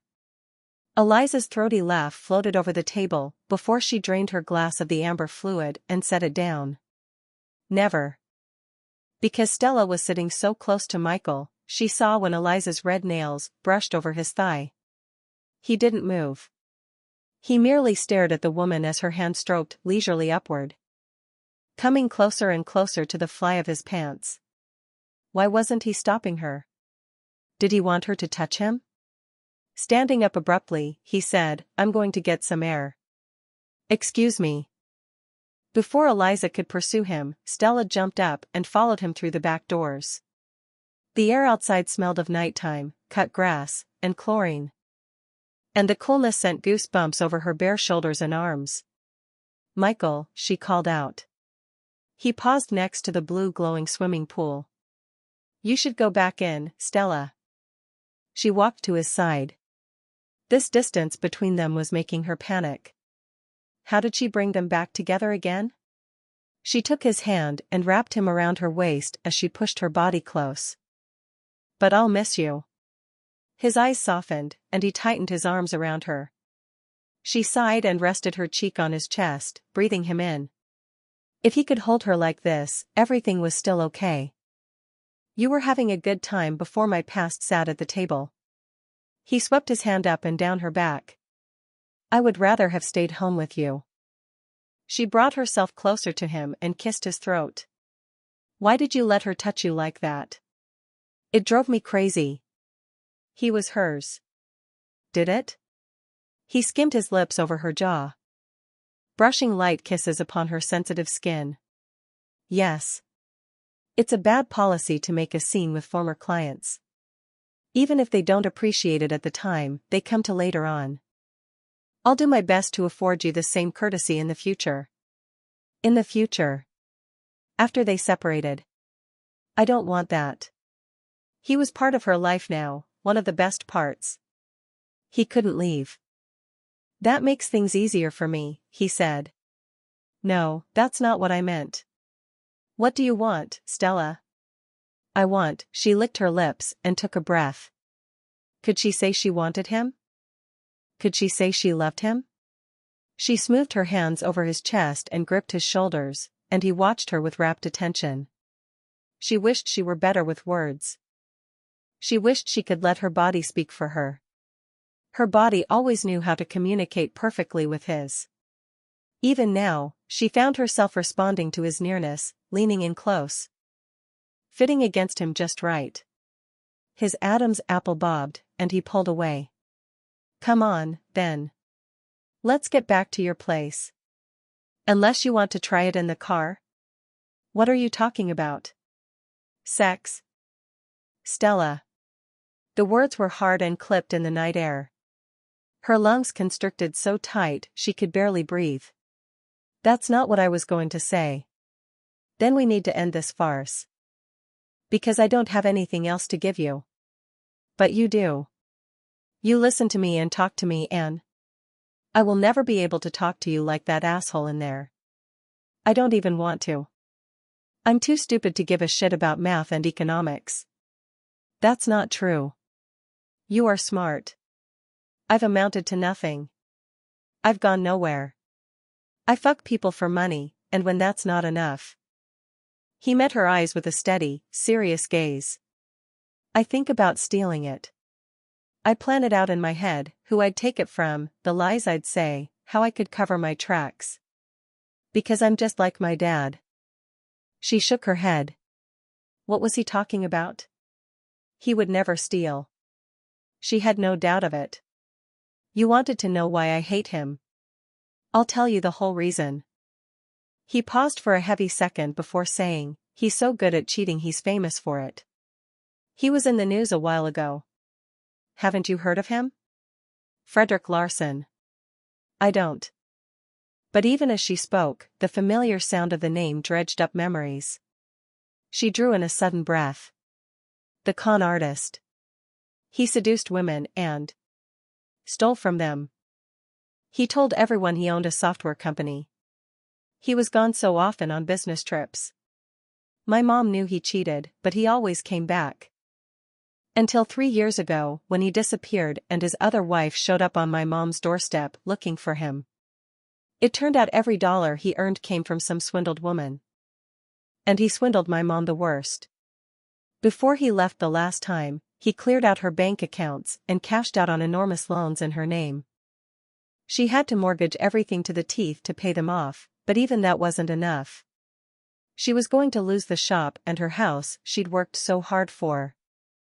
My sister was going to have to drop out of school because we suddenly couldn't pay for it. He turned away from her and began unknotting his tie with violent jerks of his hands. The job I'd been so crazy about, the one I'd traveled across the country for, thinking my family was home safe with my dad, paid such a small amount I had to quit. I didn't have any skills that paid quickly, not like you. So I took this thing my father gave me, my body that's the same exact height as his, my smile that looks just like his, and I sold it. I fucked half of California with it, day and night for months, and I used that money to help make everything right. But by that time, my mom got sick, and she. The tie fluttered to the ground. And he loosened his top buttons like his shirt was suffocating him. He covered his eyes with his palm as he breathed raggedly. Stella stepped toward him hesitantly. She placed her hand on his face, finding it drenched with hot tears. Her throat was too swollen to speak, so she wrapped her arms around his neck and held him with all her strength. He buried his face in her hair and held her back. It's not your fault your dad did that horrible thing, and you're nothing like him, she whispered. How could he possibly believe that? If I'd been there, I might have noticed what he was doing. And I might have stopped it. She smoothed her fingers through his hair. Even if you'd been there, you wouldn't have found anything until it was too late. He fooled tons of people. That's what he's good at. He tightened his arms a fraction and pressed a kiss to her cheek. When he spoke, his voice was rough and intimate, bare. The crazy thing is, even after all he's done, even with how much I'm ashamed of him and hate him, I still miss him. He's my dad. My dad is a lying, cheating criminal, and I love him. Stella had no words for Michael at that point. So she continued to hold him. What did you say when someone hurt like this? All she could do was rest her beating heart next to his and hurt with him. After a moment and an eternity, Michael pulled away. Wiping at the tears on her cheeks, he said, I accepted your proposal because I wanted to help you with your issues, and it's clear we've worked through them. You're ready for a real relationship now. If some bastard doesn't want you because you're autistic, he doesn't deserve you. Do you hear me? You have nothing to be ashamed of. The blood drained from her face, and her heart stopped beating. You know? He smiled slightly. I figured it out after that first night at my mom's. He'd known all this time? Was that good or bad? She didn't know. You want to leave? She heard herself ask. It's time for me to move on, Stella. We're not giving each other all the things we need. She understood at once he meant her. That she wasn't enough for him. Because of who and what she was, her impairments and eccentricities, her label. Black hopelessness dragged her down. It had been naive of her to hope she could seduce him. Her chin quivered, and she bit the inside of her lip to still the motion. I see. He brushed his fingertips across her cheek. Tucked tendrils of hair behind her ear. You need more than sex, and I can't give you those things. She looked down at her shoes. Maybe it had just been sex for him, but for her. As pathetic as it sounded, it had felt like love. He smoothed warm hands down her cold arms and squeezed her hands. Thank you for these past months. They were special to me. Not special enough. Thank you, Michael. For helping me with my anxiety issues. Promise you won't be hiring more escorts after this. No more escorts. I promise. There was only one escort she wanted. Good girl. He breathed a kiss into her hair. I'm going to go now. I can drive you home. She didn't want them to part yet. I'd prefer to call a cab. I want to clear my things from your place. And it's better if you're not there when I do that. Take care, okay? Okay. He dug her key fob, phone, and cards from his pockets and handed them to her. Goodbye, Stella. Goodbye, Michael. Statue still and numb, she watched as he left. Then, she turned around and walked inside. Her preference was to go home, but he wanted to collect his things in peace. All other exit strategies were out, as well. The thought of passing by him in the parking lot or on the road filled her eyes with fresh tears. Better to return to the dinner. It was the last place she wanted to be right now. After going to the bathroom and fixing her makeup as well as she knew how, she seated herself at the table. Where's Michael, Stella dear? Her mother asked quietly. He left. We just broke up. Philip smirked. Eliza cast Stella a pitying glance from the other side of Michael's empty chair and placed a hand on Stella's shoulder. Men like him need to be free, darling. Stella pushed Eliza's hand off, without a word. Her father narrowed his eyes in displeasure. She knew how he felt about any kind of rude behavior. It's all for the best. For once, her mother had nothing to say. She merely watched Stella with concerned eyes. You can do much better, Philip added. The directness of his gaze said that by better, he meant him. Stella's knuckles went white as she curled her fingers around her knees. Emotion boiled inside her chest, screaming to get out. But she bit it back. I agree, her father said. I saw nothing good in that man. Sharpness lanced her insides, and her control dissolved. Then you weren't looking closely enough. He's not doing nothing. He's not lazy. Sometimes there are more important things than passion and ambition. He put his career on hold so he could take care of his mom, who's dying of cancer. He's the kind of person who will give up everything for the people he loves, everything. He's nothing but good. And he didn't want her. Her father's face darkened. Then why didn't he say so? Why would he want to share that with people who are looking down on him? I wasn't. That's enough, Edward, her mother snapped. It was obvious what you were thinking. You want her to be with someone driven and career-focused, someone who can take care of her. You don't seem to realize she's driven enough on her own. And she doesn't need someone to take care of her financially. Stella dear, let's get out of here. The noise is getting to me. Her mother held out her hand, and Stella took it. Letting herself be led to an empty seating area, just outside the banquet room. A massive bouquet of willow branches and calla lilies dominated the low coffee table. Stella traced the edge of one of the flowers before she sat down and shut her eyes. It was much quieter out here, and some of the tension in her head eased. But the ache in her heart didn't abate. Instead, it spread outward and intensified, crushing her with hopelessness and defeat. The soft weight of her mother's hand on her leg had her eyes drifting open. Her mother embraced her. pulling her into ropes of cool pearls and Chanel No. 5. Stella still didn't like that strong scent, but in that moment, its familiarity calmed her. She relaxed and let her mother hold her like she had when she was little, not realizing she was crying until her mother hushed her and began rocking side to side. "I'm so sorry, dear.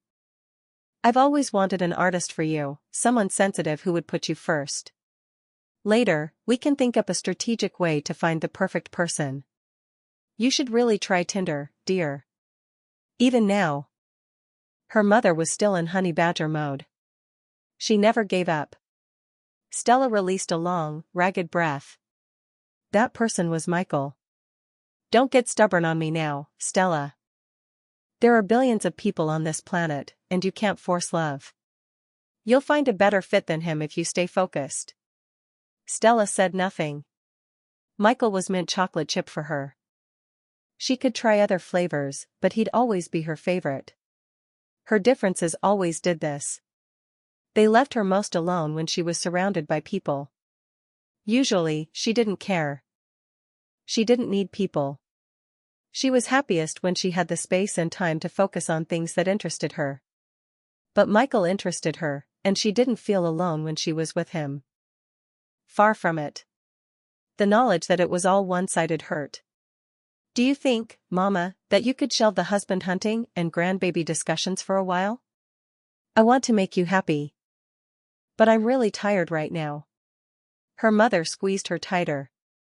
"Of course, forget all about grandchildren. I didn't mean to pressure you. I just want you happy."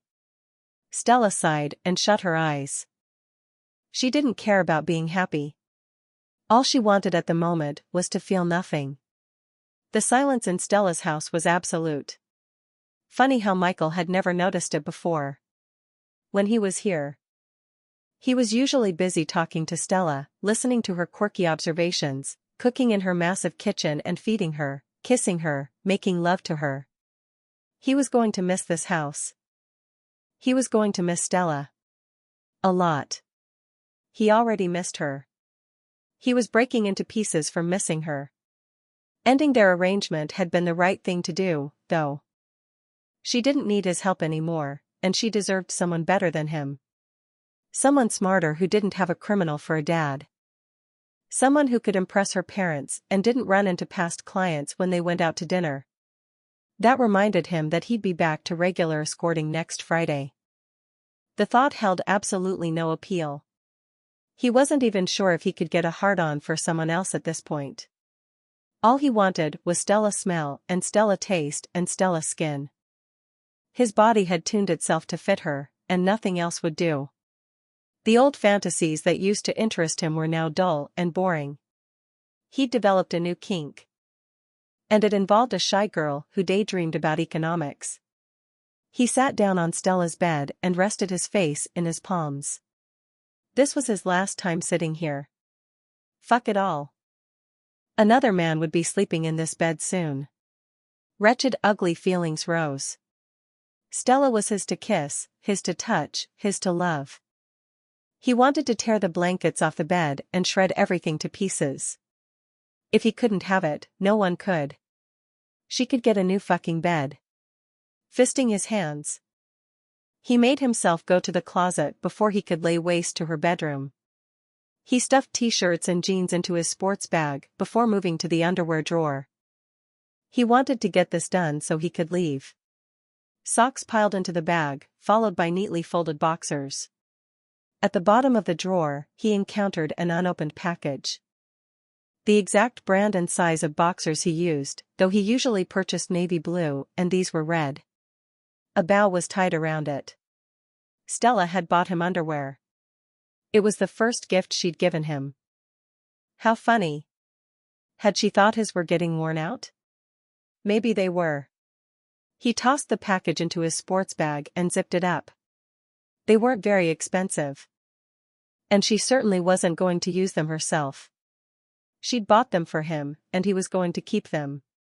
On his way out of her room, he slipped his billfold from his pocket. Fished out a folded slip of paper, and set it on her nightstand. There, proof that he wasn't his dad. But maybe that wasn't why it felt so right to do this. Maybe it felt right because he was in love. He strode through the empty house, turning off lights as he went. After he locked the front door, he tucked his key under the welcome mat, said a quiet goodbye, and left. Chapter 25. When Stella reached for her glasses the next morning, her fingers encountered a piece of paper. Frowning, she picked it up and held it close to her bleary, tear-swollen eyes. A check. Her check. For $50,000. She sat up in bed and ran trembling fingers over the surface of the check. What did this mean? Why hadn't he kept it and cashed it? His words from last night whispered through her head. I accepted your proposal because I wanted to help you. Not because he wanted to be with her, not even for money, but because he pitied her. Because she was autistic. Awful emotion spread through her like poison, and she covered her mouth to muffle the sounds coming from her throat. She'd thought she was rubbing off on him. She'd thought she was special. She'd thought he could love her back. But every time they'd been together, it had been nothing but charity. All those kisses, all those moments, all charity.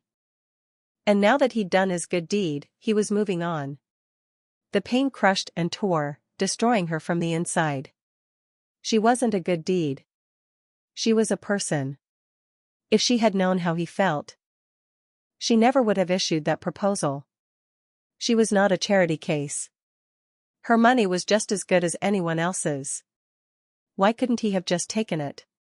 Swiping at her face angrily. She told herself she was tougher than this. She wasn't going to fall apart over a man who didn't want her. She made the bed with angry jerks of her arms and stomped into the bathroom to floss her teeth. She worked the mint string so forcefully her gums bled. When she closed her hand around her toothbrush, something reckless made her let go and hop in the shower instead. Very deliberately, she reversed her shower routine, scrubbing herself from bottom to top. She wasn't a robot or a disabled autistic girl. She was herself. She was enough. She could be anything. She could make herself into anything. She could prove everyone wrong. By the time she left the shower, she was breathing heavily. She was going to do this, and do it well. When she was done, she'd be new and fresh and fantastic. She deserved to be those things. She dried herself off with brisk rubs of her towel, purposefully walked past her waiting toothbrush, and went into the closet, where she pulled on the black dress Michael loved. She didn't bother with a cardigan. Let people look. Gazing in the mirror over her sink as she finally allowed herself to brush her teeth, she found her eyes ablaze with determination. Her hair was a wild mess, but she didn't plan to tame it. She wasn't in a tame mood. Other women let their moods dictate their actions, change their routines. Stella was going to be the same. After she choked down a slice of dry toast, she stared at her empty house. What now? Her body raged with the need for action, for change, for violence. There would be no working today. People didn't work on Sundays. Once the shops opened, they went out. They ran errands. They did things together. There was no more together for Stella. She sat down before her glossy black Steinway and lifted the fallboard away from the keys. She automatically played the opening chords for Claire de Lune, but the song was too slow and too romantic. And it reminded her of Michael. She broke from the melody after the first crescendo. Instead of letting the music ebb back into gentleness, she took it higher, poured melodic anguish into it. Her throat swelled, and her heart bled into the notes. That wasn't enough. She gave the piano her rage. She pounded chords onto the keys in quick succession, like storm waves, crashing on cliffs. Wave after angry wave. Still not enough. She did something she'd never done before. Stella had always been gentle. She spoke softly. She didn't hurt anyone intentionally. She loved music and order and patterns. She slammed her hands on the keyboard, producing clashing off-key jumbles of notes. A mess of chaos. Loud, louder. over and over again until her palms hurt, and her teeth were gnashing, and her body shook from sound overload. At that point, she hit harder, warring against the noise and herself. A snapping deep within the piano traveled up her fingers and into her arms. Only then did she let her shaking hands fall away from the keys. She lifted her foot from the sustained pedal, dampening the residual ringing of the strings. The pained stuttering of her heart filled her ears. The piano needed to be tuned. She'd worry about it later. The stores were opening soon. And she wanted to go shopping. For perfume. The shop was closed on Sundays, but something made Michael go there anyway. He unlocked the front door and stepped inside. After passing by the empty fitting room, he entered the work area in back. There, he scanned the mechanized rack where they hung the dry-cleaned clothes, the walls of multicolored thread, and the green commercial sewing machines. This place was his mom's livelihood, and she was incredibly proud to be the owner of such a thriving business. Of all their extended family, she was one of the most successful. Well, she would have been, if not for his dad. To Michael, this place was a prison. He didn't want to do tedious fittings and alterations and dry cleaning. He wanted to create something from scratch. He went to the bureau at the back of the room and pulled out the small drawer he reserved for his sketchpads. The book on top felt cold and familiar under the pads of his fingers, the paper soft. He sat at one of the work tables and opened the book to a blank page, set his pencil tip down. Usually, he started the clothing design first, the collar and shoulders, sometimes the waist if that was the focal point of everything. The face was usually just an impression, a profile, the curve of a jaw. Hands and legs were quick pencil strokes, just vague ideas. Today, he started with the face. It was the only thing in his mind. Those eyes and the heavy fringe of lashes. Arching eyebrows. That nose. Those kissable lips. When he finished, Stella stared at him from the page. He'd captured the essence of her perfectly. His hands knew her every line. Her likeness was enough to make the blood rush to his throat, and he dug his phone out of his pocket and checked it for messages or missed calls. Nothing. Just like the other 99 times he'd checked today. She'd said she would stalk and call, and he was messed up enough to want it. If obsession was all he could have from her, he wanted the works. The more drama, the better. Maybe they'd have no choice but to get back together. The screen on his phone blacked out, and cold reality sank into him. Her obsession hadn't been strong enough to stand up in the face of his family's criminal past, not on top of all his other drawbacks. It really had been just practice and sex. His phone buzzed with an alert from the agency app. Someone had booked him for this Friday. For a second, he thought it might be Stella, and bright happiness flooded his being. Even knowing everything about him, she still wanted him. He clicked through the screens on his phone as fast as he could, but when the app loaded, he saw it was someone new. His stomach dropped. There'd been a time when he'd liked the variety his escorting assignments provided. Now, his body crawled with revulsion at the mere idea of touching someone else. Let alone kissing or having sex with them. He felt permanently pair-bonded, like a goddamned swan. Only the swan he'd chosen hadn't pair-bonded back with him. Why would she have? Look at all the people he'd fucked.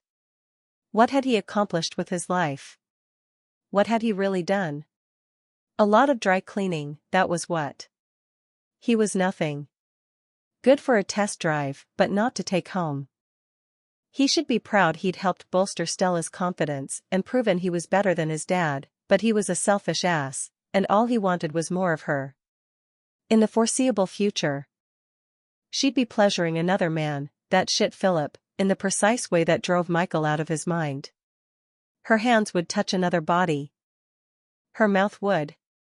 He crammed his palms into his eyes and breathed away his gut-churning nausea. If she was going to fuck other people, he would, too. He'd go right now. He started to stand, but paused. It was Sunday morning. Not trolling time. And he physically could not.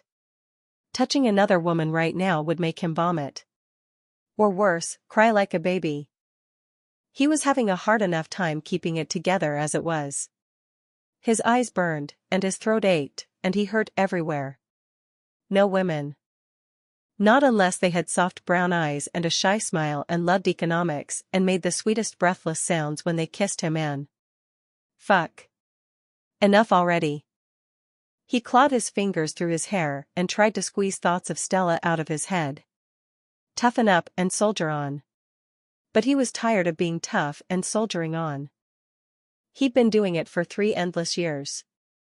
He was trapped here, trapped in his life, trapped in never-ending debt. Trapped by love. That was his problem. He always loved too much. If he could just tear his heart out and stop feeling, he would be free.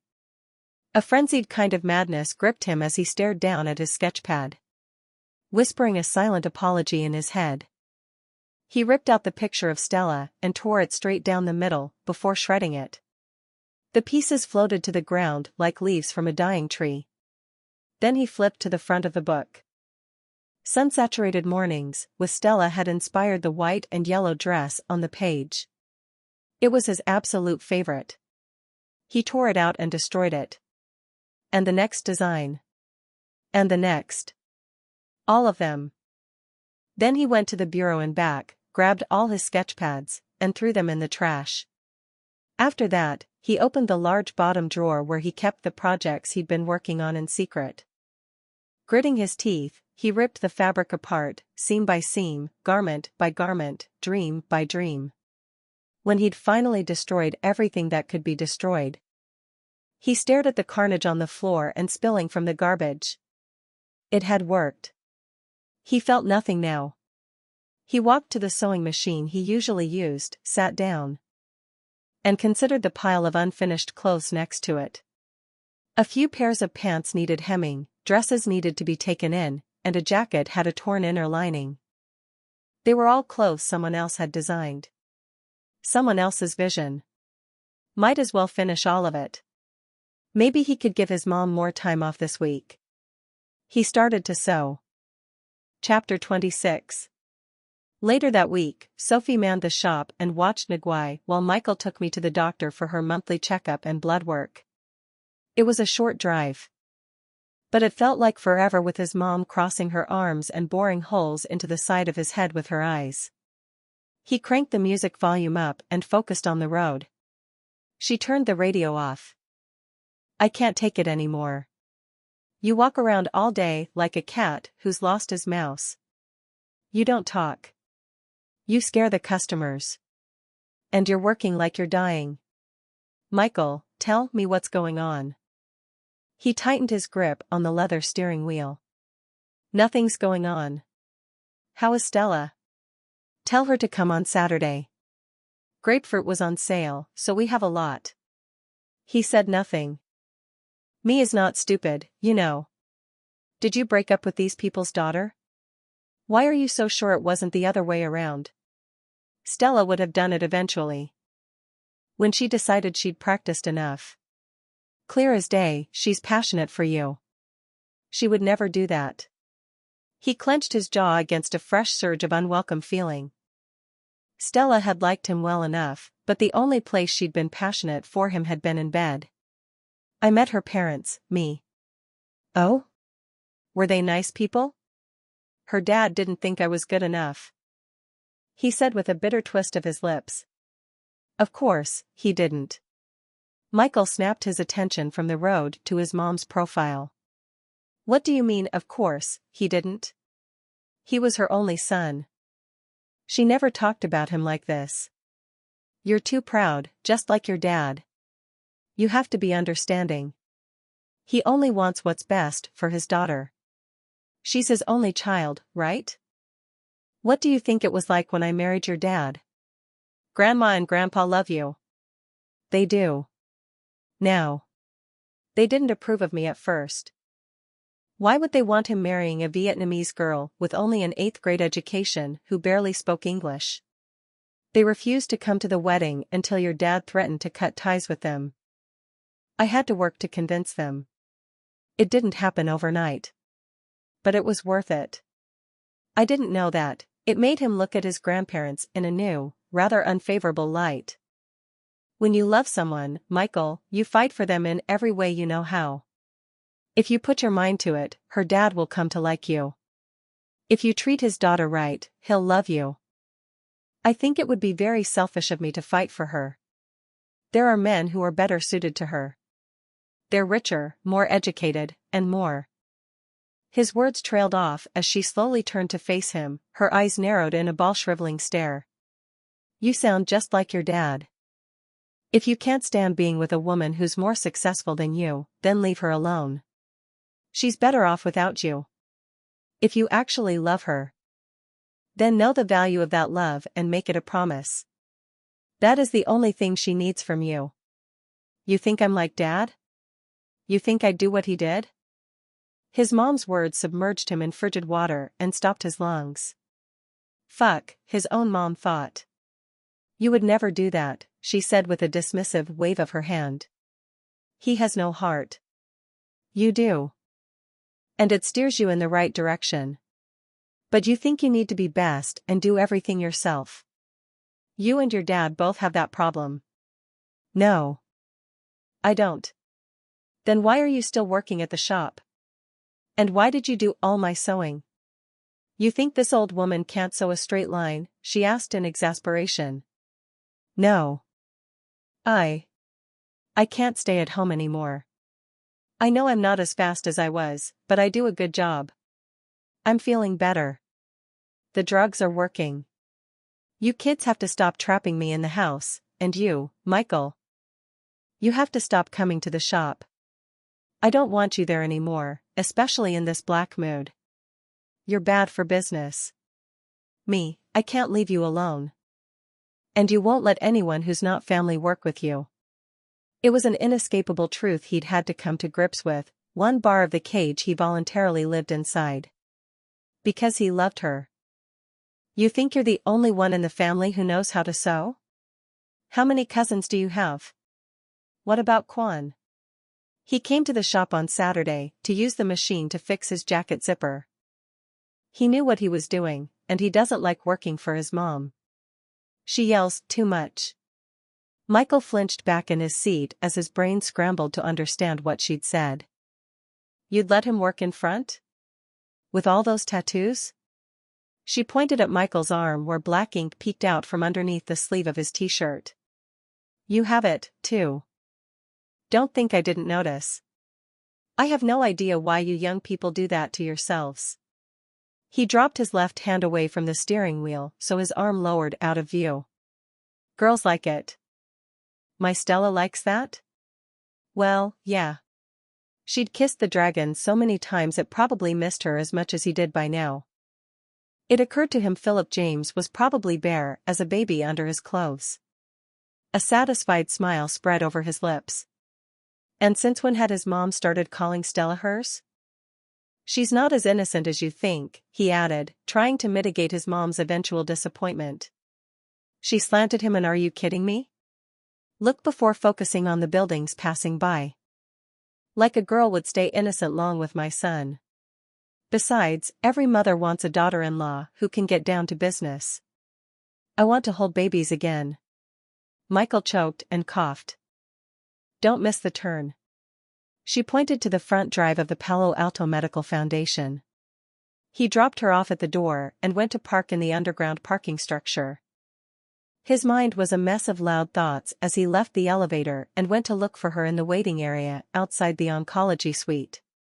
His mom said his heart steered him in the right direction. And she didn't think he'd ever do what his dad had. She wanted him to fight for Stella. She thought love was enough. But love wasn't enough if it was only one-sided. His favorite receptionist, Janelle, flagged him down. She already went in. Before you go looking for her, I need your signature on some paperwork over here. He strode up to the reception desk with a feeling of dread. In his experience, paperwork was not a good thing. Bills were paper. Since you have power of attorney, you sign here and here, Janelle said. He frowned down at the papers. They didn't look like regular medical paperwork at all. What are these for? The Foundation has recently started a new program that provides assistance for households with insufficient insurance coverage who haven't been approved for federal or state assistance for various reasons. Your mom was one of the lucky few who were approved for full aid from here on out. That's got to be a relief, huh? Michael snatched up the papers and started reading the fine print as fast as he could. The more he read, the more stunned he became. His skin tingled with disbelief. Is this really real? It's all covered? This is the real deal. Just sign the papers, Michael honey. Janelle's eyes were warm and understanding, and Michael didn't know how to react. This was too good to be true. No more medical bills. No more bills. No bills. Was that possible? Michael didn't have this kind of luck. Bad things happened to him. Life for him was seeing how he could handle the punches and keep going. This had to be a scam. How were we selected? He almost couldn't hear himself speak through the desperate cacophony of his heart. Janelle shook her head with a smile. I'm not familiar with the selection process. But the program has made several families really happy today. Believe it, honey. It's all official, and it's happening. She squeezed his hand before handing him a pen with a plastic daisy taped to the end. He read over the print one more time, picking up phrases like recognition of financial hardship and full medical coverage. There were no red flags, no requests for payment, no contingencies, no confusing clauses. This was legit. His gut told him it was legit. The tip of the pen rested inside a yellow highlighted area in the document. How is this program funded? He asked. Private funding. You know this area and all the large philanthropic organizations. Go on and sign it already. You're making me nervous. His heart slowed, his hand steadied. And he scrawled his signature on the highlighted lines of page after page of legal verbiage. She gathered the papers together, filled a small paper cup with water from inside her office, and handed it to him. Drink this. You're looking faint. Go on back now and break the news to your mom. She's in her regular exam room. He tossed the water back and marched into the suite of exam rooms, going straight to the second room from the end. His mom was stretched out on the exam table, with wires sneaking out from underneath her sweater to link to an EKG. A nurse printed readouts from the machine and made notes on his clipboard before he helped his mom peel the sensors off her chest. How's everything looking? Michael asked as he sat down. I'll let the doctor tell you when she comes in. The nurse smiled, gathered up his papers and machinery, and left the room. It's going to be good news. His mom straightened the lilac cashmere sweater that actually matched with her pants, plain white, for once. Me feels good. This seemed like too much good news for one day. But there was color in her cheeks, and the smudges under her eyes weren't as pronounced. Have you gained more weight? He asked. 3 pounds. That loosened some of the tension in Michael's body. That's great. Stop worrying and trust me. A knock sounded on the door, and his mom's doctor stepped inside. A curvaceous woman with sandy shoulder-length hair and a demeanor that instantly put people at ease. So it's good news. I know I've shocked you again, Michael. Your mom is doing really well, she said with a laugh before her focus returned to his mom. Your last scans were stable, and we're going to start spreading them out even further. We'll keep your current dosages the same and do blood work every month. Of course, if anything changes, we want to see you right away, but I don't think that's likely. Tell my son it's okay if I work more. He and his sisters are trying to trap me at home. Dr. Hennigan eyed him with an understanding smile. If she wants to work, let her work, Michael. It's healthy to stay active, both physically and mentally. Michael crossed his arms. Maybe instead of working, she should start dating. Oh no. No more men for me. His mom made emphatic motions with her hands and shook her head. I'm done. The doctor's eyebrows rose in a considering way. He's right. You could start dating, on. Might be fun. His mom sent him a withering glance, and he couldn't help but laugh. They left the exam room shortly thereafter and walked by the reception desk. Janelle grinned warmly. And his mom gave her a distracted wave. Is she in shock? Janelle asked. His mom frowned. He wants me to get a boyfriend. Me. I'm almost 60. Janelle nodded sagely. It's never too late for true love. Bah. I just want to work. Money is better than men. I want a Hermes handbag. Well, maybe you can afford it now, Janelle said with a wide grin. Michael ushered his mom out of the office, before they could go into why she could afford it. As they got into his car and pulled out of the parking structure into the sun, he wished he could tell her about the program. But then he'd have to come clean about all the lies he'd told her regarding her excellent but non-existent health insurance and how he'd been paying her medical bills all this time. The only one who would understand was Stella, but she was gone. No, he'd have to keep this to himself. Stella rested her forehead in her palm and methodically went over the attributes in herself she associated with her disorder, her sensitivities to sound, smell, and texture, her need for routine, her awkwardness in social situations, and her tendency toward obsession. Over the last week, she'd tackled all of them but the last two. She didn't know how to tackle those. She could listen to awful music as she worked, wear perfume, take kitchen shears to the French seams of her shirts, and destroy her routines, but she couldn't suddenly talk to people with ease. And she couldn't not be obsessed with something she loved. Her mind spun around and around in circles, trying to figure out how to solve the problem. While she wasn't great at talking, she had made marked improvement over the years. If she focused and watched what she said, she was able to interact with people without making them uncomfortable, mostly. That left obsession. How did one not obsess over something wonderful? How did one like something a reasonable amount? If she was being realistic with herself, she had to admit this simply wasn't a possibility for her. She couldn't like something halfway. She'd tried that with Michael and failed miserably. Did that mean she had to abstain completely from things she enjoyed? She supposed she could give up piano, martial arts movies, and Asian dramas. But what about her greatest passion? Econometrics? Giving that up would be the biggest sign of her commitment. Her work was such a pivotal part of her life that if she resigned, everything would change. She really would be a new person. She set her glasses on her desk and covered her eyes with her palm, giving up on the data on the screen. Her mind was simply too overwrought to focus. If she couldn't do her work, maybe she should resign. Maybe she should devote herself to something with more concrete benefits to society.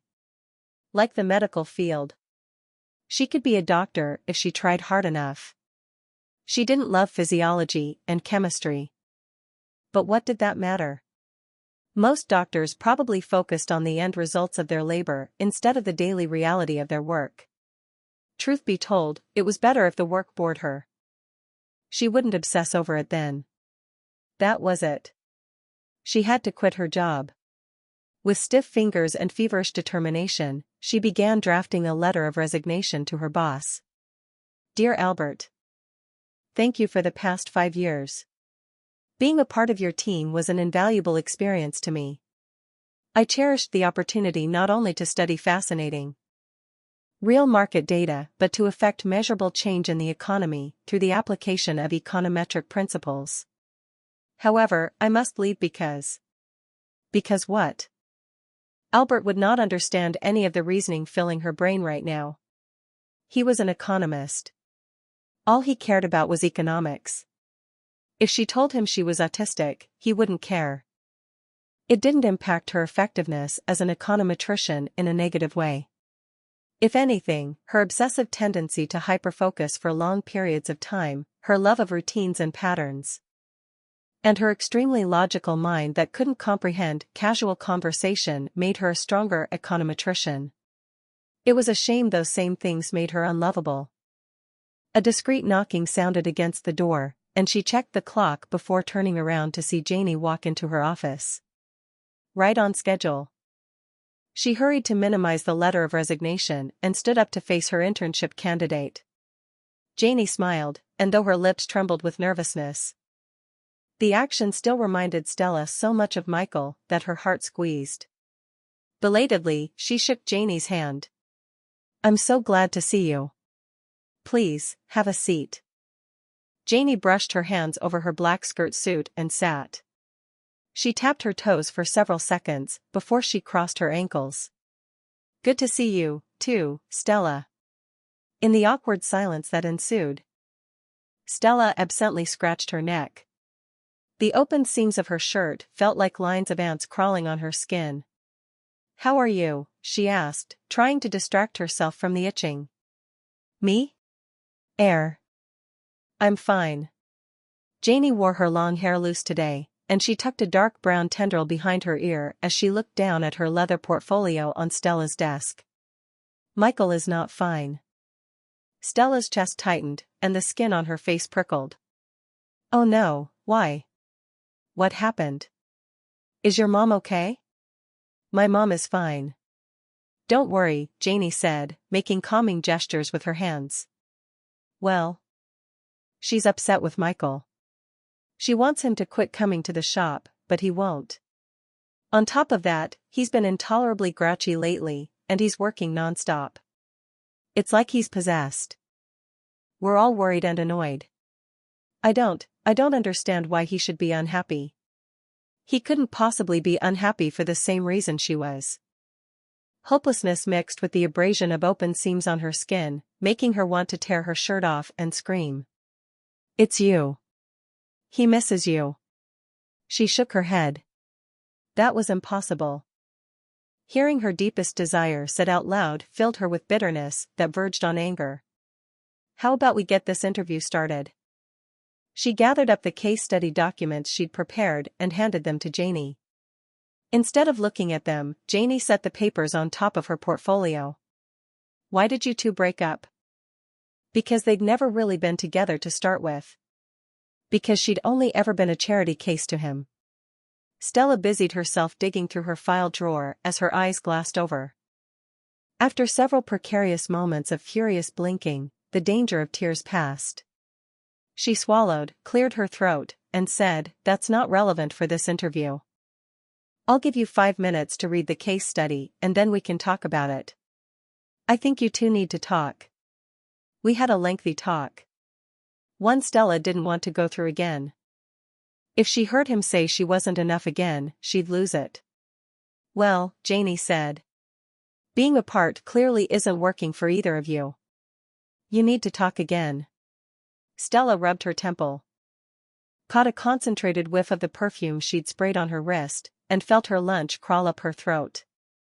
She yanked her hand away from her face and breathed through her mouth. "I can't." "Come on, Stella. I know he probably screwed up somehow, but give him another chance. He's crazy about you. It wasn't Michael who screwed up. It was me. She'd screwed up by being herself. I have a hard time believing that. Michael is really bad at relationships. He has issues." That gave Stella pause. She was the one with the issues. Wasn't she? What kind of issues? Are you kidding me? He hasn't told you this stuff? Janie looked up at the ceiling, muttering to herself before she said. "My dad made him feel like crap for turning down all the engineering schools he got into. He said Michael would amount to nothing. Said he'd be poor and he'd have to earn a living off his pretty face because he was good for nothing else. He cut Michael off and made him pay for his fashion degree himself. Michael is super talented, and he acts confident. But you're the first girl he's dated who is actually good enough for him." After Stella absorbed that information and set it aside for later consideration, she forced her lips into a smile. "That's a really nice thing to say. I appreciate it. Oh my God, you, too? Clearly, you guys are made for each other." "Well, my reason for coming here was an entire flop, then." I'll head out. Janie prepared to get up. You don't want to interview? Janie tucked her hair behind her ear again. Isn't it nepotism since we know each other? Stella smiled. You'll be speaking with 6 of us, and the decision to hire you has to be unanimous. I think that should eliminate your concerns regarding fairness. Also, even if we don't hire you, I think you'll learn something from the interviewing process. There are some really brilliant people here. Take some time to read the case study, won't you? All right. Janie hunkered down over the papers, reading with an intent expression that reminded Stella very much of Michael. As the interview progressed, Janie nailed question after question, even displaying unique, out-of-the-box thinking that would aid her in the future. Though she'd stumbled during her freshman year, it was clear she'd brushed herself off and hit the ground running. One last question. Stella said. Tell me why you chose to pursue a career in economics and math as opposed to other fields. Janie's eyes sparked as she leaned forward. That's easy. Math is the single most elegant thing in the universe, and economics is what drives the human world. If you want to understand people in a sophisticated manner, I believe economics is the way. But why do you want to understand people better? You have a large family and, I assume, lots of friends. I do have lots of friends and family. Janie shrugged. But they're just a small subset of society, not entire markets or nations. And, frankly, they're not that interesting. They don't fascinate me. They don't make the world fall away. I would die for them, but I can't live for them. I can live for economics. It's my calling, just like it's yours. Watery-eyed and emotional for reasons she didn't understand. Stella got up and shook Janie's hand. I think everyone here is going to like you quite a bit. Janie grinned, and Stella walked her to the next interview and wished her luck. When she returned to her office, she stared at the last, unfinished sentence in her letter of resignation. However, I must leave because. Why was she thinking of giving up her life's calling? Because of Michael. Because of a man. She swiped her nails through her hair, tearing strands from the tie. There was no point in working to snare a man who didn't love her as she was. No one benefited from that, least of all her. It wasn't fair, and it wasn't honest. It wasn't her. This crusade to fix herself was ending right now. She wasn't broken. She saw and interacted with the world in a different way, but that was her. She could change her actions, change her words, change her appearance, but she couldn't change the root of herself. At her core, she would always be autistic. People called it a disorder, but it didn't feel like one. To her, it was simply the way she was. She had to accept the fact that she and Michael simply didn't fit. Sawing away at herself to force a match was pure foolishness. Quitting her job was pure foolishness, and she wasn't going to do it. Setting her jaw, she closed the letter of resignation without saving it. She gathered her things and prepared to leave early. She needed to get out of this ruined shirt and wash the perfume off. Her behavior of the past week disgusted her. Yes, she was lonely. Yes, she had a broken heart. But at least she had herself. Chapter 27. A soft ding sounded, alerting Michael that the front door of the shop had opened. He looked up from his sewing in time to see Janie explode into the workroom. I got an offer. He set his sewing aside. Hey, that's great. His mom squealed and ran to hug her. Me is so proud. Good job. I didn't even know you were interviewing, Michael said. What company is it? A combative glint shined in Janie's eyes as his mom patted her head and returned to her sewing machine. Stella's company. Advanced Economic Analytics. Silence roared in his ears. What? I asked her to help me find an internship, and she did. I start work in a couple weeks. I'm so excited. Janie danced in place, her smile going from ear to ear. She got you a job? He had to have misheard. Stella wouldn't have gotten his sister a job. You never told me she works for AEA. Even my professors are envious I'm interning there. When they like you. They fund your research in grad school and postdoc. I've got it made, if I don't mess this up. You need to call her and thank her, Michael, his mom said in a serious tone. This is a big thing she did. Did people do that when their exes got jobs for their siblings? Wait a second. How could there be a precedent? Exes didn't do that. Only Stella. How was he supposed to stop loving her when she did things like this? Janie puffed out her chest and blew on her fingernails. In my defense, I killed those interviews. I spoke to all 6 of their senior econometricians, and they have to decide unanimously when they make an offer. He realized then that Janie had seen Stella recently. His heartbeat sped up. He had to know. How was she? With that question, Janie's eyes hardened. She's fine. She looks really good, actually. That's good. It didn't feel good, though. It felt shitty. He should be happy she was doing well, but he wasn't. He wanted her to be sad without him, as sad as he was without her. She'd really moved on. Fuck, a knife in the ribs would be better than this. That's right. It is good, Janie said. His mom sent Janie an admonishing look, but Janie merely crossed her arms and jutted her chin out. Michael pushed away from his sewing machine. Since you're here, I'm going to take off early. He got into his car without a destination in mind. All he knew was he needed to leave the shop. Janie would be starting her first job soon. His mom's health was good enough for her to start dating. Stella was moving on. Everyone was moving forward with their lives but him. What was stopping him? The bills were gone. And he didn't need to escort anymore. His mom wanted him to stop working in the shop. All the bars of his cage were gone, but he was still sitting in his old place, afraid to move. Maybe it was time for him to change that. He pulled his car into the parking lot outside a Vietnamese restaurant in Milpitas that specialized in noodle dishes. Bells on the door jingled as he stepped inside. Hoang cleared dirty eatware into plastic bins on a roller cart and wiped down the tabletops with a wet towel. The lunch crowd had left.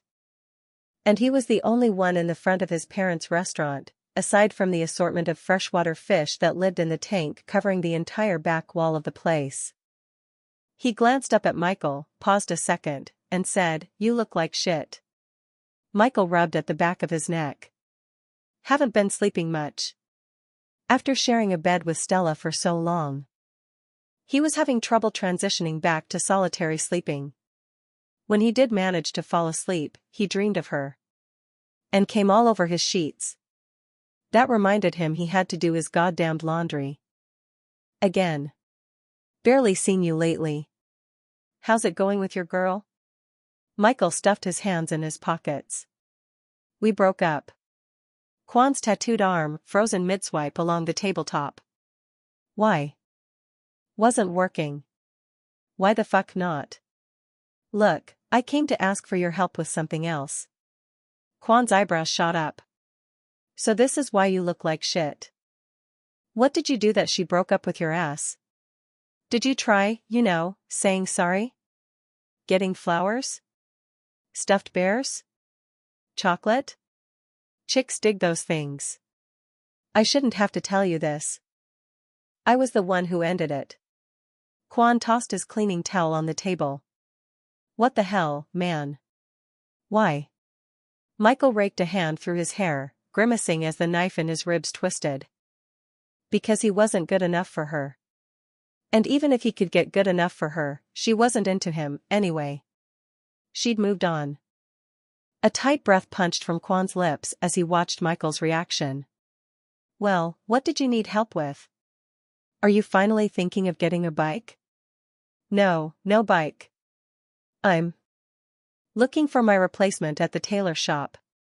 Saying the words out loud made him sweat.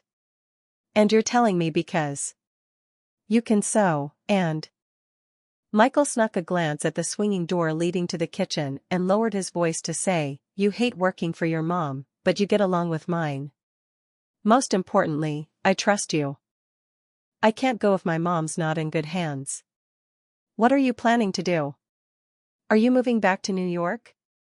No, I'm staying here. I need to stay close even if I'm not there, you know? I'm thinking of starting my own line. It had been his dream since forever, but he'd been forced to put it off. All this time, the ideas and the concepts had grown in his head. Getting bigger and harder to suppress, but now. About time. Quan punched him in the shoulder as he grinned. So will you do it? Will you work at the shop? Quan gave him a funny look before saying, I could do it short term if you needed it, but not permanently. Alterations bore the shit out of me. Yen is looking for work, though, and she likes sewing. As long as she can bring the baby in, that should work out for everyone. Michael felt a strange lightness take over his body. That sounds perfect. You should have asked a lot earlier. There's always someone in our family who's out of work. No one could understand why you stayed at the shop this long. It's pretty obvious you hate it. You're not alone, you know. Family's got your back. As Michael searched his cousin's earnest face, he realized he'd never once considered asking for help before now. The entire problem with his parents and his mom's health had been his own personal cross to bear. Why had he thought that? Because he was guilty over leaving in the first place? Maybe he'd felt he needed to atone for his selfishness. And maybe, like his dad, he was too proud. You're right. I should have asked earlier. Ideas arranged themselves in his head, and he said, I could use your help now with my line, actually. I'm a designer, not a business person, and I know you're getting that MBA. Quan crossed his arms over his chest with a serious look. Are you asking if I want to go into business with you? Michael returned his cousin's serious gaze. Yeah. I think I am. 50-50. Quan continued wiping down the tables. I gotta think about it. Sure, yeah. I'll send you my designs. You don't need to do that, Quan said as he focused on his work. Oh, okay. Michael took a hesitant step back. Maybe he shouldn't have asked, then. They'd spoken about partnering up in the past, but maybe it had just been talk. Quan glanced up at him with an impatient look. I know what you can do, Michael. Michael released a pent-up breath. And he went from worrying that his cousin had too little faith in him to worrying he had too much. Of course. We'd draw up official contracts and stuff and arrange it so I can't screw you over like my dad did to my mom. Quan rolled his eyes as he straightened. How about just a handshake? He held his hand out. Michael's attention switched from his cousin's hand to his face several times. What's that for? You decided? Just like that? It hasn't even been 2 minutes. You want to do this or not? As Michael clasped his cousin's hand in a firm grip, he couldn't stop a grin from taking over his face. It looked like everyone trusted him but him. Yeah, let's do it. 50-50. Instead of letting go, Quan pulled Michael close for a hard, one-armed hug. You're such a shit, you know that? Been waiting for you to ask me. Took you long enough. Stella stopped outside Philip's office, took a breath, and knocked on the door. He turned away from his computer screens. As soon as he recognized her on the other side of the glass window, he came to open the door. Hi, Stella. He smiled, but his eyes were guarded. I'm on my way out. Want to get dinner with me? The last thing she wanted to do right now was spend time with Philip. But she'd told her parents she'd consider him, and she took her promises seriously. Her parents both liked him. Maybe she could bring herself to like him as well. Also, she was 100% certain he was not the kind of guy to be with her out of pity. That was important. I'd love to. The wattage on Philip's smile increased to blinding levels. Just give me a second to save my work. As they traveled down the well-lit sidewalks toward the downtown restaurants, Philip settled his hand at the base of her spine. She did her best to ignore it. But after a minute or two, she put distance between them. She clenched her fingers around her purse straps. I'm not ready for that. He let his hand drop to his side. Still hung up on him, I see. I'm working on it. She'd given her housekeeper permission to wash the sheets this week. No more Michael smell. He slept with my mom, Stella. That should help you get over him faster. She stared at his bitter profile. You slept with Heidi. Heidi isn't old. Neither is your mom. He rolled his eyes. If you hit on our new intern, I'm going to be very unhappy with you. She's practically a baby. She's Michael's sister, by the way. That haughty Janie is his sister? She was the best candidate. She was, he admitted grudgingly. She had a strong understanding of regression analysis and statistics. I can't believe she's his sister. When they seated themselves in the restaurant, he was still muttering about Janie under his breath. It's only been 3 years since she was in high school, Philip. So? She released an exasperated breath.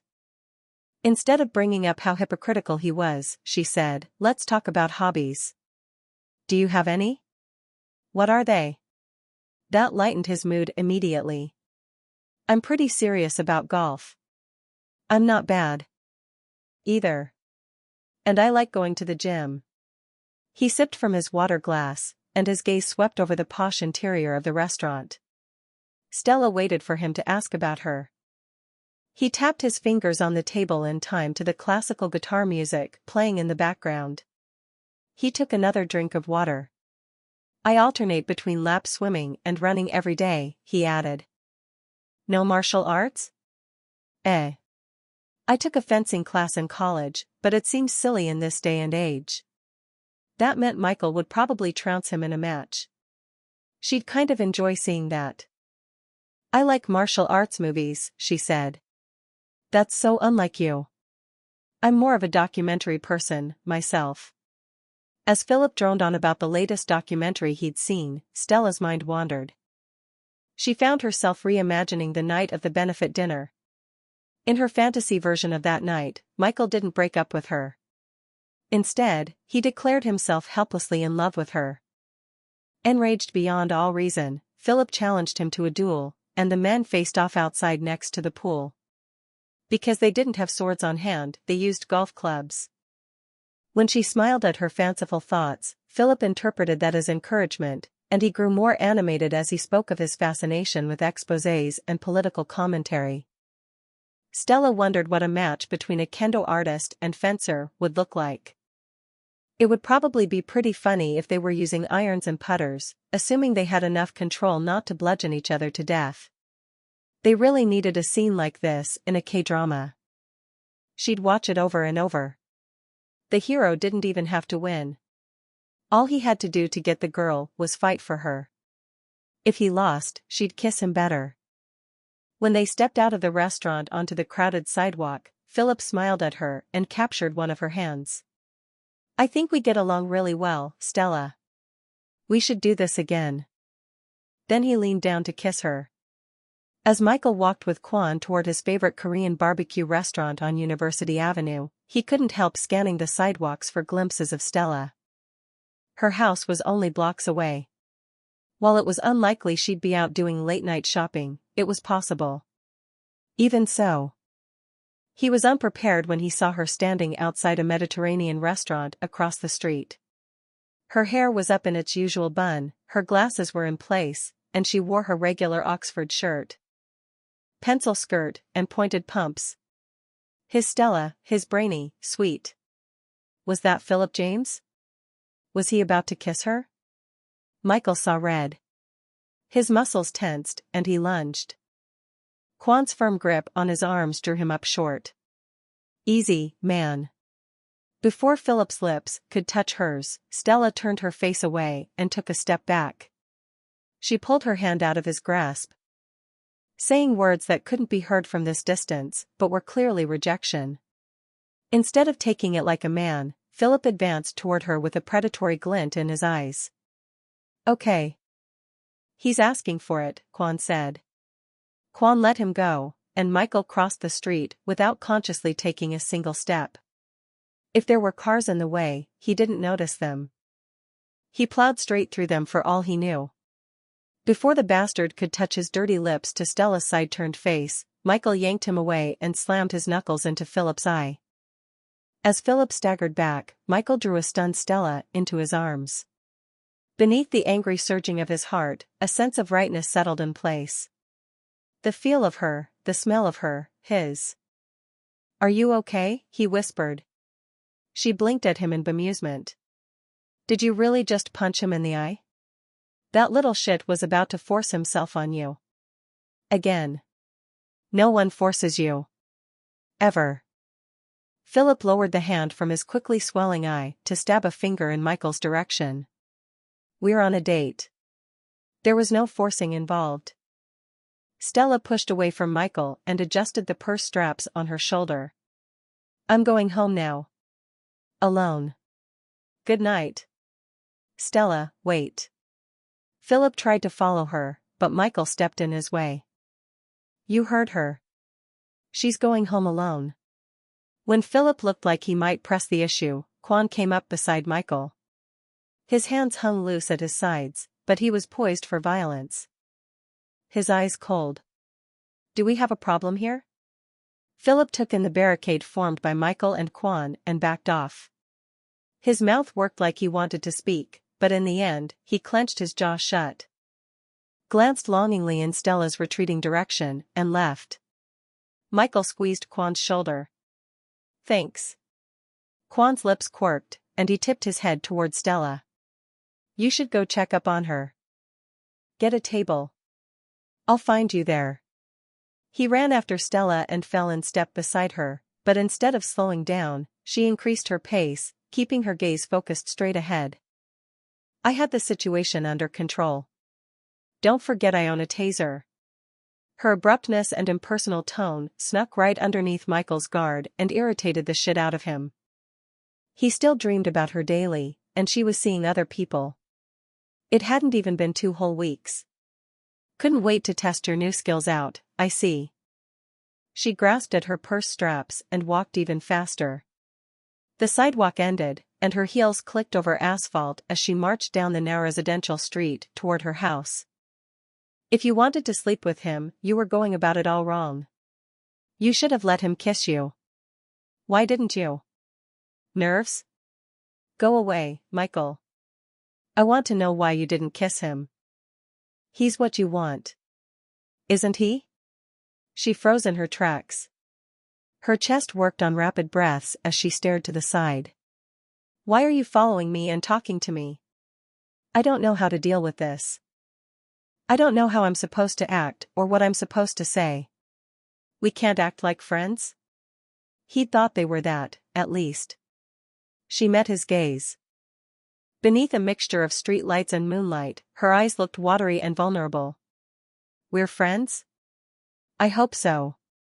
That doesn't work for me. She stepped away, her jaw stiff and her eyes narrowed. He thought she was angry until tears started tracking down her face. I don't want to be your pity friend. His chest constricted at the sight of her tears, and he quit breathing. Whoever said anything about pity? She swiped at her cheeks as her chin quivered. You did. You said you were done helping me, but I still wasn't enough. You said it, and you meant it. You can't take it back now. I never said you. I said we. He swallowed hard. You never once thought I meant me? That I'm not enough for you? Guileless eyes searched his face. Wide from her lack of understanding. Why would I ever think that? Because I'm a prostitute, and my dad is a criminal. Her lips turned down, and she took a step away from him. I don't care about those things. None of that impacts who you are or how you treat me. You're using those things as excuses, because you don't want to hurt me. But I want you to know I can handle the truth. If I'm not enough for you, that's fair, and I accept it. I'll get over you eventually. I don't want to be coddled or lied to because of what I am. I don't need your pity friendship. With that, she breezed past him and sailed down the street. Her walk was fast and all business. There was no seductive swaying of hips, no grace. This was no runway walk. He loved it. He loved her. And she was trying to get over him. In order to get over him, she had to have fallen for him first. She knew about his escorting, his financial situation, his education, and his dad, and she still loved him. That changed everything. Determination coursed through him. He'd been so blinded by his insecurities that he'd pushed her away and hurt her. What he should have been doing instead was fighting for her.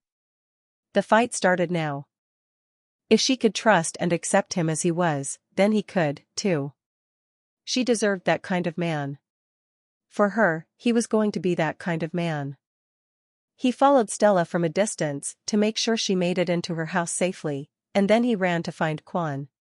He needed help devising a battle plan. Chapter 28. A knock on her office door distracted Stella from the new algorithm she was formulating. As she swiveled around, the door opened. And an enormous bouquet of calla lilies walked into the room. Their lead receptionist, Benita, a curvy brunette in her early 40s, set the vase on the desk and exhaled through her mouth. Okay. That was heavy. It looks like you have an admirer. Stella plucked a card out from between the blooms. She recognized Michael's bold scrawl immediately. For my Stella. Thinking of you. Love, Michael. I don't know what this means. She stared at the note sitting in the palm of her hand. Benita craned her head to the side to read Michael's script and grinned. Michael is the honey you're dating. Isn't he? He's quite the looker. We broke up. Benita's grin turned sly. Looks like he wants to get back together. Are you going to give him another chance? Before she could reply, Philip stalked past her door. After a split second, he reversed and glowered at the bouquet on her table. An impressive black eye decorated the right side of his face. That son of a bitch. He barged into her office, headed for her flowers. She threw herself in front of him. What are you doing? I'm going to throw those in the dumpster where they belong. No, you're not. They're mine. This was her first bouquet from a boy ever. I'll get you better ones, he said through his teeth. Those have to go. I don't want you to get me flowers. We're dating, remember? We're not dating. We went on one date, and I don't want another. We're not compatible at all. Benita pursed her lips and watched Philip with raised eyebrows, obviously enjoying the drama. He approached Stella with tensed shoulders and clenched hands. And you're compatible with him? She curled her fingers around the card. Was it still compatibility if it was one-sided? I was really happy when he and I were together. He's a good listener. More than that, he wanted to know about me, my day, what I was doing. And all I care about is whether or not he's good in bed, Benita interjected. Stella bit her lip and blushed down at the carpet. The word good didn't do Michael justice. Phenomenal was more like it. You lucky duck. Benita turned to Philip and grabbed his arm. Come on, PJ, let's go to the kitchen. You need to ice that eye. PJ?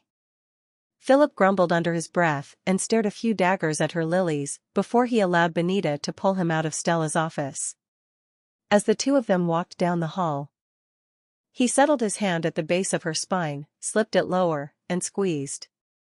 Instead of smacking him as Stella thought she would, Benita brushed the light hair from his brow and clucked over his bruise.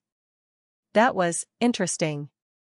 Apparently, Benita didn't care that Philip was a complete hound when it came to women. That worked out just fine for Stella. She didn't have to feel bad for not asking him out again.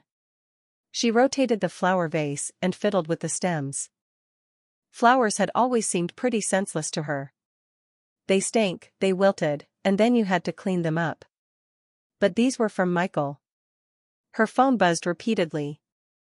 And when she retrieved it from her desk drawer, she saw it was him. She considered letting it go to voicemail, but her thumb hit the talk button on its own. "Hello. Did you get them?" he asked. "Yes. Thank you. How's Philip Dexter's eye looking today?" "Purple." He made a satisfied sound, and she could almost see his evil smile. She barely refrained from sighing like a schoolgirl. His barbarism shouldn't please her like this. "It'll start turning green in a few days," he said. You really shouldn't have given him a black eye. But she loved that he had. It made her feel special in a way she'd never known. She was a bloodthirsty villainess. "You're right. Next time, I'll double punch him in the balls. If anyone's going to kiss you, it had better be me."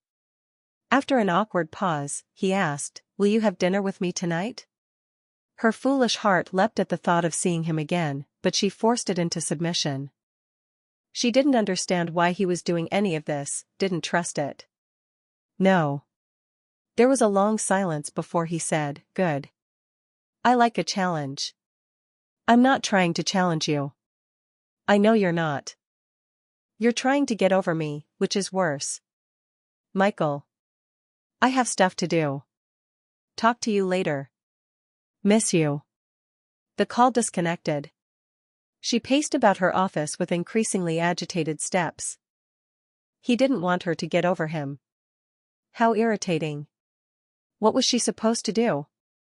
Pine over him for eternity? This burst of outlandish courting had started immediately after he saw Philip trying to kiss her when she didn't want it. Michael was trying to warn Philip off because he didn't think she could protect herself. She was still his charity case. Breathing heavily, she picked up his note, crumpled it into a misshapen ball, and tossed it in the trash. That was what she thought of his pity. If she wanted to get over a man, she was going to get over a man. She sat down and read over the last few lines of code on the programming screen. Her brain was too distracted to concentrate. She kept thinking about Michael. Her body still yearned for his caresses and his dirty words. More than that, she missed him and the routines they'd made together. He couldn't really want her back. But it would be wonderful if he did. When she noticed the hopeful direction of her thoughts, she scolded herself and told herself to focus on the data. It didn't work. Making a frustrated sound, she fished his note out of the trash, smoothed it out, and stuffed it in one of her drawers. Each day that week, he called and asked her out to dinner. Each day, she refused. She didn't need or want his help. She could take care of herself just fine. As of Friday evening, her desk sported the vase of still lovely calla lilies. Another vase of roses ranging in shade from blood red to pink, a bundle of balloons, and a fuzzy black teddy bear in a karate gi. She was far too old for stuffed animals. And the sight of it embarrassed her. Michael's extravagance was making her the talk of the office. She had to figure out a way to make this stop. When it was time to leave, she powered off her computer, grabbed her purse, and headed for the door, snatching Karate Bear on the way out. She didn't want him. But the thought of him sitting alone in her office all night made her heartbreakingly sad. She squished the bear under her arm, making him as small as possible, and exited the building. No one needed to see her walking around with a stuffed animal in tow. Heading home? The solitary voice came from behind as she crossed the empty parking lot, and her heart leapt into her throat. She whipped around with a hand on her chest. Michael pushed away from the wall of her office building, thumbs hooked into his pockets. He wore a fitted black vest over an Oxford shirt that was unbuttoned at the throat and dark slacks. Too gorgeous. She dragged her eyes away and went to pick up her bear from his abandoned location on the blacktop. Brushing off the bear's fur, she said, "This can be interpreted as stalking, you know." He ducked his head with a sheepish smile. "I know. You need to stop all of this. It's not just a little romantic. I don't have a lot of experience with courting. So you'll have to excuse me if I come across too strong." She pursed her lips. With his looks and charisma, She was sure all he generally had to do was crook his finger and wait for women to crawl to him. She didn't want to be one of those foolish women anymore. Cut it out, Michael. We both know you're not courting me. His shoulders stiffened.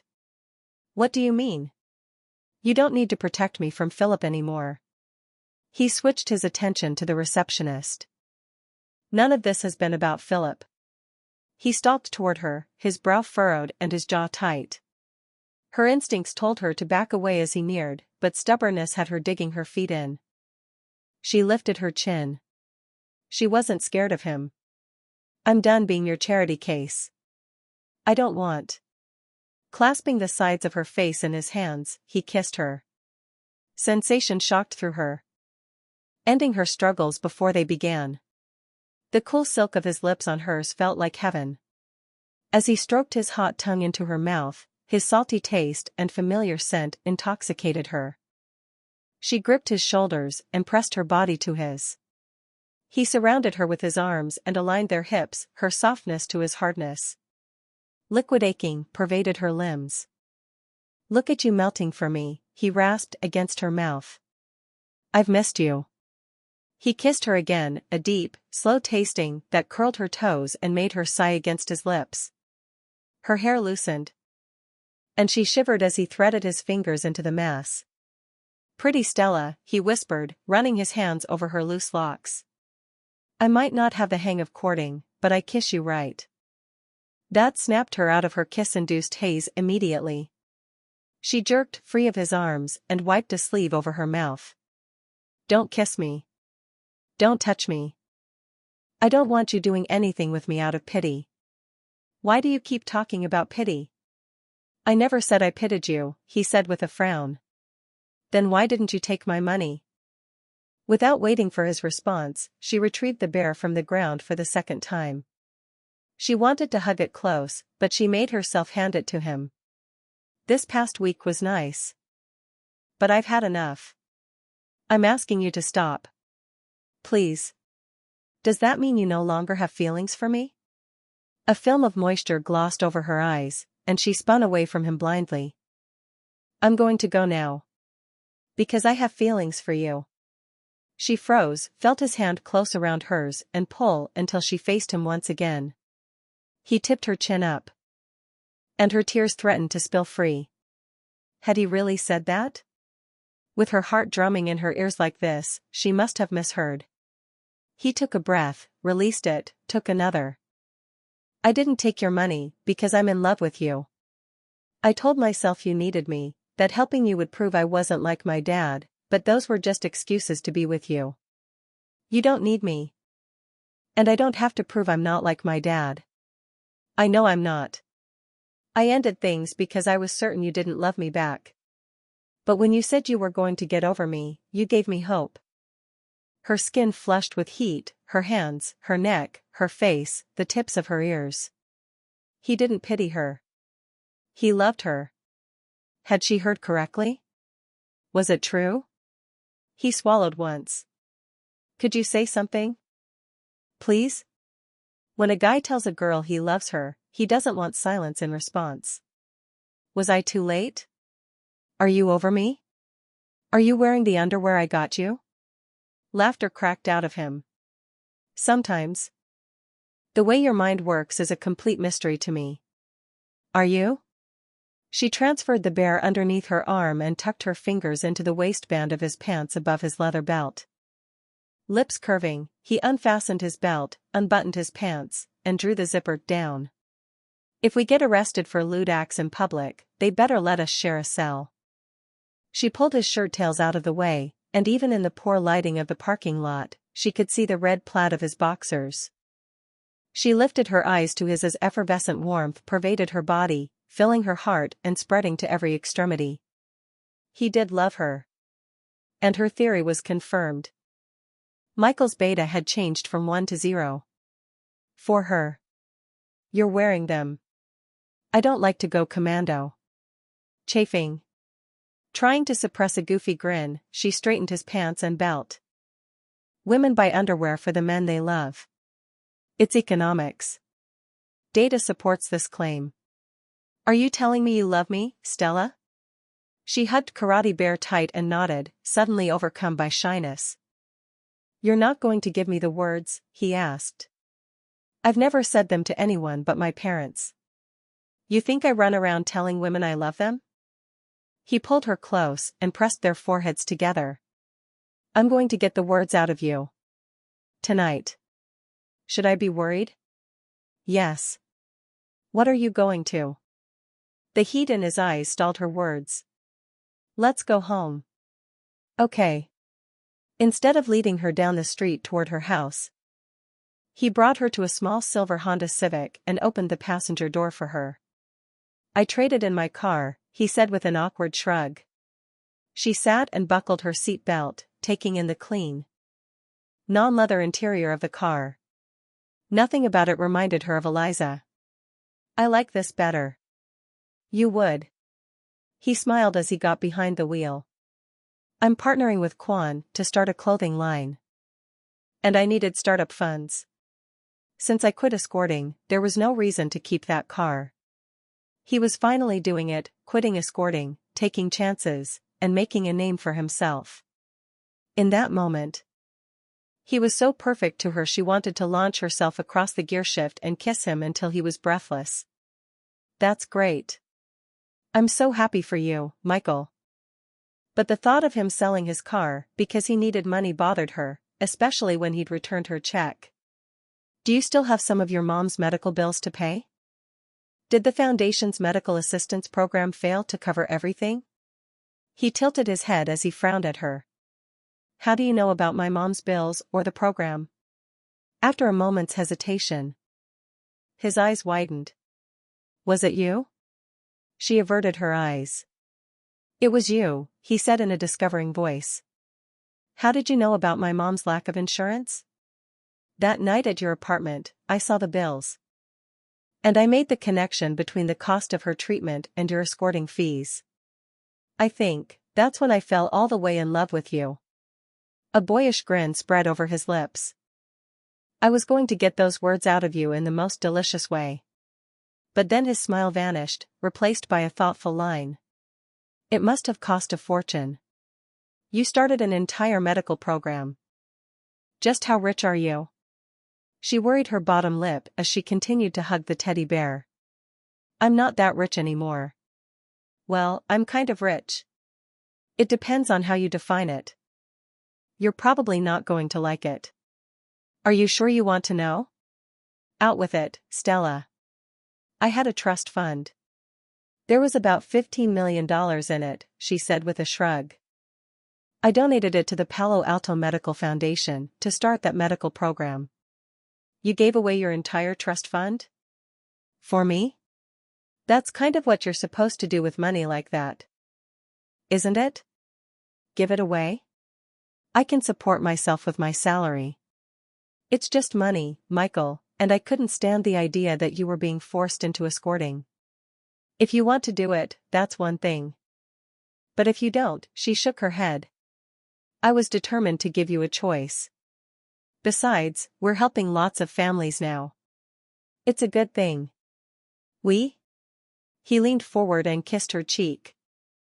The corner of her mouth. That was all you. That money was not mine. He pressed a series of kisses to her lips. Thank you for giving me that choice so I could pick you. Thank you for being you. I love you. She couldn't help smiling then. She didn't think she'd ever get tired of hearing him say that. Now I can say my boyfriend is a designer with complete confidence. That is. If you are my boyfriend. Are you? Instead of answering right away, he started the engine and drove out of the parking lot. Eyes on the road and voice casual, he said, I better be your boyfriend. Since I'm asking you to marry me in 3 months. Stella's jaw dropped as shock washed over her in waves that alternated between hot and cold. Why are you telling me this? A small smile played on his lips as he darted a quick glance her way before focusing on the road once again. Because you don't like surprises, and I figured you'd need time to get used to the idea. He was right about that, but before she could dwell on it too much, He dropped one of his hands from the wheel and caught hers, interlacing their fingers the way he always did. Saying nothing. She let the moment wash over her, the uncertainty, the breathless hope, the anxiousness, and the shimmering contentment. The sight of their intertwined hands pleased her. So different. But still 5 fingers and 5 knuckles, the same general blueprint. She tightened her grip, and he squeezed her back. Palm to palm, 2 lonely halves found comfort together. Epilogue. 4 months later. Stella strolled down a quiet sidewalk in San Francisco's warehouse district, a discreet corner of town inhabited by several West Coast-based fashion businesses. After opening an unmarked door, she entered an industrial space consisting of steel walls, cement floors, and exposed ceilings. A photo shoot was in progress on the far side of the room. And Stella smiled as she took in the models showcasing Michael's latest designs. It was barely autumn, but the models presented his winter line. Children ranging in age from preschool to tween posed in exquisitely tailored, miniature suits, vests with matching newsboy caps, sweater dresses, and fur-trimmed mantles. Hoang saw her first. "Hi, Stella." He waved at her absently before continuing an animated discussion with the camerawoman. Michael paused in the middle of tying the golden ribbon on a little girl's white chiffon evening dress and glanced up at her, brightening. "You're early. I missed you." His smile widened. And he patted the little girl on the shoulder and directed her toward the set, where a coordinator was positioning the children and the props. As he walked to her, he tucked his hands into the pockets of his slacks and swept an appreciative gaze over her navy blue skirt suit and the scarf loosely wrapped around her neck. She knew he was admiring his clothing selection for her today, and her lips thinned as she suppressed a smile. The things that made him happy. When he reached her side, he leaned down and kissed her on the mouth, before trailing his hands down her arms and capturing her hands. He brought her knuckles to his lips and brushed a thumb over the fingers on her left hand, drawing her attention to the respectable trio of diamonds sparkling on her ring finger. "I still can't believe you went into debt to buy me this," she said. Even so, she had to admit she loved everything it represented. She'd never been into jewelry, but she caught herself gazing at her ring more often than she'd expected and, invariably, thinking of Michael. When people at the office caught her grinning for no apparent reason, they rolled their eyes and muttered under their breaths. "I needed to announce how taken you are. Also, as of this morning, I'm officially out of debt. Hoang got us the venture backing. We're opening 3 new stores by Christmas." She mentally ran the numbers, and excitement bubbled inside of her. "That's really fast. You're doing even better than the high-growth trajectory I developed for you." "We are. Your analytics are part of what convinced the venture capitalists, actually. I think it was your designs and aggressive marketing strategy." "Okay, that may have had something to do with it." He laughed, but the look in his eyes was soft. "Having you with me this whole time has meant everything to me, though. I hope you know that." "I do." The past few months had been busy for the both of them, but together, they'd made it work. "It's the same for me." His expression went serious. "You said you were having the meeting with the partners at your firm today. How did it go?" "They offered me a promotion again. Principal econometrician. 5 direct reports in addition to my trusty intern. And?" She took a breath before saying, "I accepted it." His lips fell open, and in the next moment, he crushed her in a fierce embrace. He pressed a kiss to her temple. "Do you regret it?" She burrowed closer to him and breathed in his scent. "No. I'm nervous about it, but mostly, I'm happy. So proud of you." She smiled so big her cheeks ached. "The promotion comes with a large bonus. I'm warning you in advance, I'm buying you a new car." When he pulled back, she worried he was upset. She couldn't read the shuttered look on his face as he said, "I can buy myself a new car." She bit her lip to keep from frowning, but she understood if he had to earn his own way. She didn't need to spoil him. She just wanted to. But I want the same model as yours, he continued. And I like black. She tilted her head to the side and drew in a slow breath. Does that mean? It means if you want to buy me a car, I want to drive it. His lips curved with a suggestive grin, and his eyes danced. If you want to buy me boxers, I want to wear them. Her chest filled with lightness, and she grabbed his hand so she wouldn't accidentally float away. It means you love me. He interlaced their fingers the way he always did and squeezed. That's right. It's economics. The end.